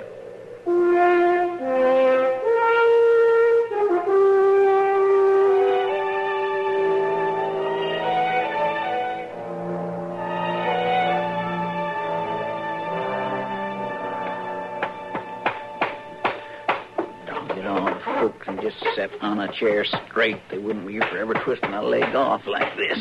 As soon as I get it fixed, Doc will come in and lean back and rock and... Oh, Mr. Dillon. Hello, Chester. I didn't figure you'd be back so soon. Now, that doesn't take very long to turn a prisoner over to a sheriff. Well, no, sir, I guess not. Anything been going on here since I left? Well, no, sir, nothing I couldn't handle. There was a little ruckus last night. What was that? That old man Merton got thinking it was the 4th of July. He started out to give a few speeches. Well, a man can still speak his mind, Chester. Yes, sir, it wasn't the speeches, Mr. Dillon. They were stirring and patriotic enough. But he got to snorting at this whiskey bottle between talks, and next thing you know, he seen the British coming right down Front Street. Well, how about it, Chester? Was it the British? No, sir. It was the Calhoun brothers and me. Marshal Dillon? Oh, come in, Miss Meisner. I want to see you alone. Well, now, I was just... Well, I mean, I expect I could go and see if there's any mail again. Why don't you do that, Chester? Well, I ain't wanted no more. Fine, Chester. Why don't you sit down, Miss Meisner? I can say what I come to say on my feet. All right, ma'am. You took my boy away yesterday. Yes, ma'am, I did. You took him away to be hanged. The law isn't easy, Miss Meisner. Mr. Meisner and I lived here a long time before he died. We were law-abiding people. I know that. My Jake has always been a good boy. You know that yourself, Marshal Dillon, a good, God-fearing boy. He worked hard on that place we got, grubbing and digging to try to make things grow after his pa died. You've been out there a time or two. You've seen the boy working. I've seen him. Jake was my friend, yes, ma'am. And then he come to town, and in one crazy night, it's all different. They want to hang him. Miss Meisner, your son killed a man. It weren't Jake that done it, Marshal. It was the drink, the evil, tempting drink. And they was brawling. Everybody says they was brawling. They were brawling, but Jake used his gun, ma'am, and he shot an unarmed man. Now, you know that, Miss Meisner, and you know the law, too. The law ain't merciful, Marshal, and you wasn't merciful neither. I did what I had to do. It wasn't easy, but I had to face it. You'd be better off if you'd face it, too, ma'am. I'm here to face it. I think you'd feel better if you went home. Maybe Doc can give you something to help. There's only one thing that'll help. What's that? The life of my boy. I can't give you that, Miss Meisner. Then I'll take yours. You don't mean that. Yes, I do, Marshal Dillon. I ain't given to saying things I don't mean. Then you better do some more thinking, ma'am. Killing me or trying to is not going to solve anything for you. I've done my thinking. I know it won't help Jake. It won't even help me. But I got to do something. And if you let him hang next Thursday, I'll kill you. That's all I know. You need help, Miss Meisner, but this isn't... I ain't looking for help. I'm looking for an end to this. So you be thinking about it, Marshal. You be thinking good. I'm thinking more about you, ma'am. Don't worry none about that. I ain't been partial to firearms, but I've had to kill in my day. I can shoot, Marshal. Yes, ma'am, I'm sure you can shoot. And you be remembering, if I lose my boy next Thursday, I'll be back to end it. I'll be here, Miss Meisner, because I want to end it, too.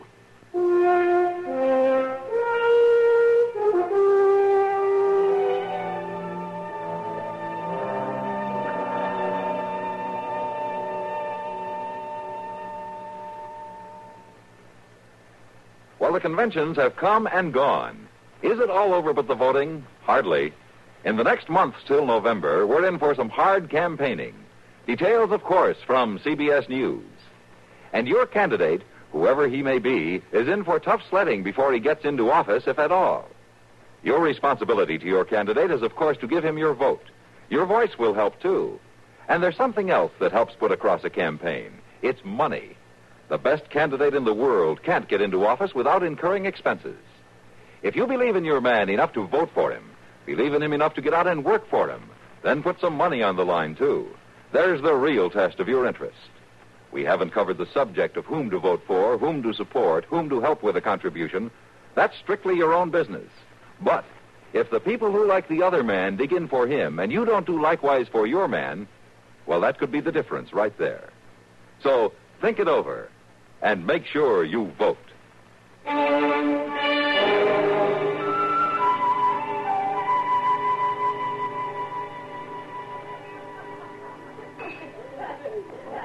It just doesn't make sense, Matt. It's not supposed to.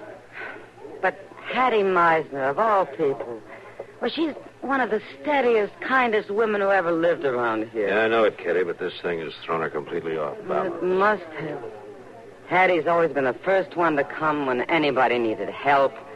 First one to take in the visiting pastors. The first one to... Well, I just can't believe it. I wish you didn't have to. What are you going to do, Matt? There's not much I can do. I don't suppose there's any hope for the boy. No, it's an open and shut case, Kitty. His mother doesn't know it, and I'm not going to tell her, but he lost his wild temper in brawls a couple of times before. There wasn't anything else the judge could do. Seems awful hard. Yeah. It was hard on the hen show boy, too. Yeah, of course it was. Do you really expect Hattie to come after you with a gun? And I expect she's a woman of her word. And you'll have to handle it. Yeah. You got any suggestions? Well, I could shoot her down like an outlaw when I see her coming. Now, Matt. Or I could let her shoot me. You got to think of something. Or I could leave town. Oh, you got to get serious, Matt. I am serious, Kitty. I don't know what to do. She's a good woman, but right now she's dangerous, and I got to protect her. I'd just as soon protect myself at the same time. Matt. Yeah? Have you talked to Doc? About this? No. It might help. He knows Hattie real well. He might be able to talk to her. I've heard she's not in a talking mood. It can't hurt to try. No, I guess not. Can't hurt to try.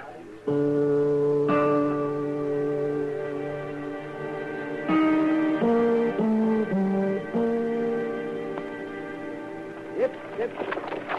Come on, get it. Get that there. Oh, get away. Get away, dog. Hurry up. Come on. Hurry up. Hey, Doc, hold up. Oh, there. What's the matter, Matt? You arresting me for something? I probably should. At the rate you were driving that buggy through town, you're a menace to life and property. You're getting old, Matt. Maybe. You heading for the stable? Until you stopped me, I was. I'll ride along with you. I want to talk to you. Yeah, so come in. Come in. Yeah. Get up. What's on your mind, Matt? Hattie Meisner. That's a sad thing, all right. But I wouldn't worry too much, Matt. She'll come through it all right. She's a strong woman. Yeah, I'm afraid she's too strong. What do you mean? She says if Jake hangs, he's going to kill me. Oh, come now, man. No, it's the truth, Doc. She knows he's guilty. She knows she's wrong, but she has to get it out of her system. That sounds like hysteria, but Hattie isn't a hysterical type of woman. I've treated her through all kinds of sickness and trouble. Yeah. Well, I thought maybe you'd go out and talk to her. Oh, she's got you buffaloed, has she? Yeah, she's got me buffaloed, Doc. Or do you want me to shoot her and knock her down and get the gun or lock her up? Which? No, wait a minute. I'm sorry, Matt. I shouldn't have taken it lightly. Yeah, well, I'll talk to her. I'm not sure it'll do any good, but I'll talk to her. Thanks, Doc. You want me to come along? No, Matt. I think I'd better try this alone.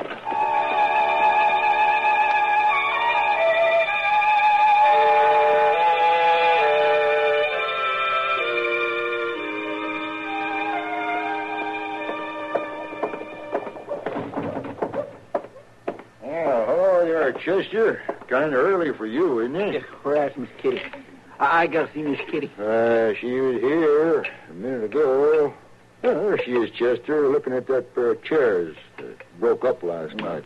Thank you kindly. Miss Kitty? Miss Kitty. Hello, Chester. What brings you? Miss Kitty, you've got to do something. Oh, all right, Chester. What do you have in mind? It's about that woman and Mr. Dillon. Well, no, I don't know about doing anything about Matt and a woman, Chester. Miss Kitty, I ain't funning. It's that Miss Meisner I'm talking about. Oh, yeah, Chester, go ahead. Tell me about it. Well, Doc went to see her to see if he couldn't talk some sense into her and all, and he just didn't get nowhere. She's still determined, is she? Yes, Miss Kitty, she is. She says she's going to walk right up and shoot Mr. Dillon after her boy is hung. Oh, it's a shame. It's more than a shame. Mr. Dillon's just going to sit there and let her walk in and do it, too. He ain't so much as cleaned his gun about it. Well, it isn't that simple, Chester. She's a good woman. Well, my goodness, I know it ain't simple. But there must be something somebody can do. We can't all sit around and let her kill him just 'cause she's a good woman. No, we can't. You got to think of something, Miss Kitty. Now, Chester, you know I want to help. Wanting just ain't enough no more. If somebody don't do something, we're going to be in an awful fix. Now, Chester, calm down. I ain't going to calm down, Miss Kitty, till somebody does something about this. All right, Chester, all right. I'll think of something. Though I swear I don't know what it'll be.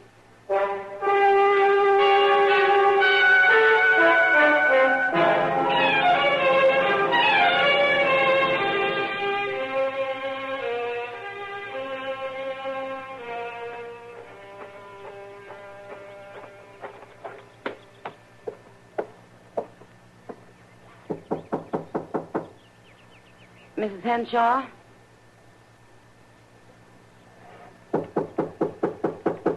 Mrs. Henshaw? You wish to see me? Yes, Mrs. Henshaw, I did. Do I know you?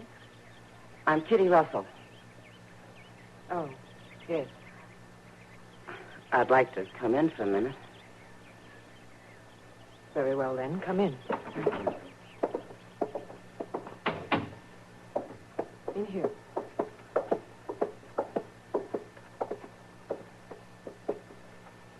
Sit down, Miss Russell, on the sofa. Thank you. Now, what did you wish to see me about? Mrs. Henshaw, I'm a great one for minding my own business. Commendable attitude. But Well, something terrible may be going to happen, Mrs. Henshaw. I think there's a chance you can stop it. Me? In what way? It's about Mrs. Meisner. Miss Russell, that name is not heard kindly in this house. I can understand that, Mrs. Henshaw, but I'm really not interested in anything you might have to say on the subject. I know the loss of your boy was a bitter thing, Mrs. Henshaw, but there's no need to add more trouble to it. It was none of my doing, Miss Russell. Of course it wasn't, but now you can help. Mrs. Meisner says she's going to shoot Matt Dillon. I assume the marshal can take care of himself. Well, of course Matt can take care of himself, but he doesn't want to have to hurt Mrs. Meisner. And if you would just talk to her, maybe you could make us... I have nothing to say to Hattie Meisner. Now or ever. Mrs. Henshaw, what's done is done. She's going to lose her boy, too. There's no need for more suffering. Miss Russell, I can understand your concern for the marshal. I understand he's a particular friend of yours. Matt is a good friend. But it is no concern of mine. He has a job to do. I see no reason to interfere with it. Mrs. Henshaw... I'll show you to the door. I can find it. I will show you to the door. Yes, of course. Do it properly, Mrs. Henshaw. Do it all properly. But don't show a little kindness to another woman in trouble. Good day, Miss Russell. I'm not so sure, Mrs. Henshaw.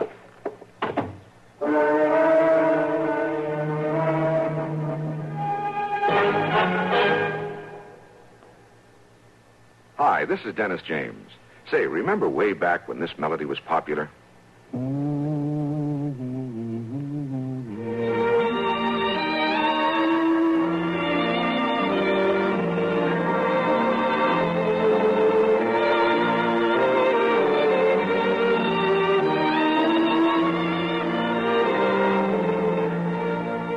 There's something very special about a long-time favorite, isn't there? Well, folks feel the same way about one of Kellogg's favorites, Kellogg's All Brand.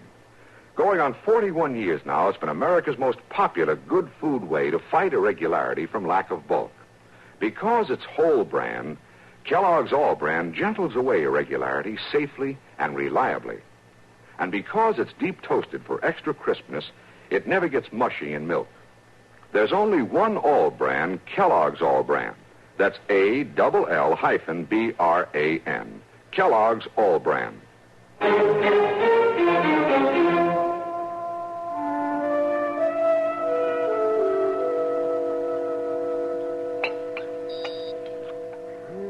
All I can say is we're all wasting our money tonight. What do you mean, Doc? Well, I should have said everybody but you, Chester. You're the only one who's eaten with any enjoyment. Chester can always eat, Doc. Well, that's what a body's supposed to do. You should know that, Doc. He knows it, Chester. He just can't put the idea across, even to himself. Well, I'm frank to admit I'll have more appetite tomorrow night. If everything comes out all right. Yeah. Mr. Dunn, you're positive nothing can interfere with the hanging. Nothing. Nothing but a miracle. And you expect that Miss Meisner to come walking in, toting a gun? That's what she says. I never heard of two women that were so stubborn about being talked to. Yeah, they're both a little crazed by the grief of losing their sons, and they're reacting in different ways. Well, I could see that, but you'd think somebody could get through to at least one of them. It's a difficult case. Yeah, well, tell you what, why don't we leave it alone till tomorrow, huh? Till tomorrow? But, Mr. Dunn, tomorrow will be too late. Yes, Matt. If you're going to think of anything, you better think of it tonight. Well, what do you want me to do, Doc? Leave town? That might not be a bad idea. Oh, for heaven's sake, Kitty, I'd have to come back someday, wouldn't Well, I? by that time, Hattie might have cooled off. Isn't that right, Doc? No, I don't think so. This thing is likely to stay with her until it gets out of her system some way. It'll take some kind of a trigger to let loose of her emotions. I hope it isn't a real trigger. Well, it's just a terrible, terrible thing. That's what it is. All right, let's talk about something else. Well, but maybe if we keep on studying and figuring... Yeah. Let everybody think. I said let's talk about something else. Huh? But, Matt, maybe if we get an idea... I don't want to hear any more about it. Now, do you get that idea? Yes, sir, Mr. Dillon.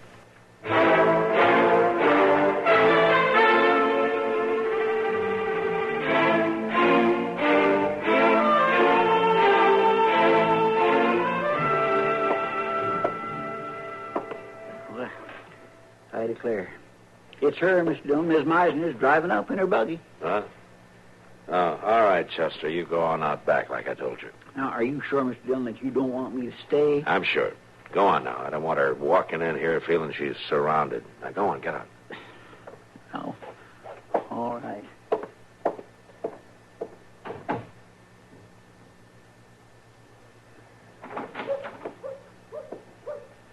Marshal? Come in, Miss Meisner.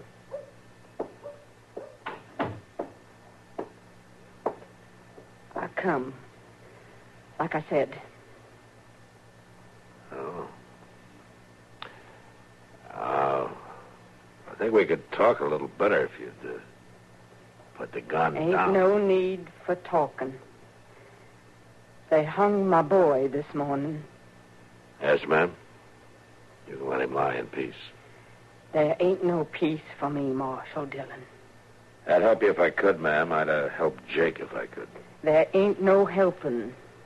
For me or for you. You're a good woman, Miss Meisner. You don't want us shooting on your conscience. My conscience tells me to kill the man that took my boy. I'm not going to let you kill me, ma'am. You ain't stopping me. I don't want to hurt you, but you put the gun down, Miss Meisner. Stay where you are, Marshal Dillon. I said put the gun down. I swear I'll... Hattie! Hattie, let it go. Let the gun go. It's no answer. Let me take it. All right, let me have it. I got it, Miss Henshaw. You got no right, Loretta Henshaw. You got no right. I wasn't even good enough for you to talk to at the burying. I was wrong, Hattie. I'm sorry. Being sorry ain't bringing my boy back. No. It's not bringing my boy back either. But neither is being bitter, Hattie. Neither is being bitter. You ain't no one to talk. Maybe not. But I spent the night long on my knees about it. It's going to be hard, Hattie, without our boys. I've had hate in my heart, too. Miranda. But I learned in the praying that the only way to feel close to my dead son is to feel love. Love for him and love for the world. Without it, he fades away. My Jake fades away, too. That's what I can't rightly bear. It fades away. Then give him a chance to stay near Hattie. Let the hate out of your heart. Let him in. I ain't been one to hate. I just didn't know nothing else to do. That's right, Hattie. Cry. I ain't letting myself shed no tears. Let him come. Let him cool your grief.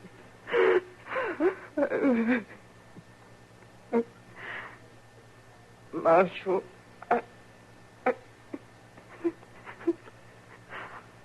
I'm sorry, Marshal. I'm sorry. That's all right, Miss Meisner. I'll take her home with me, Marshal Dillon.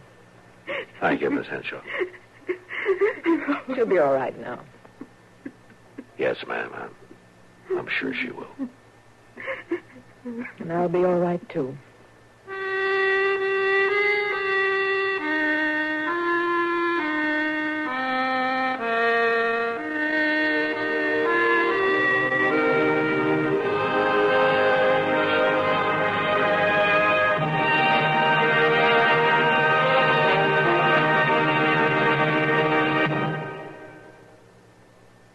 There's a man with a beard named Mitch Miller. No, not the beard, the man. There's also a man with a show named Mitch Miller. Yes, the show and the man, the same man with the beard. The same man knows all those fabulous gals and guys from the sparkling world of show business. Mitch holds open house for them and you Sunday nights on CBS Radio. That's the Mitch Miller Show, beard and all.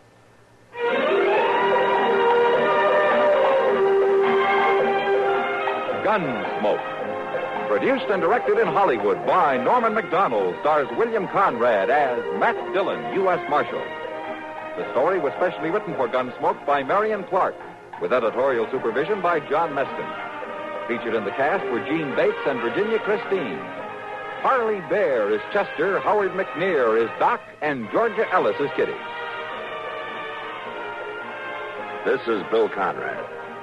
All of the Gunsmoke cast want to extend their congratulations to KNX Radio in Los Angeles for the observance of its 40th anniversary this week. Founded in 1920, KNX has been an important part of the CBS radio network since 1937. And important to us on Gunsmoke, too. For we broadcast our program from the CBS KNX studios in Hollywood. Again, congratulations from all of us. This is George Walsh inviting you to join us again next week when CBS Radio presents another story on Gunsmoke. WBT Charlotte. Out in your car, CBS Radio rolls along with you. There's more to hear. Only CBS brings you these stars.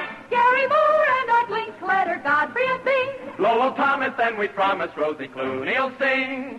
Out in your car, roll along with the stars you can only get on CBS. CBS Radio, CBS Radio, CBS Radio, CBS Radio. You'll hear all those stars plus many more on CBS and WBT Radio tomorrow morning. Tonight, stay tuned next for the CBS News, followed by the Kingston Trio. At 7:10, yours truly, Johnny Dollar, makes a hurried trip to Philadelphia in a desperate effort to save a longtime friend from being accused of arson. Suspense brings you another thrilling and spine-chilling story at 7:35, and Mitch Miller introduces you to some fascinating guests at 8:05.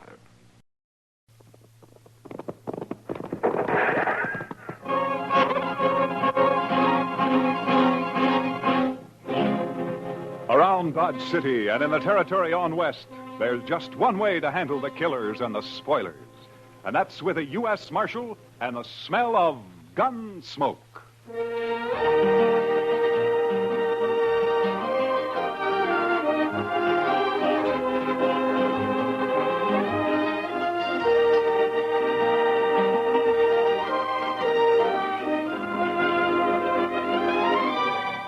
Gunsmoke, starring William Conrad. The story of the violence that moved west with young America. The story of a man who moved with it. Matt Dillon, United States Marshal.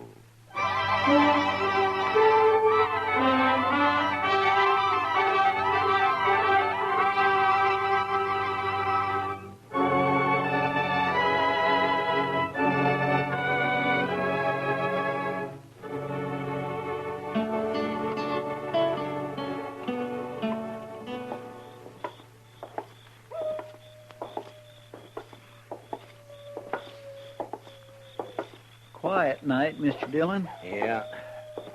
Except for that coyote. He's wailing his head off out there. Mad at the moon, I guess. Or in love, maybe. Oh? Yes, sir. The way I've noticed it, any time you find a man or an animal out squalling around in the dark, it's usually love. Yeah, but this one sounds kind of mournful, Chester. Well, sir, love is mournful sometimes, Mr. Dillon. Yeah, so I've heard. Matt? Is that you? Oh, good evening, Miss Morley. How have you been, Matt? Oh, fine. Fine, thank you. You, down here on Front Street this time of night alone? I'm looking for Red Lawson. He's a new man, works for Al. Al's meeting him sometime after midnight, and they're going out on a cattle buying trip. I want to talk to him first. You satisfied? Well, it's just that this is no place for a woman alone, Miss Morley. Maybe you better go home. There are other women down here. They belong here, Miss Morley. They work here. Oh, don't be so stuffy, Matt. And call me Ava for once. Everybody else does. Well, your husband might take exception to that, Miss Morley. Now, you're blaming me for what happened before, aren't you? I'm not blaming you for anything, Miss Morley. I didn't tell him to get into a gunfight over me. It wasn't my fault. I didn't say it was. Chester, you better see that Miss Morley gets home, all right? Yes, sir. I can get home by myself. My, she's pretty as a picture. It makes you wonder. Yeah, maybe you were right, Chester. With a woman like that, Love might be kind of mournful.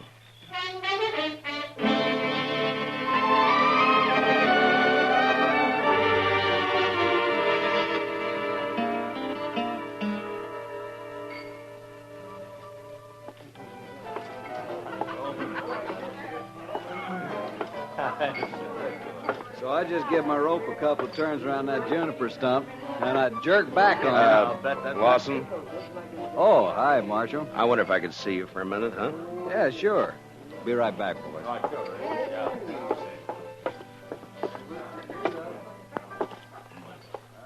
What's on your mind, Marshal? Lawson, I just ran into Miss Morley in the street outside. You did? Yeah, I suggested she go home. She's got no business being down here this time of night. It might be a good idea if you'd tell her that, huh? Seems to me that's up to her husband. Look, you're new here, Lawson. I guess you didn't know Fred Curtis and the Santa Fe Kid. I heard about it. A couple of fools, as far as I can see. Yeah, I guess they were. After they met Miss Morley. Hey, look, Marshal. What's your stake in this? I got no stake. What Miss Morley does is her own business, as long as it doesn't cause any trouble. I'm just trying to keep her peace, that's all. I feel kind of sorry for her, that's all. Al treats her like a dog. Uh-huh. Fred and the kid used to talk the same way. Like I said, a couple of fools. I'm not. I hope not. See you around, Marshal. Yeah, sure. Oh, I would think so. Sure. Hi, Kitty. Could I speak to you? Oh, sure, Matt. Excuse me, boys. I'll be back. All right. You hurry back now. What, Matt? Kitty, has Al Morley been in tonight? Oh, no. I haven't seen him, Matt. Should he have been around? Oh, not necessarily. He and Lawson are riding out around midnight on a cattle buying trip. I just thought they might be meeting here. Oh, well, not yet anyway. Jesse Wells would know what their plans are, though. Jesse Wells? Yeah, the bartender down there at the end, the young one. You know him. Oh, yeah, sure. Why would he know? Well, he's going along. Al asked him to help out. They're going to follow the Lazy Bee roundup. Try to get in ahead of the buyers from Chicago. Oh, yeah.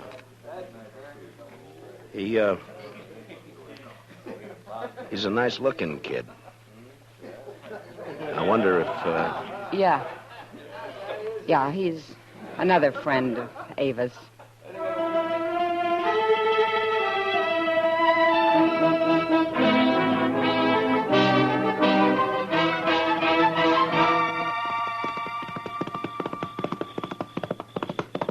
Oh, boy. Hold it.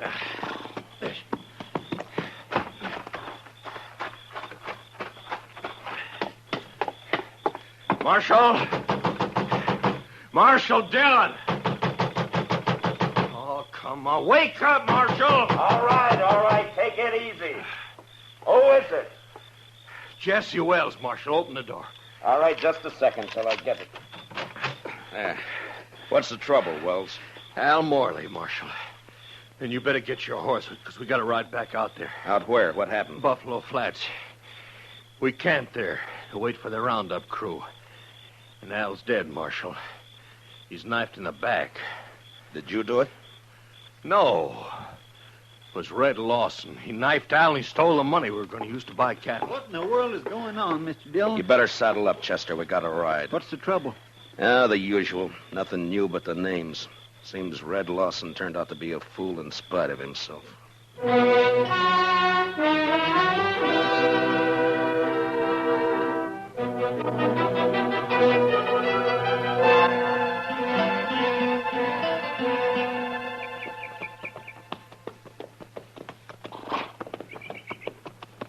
Over this way, Marshal.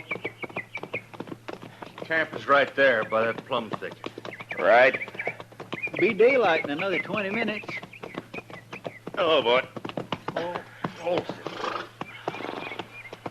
He's laying over there by the bushes. Yeah, I see him.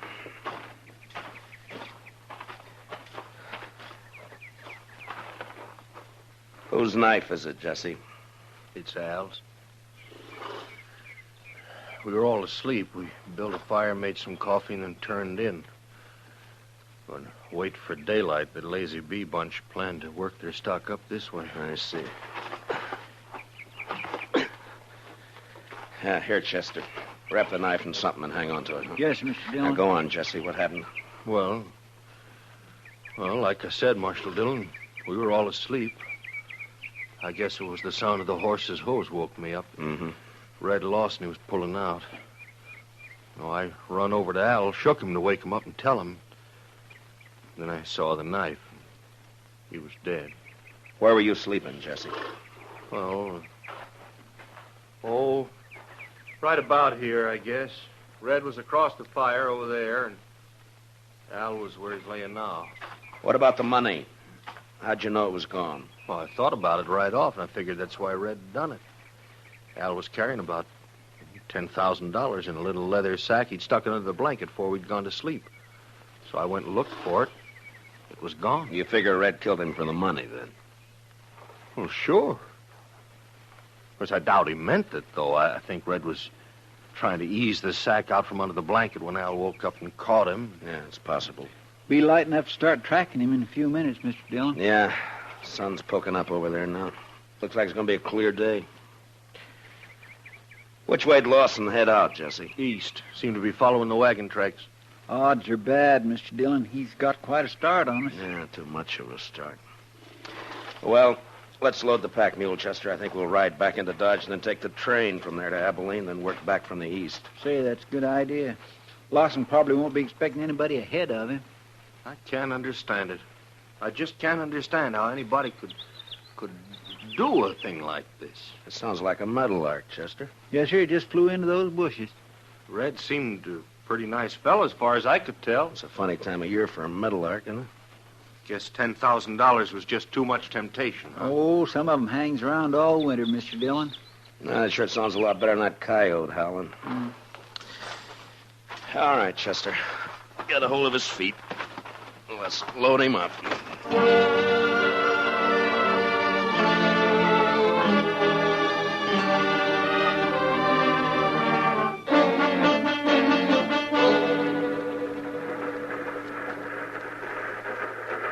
Sumac Creek water tank's right around the bend up ahead of us there. How long do we stop here? Oh, about 5 minutes. Just long enough to take on water. Might as well relax, Marshal. It's a long ways yet to Abilene. Why, we ain't but 24 miles from Dodge City. Feels more like 100. These seats are harder than a saddle. Yeah.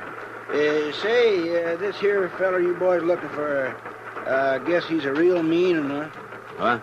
Oh, yeah. Mean enough. Well, it's just like I always say. This prairie country ain't never gonna be a law-abiding place to live. Well, every time I pull out of Kansas City on the run west, I'm expecting every minute to be shot or hung or scalped. Chester. What's the matter, Mr. Dillon? Look out the window here. Around the bend there by the water tank. Looks like we don't have to go to Abilene. Oh, yeah. There's some fella waiting to catch a train, I guess. You boys recognize... Is he the one? Yeah. His horse is tied there by the tank. Must have decided on a quicker way of traveling. Yeah, it looks that way. All right, Chester, he won't be expecting us. Let's get out in the vestibule and then drop off and take him as soon as the train stops. Yes, sir. Hey, Marshal, whatever you do, don't let him get on this train. Just keep the passengers away from the windows. In a way, it's too bad, Mr. Dillon. Miss Morley would have really enjoyed that $10,000. You're guessing, Chester. Well, he hasn't seen us yet. All right, let's go. Lawson, get your hands up. No. You're under arrest. Get your hands up. No. He's running for his horse, Mr. Dillon. Lawson! He's going to fight. You can't get away on foot. Lawson! Come on, Chester. That's a cutting it awful thin, Mr. Dillon. Giving a man 3 chances before you haul down on him. Well, we're still on our feet. He's not. Yeah, but it's a pushing the odds, though. Yeah, I guess. All right, pick up his gun there, will you? Yes, sir. Lawson? He's still alive, Mr. Dillon. Can you hear me, Lawson? Sure. Sure, I can hear you. There's a sack of money. Looks like it fell out of his coat. Yeah, I see it. Lawson, there's no doctor on the train. We're going to try to stop the bleeding and do the best we can for you. There'll be a train back toward Dodge City in about a half hour. We'll wait for it. Is that all right with you? I don't have any choice, do I? No, I guess you don't. You made your choice last night. Was she worth it?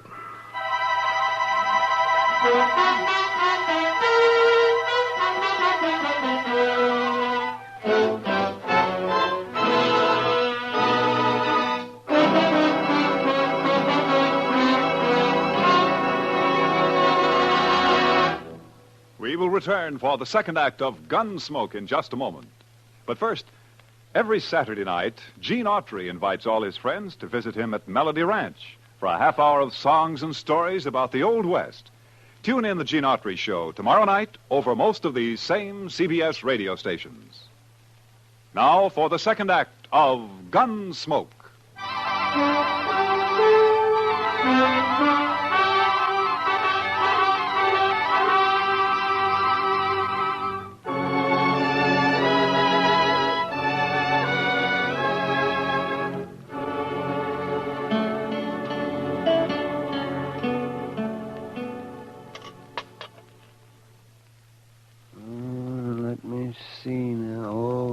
That's a bad one, Matt. Yes, I'd say the bullet's lying right in against his heart. I just tried to wing him, Doc, but we were both moving. You can't always call him, you know. No, I guess not. Well, I'm afraid that's about all I can do for him, Matt. It's not enough, is that it? He won't live an hour. Yeah, I wish he was conscious. I want to talk to him. Well, the stimulant might take effect, and then again might not. With this kind of a case, you never know. What is it you're after, Matt? Ms. Morley? Accessory before the fact? She could have been. Mm-hmm.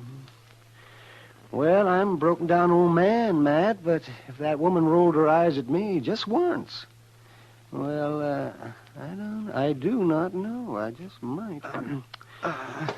Matt. Yeah. Lawson? Lawson, can you talk? Can you hear me, Lawson? Yeah. Sure. Was Ms. Morley in on it? Nobody was in on it. Did she know you were going to do it? She had nothing to do with it. Was she going to meet you somewhere later? She had nothing to do with it. It was my idea. Nobody else. Lawson. Lawson, listen to me. You're dying. Do you know that? Yeah. Yeah, I know. I can feel it. She wasn't in on it. All right. That's the way you want it. At least Al won't treat her like a dog anymore. What do you mean? I mean, a dead man can't bother anybody. Al? You ought to know. You killed him. No. No. What? He was asleep. I took the money and rode away. And they were both asleep. I didn't touch him. You're telling the truth. I swear I didn't kill him. I only stole the money, and I didn't get... Well, guess I was wrong, Matt. The bullet was closer to his heart than I thought. Yeah. And I was wrong about something myself, Doc. I thought this was the end of it. Now it's wide open again. Wide open.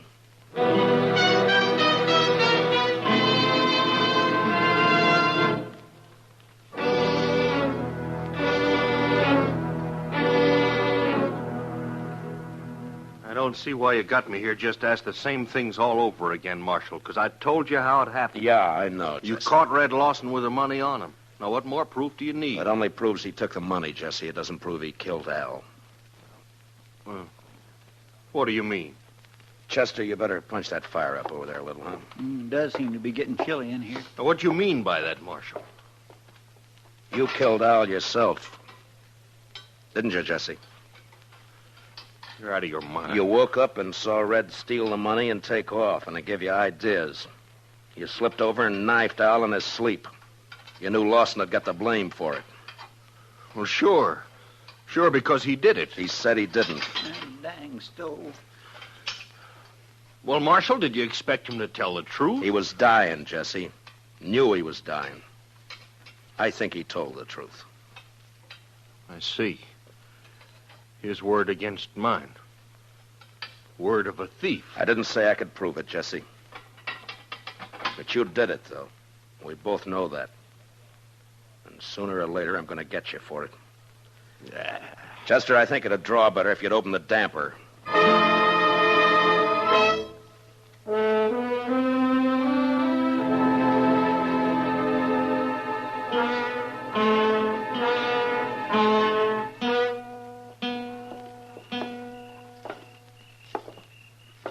Quiet night, Mr. Dillon. It was a quiet night last night. And 2 men who were alive last night are gone tonight. Sure makes you stop and wonder. Well, at least one thing hasn't changed. That coyote's still there. I guess there'll always be coyotes around, Mr. Dillon. What are you going to do about Jesse Wells? Oh, I don't know, Chester. He's guilty. You can see it written all over him, but there'd be no use bringing him in. I haven't got one piece of evidence. I don't know. Yes, sir. She's quite a woman. Mercy. Quite a woman. Yeah, she is that, all right. Matt? Is that you? Good evening, Miss Morley. Who are you looking for tonight? Can't be Red Lawson. He's dead. So is my husband. You forgotten? My deepest sympathy. Don't bother. You know better. I am sorry about Red, though. He was nice. You're the one who did it, aren't you, Matt? Yeah. Yeah, I killed him. For you. I couldn't do anything else. I don't know why you say for me. It wasn't my fault. Yeah, sure, I know. You know. You don't know anything. You don't know how it feels to sit in a house alone with your husband dead. No one in town coming near you. Like he was poisoned or something. Sure, I don't feel sorry about Al, but I would have once.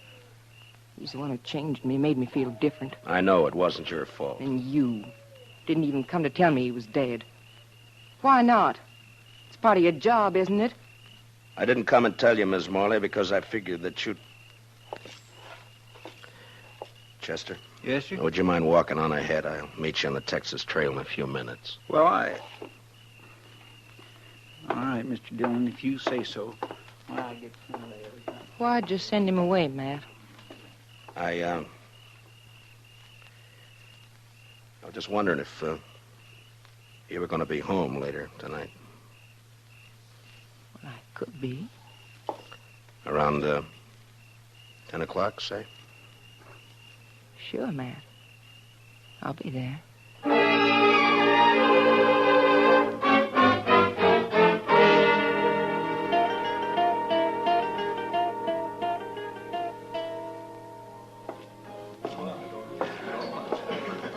Well. Hiya, Kitty. Chester and I were trying to think of some way to rescue you from Ava's clutches. Only one thing, though, Mr. Dillon. I wasn't sure you wanted to be rescued. Kitty, has Doc been in tonight? Oh, I haven't seen him, Matt. Chester, will you see if you can find him and have him meet me here? Yes, sir. Right away, Mr. Dillon. Kitty, Yeah. I wonder if you'd help me with something. Well, sure, Matt. What? Drop a hint to that bartender, Jesse Wells, that it might be smart to slip out of here and pay a visit to Ms. Morley's around, say, 9:45 tonight. All right. Is it anything you can talk about? I don't exactly know how to talk about it, Kitty. I got a murder on my hands. I know who the killer is, and I can't touch him. So? So I'm going to try to make him touch me. Oh. All right, Matt. I'll take care of it. Will you be around for a while? Yeah. I'll be here till about 10.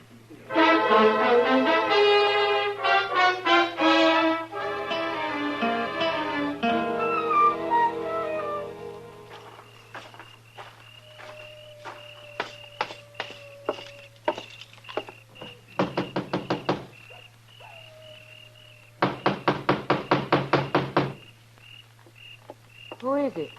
It's Matt Dillon. Who'd you think? Just a minute. Well, hurry up. Let me in. All right, Dillon, come on in. Well, Jesse, I thought you were working. I was, till just a few minutes ago. Well, what's on your mind?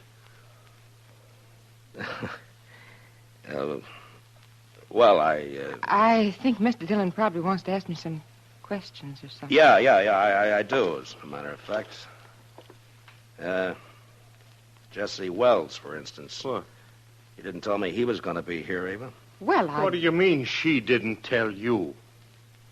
Wait, Ava, what about this? You were expecting him. You knew he was coming. Of course you knew I was coming. You and Matt Dillon. For how long? And what kind of a fool does that make me? I'm afraid you were born a fool, Jesse. That's why she picked you. She's so wonderful you said if only Al didn't stand in our way. I didn't tell you to kill him. I didn't mention it once. You didn't have to. Just kept dropping hints, leading me on. And all the time you and Matt Dillon. She's too smart for you, Jesse. You should have realized that. Yeah. And instead I played right into your hands. Both of you. How, Jesse? Killing Al, getting him out of your way, giving the two of you a clear field. You're under arrest for murder, Jesse. What? Oh, you'd like that, wouldn't you? Both of you would. Sit around and laugh about it while you're waiting for me to hang. I said you're under arrest. Now hand over your gun. No, you don't, Dillon. You're not going to carry it that far. You're not taking me in for something both of you wanted me to do. Hand over your gun, Jesse. You want my gun, you got to take it away from me. Get away from the door. Oh, sure, I'll get away from you. Hold it, Mr. Wells!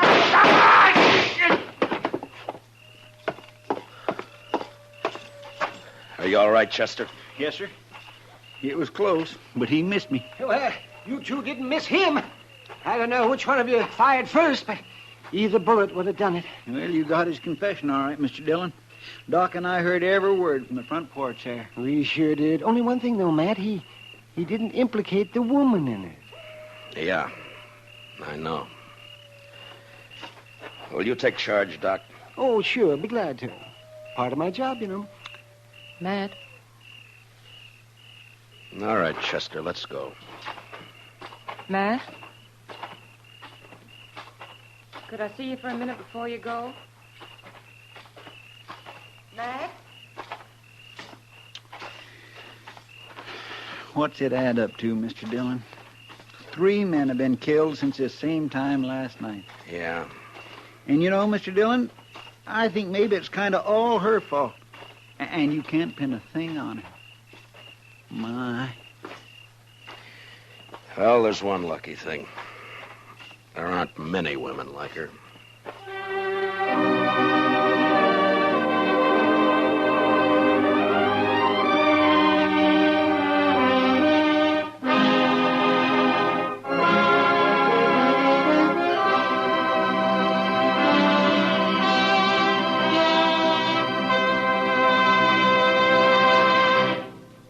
Gunsmoke, under the direction of Norman MacDonald, stars William Conrad as Matt Dillon, U.S. Marshal.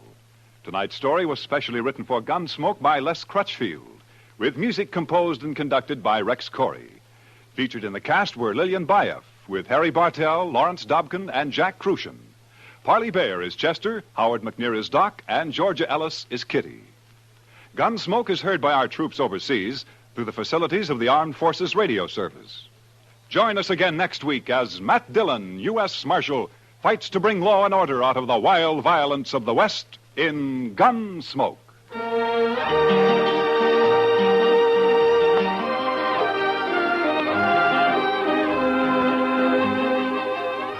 Strange Island tells the remarkable story of a tropical paradise that sank into the sea.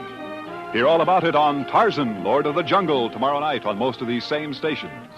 Hear about the miracle that saves Tarzan from drowning and brings the island back from the sea. Remember, it's yours for thrills on tomorrow night's exciting adventure with Tarzan, created by Edgar Rice Burroughs and brought to you now by CBS Radio. Clancy Cassell speaking. And remember, Broadway's My Beat brings you startling mysteries Saturday nights on the CBS Radio Network.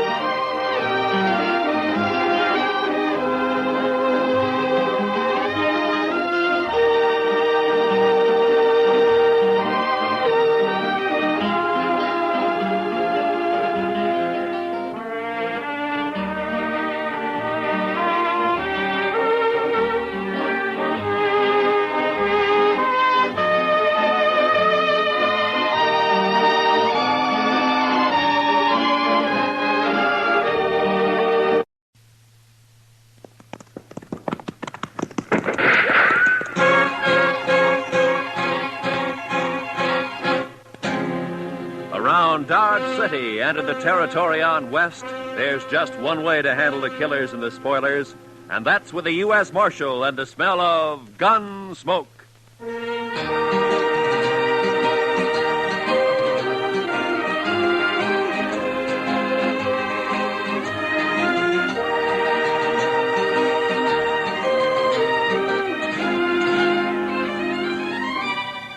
Gunsmoke, starring William Conrad. The story of the violence that moved west with young America. The story of a man who moved with it. Matt Dillon, United States Marshal.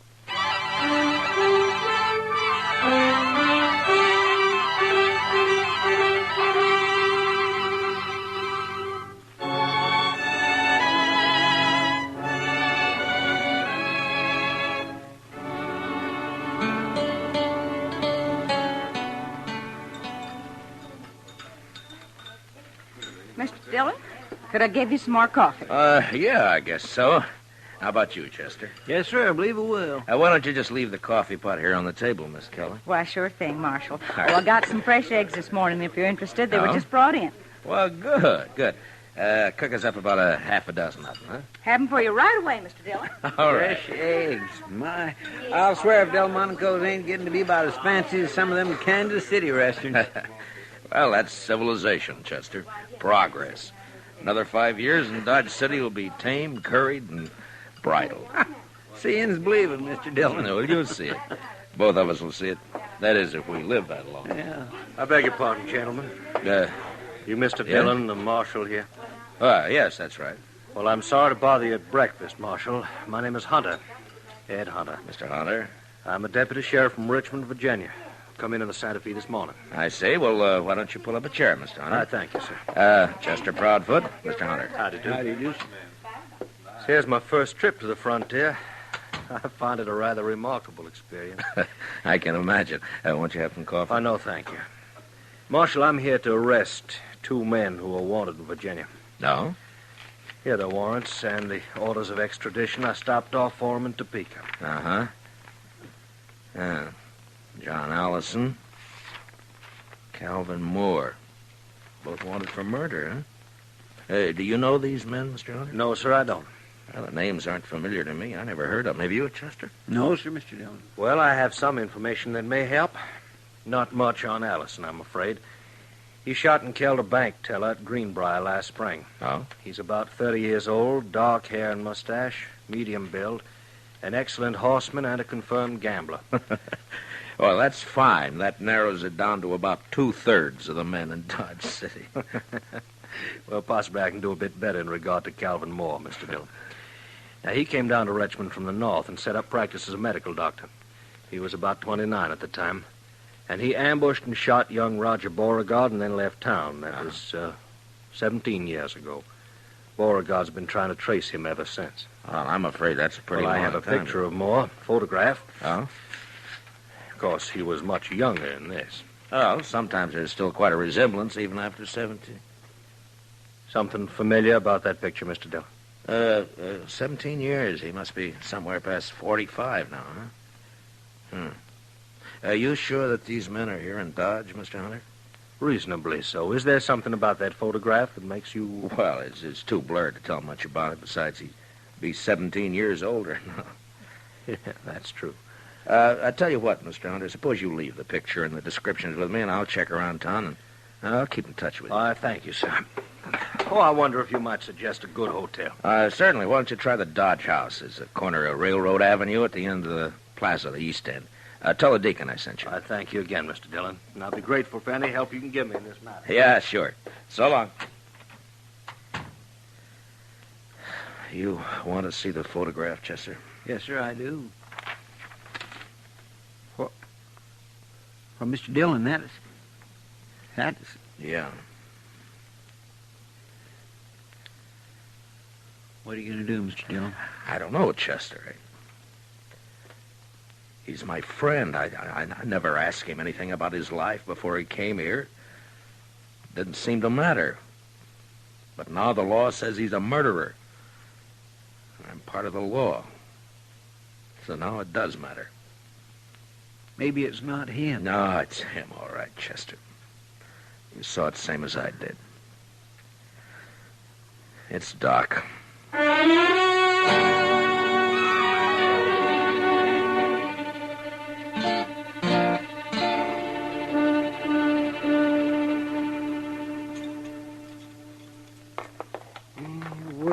Work. This is the first chance I've had this week to clean a few instruments properly. Gunshot wounds. Oh, Matt. I'll lay odds I'm the only doctor in the United States who makes 3/4 of his living off of gunshot wounds. That's a rough country, Doc. Yes, indeed, it's a rough country. Maybe you ought to have stayed back east. See, broken bones, babies, and gunshot wounds. Well, I wouldn't know the first thing about a good civilized case of gout anymore. What part of the East did you come from, Doc? See, I went to medical school in Boston. I studied consumption, colic, liver complaints. Never had a case of liver complaint in all the time I've been here, though. No, I guess that kind of thing is more common down south, around Richmond, Virginia, for instance, huh? Matt, stop beating around the bush. You've got something on your mind, and it's bothering you. Look, Doc, a deputy sheriff from Virginia came in on the morning train. He's got a warrant for murder against a man named Calvin Moore. He's got a photograph of Moore taken 17 years ago. Would you like to look at it? All things are taken from us and become portions and parcels of the dreadful past. Are you Calvin Moore? It wasn't murder, Matt. They said it was murder, of course. The Beauregards were an important family. Would you like to tell me about it? Oh, not much to tell, Matt.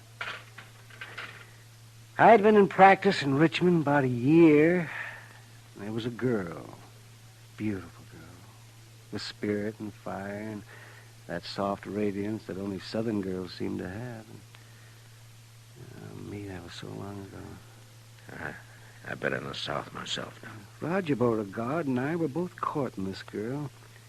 He was a typical Virginia gentleman, hot-headed, used to having his own way.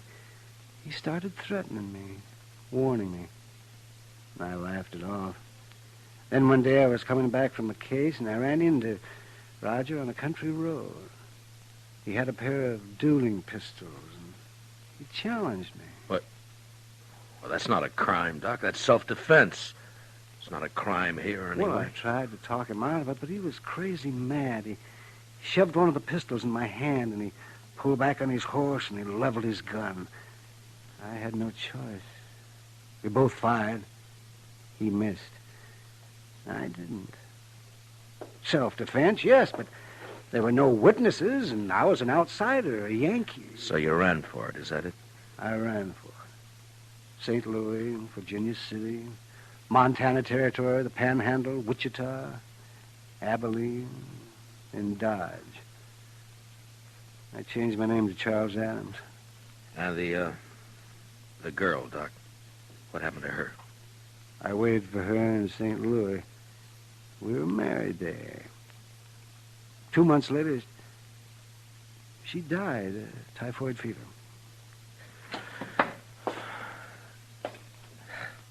Well, you never know. No matter how much you figure you understand somebody, you just quite never know. I can't go back there, Matt. I've got no defense. Well, I'd mean prison. I'd rot in prison. I won't go back, Matt. Now, Doc, look, Hunter is here after 2 prisoners. I got no right to my own rules, to go after one man and keep the other one covered. I always figured that the only kind of law that would work out here is an honest law. What are you going to do? Doc, I don't know.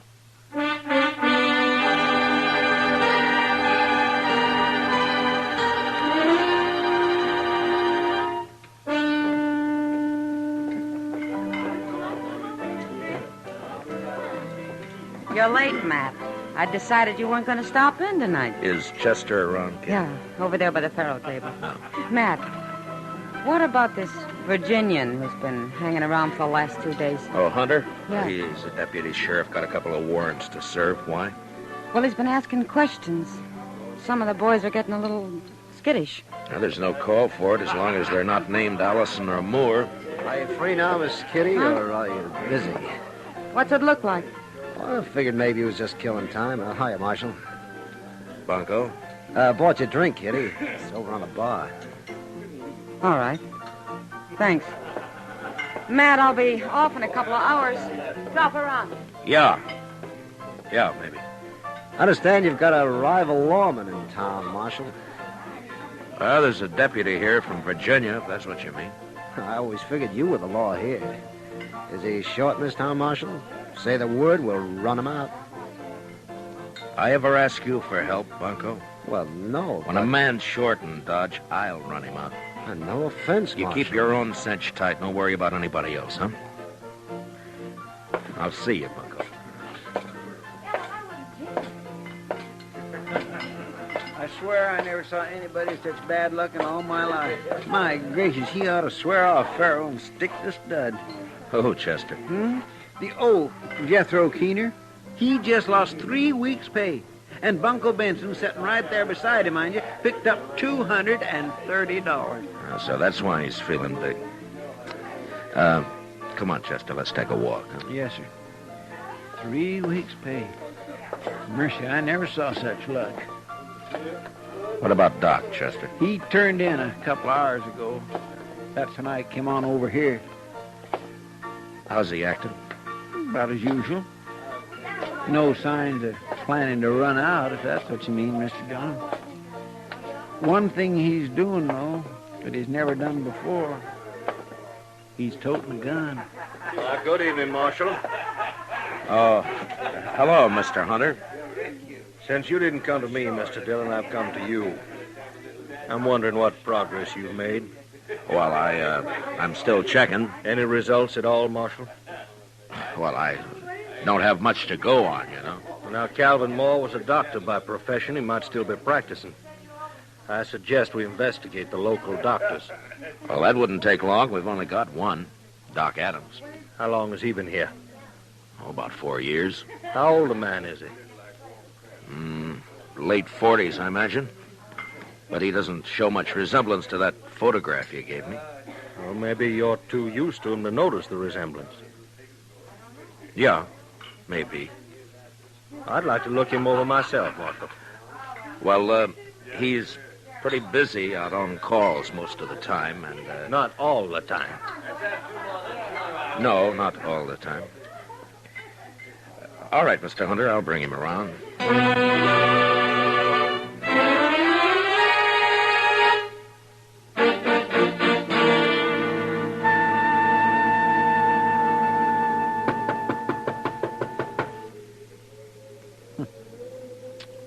That's funny, Mr. Dillon. Yeah, he should have answered by now.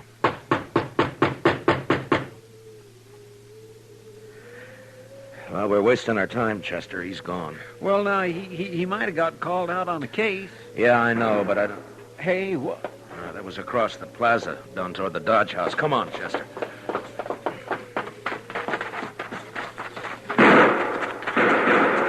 Somebody sure is stirring up the smoke. Yeah, it's across the street. Edge of the railroad yards, I think.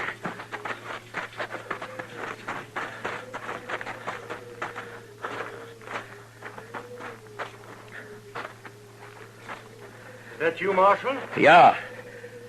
What happened, Mr. Hunter? Somebody tried to kill me. I started into the hotel and they fired from the dock here. I fired back, but he got away. You, get a good look at him? Oh, no, I just saw the flashes. Well, this is an easy town to get killed in, Mr. Hunter. So it seems. About that doctor, Marshal. You didn't bring him around. Well, he's out on call. Think I want to meet him more than ever now.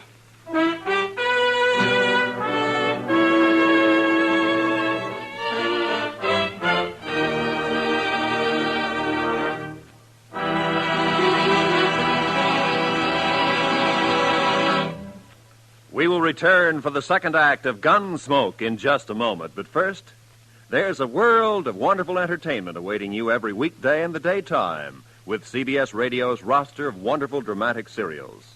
This Monday, listen in. And now, for the second act of Gunsmoke.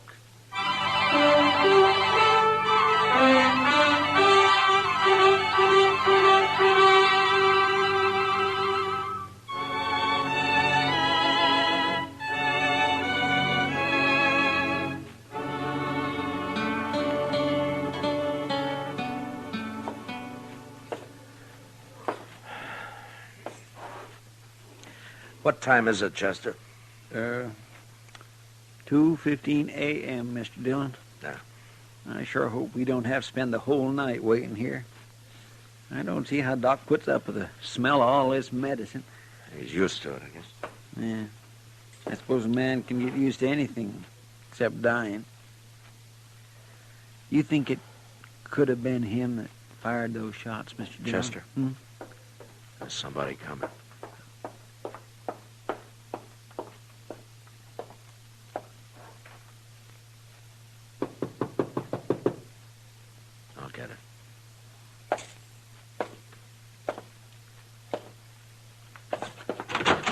Doc, Marshal. Come on in, Bunko. The doc's not here, but he'll probably be... Oh, what happened to your arm? I got thrown into a barbed wire fence. Here, let's have a look at it, huh? No. It's all right. It's a gunshot wound. All right, hold it, both of you. Well, is that the same gun you tried to kill Hunter with, Bunko? Stay where you are, Marshal. Yeah. Around 30 years old, dark hair, mustache, medium build, excellent horseman, confirmed gambler. Wanted for murder. John Allison. Alias Bunko Benson. Am I right, Bunko? He's not taking me back there. You stay where you are, Dillon. Now, don't be a fool, Bunko. Put away the gun. Stay back. I'm warning you. Bunko, look! All right, Chester, let's get him over to the jail.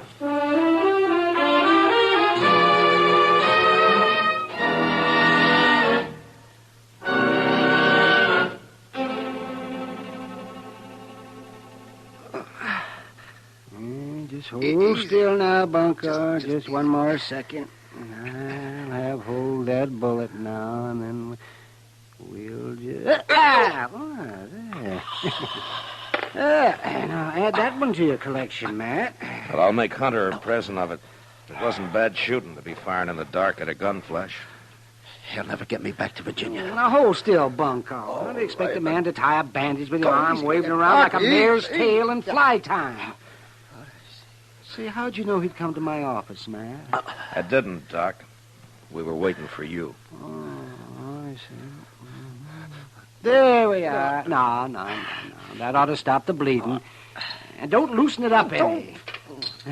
And you'll live to hang yet. Don't worry about my hanging, Doc. I'll outlive you.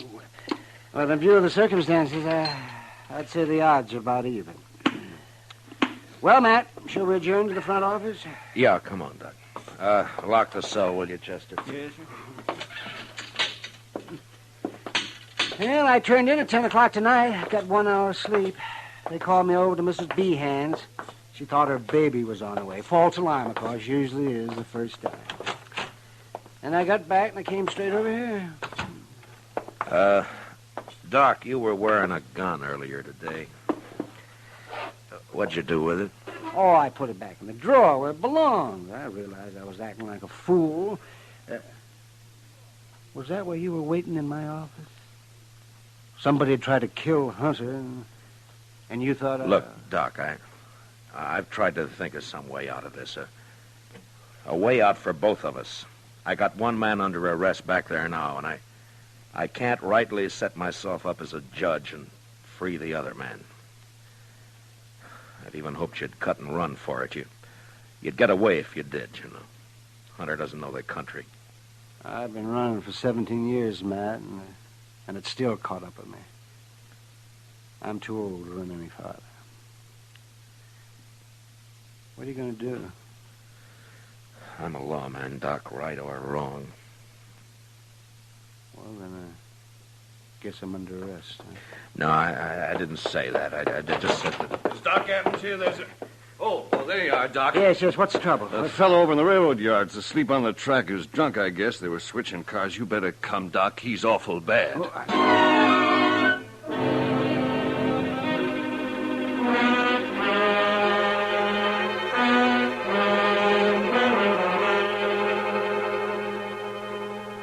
I got 2 lanterns, Mr. Dillon. That ought to be enough. Good, Chester. You ready, Doc? I'm ready as I'll ever be. All right, let's go, then. He said near the loading pens. Down this way, I guess. Yes, sir. It looks like some lights over there. People around. Yeah. Marshal, is that you? Yeah. Oh, Hunter. I thought you went to bed hours ago. I'm a light sleeper, Mr. Dillon. I heard there's an accident over in the yards. Thought it might give me a chance to meet your local doctor. Well, I guess you can meet him right now if you want to. Doc, this is Ed Hunter, Doc Adams. How do you do, sir? Mr. Hunter? I got one of your prisoners locked up, Mr. Hunter, John Allison, known here as Bunko Benson. Good. I just found out he's the man who tried to kill you tonight. He caught one of your bullets in his arm. Oh, I see. Why, then it's 1 down and 1 to go. Just Calvin Moore. Dr. Calvin Moore. This is no time to stand around making chin music. I'm sorry, Well, that's Hunter. quite all right, Marshal. I'll go with you.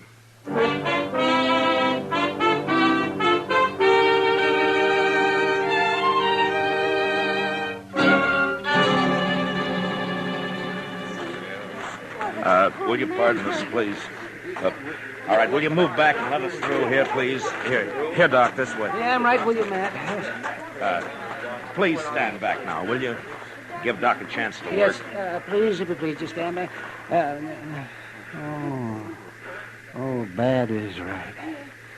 Well, we'll do what we can. Come on. That man who's hurt, Marshal, who is he? Oh, just a drifter. Been around Dodge a couple of years. Calls himself Texas Joe. No friends or family. Nobody knows where he came from. It's the usual story. Easy now, Tex. We'll have you fixed up here in just a couple of shakes. Is that you, Doc? That's right. I told him, get you. Be all right if you got here. Why, sure, it'll be all right. You just lie still now. Yeah. Certainly has to work under primitive conditions. Doc? Yeah. Chester, will you get those lanterns going and give Doc some more light? Yes, Mr. Dillon. Yeah, he's the only real doctor this side of Abilene. Mr. Dillon, is there anything I can do to help? I guess not, Miss Kelly. Thanks anyway. Poor old Tex. Why, he stopped in the restaurant not more than 4 hours ago. I fixed him a meal. You never know. Well, Doc can pull him through if anybody can. Sure he can. Put one of those lanterns on the other side there, Chester. Yes, sir, Doc. You seem to have a lot of faith in this Dr. Adams. They've got reason to, Mr. Hunter. Matt, could you give me a hand here? Oh, yeah. Yeah, sure, Doc. Lift his head up just a little bit there, Matt. Yeah, all right. Not much of a chance. All I can do is make him comfortable. Marshal Dillon. No, don't try to talk, Tex. You're going to be all right. You've been decent to me, Marshal. Just a bum, but you treated me square. You and Doc, only friends I got. Sure, Tex. I got one more favor to ask. Could someone read me some scripture?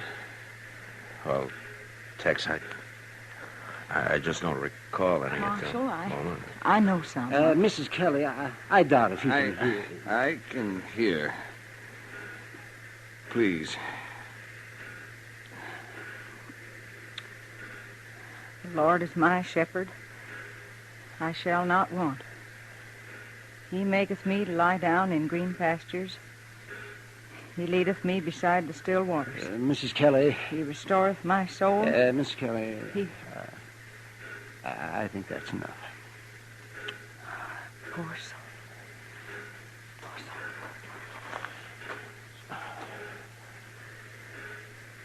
Well, you can't win them all, I guess. No, you can't win them all, Doctor. Well, Doctor, as the only physician here, I suppose you also function as coroner. That's right. Yes. This man will be buried in the name of Texas Joe. Don't you worry about that. Boot Hill is full of men buried under nicknames. In this country, we... Doc! Doc, I just came from... Oh. What, Kitty? Oh, Doc, I've been sitting up with Mrs. B, and you left too soon. She needs you over there right away. Well, then it wasn't a false alarm. No. All right, Kitty, I'll be there just as quick as I can, but... Well, as soon as I... Kitty, you go on back over and do what you can for her, huh? Doc will be along. Oh, all right, Matt, but you better hurry.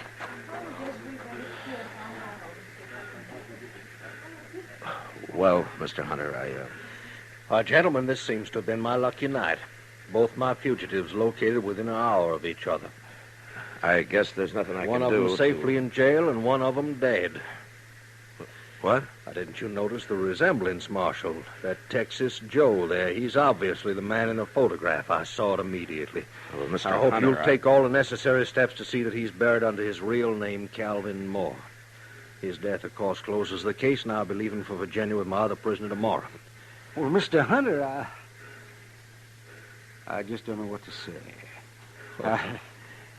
Now, I'd say it's no time to stand around making chin music, Dr. Adams. You have a patient waiting, and this town seems to depend on you. Well, of course, but... Hey, you got work to do, Doc. And, Doc, make sure it's a boy, huh? Well, I'll do my darndest, Matt. Yeah. Well, good night, gentlemen. Good night, Doc. Good night, Doc.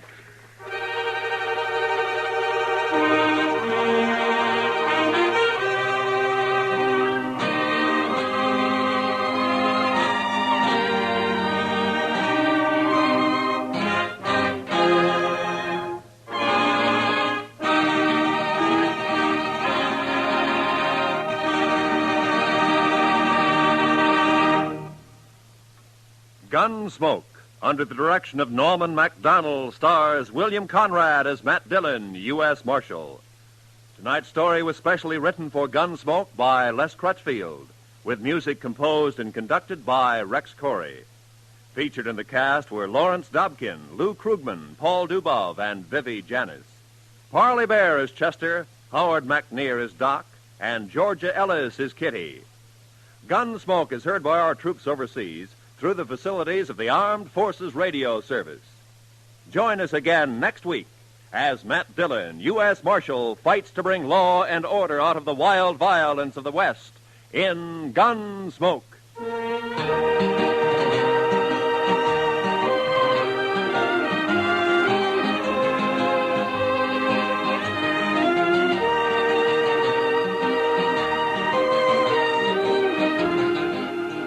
Tomorrow evening, evening, listen for Lionel Barrymore, your host on CBS Radio's Sunday Night Playhouse. There'll be another specially selected historical drama or a classic from literature with a cast of stars perfectly suited for the roles in the story. Every Sunday evening, hear Lionel Barrymore on your Sunday Night Playhouse over most of these same CBS radio stations. Truly an outstanding dramatic experience here at the Star's address. Roy Rowan speaking. And remember, for thrilling dramas of escape, listen every Sunday night to the CBS Radio Network.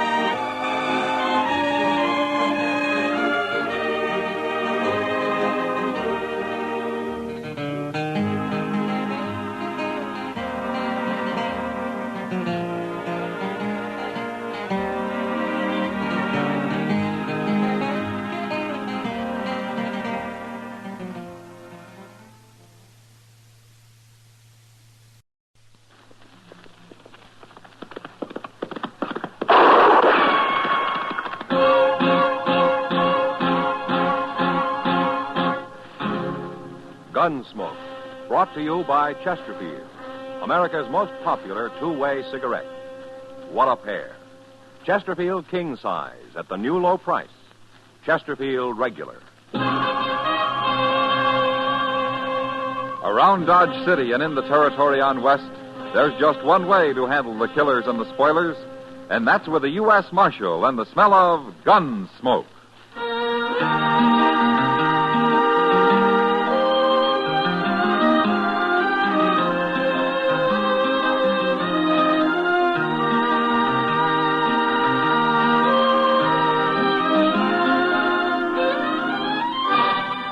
Gunsmoke, starring William Conrad, the transcribed story of the violence that moved west with young America, and the story of a man who moved with it.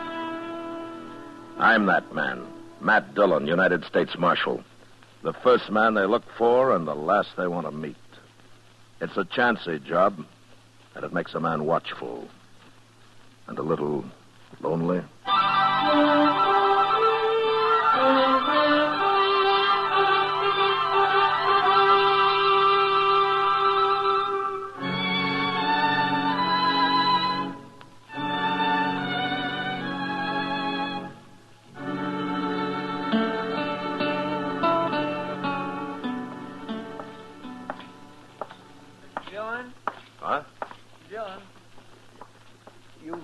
Headed for the depot? Oh, no, I'm not, Chester. I'm looking for a cup of coffee. Thought I'd go into Delmonico's here. You want to join me? Well, sure, I'd like to, but maybe I better go on down to the depot. Oh, what for? The mail.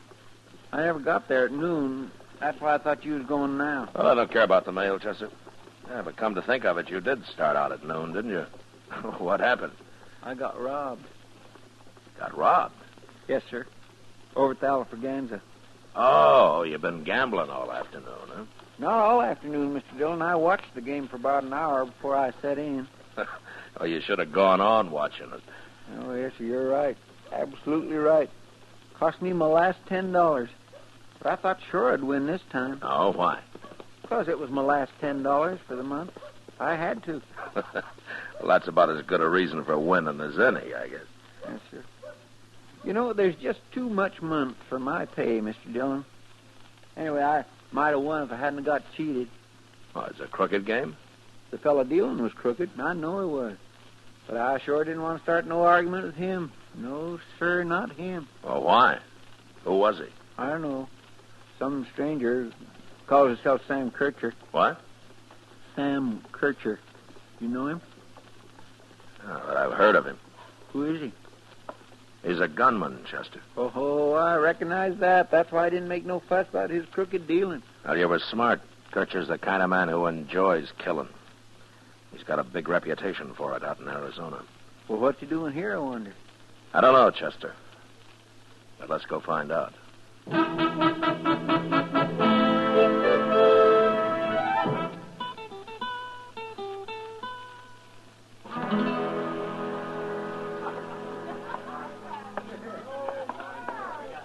That's him, Mr. Dillon. Just getting up from the table over there.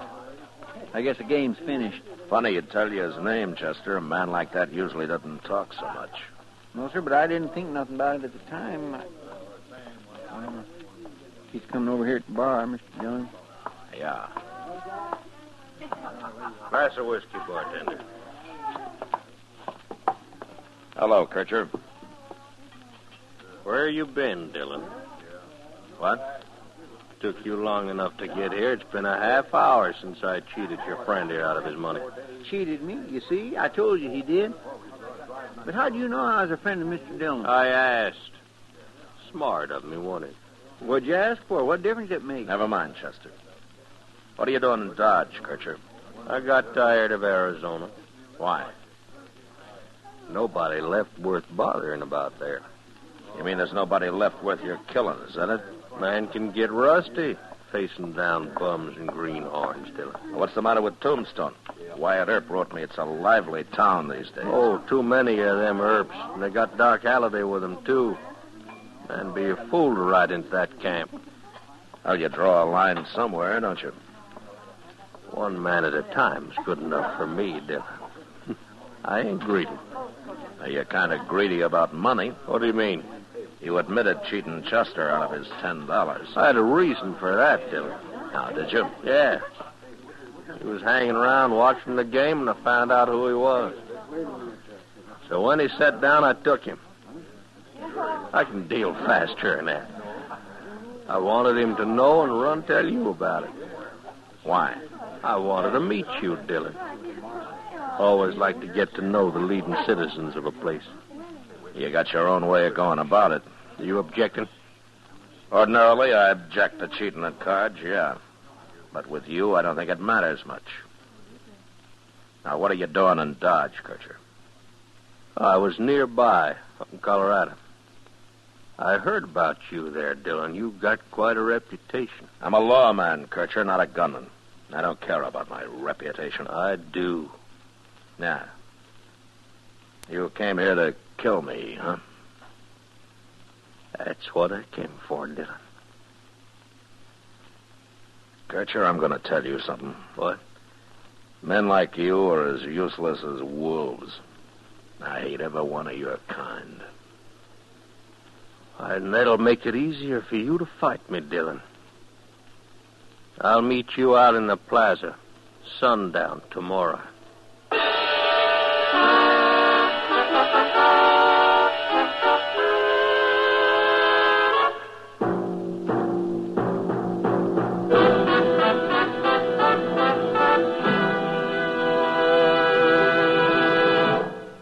What a pair. What a buy. We're talking about king-size Chesterfield at the new low price. And Chesterfield Regular. They're the quality twins. The best cigarette ever made. Either way you like them, you get the same highest quality, same low nicotine, the same wonderful taste and mildness, a refreshing smoke every time. So change to Chesterfield, America's most popular two-way cigarette. Buy a carton today. You get highest quality with king-size Chesterfield at the new low price. You get highest quality with Chesterfield Regular. What a pair they are. They satisfy millions. They're best for you.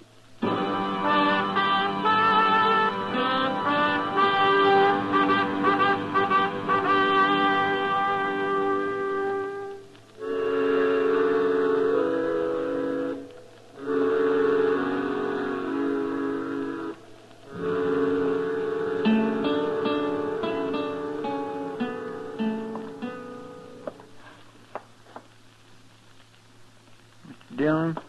Huh? I've been thinking about sundown all day long. I feel terrible about this. Oh, why? It isn't your trouble. Yes, I know, but if I hadn't sat in that game yesterday, things might be different. Sam Kirchard found me soon enough. That's what he said he came here for. I heard him. but I still feel guilty. What's the matter, Chester? You afraid he'll kill me? Is he really good? Well, he's beat a lot of men. You're going to fight him, ain't you? Yeah, that's the worst part of this job, Chester, having men like Sam Kircher come around looking for another notch on his gun. There's nothing I can do about it. Well, you don't have to fight him, Mr. Dillon. No, I don't. I could avoid it. How? Run away. Oh.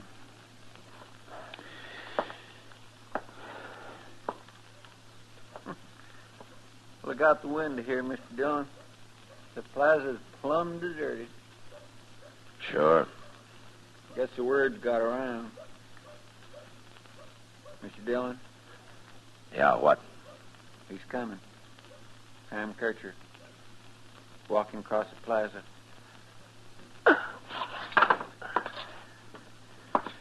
Well, it must be sundown.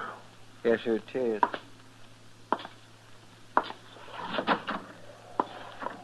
Don't come out the door, Chester, or you'll be behind me. I'm only going as far as the boardwalk. I won't. I'll stay right here. But if anything happens, then I'm coming out, by golly. Don't be a fool.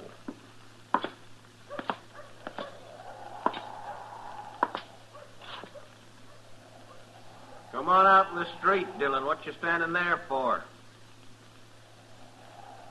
What's the matter with you? You scared?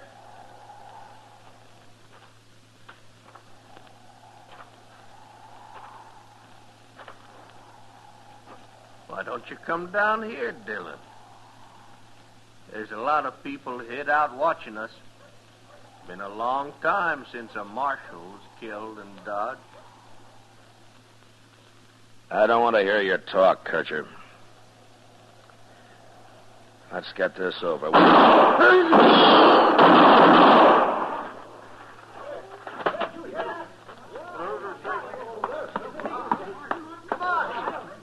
You did it, Mr. Dillon. Why, he didn't hardly have his gun out before you hit him the first time. I was watching him. I didn't wait for him. I drew first. You did? Giving a man a chance to be arrested is one thing. Shooting down a killer's another. Yes, sir. This is nothing but slaughter. Brainless slaughter. Like I said, it's the worst part of this miserable job.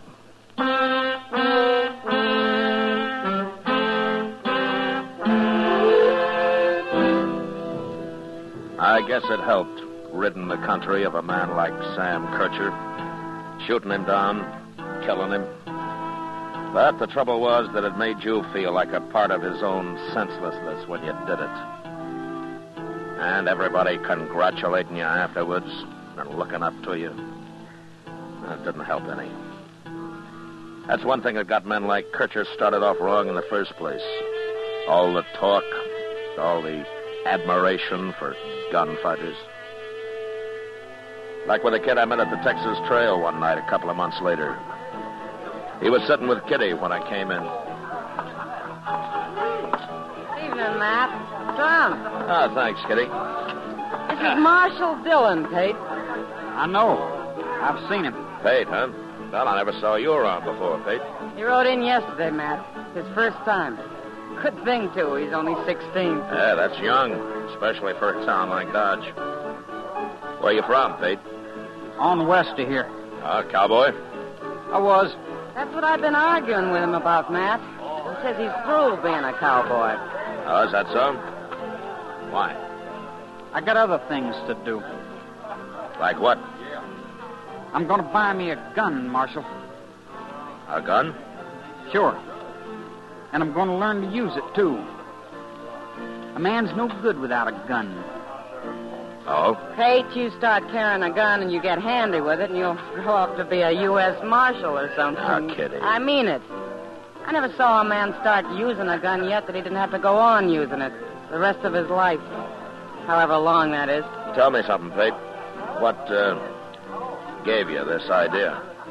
What's wrong with it? Everybody carries a gun.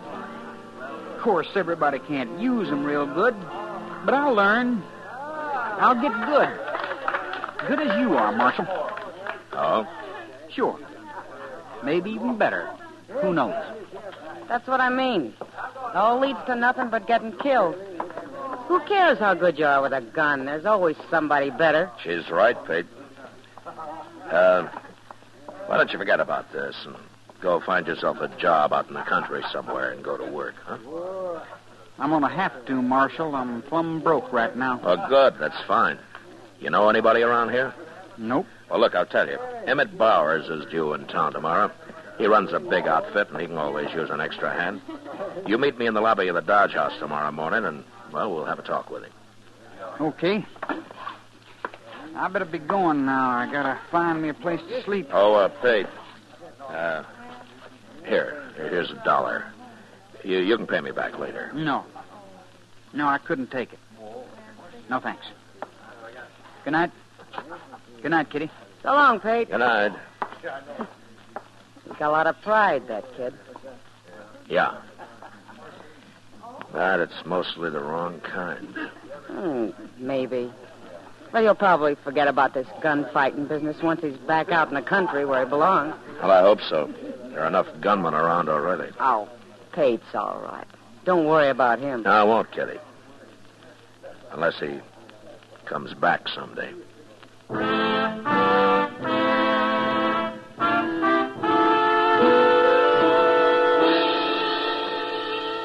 Pate was at the Dodge House next morning, and we found Emmett Bowers there and got him a job right off.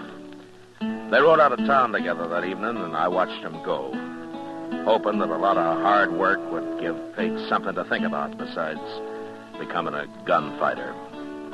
Anyway, I'd done what I could, and I forgot about it. Till a couple of months later, when I happened to go into Jonah's General Store.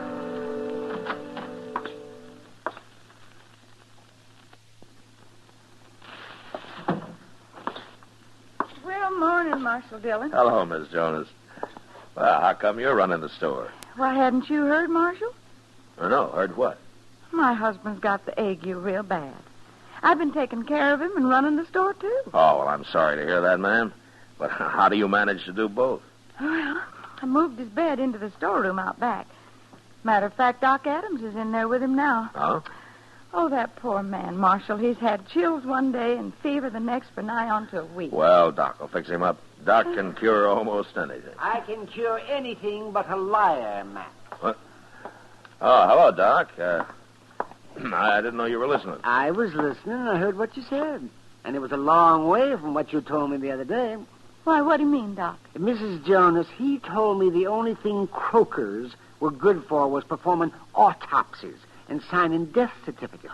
That's exactly what he said. Death certificate? Now, don't let him scare you, ma'am. Nobody ever died of ague yet, doctor or no doctor. Oh, Matt, why aren't you out patrolling Front Street or keeping the peace somewhere like you're paid to do?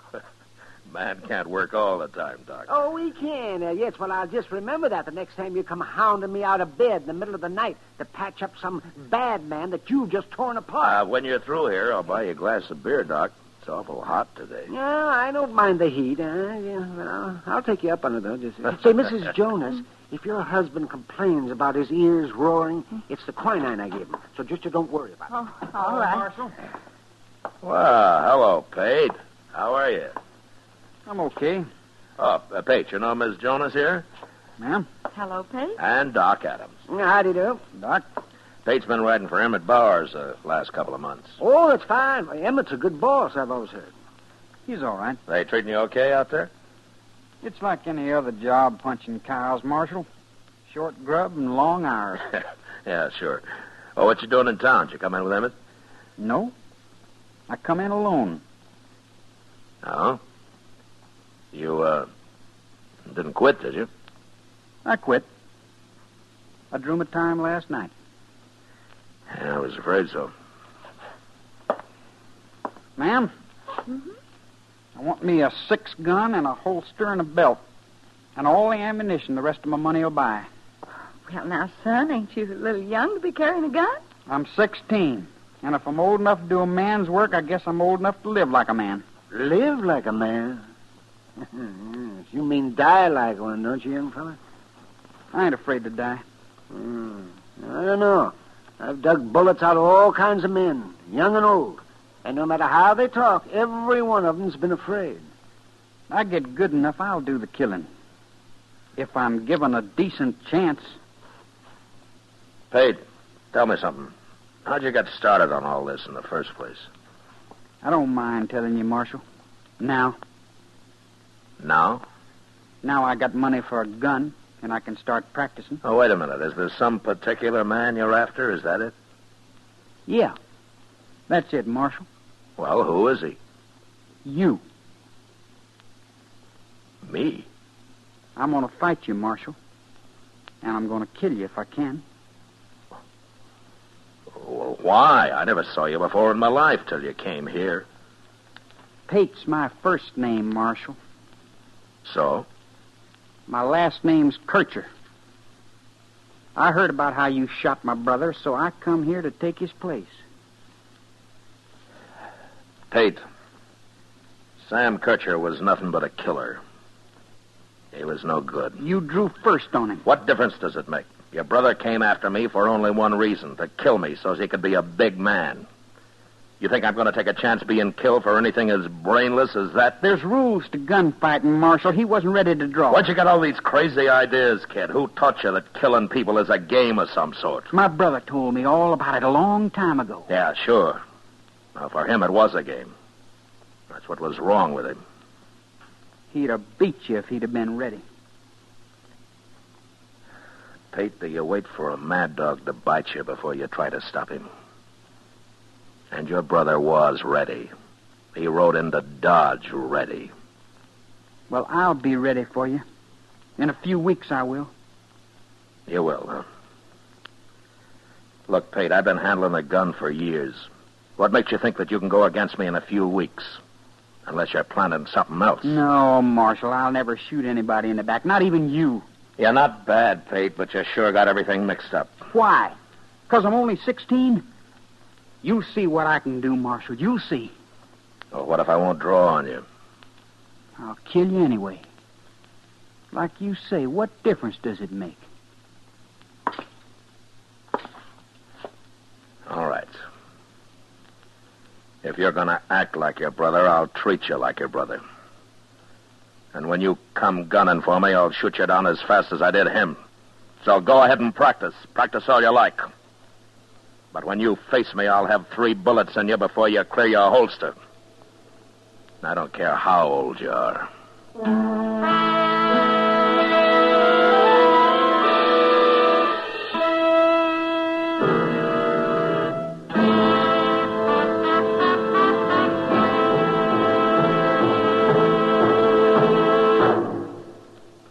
Your best cigarette buy today is Chesterfield. There's Chesterfield King Size at the new low price.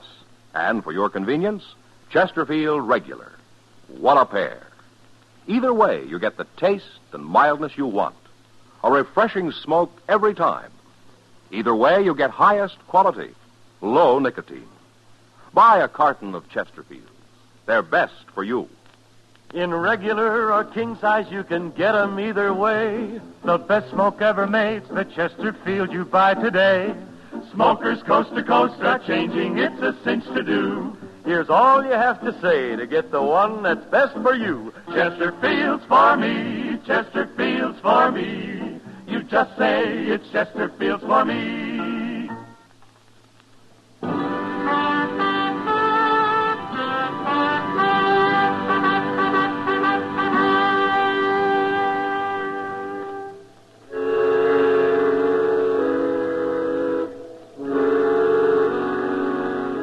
If I thought getting mad would scare some sense into Pate Kircher, I was wrong. He went ahead and bought his 6-gun, and every day he spent hours down by the Arkansas practicing with it.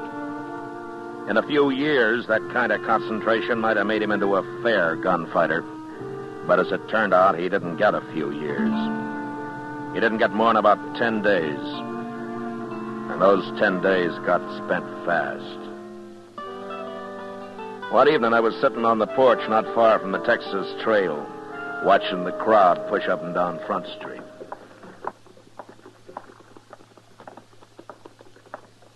Oh, hello, Marshal. Hello, John.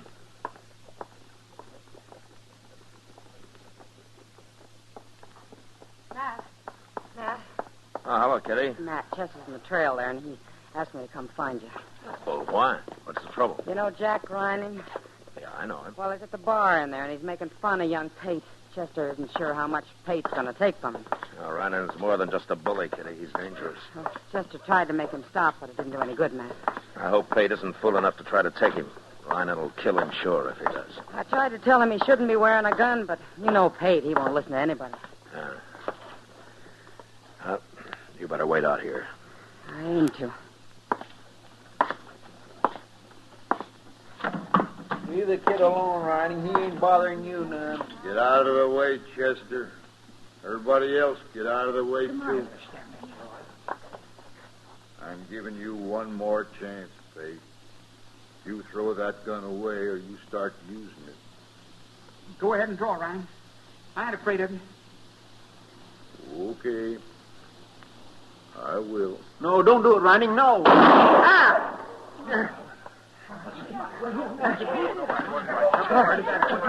All right, shut up, everybody. My hand. Shut up. You busted my hand, Marshal. What'd you do that for? You think you're fighting? It's like shooting a man in the back. You ruined my hand. You were about to murder this boy, Ryan, and I should have shot you in the head. Now go on over to Doc's if your hand bothers you. It bothers me. It's smashed. Good. I wonder how many lives that's going to save. Now go on. Get out of here. I'm going. I'm going. You ruined me. That's what you've done. We'll see about this. Well, if he'd have killed him, sure, Mr. Dillon. Pate never even got his gun out. That's true. I didn't. I kind of froze. I don't know why. Pate, Jack Ryan's the same kind of man your brother was, always looking to kill somebody. And if you still think it's a game of some kind, go on wearing that gun. And when the time comes, I'll see you buried with it. But that's all I'll do for you. All right, come on, Chester. Let's get out of here. Yes, sir. Marshal. Marshal, wait a minute. Marshal? Yeah. You saved my life just now. He sure did. One more second, you'd have had a bullet clean through you. I know that. But I don't understand. What don't you understand? Well, you could have let him kill me, and then I wouldn't be after you no more, would I? Not dead, you wouldn't. But you saved the life of a man who sworn to kill you, Marshal. Yeah, that's right. Well, why'd you do it? Because you didn't have a chance with him, Pate. Not a chance. I'm kind of confused, Marshal. You are? I sure am. Well, it's about time. Now, maybe you'll figure it out now, Pate, if you give yourself half a chance. Marshal, I always could think better when I'm riding a horse. I'm going back to my job. Good. I'm glad to hear that, Pete. Would you do me a favor? Sure. Well, punching cows will keep me so busy I won't have time to practice much. Would you hold on to my gun for me? What? Here. Yeah, sure I will, Pete. Sure I will. I'll keep it for you. For a long time, I hope.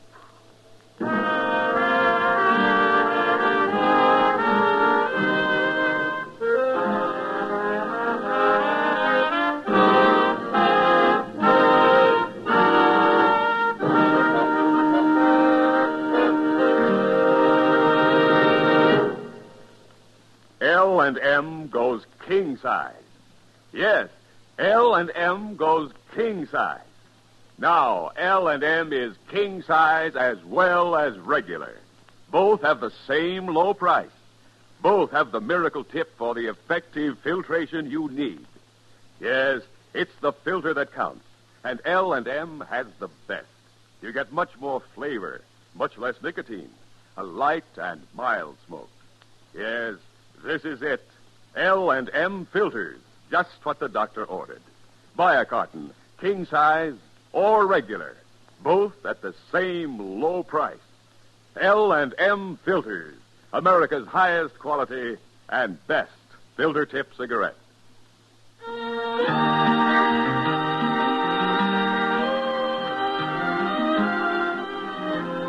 Gunsmoke, produced and directed by Norman McDonald, stars William Conrad as Matt Dillon, U.S. Marshal. Tonight's story was specially written for Gunsmoke by John Meston, with music composed and conducted by Rex Corey. Featured in the cast were Sam Edwards, Lawrence Dobkin, Vivi Janis, and John Daner. Harley Bear is Chester, Howard McNear is Doc, and Georgia Ellis is Kitty. Join us again next week as Matt Dillon, U.S. Marshal, fights to bring law and order out of the wild violence of the West in Gunsmoke.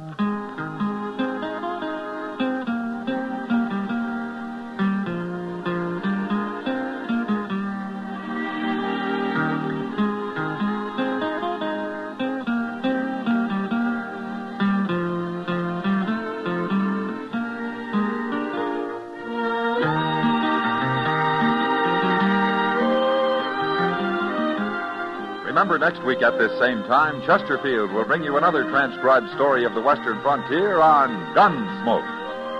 This is the CBS Radio Network.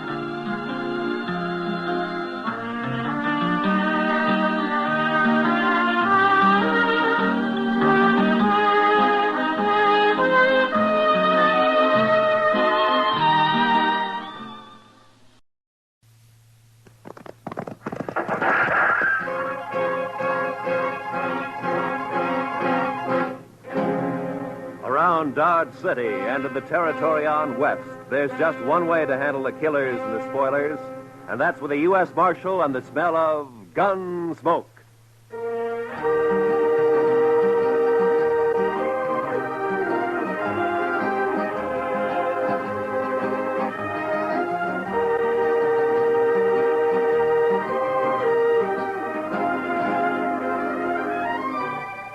Gunsmoke, starring William Conrad. The story of the violence that moved west with young America. The story of a man who moved with it. Matt Dillon, United States Marshal.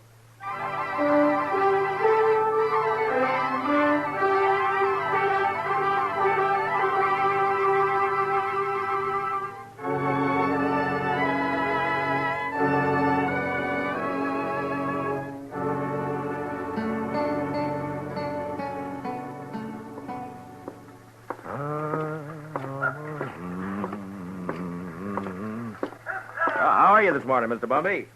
Oh, Marshal.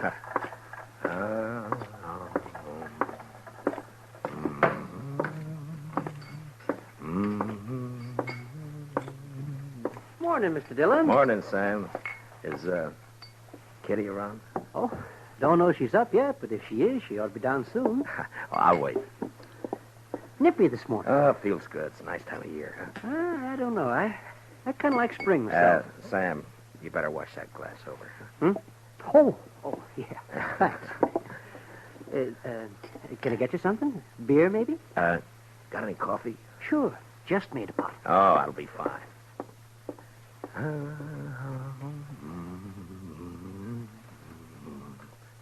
Her face is something wondrous. That's pretty, Matt. You got a pretty voice. Oh, it's good enough for calling hogs, I guess. Yeah. You just get up? A while ago. Why? Oh, it just strikes me I haven't seen you close too early like this. Uh-huh. No, you look fine. I mean that you... You better quit while you're ahead. Yeah, I guess it's... Where's Sam? Oh, he's bringing in coffee. Oh, Sam, cup for me, please. Sure, Miss Kitty. What's the occasion, Matt? Kitty? There's a party tomorrow night, a dance. It's a benefit for the new school down at the hall, you know? And, every fellow's to bring a girl. You know? It happens at dances. Go on. Well, what I'm trying to... Will you go? With me? I'd kind of like to, Matt, but no thanks. Oh. Well, I got to work here. You know that. Besides... Well, you ought to be able to get off. Well, even if I could, ladies might not take kindly to it, Matt. Not rightly polite society. What do you care about what... Well, thanks anyway, Matt. That smells wonderful. Sammy, I think I'll marry you. Me? Shucks. Me? Oh, shucks. Listen, Kitty, about the dance, I've already bought the You're tickets. sweet, Matt, and I thank you kindly for thinking of me, but you better ask someone else. Well, it isn't... Sam, will you go and polish up your glasses, please? Oh, sure, Mr. Dillon. Sure. Now, look, Kitty, I'm asking you to go with me. It's important to me that you go. Are you making love to me, Matt? At this hour in the morning? No, I mean it. I want you to go to the dance. You want to be embarrassed. You want everyone to stare at us. You know what they'll say? My, the marshal really should have better sense than to bring that woman here. It ain't decent. It ain't proper. Oh, Kitty. Well, it's true. I'm a hostess at the Texas Trail, a saloon. You know what they think about me. Well, will you go, Kitty? No. I'll call by for you at 7, huh? I'll drink a bottle of whiskey and clout some old biddy on the head. Then you'll be sorry. Oh, Kitty. I haven't got anything to wear, Matt. I can't wear my working You clothes. look just fine, like you are, Kitty. Just fine, just like you are. Marshal, Yeah. I shouldn't, but I guess I'll go to the dance with you. I'll be ready at 7.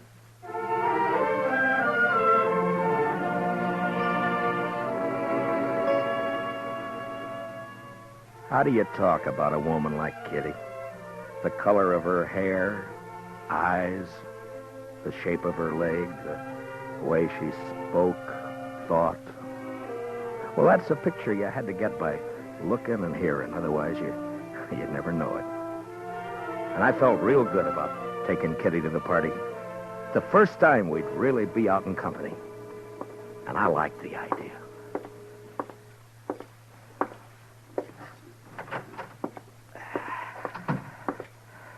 Oh, morning, Mr. Dillon. Good morning, Chester. Nice day. What is that? That, Mr. Dillon? Yeah, all over my desk. That. Ink. Yes, sir, I know. I was just cleaning it up, Mr. Dillon. Seems like a big bluebottle fly, last of his kind this fall, I guess. Big fool bluebottle fly was a-setting on your desk, Mr. Dillon. Oh, you're slopping it all over the floor, Chester. Yes, sir, I see it. That lazy fool bluebottle fly was a-stomping all over your desk, Mr. Dillon, and I took a whack at him with a paper I happened to have in my hand, and I got him. Well, thanks a lot. Well, that's all right, Mr. Dillon. If there's anything in this world I hate, it's a big, maggoty bluebottle fly. Yeah, I know, Chester. The mail come in yet? Yes, sir. A couple of minutes ago. It's right over there. Oh, okay.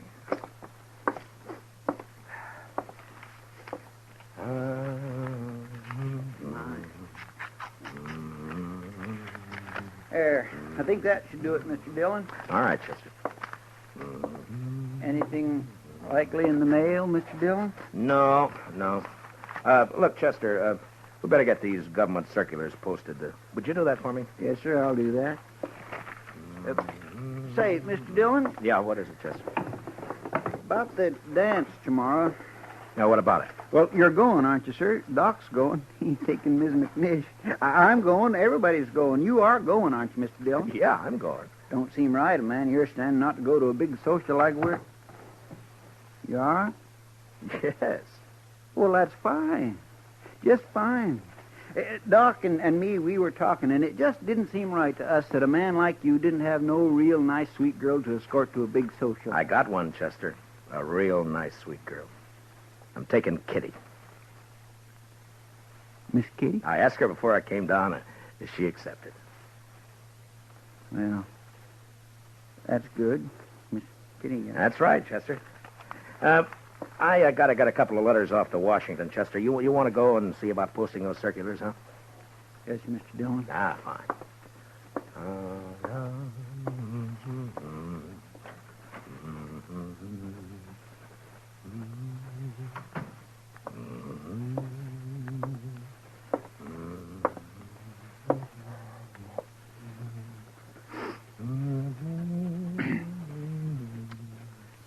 Mr. Dillon? Oh, what is it, Chester? Well, Mr. Dillon, it ain't none of my business, and I did not have no right to say it. Say what? Well, sir,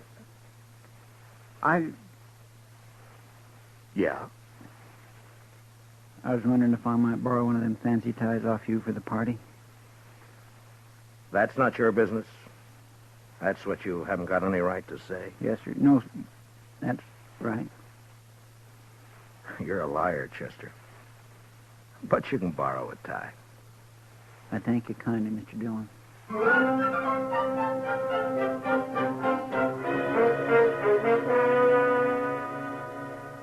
You work for a long time with a man, and you share a lot of life and a lot of death. And after a while, you know him even better than yourself. Well, that's the way it is with Chester and with me. Now, he had something on his mind, and I figured after a while he'd get it off. Well, the morning went, and it was almost noon when Chester came back. Gonna go have some dinner, Mr. Dillon? Yeah, I think I will. How about you? Hungry as a raggle-bone possum. Did you get the posters up? Yes, sir. Well, okay, let's go.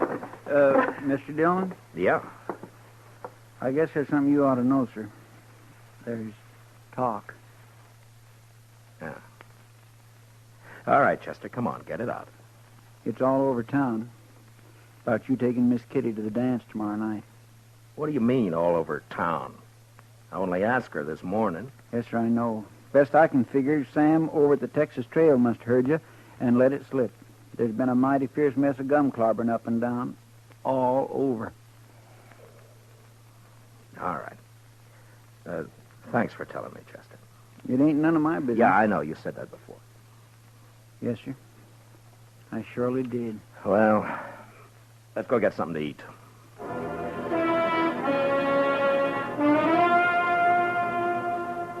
It's hard to tell about people.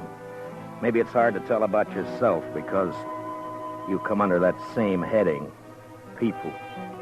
And when they're mean and small, there's not an animal to touch them. Chester and I walked down the street, and it didn't take long to hear and see what was going on. Some of the drifters leaning against the wall on the corner came right out with it. Morning, Marshal. I understand there's Galentine's got herself a new boat. What did you say? Maybe you ought to look into it, Marshal. Folks are being downright rude. Mister, you're gonna... Come on, Chester.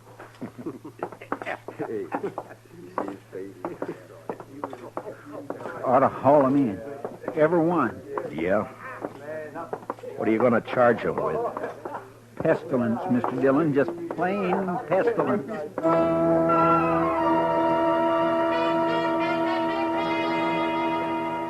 I knew better what Kitty had meant about the ladies of the town when a couple came out of Olivet's dry goods store. They didn't see me until it was too late. Complain to the dance committee. It's indecent, that's what it is. Why, she's common. Nothing but a common saloon woman. What's this city coming to when a United States Marshal... Ooh. Morning, Miss Sprinkle.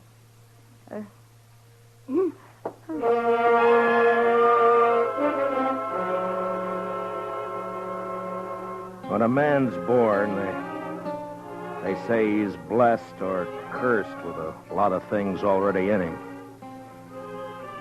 Take pride, for instance. Sometimes pride can be a curse. Well, maybe I had more in my share. And maybe it would have been a sight kinder if I'd not taken Kitty to the dance. But I did.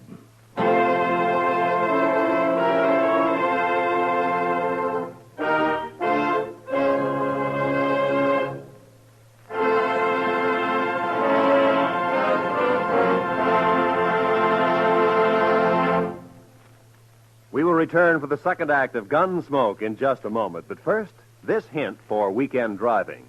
Whatever you do, be moderate. Be obedient to all traffic laws. Be careful. Use your head and don't take chances.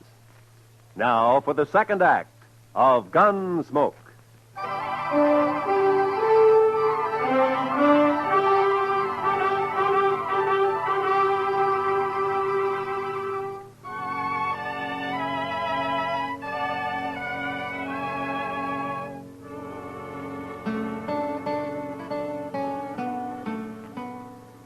picked up Kitty at the Texas Trail at 7 the next evening. She was waiting by the side door, and when I saw her, she kind of moved back in the shadows, almost as though she was ashamed for me to see her. Hi. Hello, Matt. Are you all set? Well, I guess so. Matt, are you sure? Hey, Kitty, you look fine. You look just fine. Do you like it? Yeah. Yeah, I like it.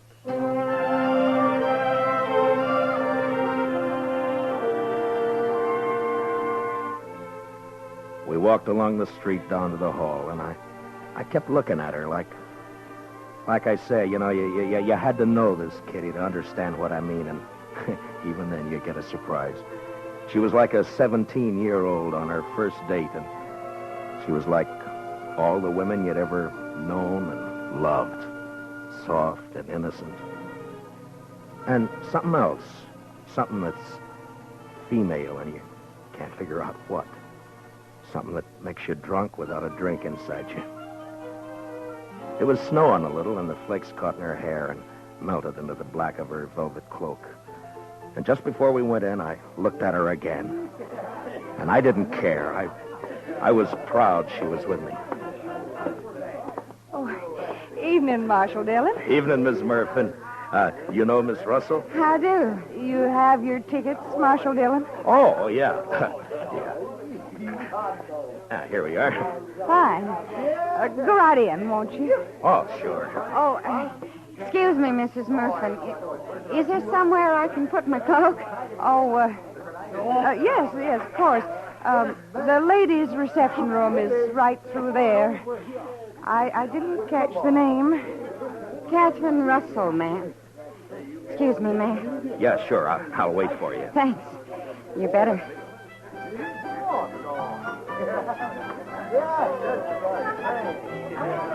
I could see them through the big open doors in the hall. They were all there. Faces flushed, smiling, happy, dancing. And all the women seemed pretty and the men handsome. And Chester was up on the platform calling the dance, and Doc was fiddling. And I was waiting for my dancing partner, Miss Kitty Russell.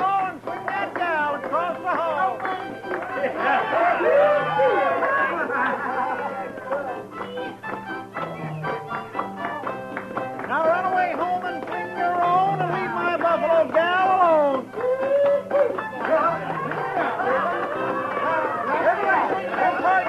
Then promenade all and around you go.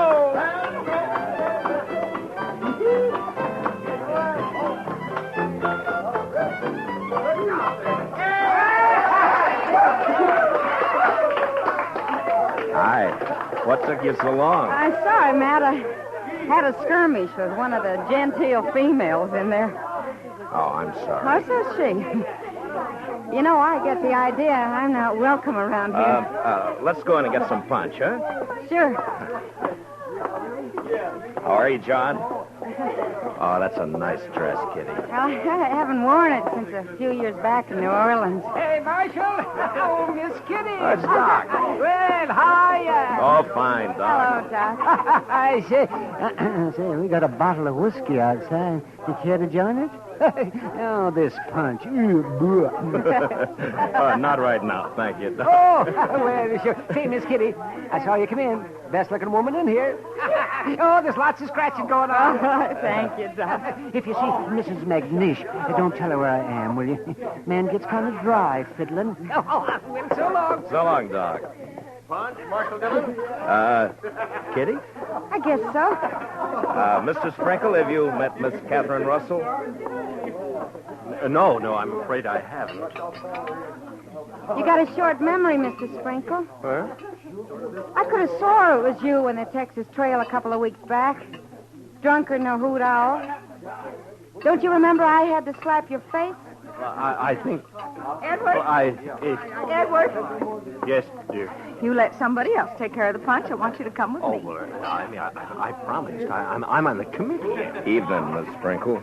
I have no wish to speak to you, Marshal Dillon, or this woman you've brought with you.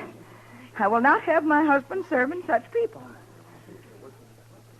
Aren't you being a trifle bad-mannered, Miss Sprinkle? How dare you say that? Well, aren't you? I suggest that you leave, Marshal. Emmy. You're not wanted here. Not with that woman you've seen fit to bring. Come on, Matt. I want to go. No. This is a public dance, Miss Sprinkle. Right now, you're trying to make it private. If you can't behave like a lady, I'll thank you to leave this lady's presence. What? Now, see here, Marshal. You can't talk like that to my wife. Hey, Kitty! What do you say, Kitty? Matt, please. I want to go. We're not going anywhere. We're staying. How about some music? All right now, folks. It'll be a waltz this time.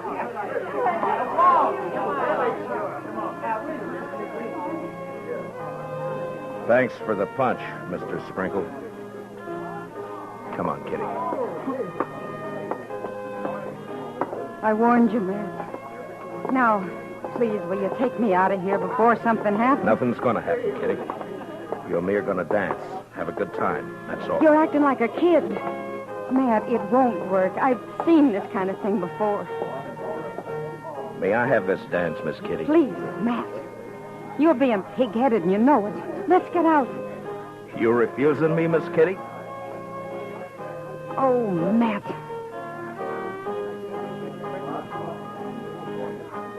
We danced. But it wasn't what I hoped it'd be. Kitty closed her eyes. I guess she was trying to blot it out, but I could see the other couples looking, whispering, and one by one dropping away over into a small group that got larger. There were only about 6 of us left when the waltz ended. And that's when the stranger and a couple of his pals walked out onto the floor.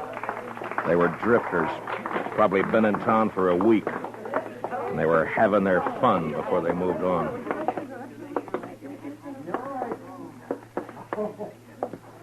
Marshal, I got a painful duty. Yeah? Folks in this town seem real upset about you bringing that woman in here. What's your name? I'm just a fella. I kind of made myself and my friends here a committee of 3, seeing as how everything's done by committees here, and we figured it would be best if you take your friend home. Mister, I'm the marshal in Matt, Dodge City, and I'm leaving. You're staying here, Kitty. She's smarter than you, Marshal. Everything all right? Everything's fine, Chester. This ain't a matter of law, you know, Marshal. It's decency and what's right. Yeah, and Marshal, this ain't right. Mister, I'm taking this badge off. Chester, you stay here with Kitty. Matt, don't you do it. Now come Matt. on outside. You. We're going to talk some more about this out there. It's cold outside. Now, you be a good fella and get out of where you ain't wanted. You know I won't hit you in here, don't you? Were you thinking of doing that, Marshal? Now, that ain't lawful. I ain't done nothing. Kitty. Kitty, wait. Now there's a gal with sense. All right, mister. No, I'm telling you. You and your pals are going to have to come out sooner or later, and when you do, you better start hightailing it out of Dodge before I catch up with you. We'll think of that. We sure will. Marshal.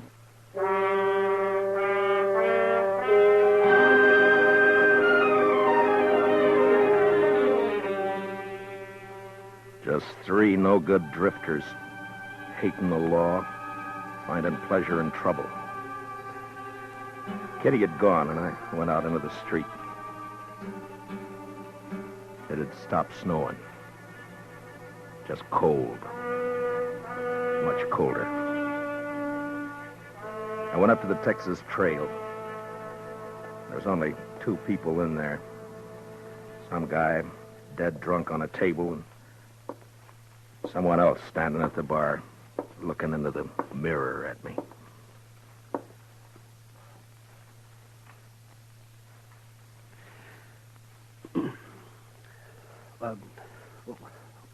What'll you have, Mr. Dillon? Nothing, Sam. Yeah. Well, I got some things to do in the back. Give me a call if anyone comes in, will you? Yeah, sure.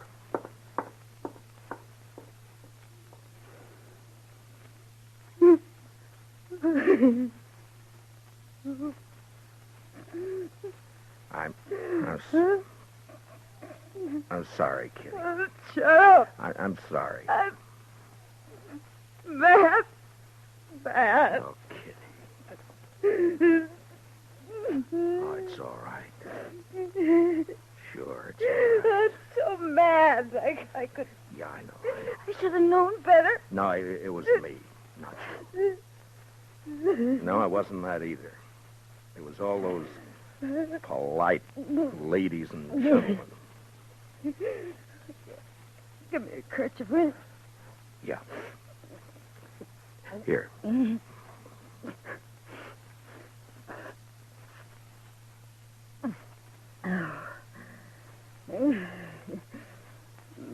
a long time since I cried. Yeah, sure. It wasn't so much for me. For you. I wanted to cry right there in the hall, watching you and knowing there was nothing you could do. Nice mess of people we got in Dodge. No, it's not them, Matt. It's me. I've run into this before. The only difference was I didn't have you around. I wanted it to be right tonight because of you. A lot of narrow-minded prayer spouting. Yeah. They hurt your pride, didn't they? No, it wasn't that. No? No, I wanted you to go with me. That made me real happy. But maybe we're different, Matt. You and me figure life different to them. That's not their fault. There's a lot of folks there I know. I smile at them on the street. They talk to me. But tonight, well, that was different. I made them uncomfortable. Yeah? Well, I didn't do a bad job with you. Well, you can't look at it that way. And you can't go fighting the whole town either. There's 3 fellas going to get hurt. No, I don't want you to do that, Matt. Just let it go. Let it go, Matt. They don't mean nothing. You know what means something to me? What? That you asked me to go to the dance with you. I knew what was going to happen, but it was worth the chance. I thank you for it, Matt.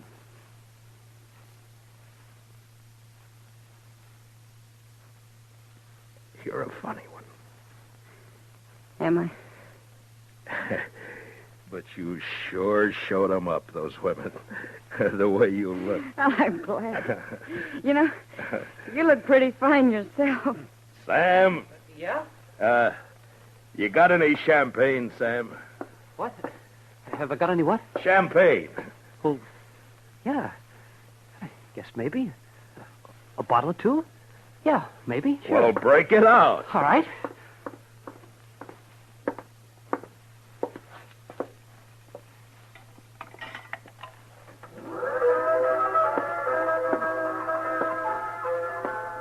Miss Kitty, I think the next dance is mine. Oh, Matt. I'd be real pleased, Mr. Dillon.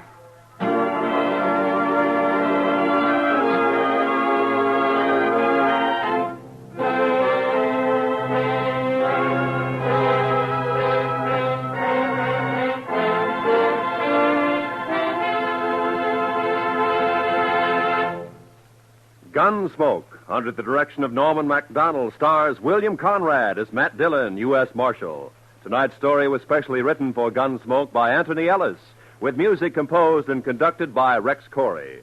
Featured in the cast were John Daner, Vivi Janis, Bob Sweeney, Lawrence Dobkin, and Mary Lansing. Parley Bear is Chester, Howard McNair is Doc, and Georgia Ellis is Kitty. Gunsmoke is heard by our troops overseas through the worldwide facilities of the Armed Forces Radio Service. Join us again next week as Matt Dillon, U.S. Marshal, fights to bring law and order out of the wild violence of the West in Gunsmoke.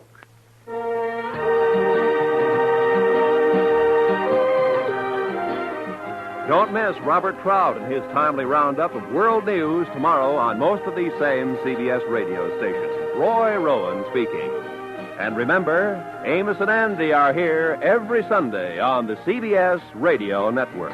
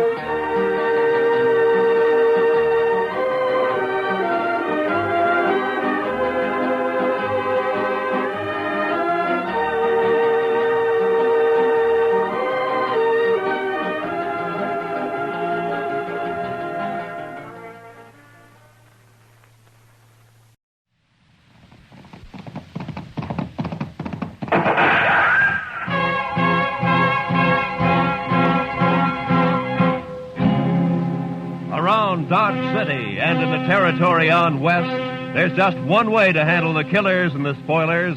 That's with a U.S. Marshal and the smell of Gunsmoke.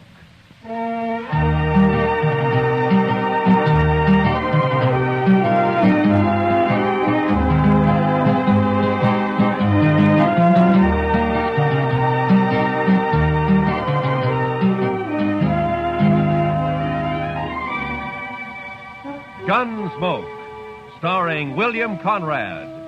The story of the violence that moved west with young America. The story of a man who moved with it. Matt Dillon, United States Marshal.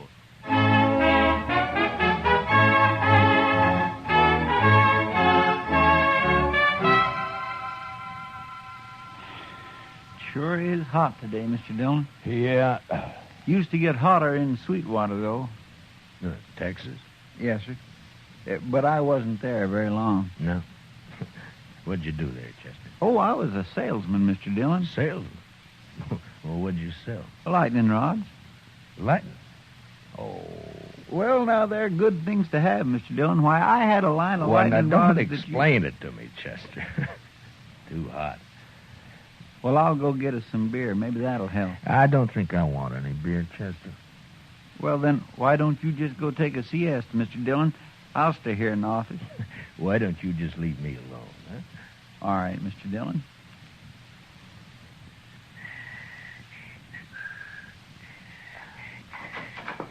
Marshal. Yeah, what do you want, Doc? A couple of cowboys been feeling their liquor over at the Texas Trail. That's what saloons are for, isn't it? And they were giving Kitty a bad time. Oh? She got rid of them now. But they're down at the end of Front Street now, making remarks and pestering the town ladies. It just might lead to trouble. Well, I'm not going to walk down there in this heat just to lecture a couple of hard-nosed cowboys. I'll go, Mr. Dillon. Oh, good, Chester. You go, huh? Just tell them to take it easy and leave the ladies alone. Yes, sir, I will, Mr. Dillon.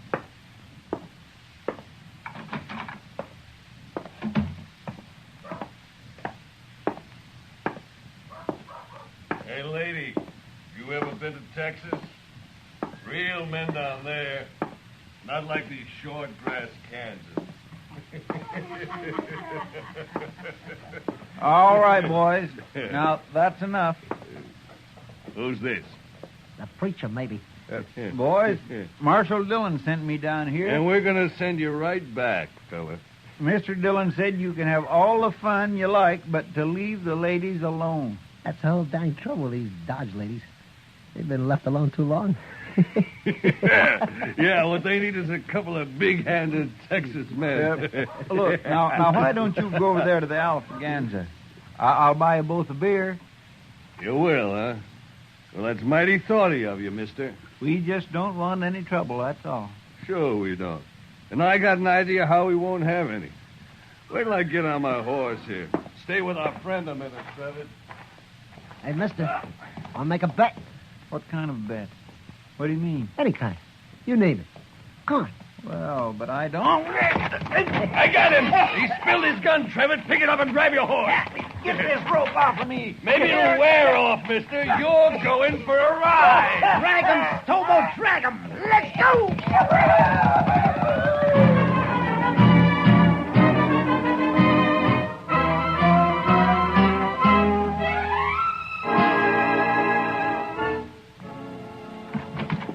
I got Chester, Marshal. What? What? Who got Chester? A couple of cowboys. The ropesman dragged him out of town. Come on. Well, which way? West, I'm going with you. Hurry.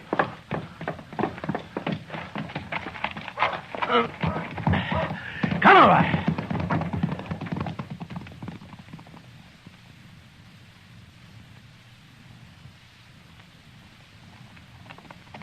There they are, but they're not dragging anything. They must have cut him loose. There he is, by that sagebrush.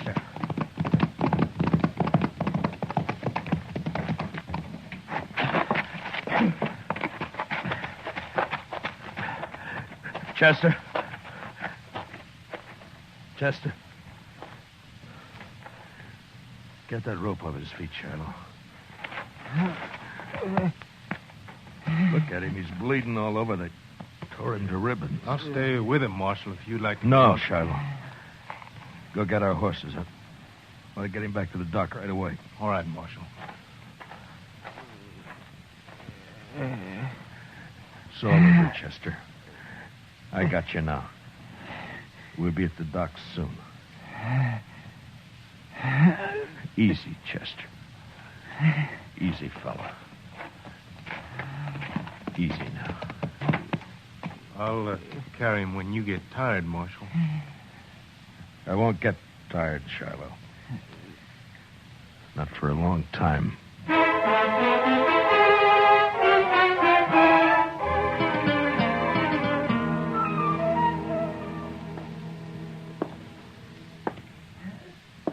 Well, Doc? Yeah, he's in bad shape, Marshal. The worst is something's bothering his breathing. I don't know what it is.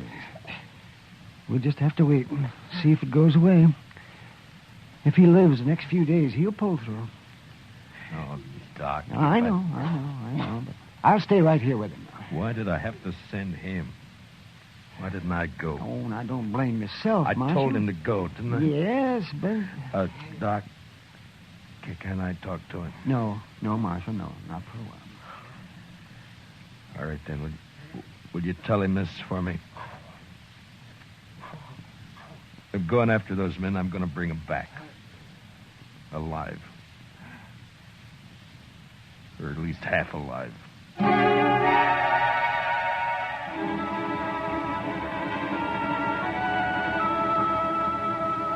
In the street outside, waves of heat move back and forth, making things seem unreal. Like Chester lying up there at docks. That seemed unreal somehow. I walked down to the jail, and I went inside, and I sat there for a while. And then all at once, I got up and unbuckled my guns, and I hung them on a peg behind the desk. And I went over to the Texas Trail. I'm over here, Matt. Sit down. Matt, I heard about Chester. How is he? Doc doesn't know for sure. Oh. They were in here bothering you. Who were they, Kitty? I never saw him before. One was a kind of weasel-faced man named Trevitt. And the other? Big man. Real brute. Named Stobo, I think. I see. What outfit, they say? Would it be the Crow Track? Yeah. The Crow Track's holding a herd up the river. Thank you, Kitty. Wait a minute, Matt. Yeah? It's no business of mine to ask, but where are your guns? It would have been easier for Chester if they'd have shot him and killed him. But I don't see... So I'm not going to shoot them. Chester dies, I'll see him hanged. Otherwise... Otherwise what, Matt? I don't know. But I'm going to bring him back and we'll wait and see. You're taking an awful chance. Maybe. Oh, Matt. Please be careful. Sure. Kitty, Yeah, ma. look in on Chester once in a while, will you? Oh, Maybe of course I will. Don't worry about him. Thank you, Kitty. So long. Hey, Marshal, What is it, Shiloh? I'll walk outside with you. Marshal, I want to ride after those cowboys with you. No, Shiloh, I'm going alone. But we could use you here at the jail. Here? I'm going to take 2 prisoners. I don't know when or how, but I need a jailer when they come in. So I'll bring them in with you, and then I'll... No. That's something I have to do alone. Marshal, you're a stubborn man. But, okay, I'll do it. Keys are in my desk. Here's my horse. I'm going now. Hey, wait a minute, Marshal. You're not armed. I know it, Shiloh. Goodbye.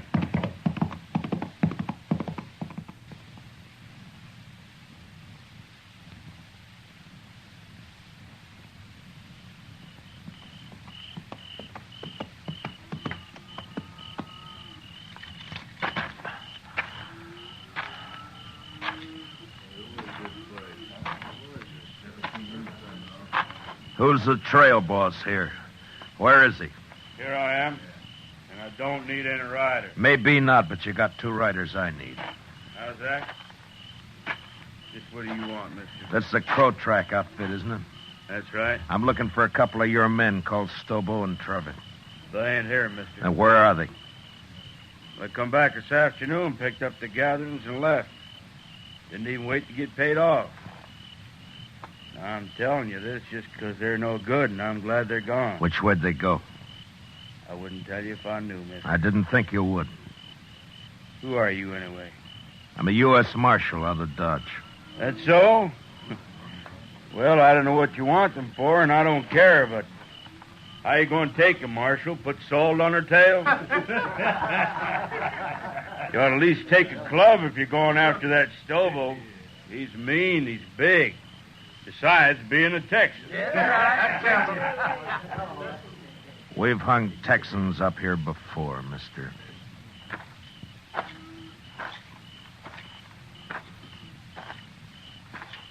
Marshal. Yeah?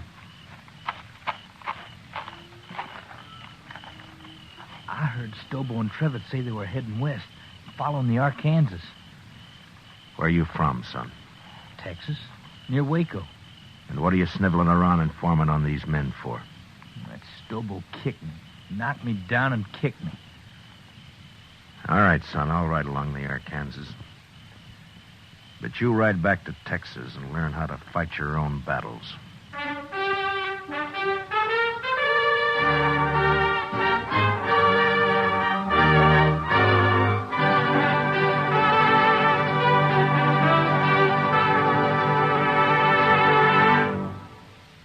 We will return for the second act of Gunsmoke in just a moment. But first, the conventions start next Monday when the Republican Party takes over Chicago. CBS Radio's greatest reporting names and a corps of technical experts manning mobile units and studios covering the convention floor and corridors are all set to bring you history as never before. Whatever happens, wherever it happens, you'll miss nothing when you tune in the conventions on CBS Radio starting next Monday. Now, the second act of Gunsmoke.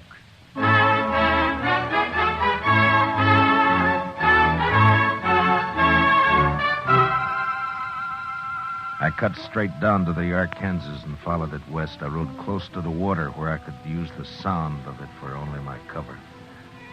After an hour or 2, I spotted a hobbled horse alone. Stobo and Trevitt must have separated. I got down and followed the animal's tracks as best I could in the moonlight until I caught the dying coals of a campfire on the bank ahead. To one side, I could make out the huddled figure of a man asleep in his blanket. It took a long time to crawl to his head where I saw the weasel face of the man Trevitt. His gun belt lay on the saddle blanket in easy reach.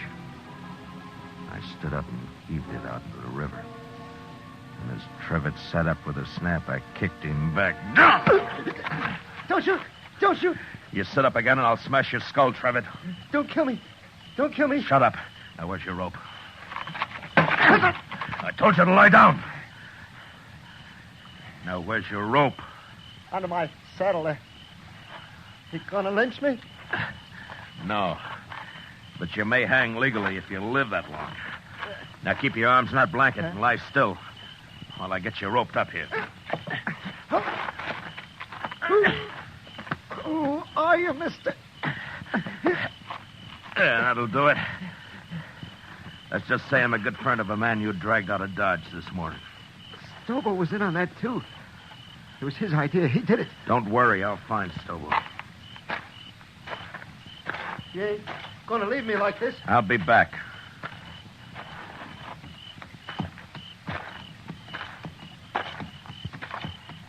You ain't even carrying a gun. Too bad for you, I'm not. Now, Trevor, I'm going to throw you across my horse and tie you on. He'll take you into Dodge right to the jail. When you get there, tell Shiloh who you are if you can still talk. And he'll give you a nice, clean cell. You're the marshal. I'll be back when I find Stobo. You can't do it, Marshal. I'll die on that, son. Ride like that across a horse. No, listen. Stobo's about a mile upriver. We had a row and I left him. See, I told you, Marshal. Let me go now. Trevor, how would you like to go to Dodge behind my horse with a rope around your heels? No, don't, Marshal. Don't kill me. I'll pack you on now.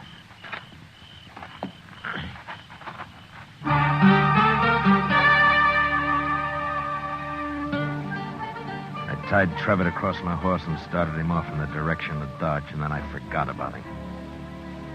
Stobo was next. I rode west on Trevitt's horse. Dawn was just breaking when I saw him, crouched behind a campfire, cooking breakfast. His horse was saddled and stood nearby. I rode straight up, got down, and walked over.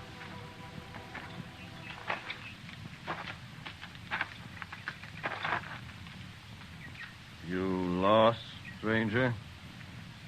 No. I'm not lost. Stobo. No tricks, mister. I don't see a gun, but no tricks. Relax, Stobo. I'm unarmed.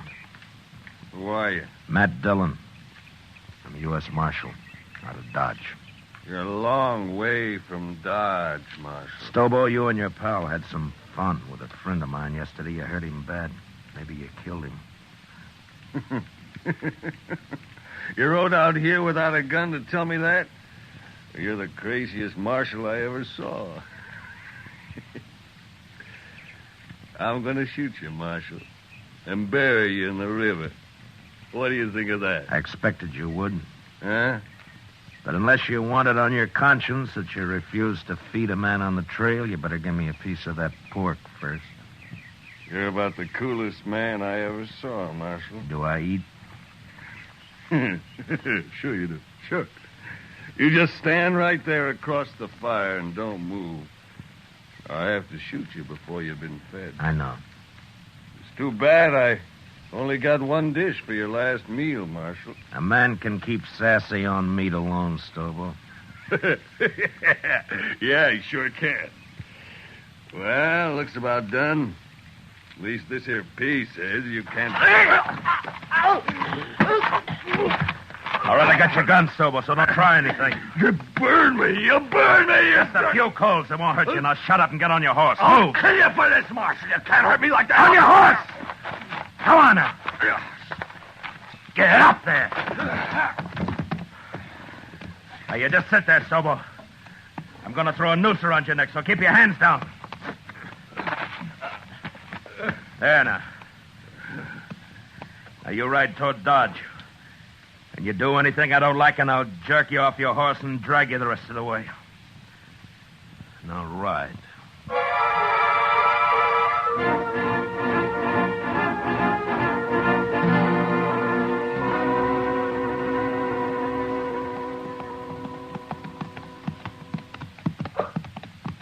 The jail's on the left. You see it? I see it. All right, pull it.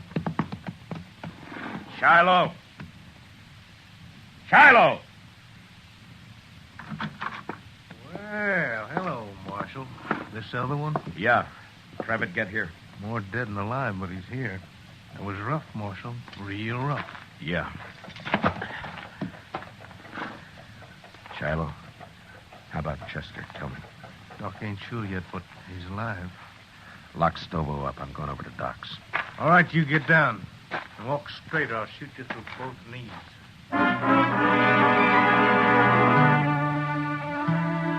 Chester was asleep, but the doc let me take a look at him. Seemed to me he had more trouble breathing than before. But the doc said another day might see him out of it. And there was nothing I could do. So I went up for a steak and some sleep. And the next morning I went back to the jail. Morning, Marshal. Everything all right, Shiloh? Doc looked over your prisoners. Trevitt's pretty sick yet, but Stobo's all right. Got a few burns is all. Nothing could hurt that moose. A hanging might. Sure, but what if Chester pulls through? You can't hold us in, Marshal. There's no law that says... I don't like the sound of your voice, Trevitt. But you can't Be hold quiet. Don't worry, Travis. There's nothing he can You do. too, Stobo. Shut the door, Shiloh. I don't even want to look at him. That Stobo's a mean one, but I feel kind of sorry for Trevor. And go cry about it someplace else. I don't feel sorry. Don't you take it out on me, Marshal. I didn't send Chester off to do my job.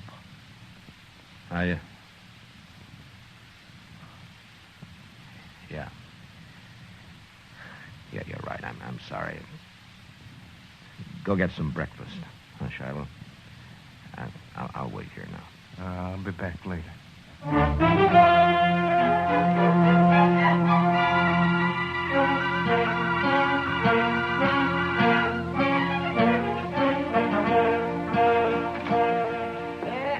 Hello, Marshal.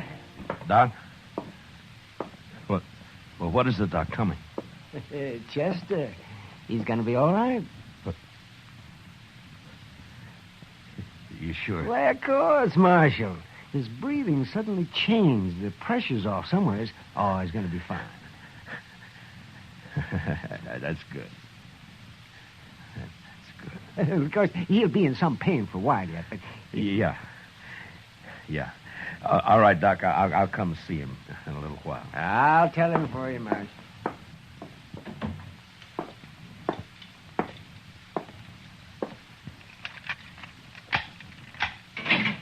All right, come on, Trevor. Where to? Come on, I said.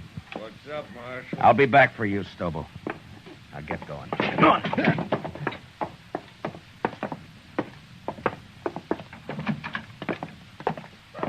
It was Stobo, did it? Not me. You can't do anything to me. Shut up. Trevitt, your horse is down at the National. Go get on it. You turning me loose? Get your horse and ride, and don't ever come back to Dodge, not while I'm alive. Now go on before I change my mind. Yeah, sure, I'll go.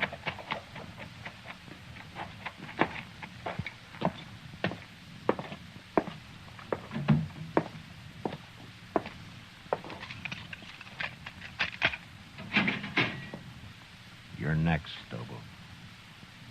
What you do with Travis? Put a knife in him? I turned him loose. Now come on, get out of that cell. Am I free, too? You will be in a little while. Tell the doc, Marshal. Chester's... Hey, where you going with Stobo? Gonna shoot me in the back, probably. That right, Marshal? I'm going to do what I should have done 3 days ago when I sent Chester after you. Bring him outside, Shiloh. Let's go, Stobo. Slow and easy.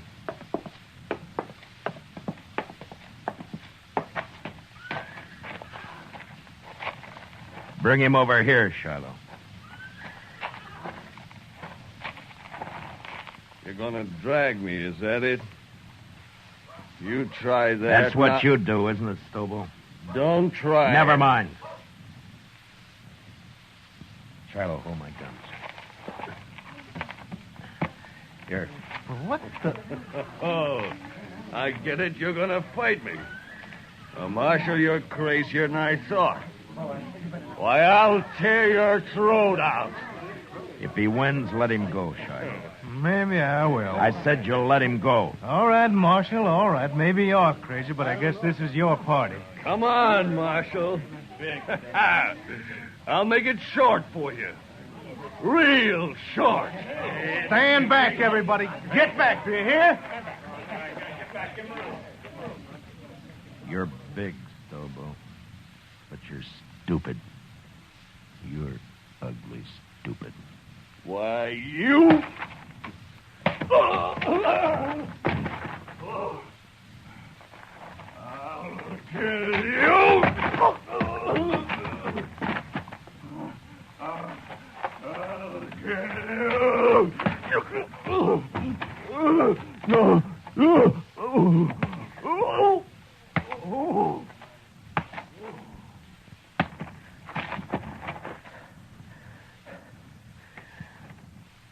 Give me my guns, Shallow. Here. You don't look too good, Marshal. I'd better get that doc. He's hurt, but he isn't dead. If he can't ride, throw him on a stage, but get him out of here. If I see him again, I'll shoot him.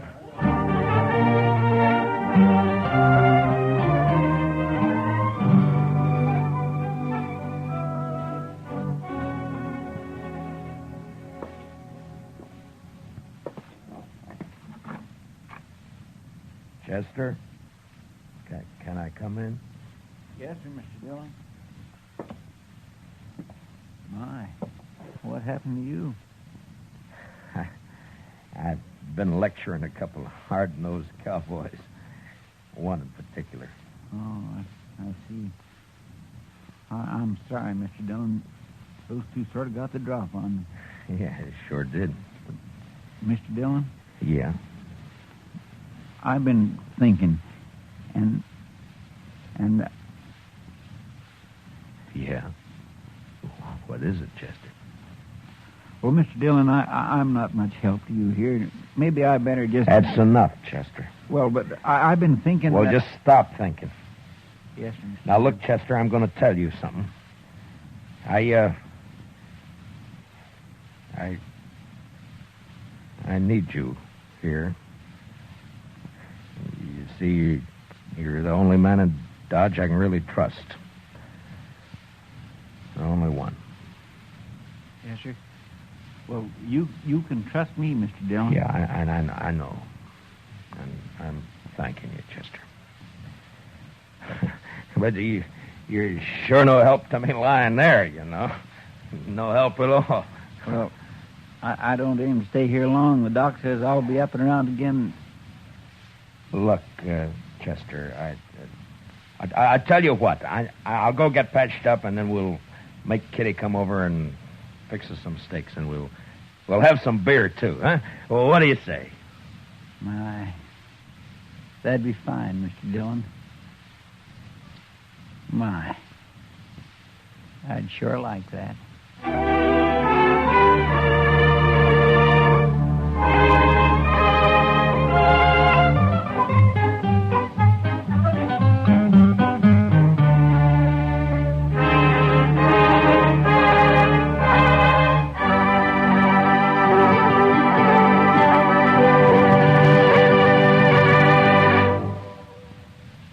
Gunsmoke, transcribed under the direction of Norman MacDonald, stars William Conrad as Matt Dillon, U.S. Marshal. Tonight's story was especially written for Gunsmoke by John Meston, with music composed and conducted by Rex Corey.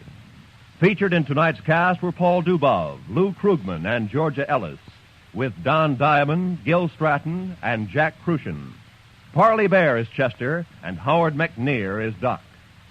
Join us again next week as Matt Dillon, U.S. Marshal, fights to bring law and order out of the wild violence of the West in Gunsmoke.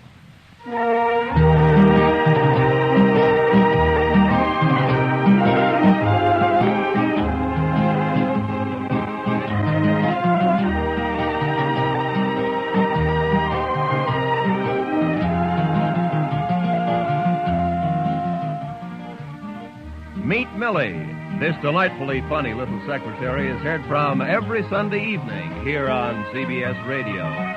Audrey Totter stars as Millie, a gal with a one-track mind on the subjects of love and marriage, especially where the boss's son is concerned. Remember, you can now meet Millie every Sunday night on most of these same CBS radio stations. This is Roy Rowan speaking. And remember, tune in History starting next Monday. Hear the Republican Convention on the CBS Radio Network.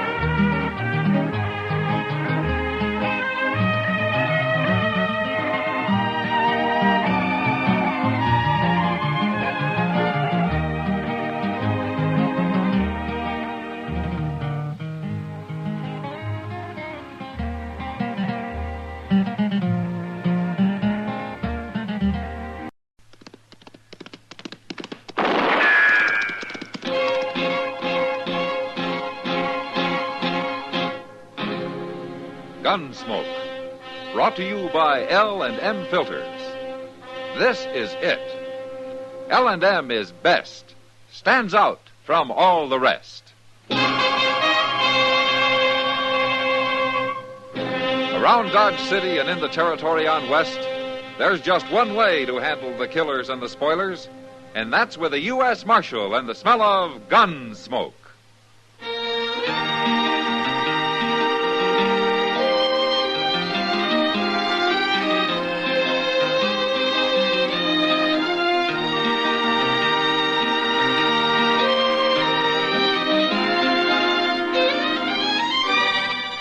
Gunsmoke, starring William Conrad. A transcribed story of the violence that moved west with young America. And the story of a man who moved with it. I'm that man, Matt Dillon, United States Marshal. The first man they look for and the last they want to meet. It's a chancy job, and it makes a man watchful. And a little lonely.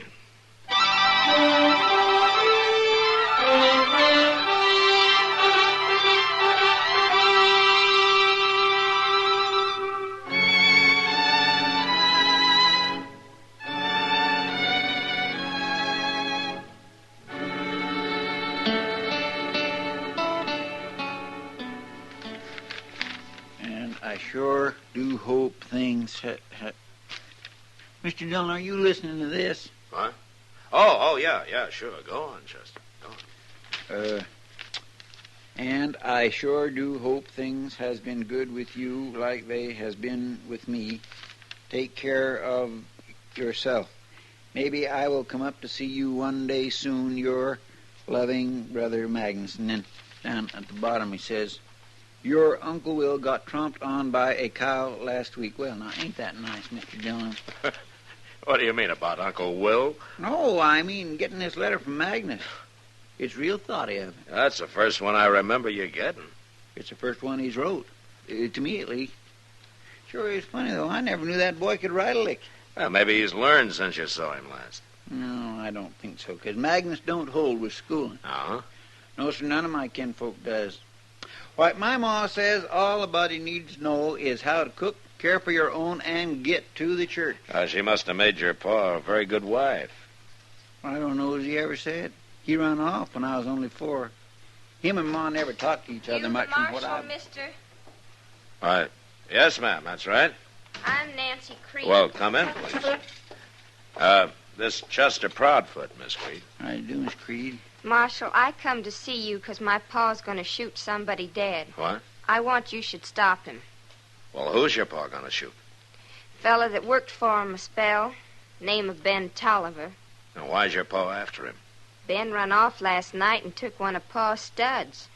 Pa says he was just about the best stud Pa ever saw. Where do you and your pa live, Nancy? About 20 miles from here. Out along the Arkansas. And you think this man, this Ben Tolliver, came into Dodge, huh? I don't just think it, Marshal. I know it. So does Pa. Ben always said he was coming here. I see. So I sneaked away this morning after Pa went down the corrals to come tell you. I figure you be the fella to see, being marshal and all. Nancy, look, if this man stole one of your pa's horses, why doesn't your pa come in here and tell me about it? He could swear out a warrant for Tolliver, and then I could arrest him. Pa don't want to. He says he'll take care of his own troubles. You think you can stop Pa from shooting Ben? Well, I can sure try. Tell me, what does your pa look like? Look like? Uh-huh. Well, I don't know your pa, Nancy, but if I knew what he looked like, then I could watch for him, you see. I never thought about Pa as looking like anything. Except just Pa. For instance, how old is he? I don't know. He never said. Well, what would you guess? He's kind of gray. But then he's always looked like that. Anything else?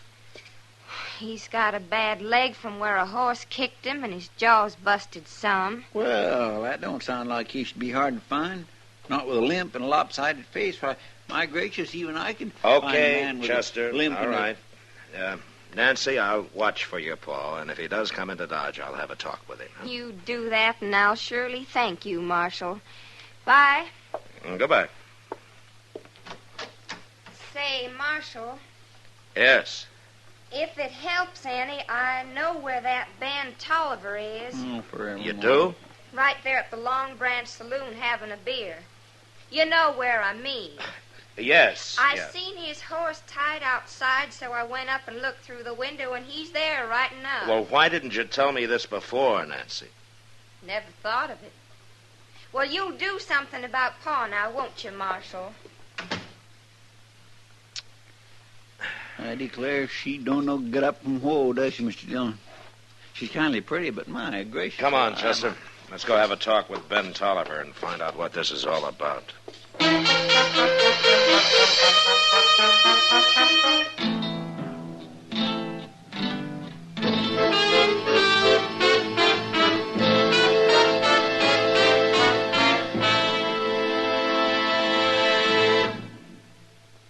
This is it, L&M filters. It stands out from all the rest.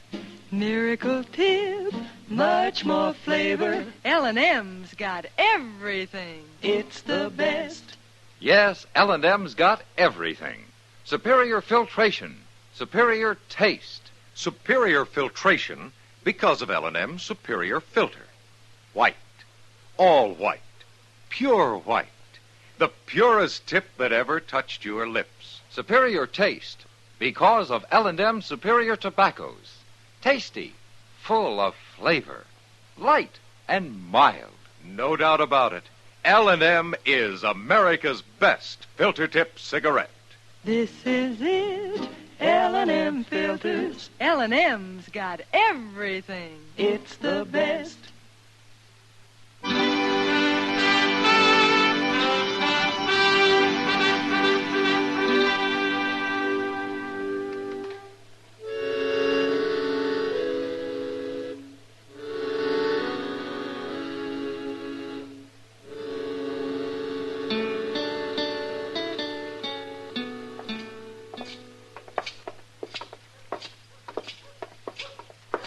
Nancy sure didn't have no hankering to come with us. And I think she was afraid we might run into her pa. She sure lit out for home fast enough. She just ain't very bright, is she, Mr. Dillon? She seems to know right from wrong, Chester. That's more than some people. Yes, sir. You want me to come in with you? Yeah, but stay by the door while I talk to Tolliver, huh? How are you going to know which one's him? Well, there won't be more than 3 or 4 people in there this time of day.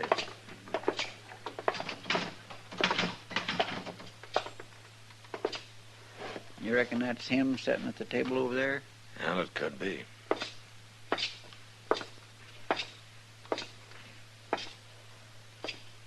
Is your name Ben Tolliver? That's right. My name's Dillon. I'm a marshal here in Dodge. Do you mind if I sit down? Please yourself. Yeah, thank you.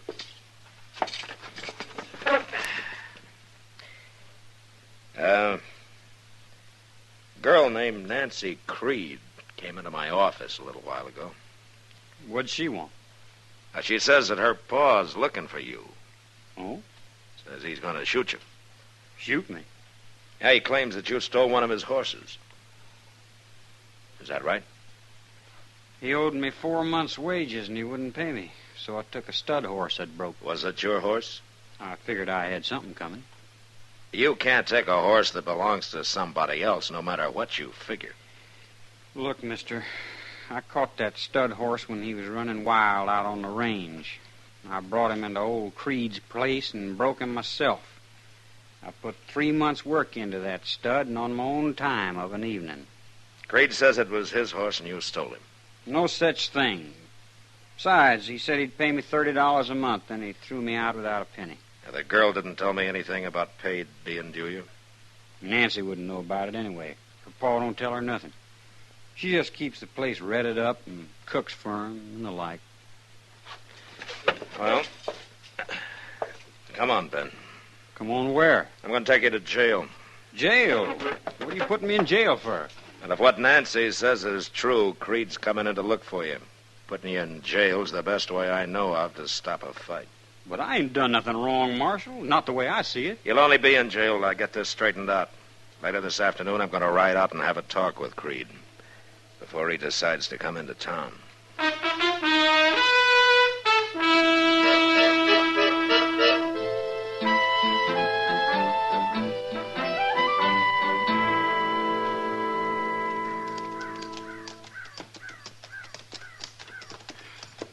It sure is hot out here, ain't it? There ain't a speck of shade for miles around. Well, if he's breaking wild horses out here, he doesn't have time to worry about the heat. I wonder if that fellow Ben Tolliver was telling the truth. Yeah, there's no way of knowing until we talk to the old man.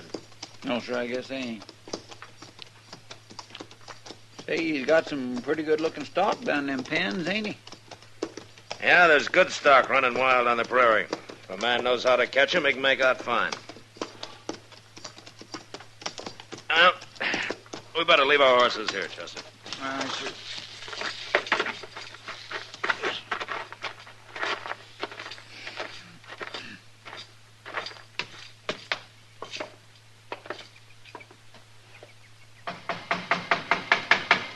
Don't be banging on the door. I seen you coming. You Jake Creed?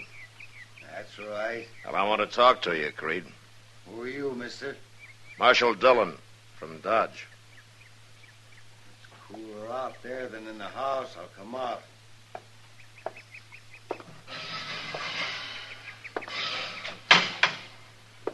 What is it you want? I want to know about Ben Tolliver. That fool Nancy run to Dodge and told you, huh? Yeah, that's right. Well, since you did, I won't try to fool you. That boy stole a horse of mine. I figure in a couple of days I'll go after him. Go after him? Find him and shoot him. Now, look, Creed, you just can't shoot a man down. Why not? He's a horse thief. If you want to swear out a complaint, I'll hold him for trial. I ain't got time for all that foolishness. He stole a horse, so I got cause to shoot him. Now, you listen to me, Creed. I don't have to listen to nobody. Being a marshal, you're all filled up with laws. But I ain't got time to mess with that. No, I'll just shoot him. Creed, either you come into Dodge and swear out a complaint against Tolliver, or you forget about the whole thing. I got better than 40 range horses out here, only half broke. I can't be wasting time fooling around with no trial. Did you owe that boy money? Of course not. Everything he did, I had to show him how. The way I see it, he should have paid me. He worked out here for you for 4 months, right? You could say that. Well, he told me that stud horse was his. Well, since he caught him and broke him, I guess he'd figure it that way. But Ben was working on my place and taking my food. That stud's mine. Now, the law might not agree with you, Creed. I know that, Marshal. That's just why I'm going to handle my own trouble. And not mess around with the law. Look, I've tried to tell you, Creed, and I'm going to tell you once more real plain. You shoot that boy and you'll hang for it. I don't care what you think the right of it is. All right, come on, Chester. And maybe I won't shoot him. Maybe I'll fix that boy good some other way. Him and that stud horse he's so proud of.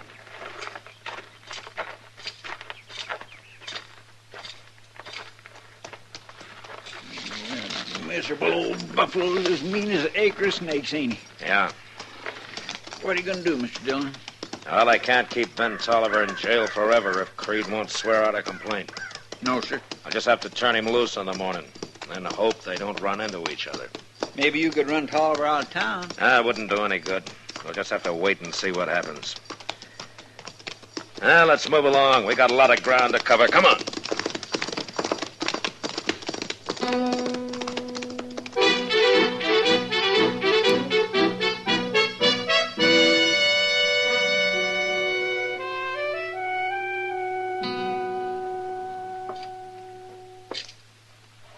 Well, you're free now, Ben. Thanks, Marshal. Being in jail overnight makes a fella kind of ouchy. Yeah, well, I'm sorry about that. I did it to save trouble. I know, Marshal. I don't blame you none. What you going to do now, Ben? Well, Chester, I thought maybe I could find myself a job of work somewhere. Yeah, what kind of work? All I know is horses. There ought to be some spread near here that could use a hand. Well, if there's anybody looking for a hired hand, Sam down at the Long Branch would know about it. He's the bartender there. I'll tell you what, I'll walk down with you if you like, Ben. Oh, thanks, Marshal. Mr. Dillon? Yeah, what is it, Chester? You could just have a beer while you're down there talking. Yeah. Okay, Chester, you can come along, too. Come on. Oh, thank you. Say, Mr. Dillon, that was a good idea. I'm glad you thought of it. Well, thank you, Chester. Where are you from, Ben? California. Oh, California? What are you doing in Kansas? This is the cow country, Marshal.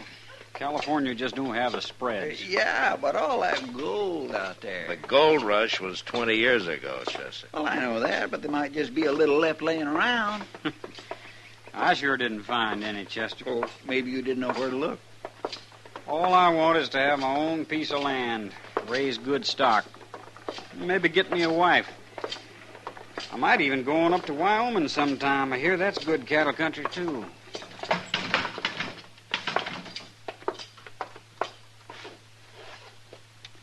Well, I don't see Sam nowheres. No. But here comes Miss Kitty. Hello, Matt. Chester. Ah, hello, Kitty. Kitty, this is Ben Tolliver. Pleased to meet you, Kitty. We came down to talk to Sam. And have some beer. Well, I can get you the beer, Chester, but Sam's down at the depot with a wagon. No? Shipment of rye whiskey's coming in on the Santa Fe this morning. Oh, I see. You're up kind of early, aren't you? Sam asked me to take care of things till I got back. I can sleep this afternoon. Come over to the bar. I'll get you some beer. Okay. My, you make a pretty fancy bartender, Miss Kitty. Well, a girl's got to have an ace up her sleeve, Chester. Yeah, but... What? Never mind, Chester. Well, what are you doing in the saloon this early? Well, we come down to ask Sam if he'd heard about anybody needing a hand. Yeah, you see, Ben here is looking for a job. Oh, what sort of job, Ben? On a ranch somewhere, Miss Kitty. You work around stock much? All my life, just about. Yeah, you see, he was working for Jake Creed up until yesterday. Jake Creed? Yeah. You know him? I know about him. Only a few months back, some cowboy was giving me a half a dozen reasons why I ought to kill him. He must have been the fellow Jake threw out just before I come along. You probably stayed with him about 3-4 months. Is that right? Yes, ma'am. Then he started some argument. You had a fight, and he threw you out? That's about the right of it. And no pay into the bargain. Honestly, Matt, I don't know how Creed gets away with it. Well, I guess there's always somebody new drifting by who doesn't know his reputation. What did you argue about, Ben? Oh, a little bit of everything, Miss Kitty. But mostly on how to rope. How to rope? Yeah. He says when you're working stock, the only way is to tie hard and fast and not dally. Well, I sure couldn't argue that. No, Kitty, you see, hard and fast means that you tie the end of your rope to the saddle horn, you see. And when you dally, you just hold the end of the rope in your hand and twist it around the horn a couple of times. That's right. That way, if the rope gets tangled up in your mount's legs or yours, you let go and you're free. There ain't no way to get dragged if you dally. You mean old Creed don't believe in dallying? Well, no, ma'am. Oh. Well, most of the fellows don't think it amounts to much, but they do some in California. Well, they sure don't in Texas. Creed says that nobody who knows anything about working stock could ever rope anyway except hard and fast. I'm glad I make a living in here. It sounds complicated, I guess, Miss Kitty, but it ain't to a horseman. Well, no matter what the argument was about, he should have paid you, Ben. Oh, Ben, you got any money at all? No, sir. Here, I'll give you $5, and you can pay me back when you make it, huh? Thanks, Marshal. Well, as long as you're paying, don't forget the beer, Marshal. Oh, yeah, sure. Here you are. Thank you. Yeah, Sam won't have to worry about his bar, not with you behind it, Kitty. Well, this bar pays a good part of my salary. Marshal, I think maybe I'd better go down and have a look at my horse. Make sure he's been watered this morning. Oh, Moss would take good care of him, Ben. Well, I think maybe I'll just walk down there anyway. Can I go with you? I'd like to see your horse. Sure. Ben, you come back later this afternoon. Sam will be here then. We can talk about a job for you. Well, thank you, Miss Kitty. He seems like a nice young fellow, Matt. Yeah. What's the matter? I was thinking about Jake Creed, Kitty. What about him? Now, he's got something on his mind. He'll try to get to Ben Tolliver's some way.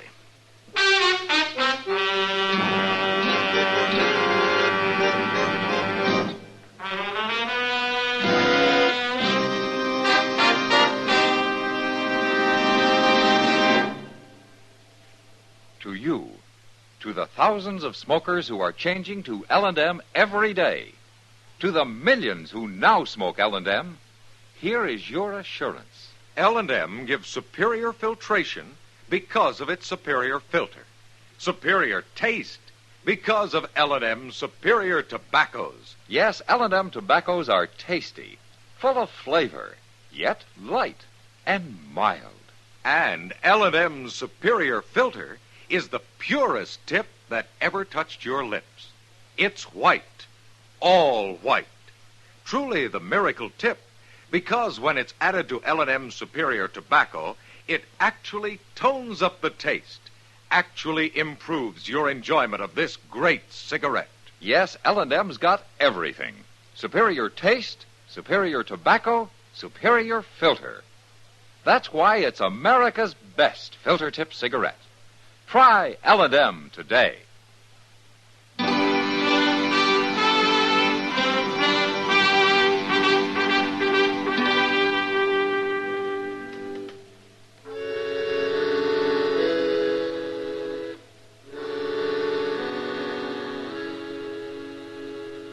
In the next 3 or 4 days, there was no sign of Jake Creed around town, and I began to breathe easier. Ben came in one morning and said that he'd found a job out at the Walker place and that he was going to start the next day. And I was glad for him. But then trouble came. Mr. Dillon? Yeah, what is it, Chester? Mr. Dillon, he's gone. Well, who's gone? Ben Tolliver.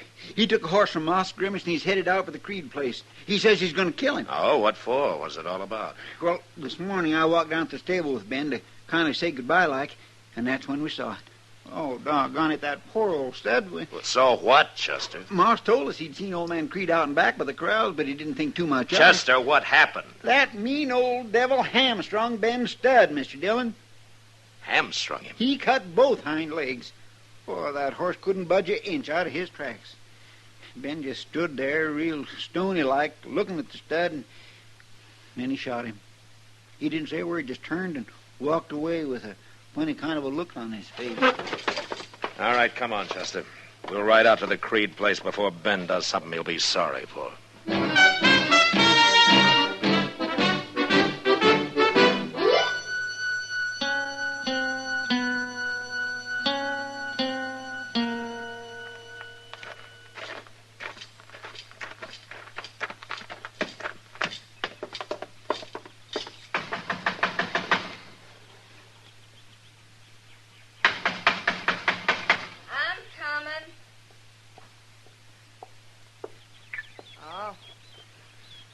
Marshal. Is your pa here, Nancy? No, he's down the catch pens. It ain't time to eat, so he's working. Uh-huh. Nancy, have you seen Ben Tolliver? Sure did. He rode up here a few minutes ago, wanted to see Pa. I told him Pa was down the corrals. He just went down there. Come on, Chester. Well, if you're going down to talk to Pa, I'll go with you. He goes down to the corrals for sunup and don't come back till time for dinner. What you want Pa for, Marshal? To keep him from getting killed. Who'd kill Pa? You don't... That came from the corrals. Come on, let's go.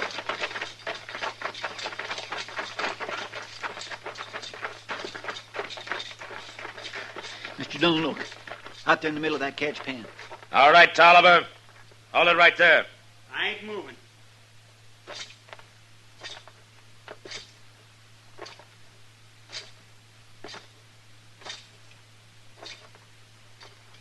All right, give me your gun. What for? You're under arrest, and this time you'll stay in jail. Ben, why'd you shoot my Pa? I didn't, Nancy. Well, then who did shoot him?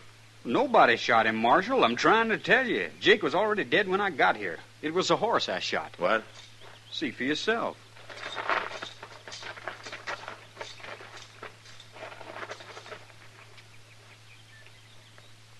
Looks to me like Jake's horse got tangled up in the rope while they was working a Mustang. The horse got throwed, and Jake was trapped under him, and the Mustang drug 'em both. It killed Jake. His horse had 2 legs broke, so I shot him. That's what you heard. Well, looks like you're telling the truth, Ben. I am, Marshal. Poor old Pa. I always told Jake he shouldn't work wild horses alone. He ought to have somebody snub for him. Pa always did have a mind of his own. He sure did. That old devil. You should be glad he did, Ben. It saved you from hanging.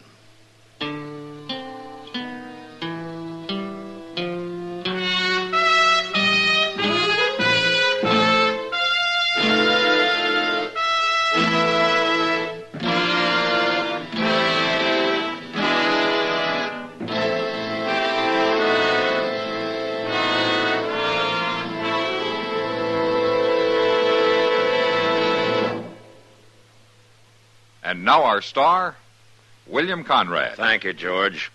You know what I like about L&M's is they're mild and mighty easy on the draw. When you get right down to it, no filter stacks up with L&M's pure white miracle tip for quality or effectiveness. Darn good smoke. See for yourself. L&M stands out from all the rest.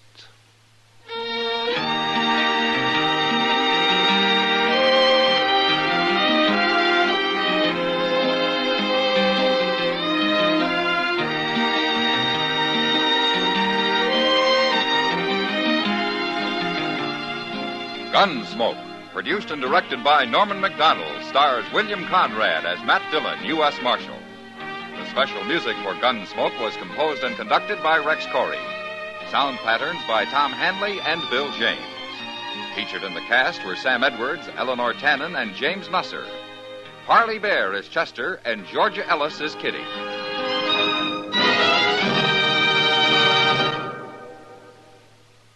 Put a smile in your smoking. Next time you buy cigarettes, stop. Remember, only Chesterfield is made the modern way with Accuray. This amazing quality detective electronically checks and controls the making of your Chesterfield, giving a uniformity in smoking quality never possible before. For the first time, you get a perfect smoke column from end to end. From the first puff to the last puff, Chesterfield smokes smoother. Chesterfield smokes cooler. Chesterfield is best for you. Next time you buy cigarettes, stop. Remember, Chesterfield is made the modern way with Accuray. Put a smile in your smoking, just give 'em a try. Light up a Chesterfield, they satisfy.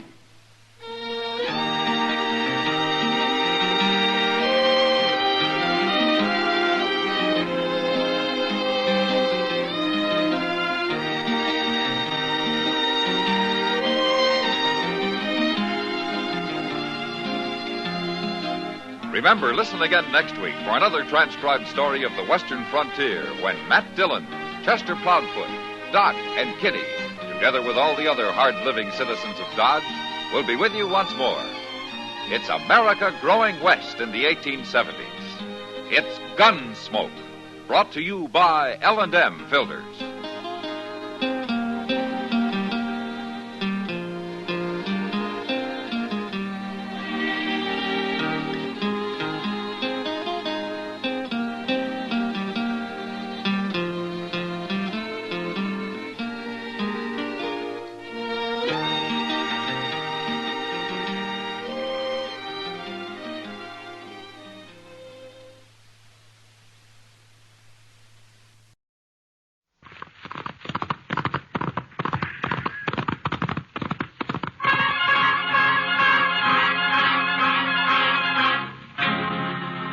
Dodge City and in the territory on west, there's just one way to handle the killers and the spoilers. And that's with a U.S. Marshal and the smell of Gunsmoke.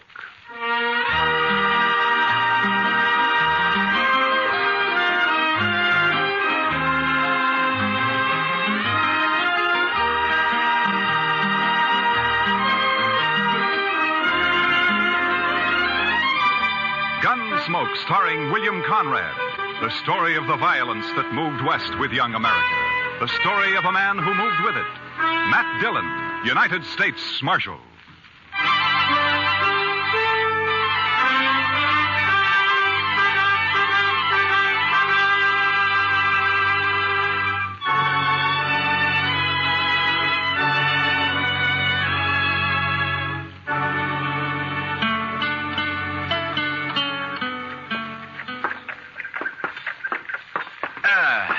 You know, Chester, a morning like this makes a man glad to be alive. Oh, it's a fine one, all right, Mr. Dillon. Yeah. A little nippy, maybe, but just fine. Indian summer hanging on and winter holding off.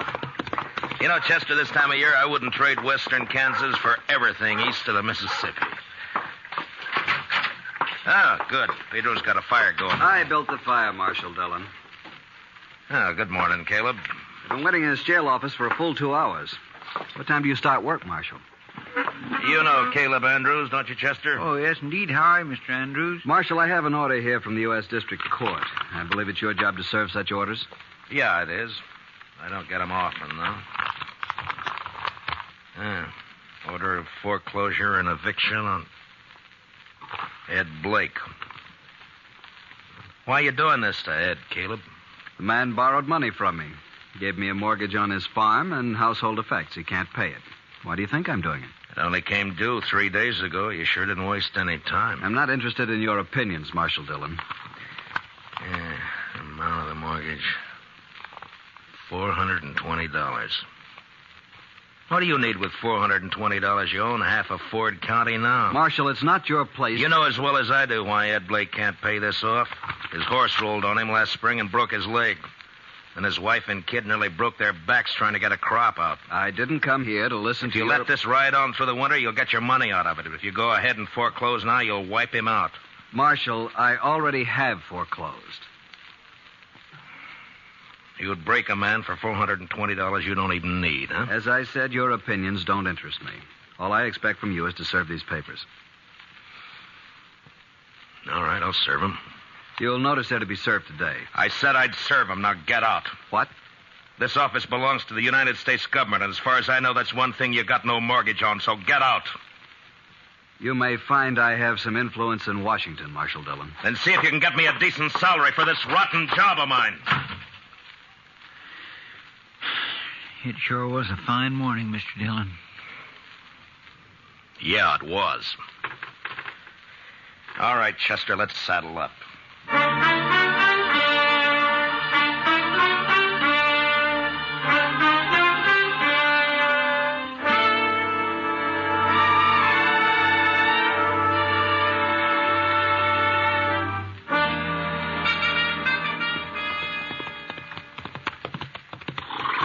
This is one job I purely wish we didn't have to do, Mr. Dillon.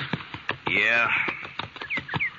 My, this sure is a nice farm.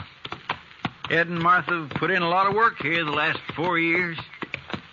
We don't have any choice, Chester. Yes, sir, I know. It's a downright shame, though. Hey, Marshal! Oh, boy. Well, hi, Jimmy. Looky here what I got, Marshal. Well, looks to me like a mighty dead coyote. Sure, that's what it is. He's been killing my chickens, so last night I hid out behind the barn. Yeah? I got him with one shot, Mr. Dillon, and there wasn't even a full moon. Well, that's fine, Jimmy. Matt Dillon, how are you?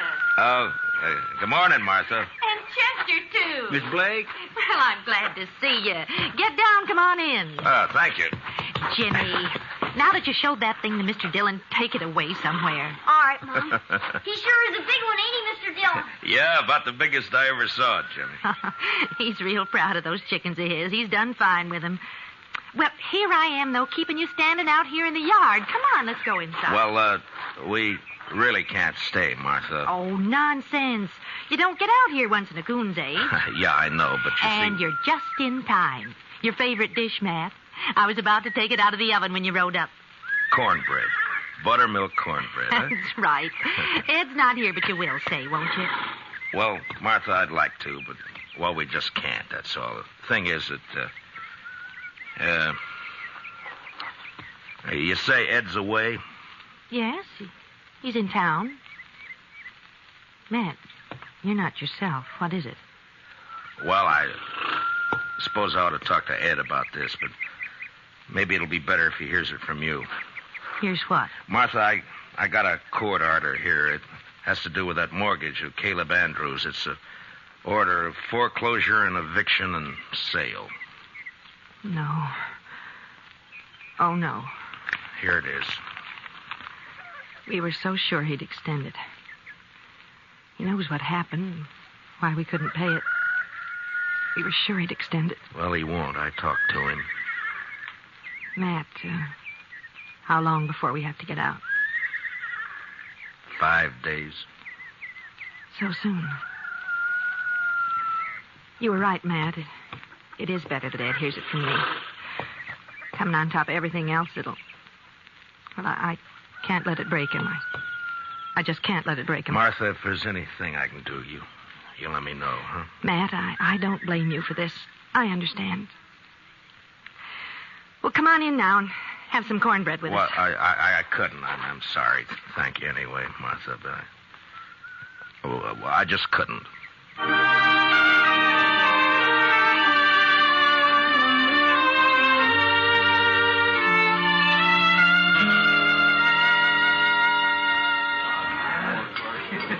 Matt, you looked low all week. Oh, it's just things in general, Kitty. Sometimes you get to wondering if it's all worth it or not. The Blakes, huh?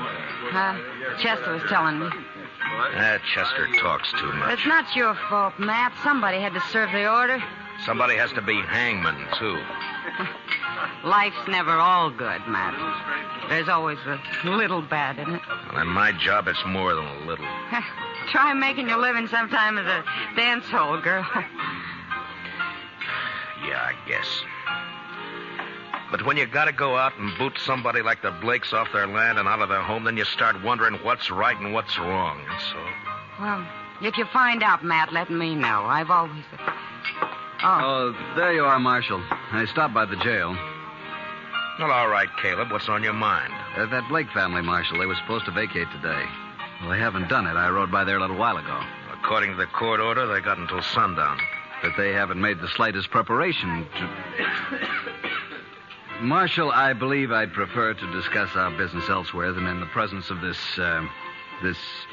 Easy, Caleb. Matt, I'll go. Caleb, you're going to apologize to Miss Kitty right now. Matt, no. Apologize? If you think I'm going to apologize to this cheap little baggage who's in it... Matt, you shouldn't have done that. Finnegan, take him outside and throw some water on him. Yes, sir, Marshal. Why not, Kitty? He had it coming to him. He'll do everything he can to hurt you now. He'll take it out on the Blakes, too. Yeah, maybe. Look, Kitty, I just got an idea. I'll see you later. All right, Matt.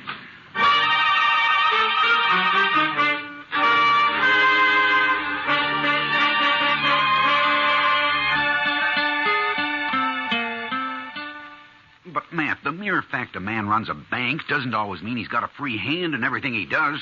A bank has stockholders, a board of directors. I've got to listen to them. I think they'd approve the loan, Clem. Another thing, Caleb Andrews is the biggest account I've got. If I crossed him by taking this loan you suggest, Matt, he'd break me. I see. All right, Clem. Forget it. Matt, I realize I'm under obligation to you. You saved my life that time the James brothers held me up. Saved the bank, too, in fact, but... That was part of my job, Clem. There's no obligation. I was just asking you as a friend to help out another friend. Matt, I'd like to do it, but I just can't. Don't you see? Yeah, sure, Clem. I see. Just forget it. Gotta think of my wife and the two girls. Yeah, of course you have. It's not that I don't want to help. I understand, Clem. I really do. Forget it.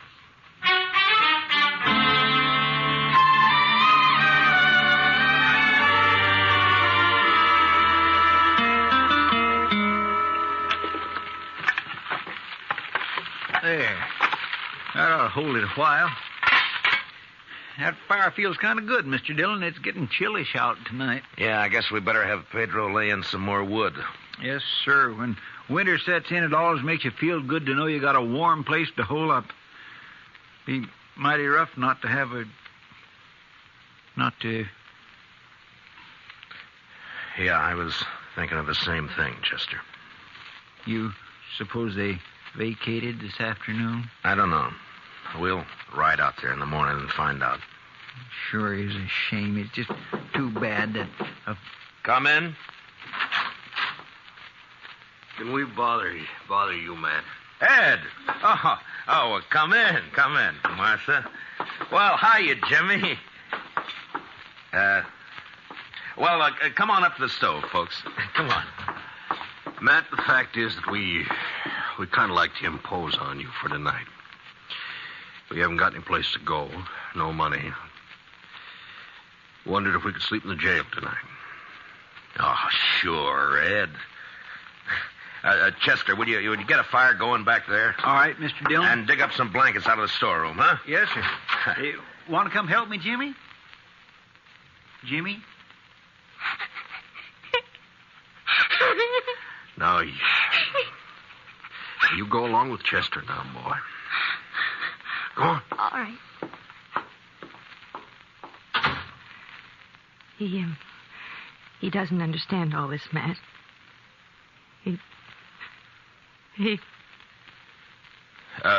Ed, we may as well get your stuff out of the wagon, I guess. Well, there ain't any wagon, Matt. We walked into town. 6 miles? With that leg? I know, but that wagon, the horses, all the household goods, they're all covered by that mortgage. We didn't take anything. Except the clothes on our backs. Oh, so help me, Ed. So help me if I could... It's all right, Matt. We know how you feel. But after all, we started with nothing before. We can do it again. But there's no reason you should have to. We do have to, though. And that's that. Ed and I can accept it. We're not bitter any longer. Jimmy can't understand. He's been carrying on pretty bad, but he's just a boy. And in time, he'll be able to... Dillon? Yeah, what is it, Chester? It's Jimmy. He grabbed a rifle from off the rack and took out the back way. I couldn't stop him. What? Where on earth's he going? I think I know where he's going. And heaven help Caleb Andrews if we don't catch him.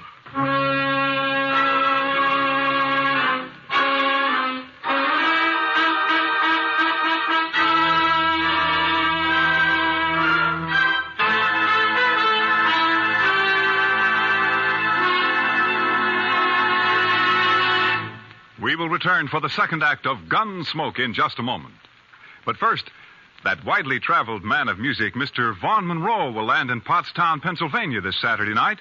The Moon Maids, the Moon Men, and the Monroe Ensemble will be on hand to enliven the session. Remember, tomorrow night and every Saturday evening, it's Vaughn Monroe and his musical caravan on most of these same CBS radio stations. Now, the second act of Gunsmoke.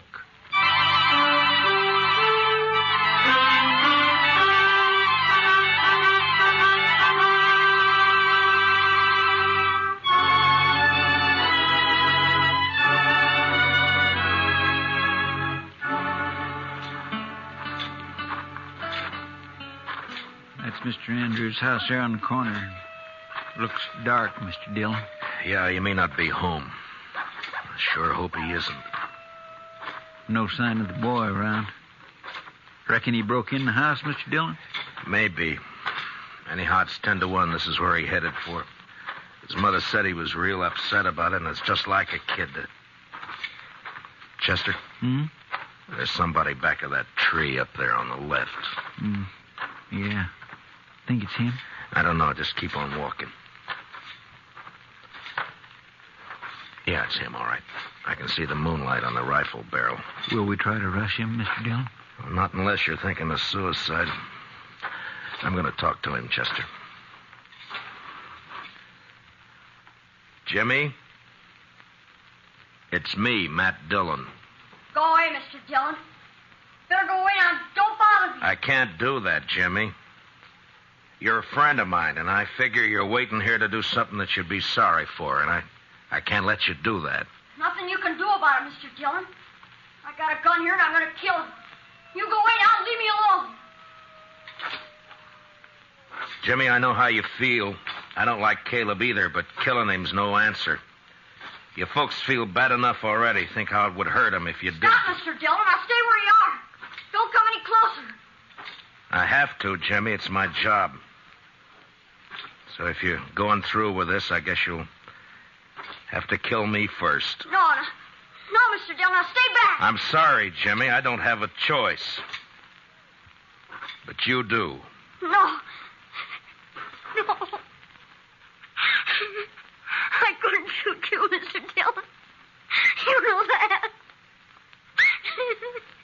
Sure. I knew you couldn't. I kept waking up nights and hearing Mom crying. Dad would sit up all night without the lamp lit, no fire, not saying anything, just sitting. Easy now, Jimmy. Why is he doing it to us, Mr. Dillon? Jimmy, listen to me. Will you do something for a friend? Yeah. If you say so. All right. Then take that rifle back to the jail and put it in the rack and go to bed. Now, you promise? Yeah. I promise, Mr. Dillon. I'm sorry, and I'll do like you say. You're all right, Jimmy. Good night, son.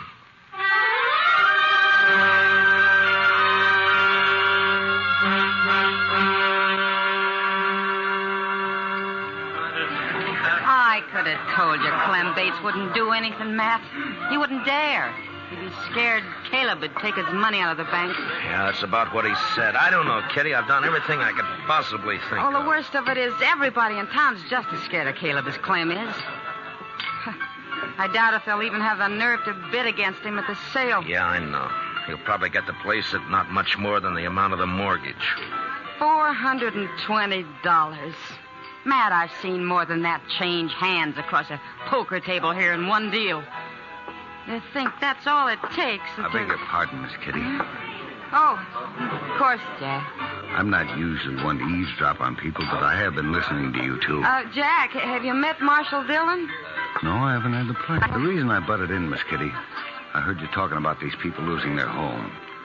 I don't know this fellow Blake. He's never done any business over my table and probably never will. No, I don't think he's ever been in here. And I don't know if this will make sense. But the thing is, I left home when I was 10 years old, and I've been drifting ever since. When I see somebody like this Blake that sticks it out and works and fights and gets a raw deal. Well, what I'm getting at, here's $50 if that'll help him any. Oh, Jack. Well, this is awful decent of you, Jack. Matt, I said a while ago that nearly everyone in town was afraid of Caleb. Yeah? Well, there's some who aren't. Like Jack here and me and the rest of the dealers and the gamblers and the girls and the bartenders. That's right, Miss Kitty. Because we're drifters. We got nothing to lose. Matt, I'll raise $420 right here in the Texas Trail. By heaven, Kitty, I think you could. Well, I can't do as well as Jack, but... here's 20 from me.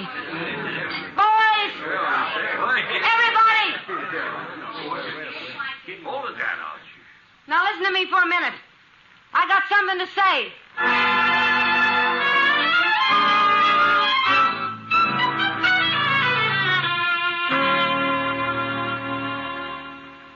He's sure taking his time getting here, Chester.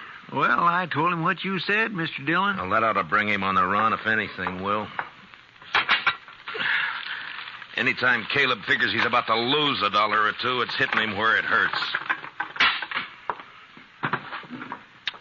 The Blakes turned in for the night? Yeah, I guess so. It's been quiet back there for the last few. Marshal, what's this all about? Well, shut the door, Caleb. We're trying to keep it warm in here. Would you mind telling me why I've been called over here at this time of night? Yeah, sure. Here's $420. The Blakes want to pay off the mortgage. They do they? The court costs up to now will probably run about $10. I'll pay that myself. That's mighty generous of you. Well, good night, Marshal. Is it a deal, then? I am not the least bit interested in having that mortgage paid off, Marshal Dillon. The Blake farm is worth about $2,000 now, and in 5 years it'll be worth 3 times that much. Land's going up in Ford County. That's why I'm grabbing every piece I can get. So I don't want the money. I want the farm. And when it's put up for sale, I'll get it at my own price. The foreclosure still goes. I see. Good night, gentlemen. Well, I guess that's that, Mr. Dillon. I don't know why I even thought he'd take the money. The Blakes won't get a cent out of the sale. He'll scare everybody off and bid it in a few dollars over the amount of the mortgage, and nobody in town will even try to... Try to what, Mr. Dillon? Chester, I'm going over and wake up Clem Bates. I got an idea, and if it works, we'll hold that sale at noon tomorrow. That's pretty short notice to find an auctioneer. I don't need an auctioneer, Chester. This one I'm going to run myself.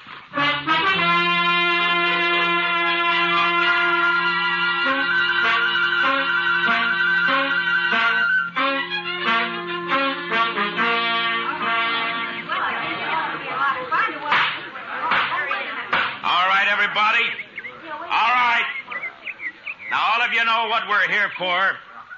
This is a foreclosure sale of the property and household effects of Edward and Martha Blake, ordered by the court at the request of that fine-spirited, good-hearted public benefactor and friend and neighbor of us all, Caleb Andrews.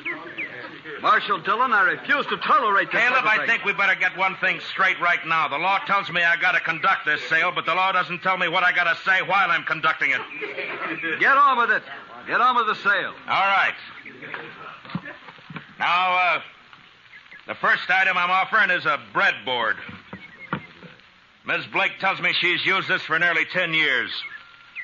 That's a lot of loaves of bread, a lot of years. As you can see, it's pretty badly battered up. I doubt if it'd be worth much to anybody unless they were used to it. Suppose we started at 50 cents. Is there anybody here low enough to bid 50 cents for Mrs. Blake's breadboard? How about you, Caleb? I'm not interested in the item. Get on with the sale. Anybody else? No? All right, then. The second item.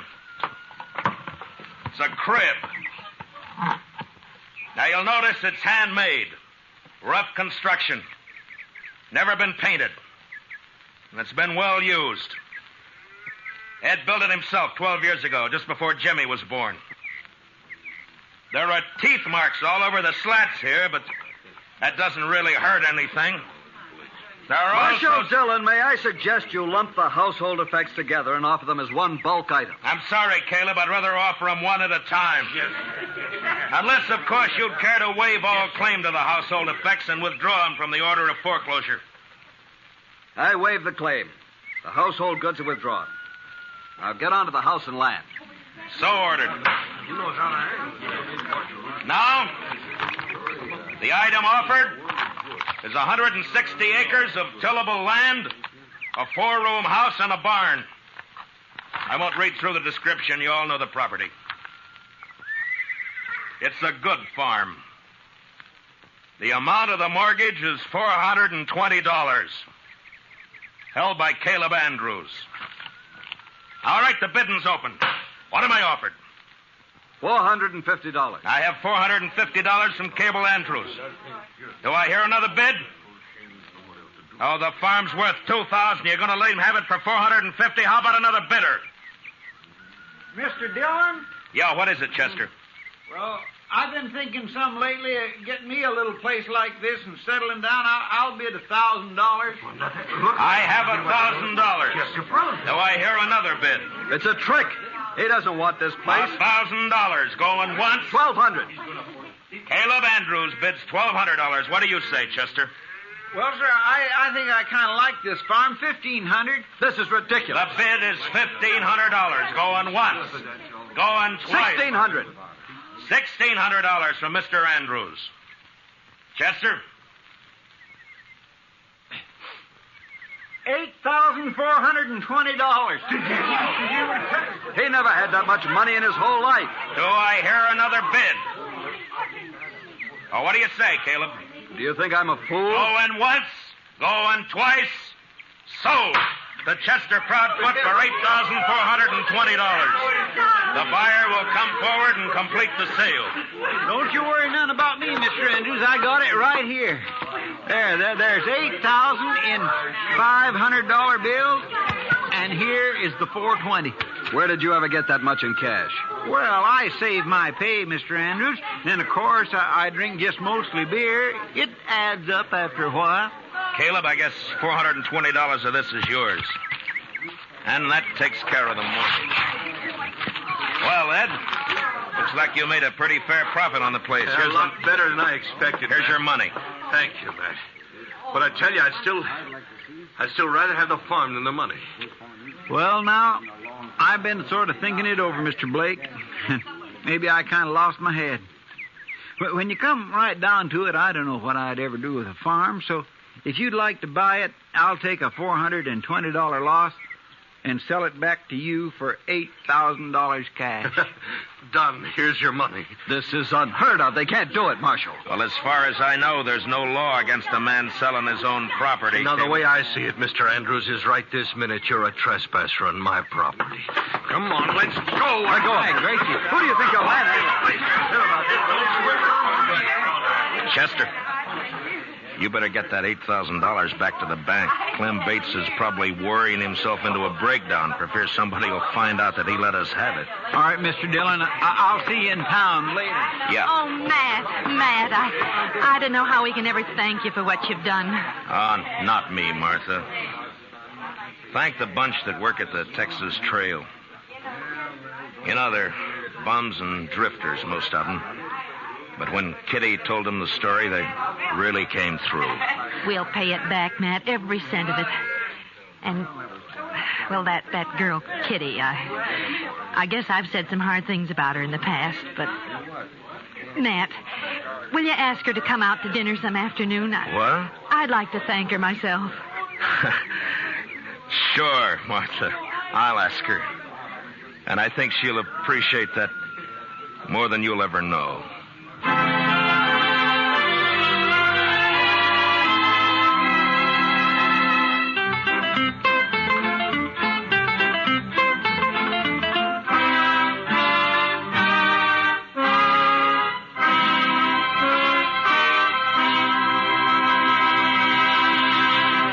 Gunsmoke, under the direction of Norman MacDonald, stars William Conrad as Matt Dillon, U.S. Marshal. Tonight's story was specially written for Gunsmoke by Les Crutchfield, with music composed and conducted by Rex Corey. Featured in the cast were Harry Bartell, Paula Winslow, and Richard Beals, with Joe Duvall, Lawrence Dobkin, and Jim Nusser. Parley Bear is Chester, and Georgia Ellis is Kitty. Gunsmoke is heard by our troops overseas through the facilities of the Armed Forces Radio Service. Join us again next week as Matt Dillon, U.S. Marshal, fights to bring law and order out of the wild violence of the West in Gunsmoke. Here's a suggestion for Saturday listening. Fun for All, starring Bill Cullen and Arlene Francis, and John Reed King's great show, Give and Take. Hear them tomorrow on CBS Radio. Clancy Cassell speaking. And remember, you'll find Western adventure and music with Gene Autry Saturday evenings on the CBS Radio Network.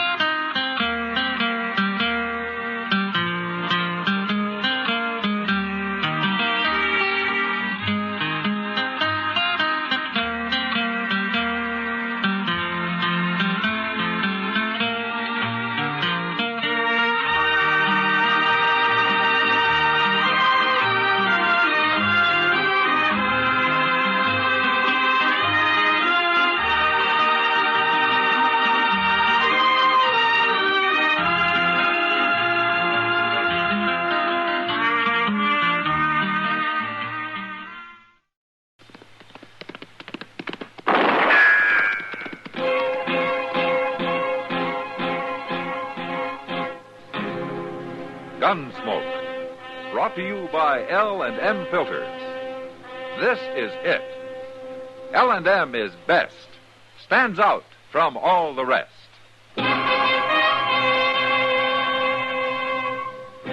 Around Dodge City and in the territory on West, there's just one way to handle the killers and the spoilers, and that's with a U.S. Marshal and the smell of Gunsmoke.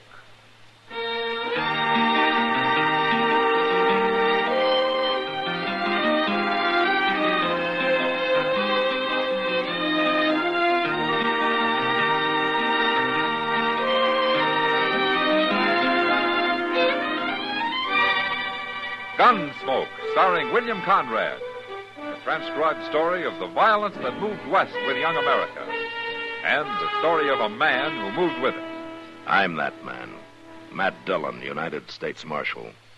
The first man they look for and the last they want to meet. It's a chancy job, and it makes a man watchful. And a little lonely.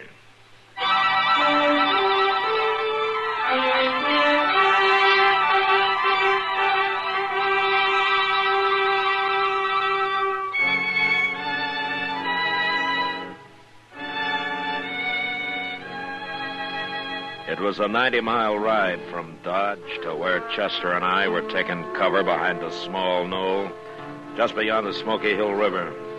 In front of us, hidden behind a horse he'd ridden to death covering those miles, was a stranger called James Nation. Nation had killed his man back in Dodge and then jumped on his horse and run north. It was a rough ride, and we'd caught up with him the hard way. My horse was dead from a rifle bullet, and Chester's was standing on 3 legs, crippled with a slug in the shoulder. One thing, Mr. Dillon, he's in as bad a spot as we are. Now watch him, Chester. He's moving. Now, wait a minute. Don't shoot. He's got his hands up. Yeah. Here he comes. He's giving up mighty easy. Oh, maybe. Let's go meet him. Better not try nothing. He'll die if he does.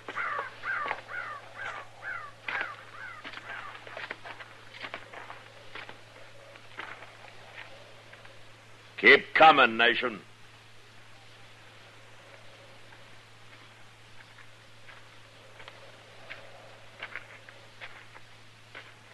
I put my hands down. Put them down. How come you didn't shoot it out? I don't like killing. You killed a man in Dodge. Self-defense, Marshal. Not according to the witnesses. They was all friends of his. They tell you that. I heard him say it. A man looks guilty when he runs, Nation. You don't believe me. It's not up to me. You'll get a trial. At least I'm still alive. But a long way from Dodge. By golly, that's right, Mr. Dillon. How are we going to get back, anyway? Now, we haven't crossed the Overland Express route yet. We'll walk on till we find it and then wait for a stage. We can get to Fort Donner. We can borrow some horses from the Army. Maybe the stage won't pick us up. Now, that sure won't pick us up here. Marshal? What? You don't owe me no favors, Marshal. But I'd like to ask something of you. Yeah? I never been arrested before, never in my life. Kind of ashamed of it. That's not my worry. I know. It's only a little thing I'm asking. Won't make no difference to you. Would you, when we get on that stage and all, would you not say nothing about your taking me in? Don't let them know I'm a prisoner? You got a lot of guts to ask for any kind of a favor. I'd be powerful grateful to you, Marshal. Well, all right. It doesn't matter any. But you make one bad move and you'll go to Dodge on a sack. I won't give you no trouble. I swear I won't. You'll get a fair trial. Well, if it is a fair trial, I'm going back to California. I don't know why I ever left. Chester. Yes, sir? Go finish off your horse. He stood there long enough. I'll go with Nation and get his guns. All right. Doggone you anyway, Nation. That was a mighty good horse you shot. I'm sorry. All right, come on, let's get going. We got a long way ahead.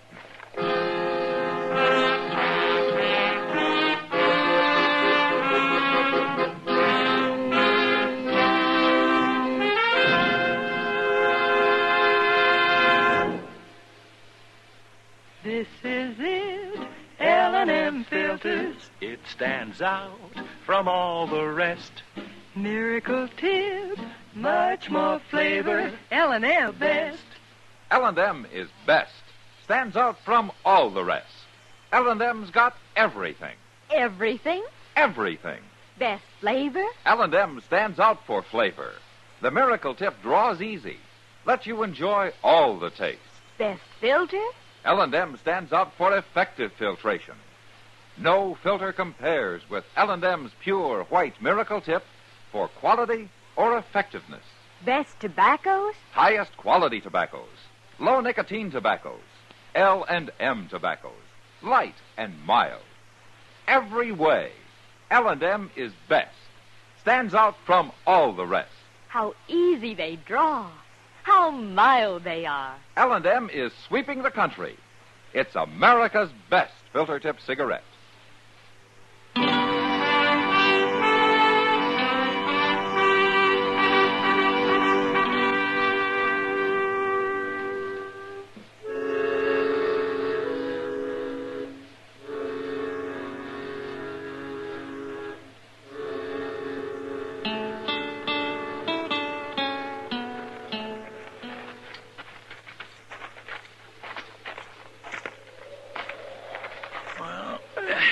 There's the road, Mr. Dillon. Right there, see it? Yeah. Well, that stage is headed right for us. We have to keep walking? I never heard of a stage driver who'd leave the road 10 feet for anybody. I guess you're right, Marshal. You sure must be mighty proud of that coach. Look how he's gone and painted it bright red. What if he won't stop for us? Road agents don't carry their saddles. The driver will notice that. If he's awake. Driving 6 horses ought to keep him awake. Yeah, but not sober. Yonder they come.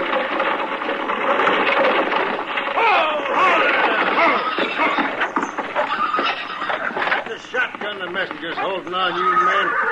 We're passengers, not bandits. Where's your horses? Remember, Marshal, what you said. We lost them. Lost them? You don't look like greenhorns to me. It can happen to anybody.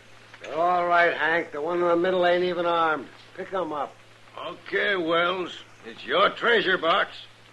How far you going? Fort Donner. We'll call it 60 miles to Donner. You're crowding us some. So that'll be 10 cents a mile. $6, huh? $6 apiece. Payable in advance.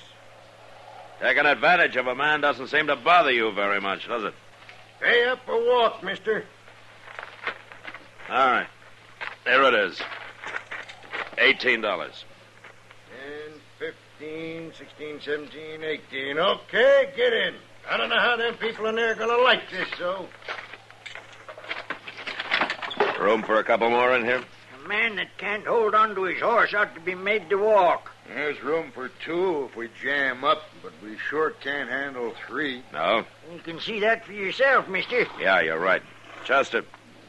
Oh, no. Now, doggone it all. Do I have to climb? I don't want Nation on top, so you got up there. Yes, sir. Doggone it, they ought to charge less if I got a ride on top like a doggone carpet bag. Company guarantees a ride, mister. Comfort's your problem. Now, get on or get off. You've held us up long enough. All right, get in, Nation.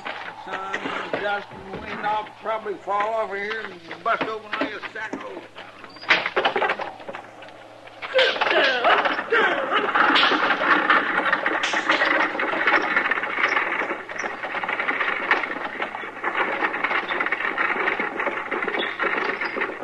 What'd you say your name is? I didn't say. But it's Dillon. Oh, I'm Zimmer. This old goat here calls himself Fly. My name is Fly. And I don't give a hoot what any of you call yourselves. A crusty old devil, ain't he? But at least he's sober. Look at them other 2. They only wake up long enough for a pull on that jug of poison they got. Get drunk enough to go back to sleep. What business you in, Dillon? Questions. Zimmer, you got the manners of a bullwhack. Nobody's talking to you, old man. Then I don't have to listen to your gobbling. I'll shove my boot in your face in a minute. Oh, shut up. You can't scare anybody who's lived as long as I have. 85, Dillon. Would you believe it? No, sir, I sure wouldn't. I knowed Meriwether Lewis, Dillon. Met him in St. Louis when he and that Clark fella came back from the West Ocean. West Ocean? Listen to him. Why don't you leave him be, Zimmer? Oh, don't pay him no mind, Dillon. He's been nervous about something the whole trip. What are you talking about? You got ants all over you, Zimmer. I can see him from here. Yeah, if you weren't so doggone old, I'd squeeze you out of your skin, Fly. I ain't gonna talk to you no more. Hey, Dillon. Yeah? We'll be at Cherokee Station in about an hour. Spend the night there. Grub's terrible low. Last time I was there, all they had was fat pork. One pilgrim claimed a sore belly. Said he couldn't eat fat pork. And you know what the old woman who does the cooking told him? Real polite like. She said, well, then you just help yourself to the mustard, my friend.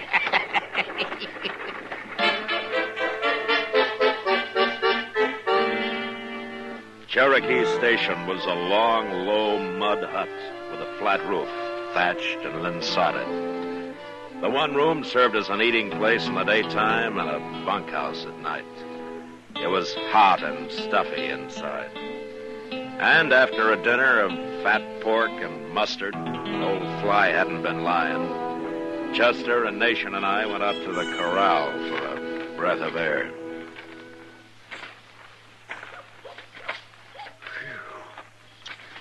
My, I hate to think of spending the night in that place. A fella could drown in that air. I'll bet that stock tender ain't washed since the day he was baptized. Ain't it awful? Don't worry about it. We'll sleep outside. Good.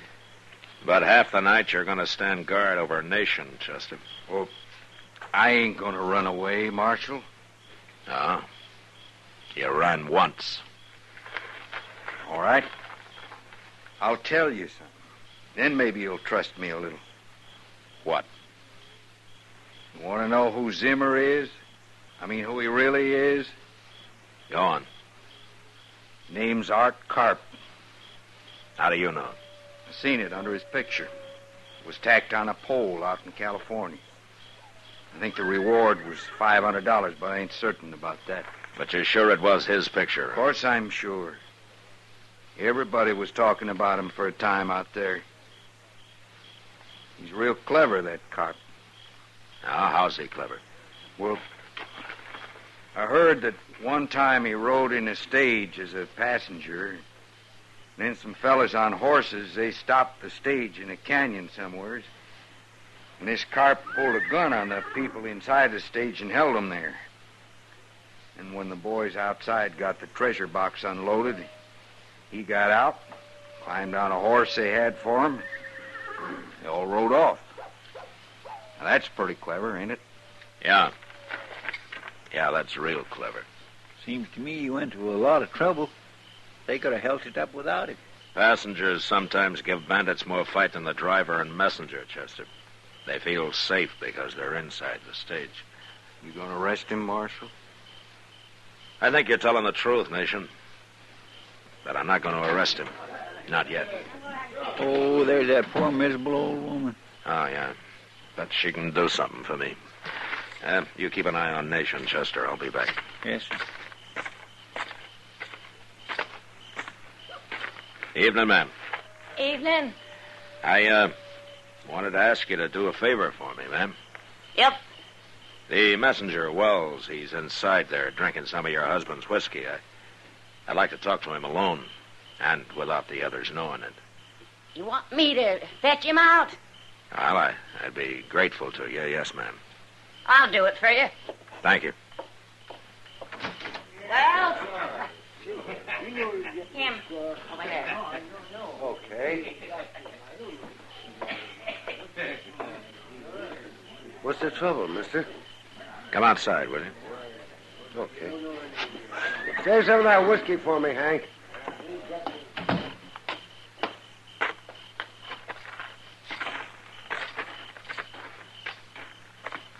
Yeah, this'll do. Tell me something, Wells. How long you been riding shotgun? 2 years. Not that it's any business of yours. What'd you do before that? Army. And that's the last question I answer. And I'm just trying to find out if you can handle yourself. You keep nosing around. You'll find out. Look, Wells, I think you're a good man, and I sure hope I'm right. Who in thunder are you, anyway?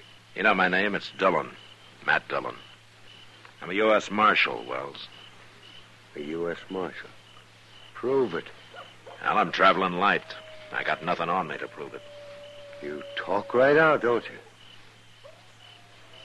All right, what do you want? How much you carrying in your treasure box? Say, you really do move in, don't you? You either trust me or you don't. $50,000, Marshal. Good. Now, what's the best place for a holdup between here and Fort Downer? What? It'd be Willow Creek, I guess. What is this? You think we're going to be held up? I don't know. But tomorrow you make the driver go through Willow Creek like he was on fire. Chester will be on the roof to help you, and I'll sort of organize the passengers inside. How do you know all this, Marshal? Well, I'll tell you when we get to Fort Downer. And, by the way, don't say anything about this or me to anybody. Right? I guess you're the boss this trip, Marshal. Thanks, Wells. Good night. Good night, Marshal. I sure hope I ain't made a mistake about you. Oh, Wells. Yeah? Take it easy with that wagon yard whiskey you're drinking in there, huh? I've heard of that stuff freezing solid on a cold night. Oh.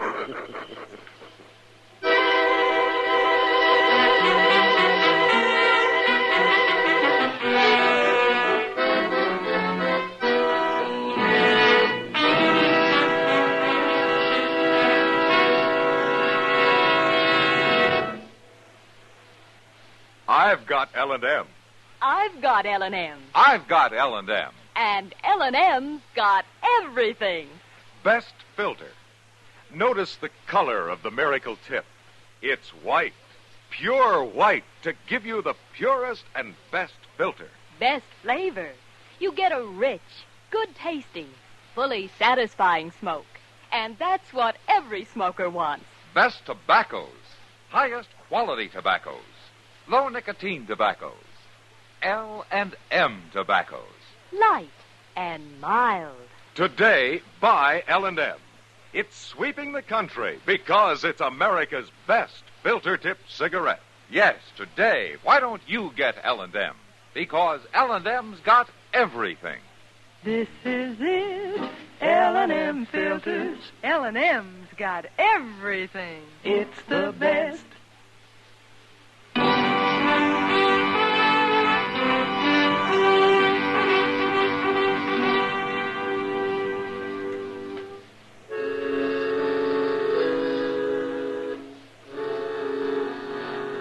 Next morning, Wells told me it was 10 miles to Willow Creek and another 12 miles to the next change of horses at a small swing station run by a lone stock tender. We went through Willow Creek flying. Had no trouble at all. But trouble was waiting for us at the swing station beyond. It was a small one-room adobe hut with the usual corral at the rear. But as we pulled up, I noticed there wasn't a horse in sight. And out of the two windows facing us was pouring thin streams of white smoke. Everybody jumped down and ran up to the half-open door, where two arrows were embedded in the frame. Comanches. It's Comanches. Look at them arrows. Stand back there. Let me take a look inside. Let's all take a look, Zimmer. Why, look at that. 3 men killed. Now, this man's still alive. That's the stock tender, Dillon. Wait a minute. I thought he was alone here, Wells. He's always alone here. I'm wondering who these other 2 men are. Never mind them. They're dead, ain't they? Yeah. They're dead. Maybe he can tell us what happened, Dillon.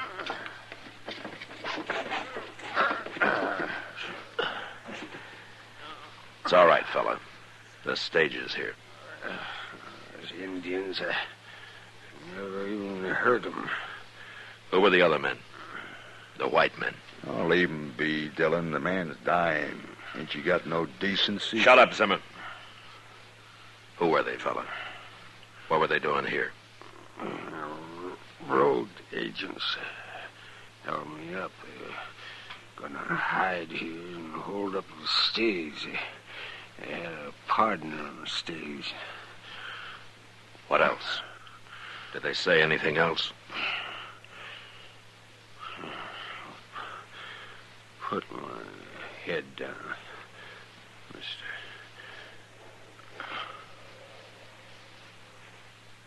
Dead, huh? Yeah. Here now, Zimmer. What are you doing? Get that gun out of my back. Shut up, Fly. First man draws the gun, I'll kill the old man here. Turn him loose, Carp. There are too many of us here. Take it easy, Dillon. This fool's nervous. You come closer, I'll kill him. He means it, Dillon. All right. What are you going to do now, Carp? How'd you know my name? I know more than your name. Well, it don't matter. I want you men to walk out that door, one by one. As you pass by me, I'm going to take your guns. Get started now. What do you think, Dillon? We better do it, Wells. All right, men. Let's do what he says. That's better. You first, Dillon. Sure.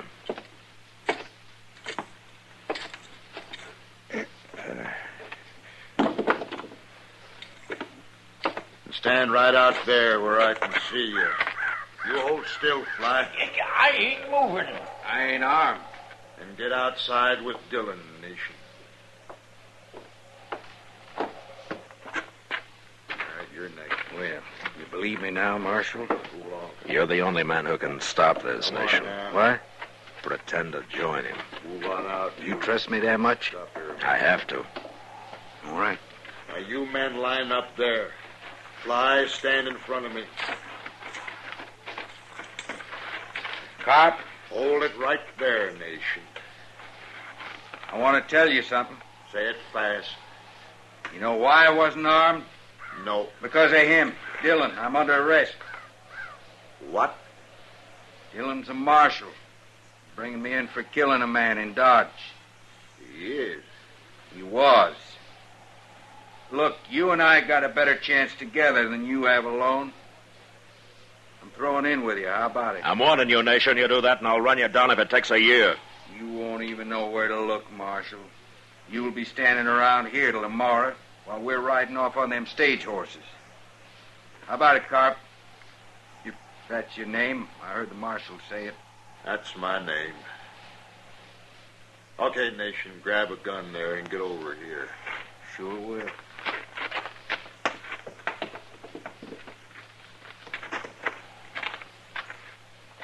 Here, you hold the old man, Nation. I'll unharness them horses. Sure.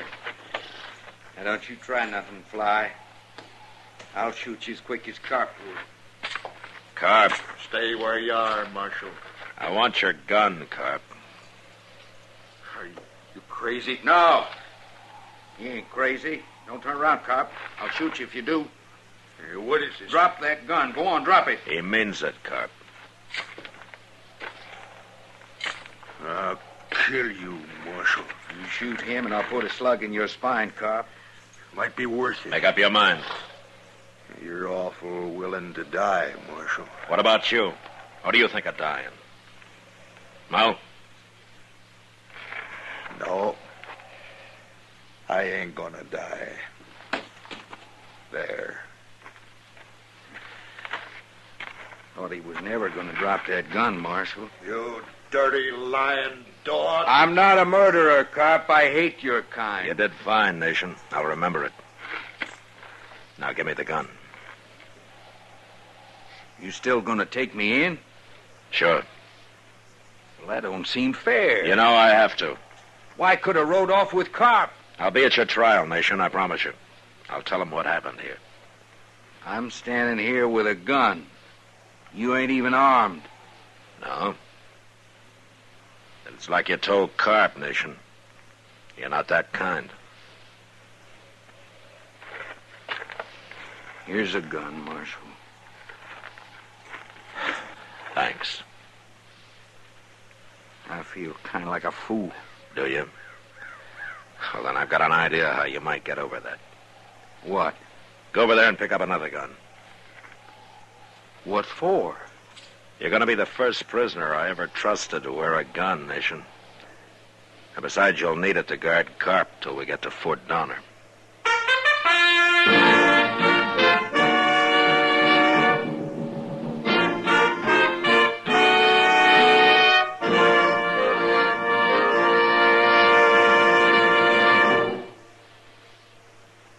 And now our star, William Conrad. You know, Father's Day is June 19th. And if the old man's anything like me, he'd sure welcome a carton or two of L&M's. They're mild and plenty quick on the draw. And L&M's pure white miracle tip, well, no filter stacks up with it for quality or effectiveness.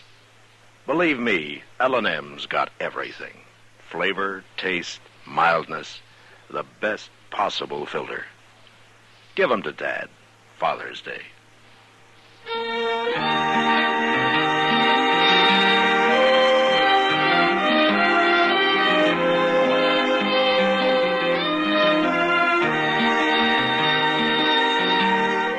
Gunsmoke, produced and directed by Norman Macdonald, stars William Conrad as Matt Dillon, U.S. Marshal. Our story was specially written for Gunsmoke by John Meston, with music composed and conducted by Rex Corey. Sound patterns by Tom Hanley and Bill James. Featured in the cast were Vic Perrin, Joseph Kearns, John Daner, Clayton Post, and James Nusser. Parley Bear is Chester.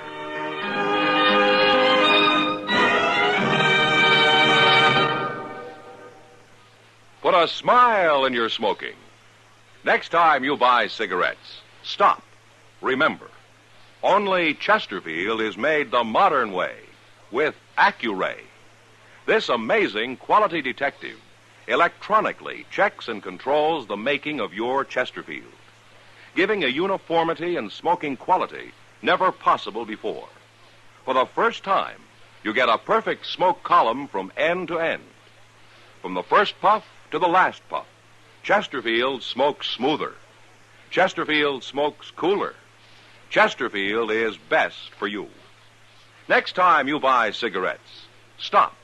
Remember, Chesterfield is made the modern way with Accuray. Put a smile in your smoking, just give 'em a try. Light up a Chesterfield, they satisfy.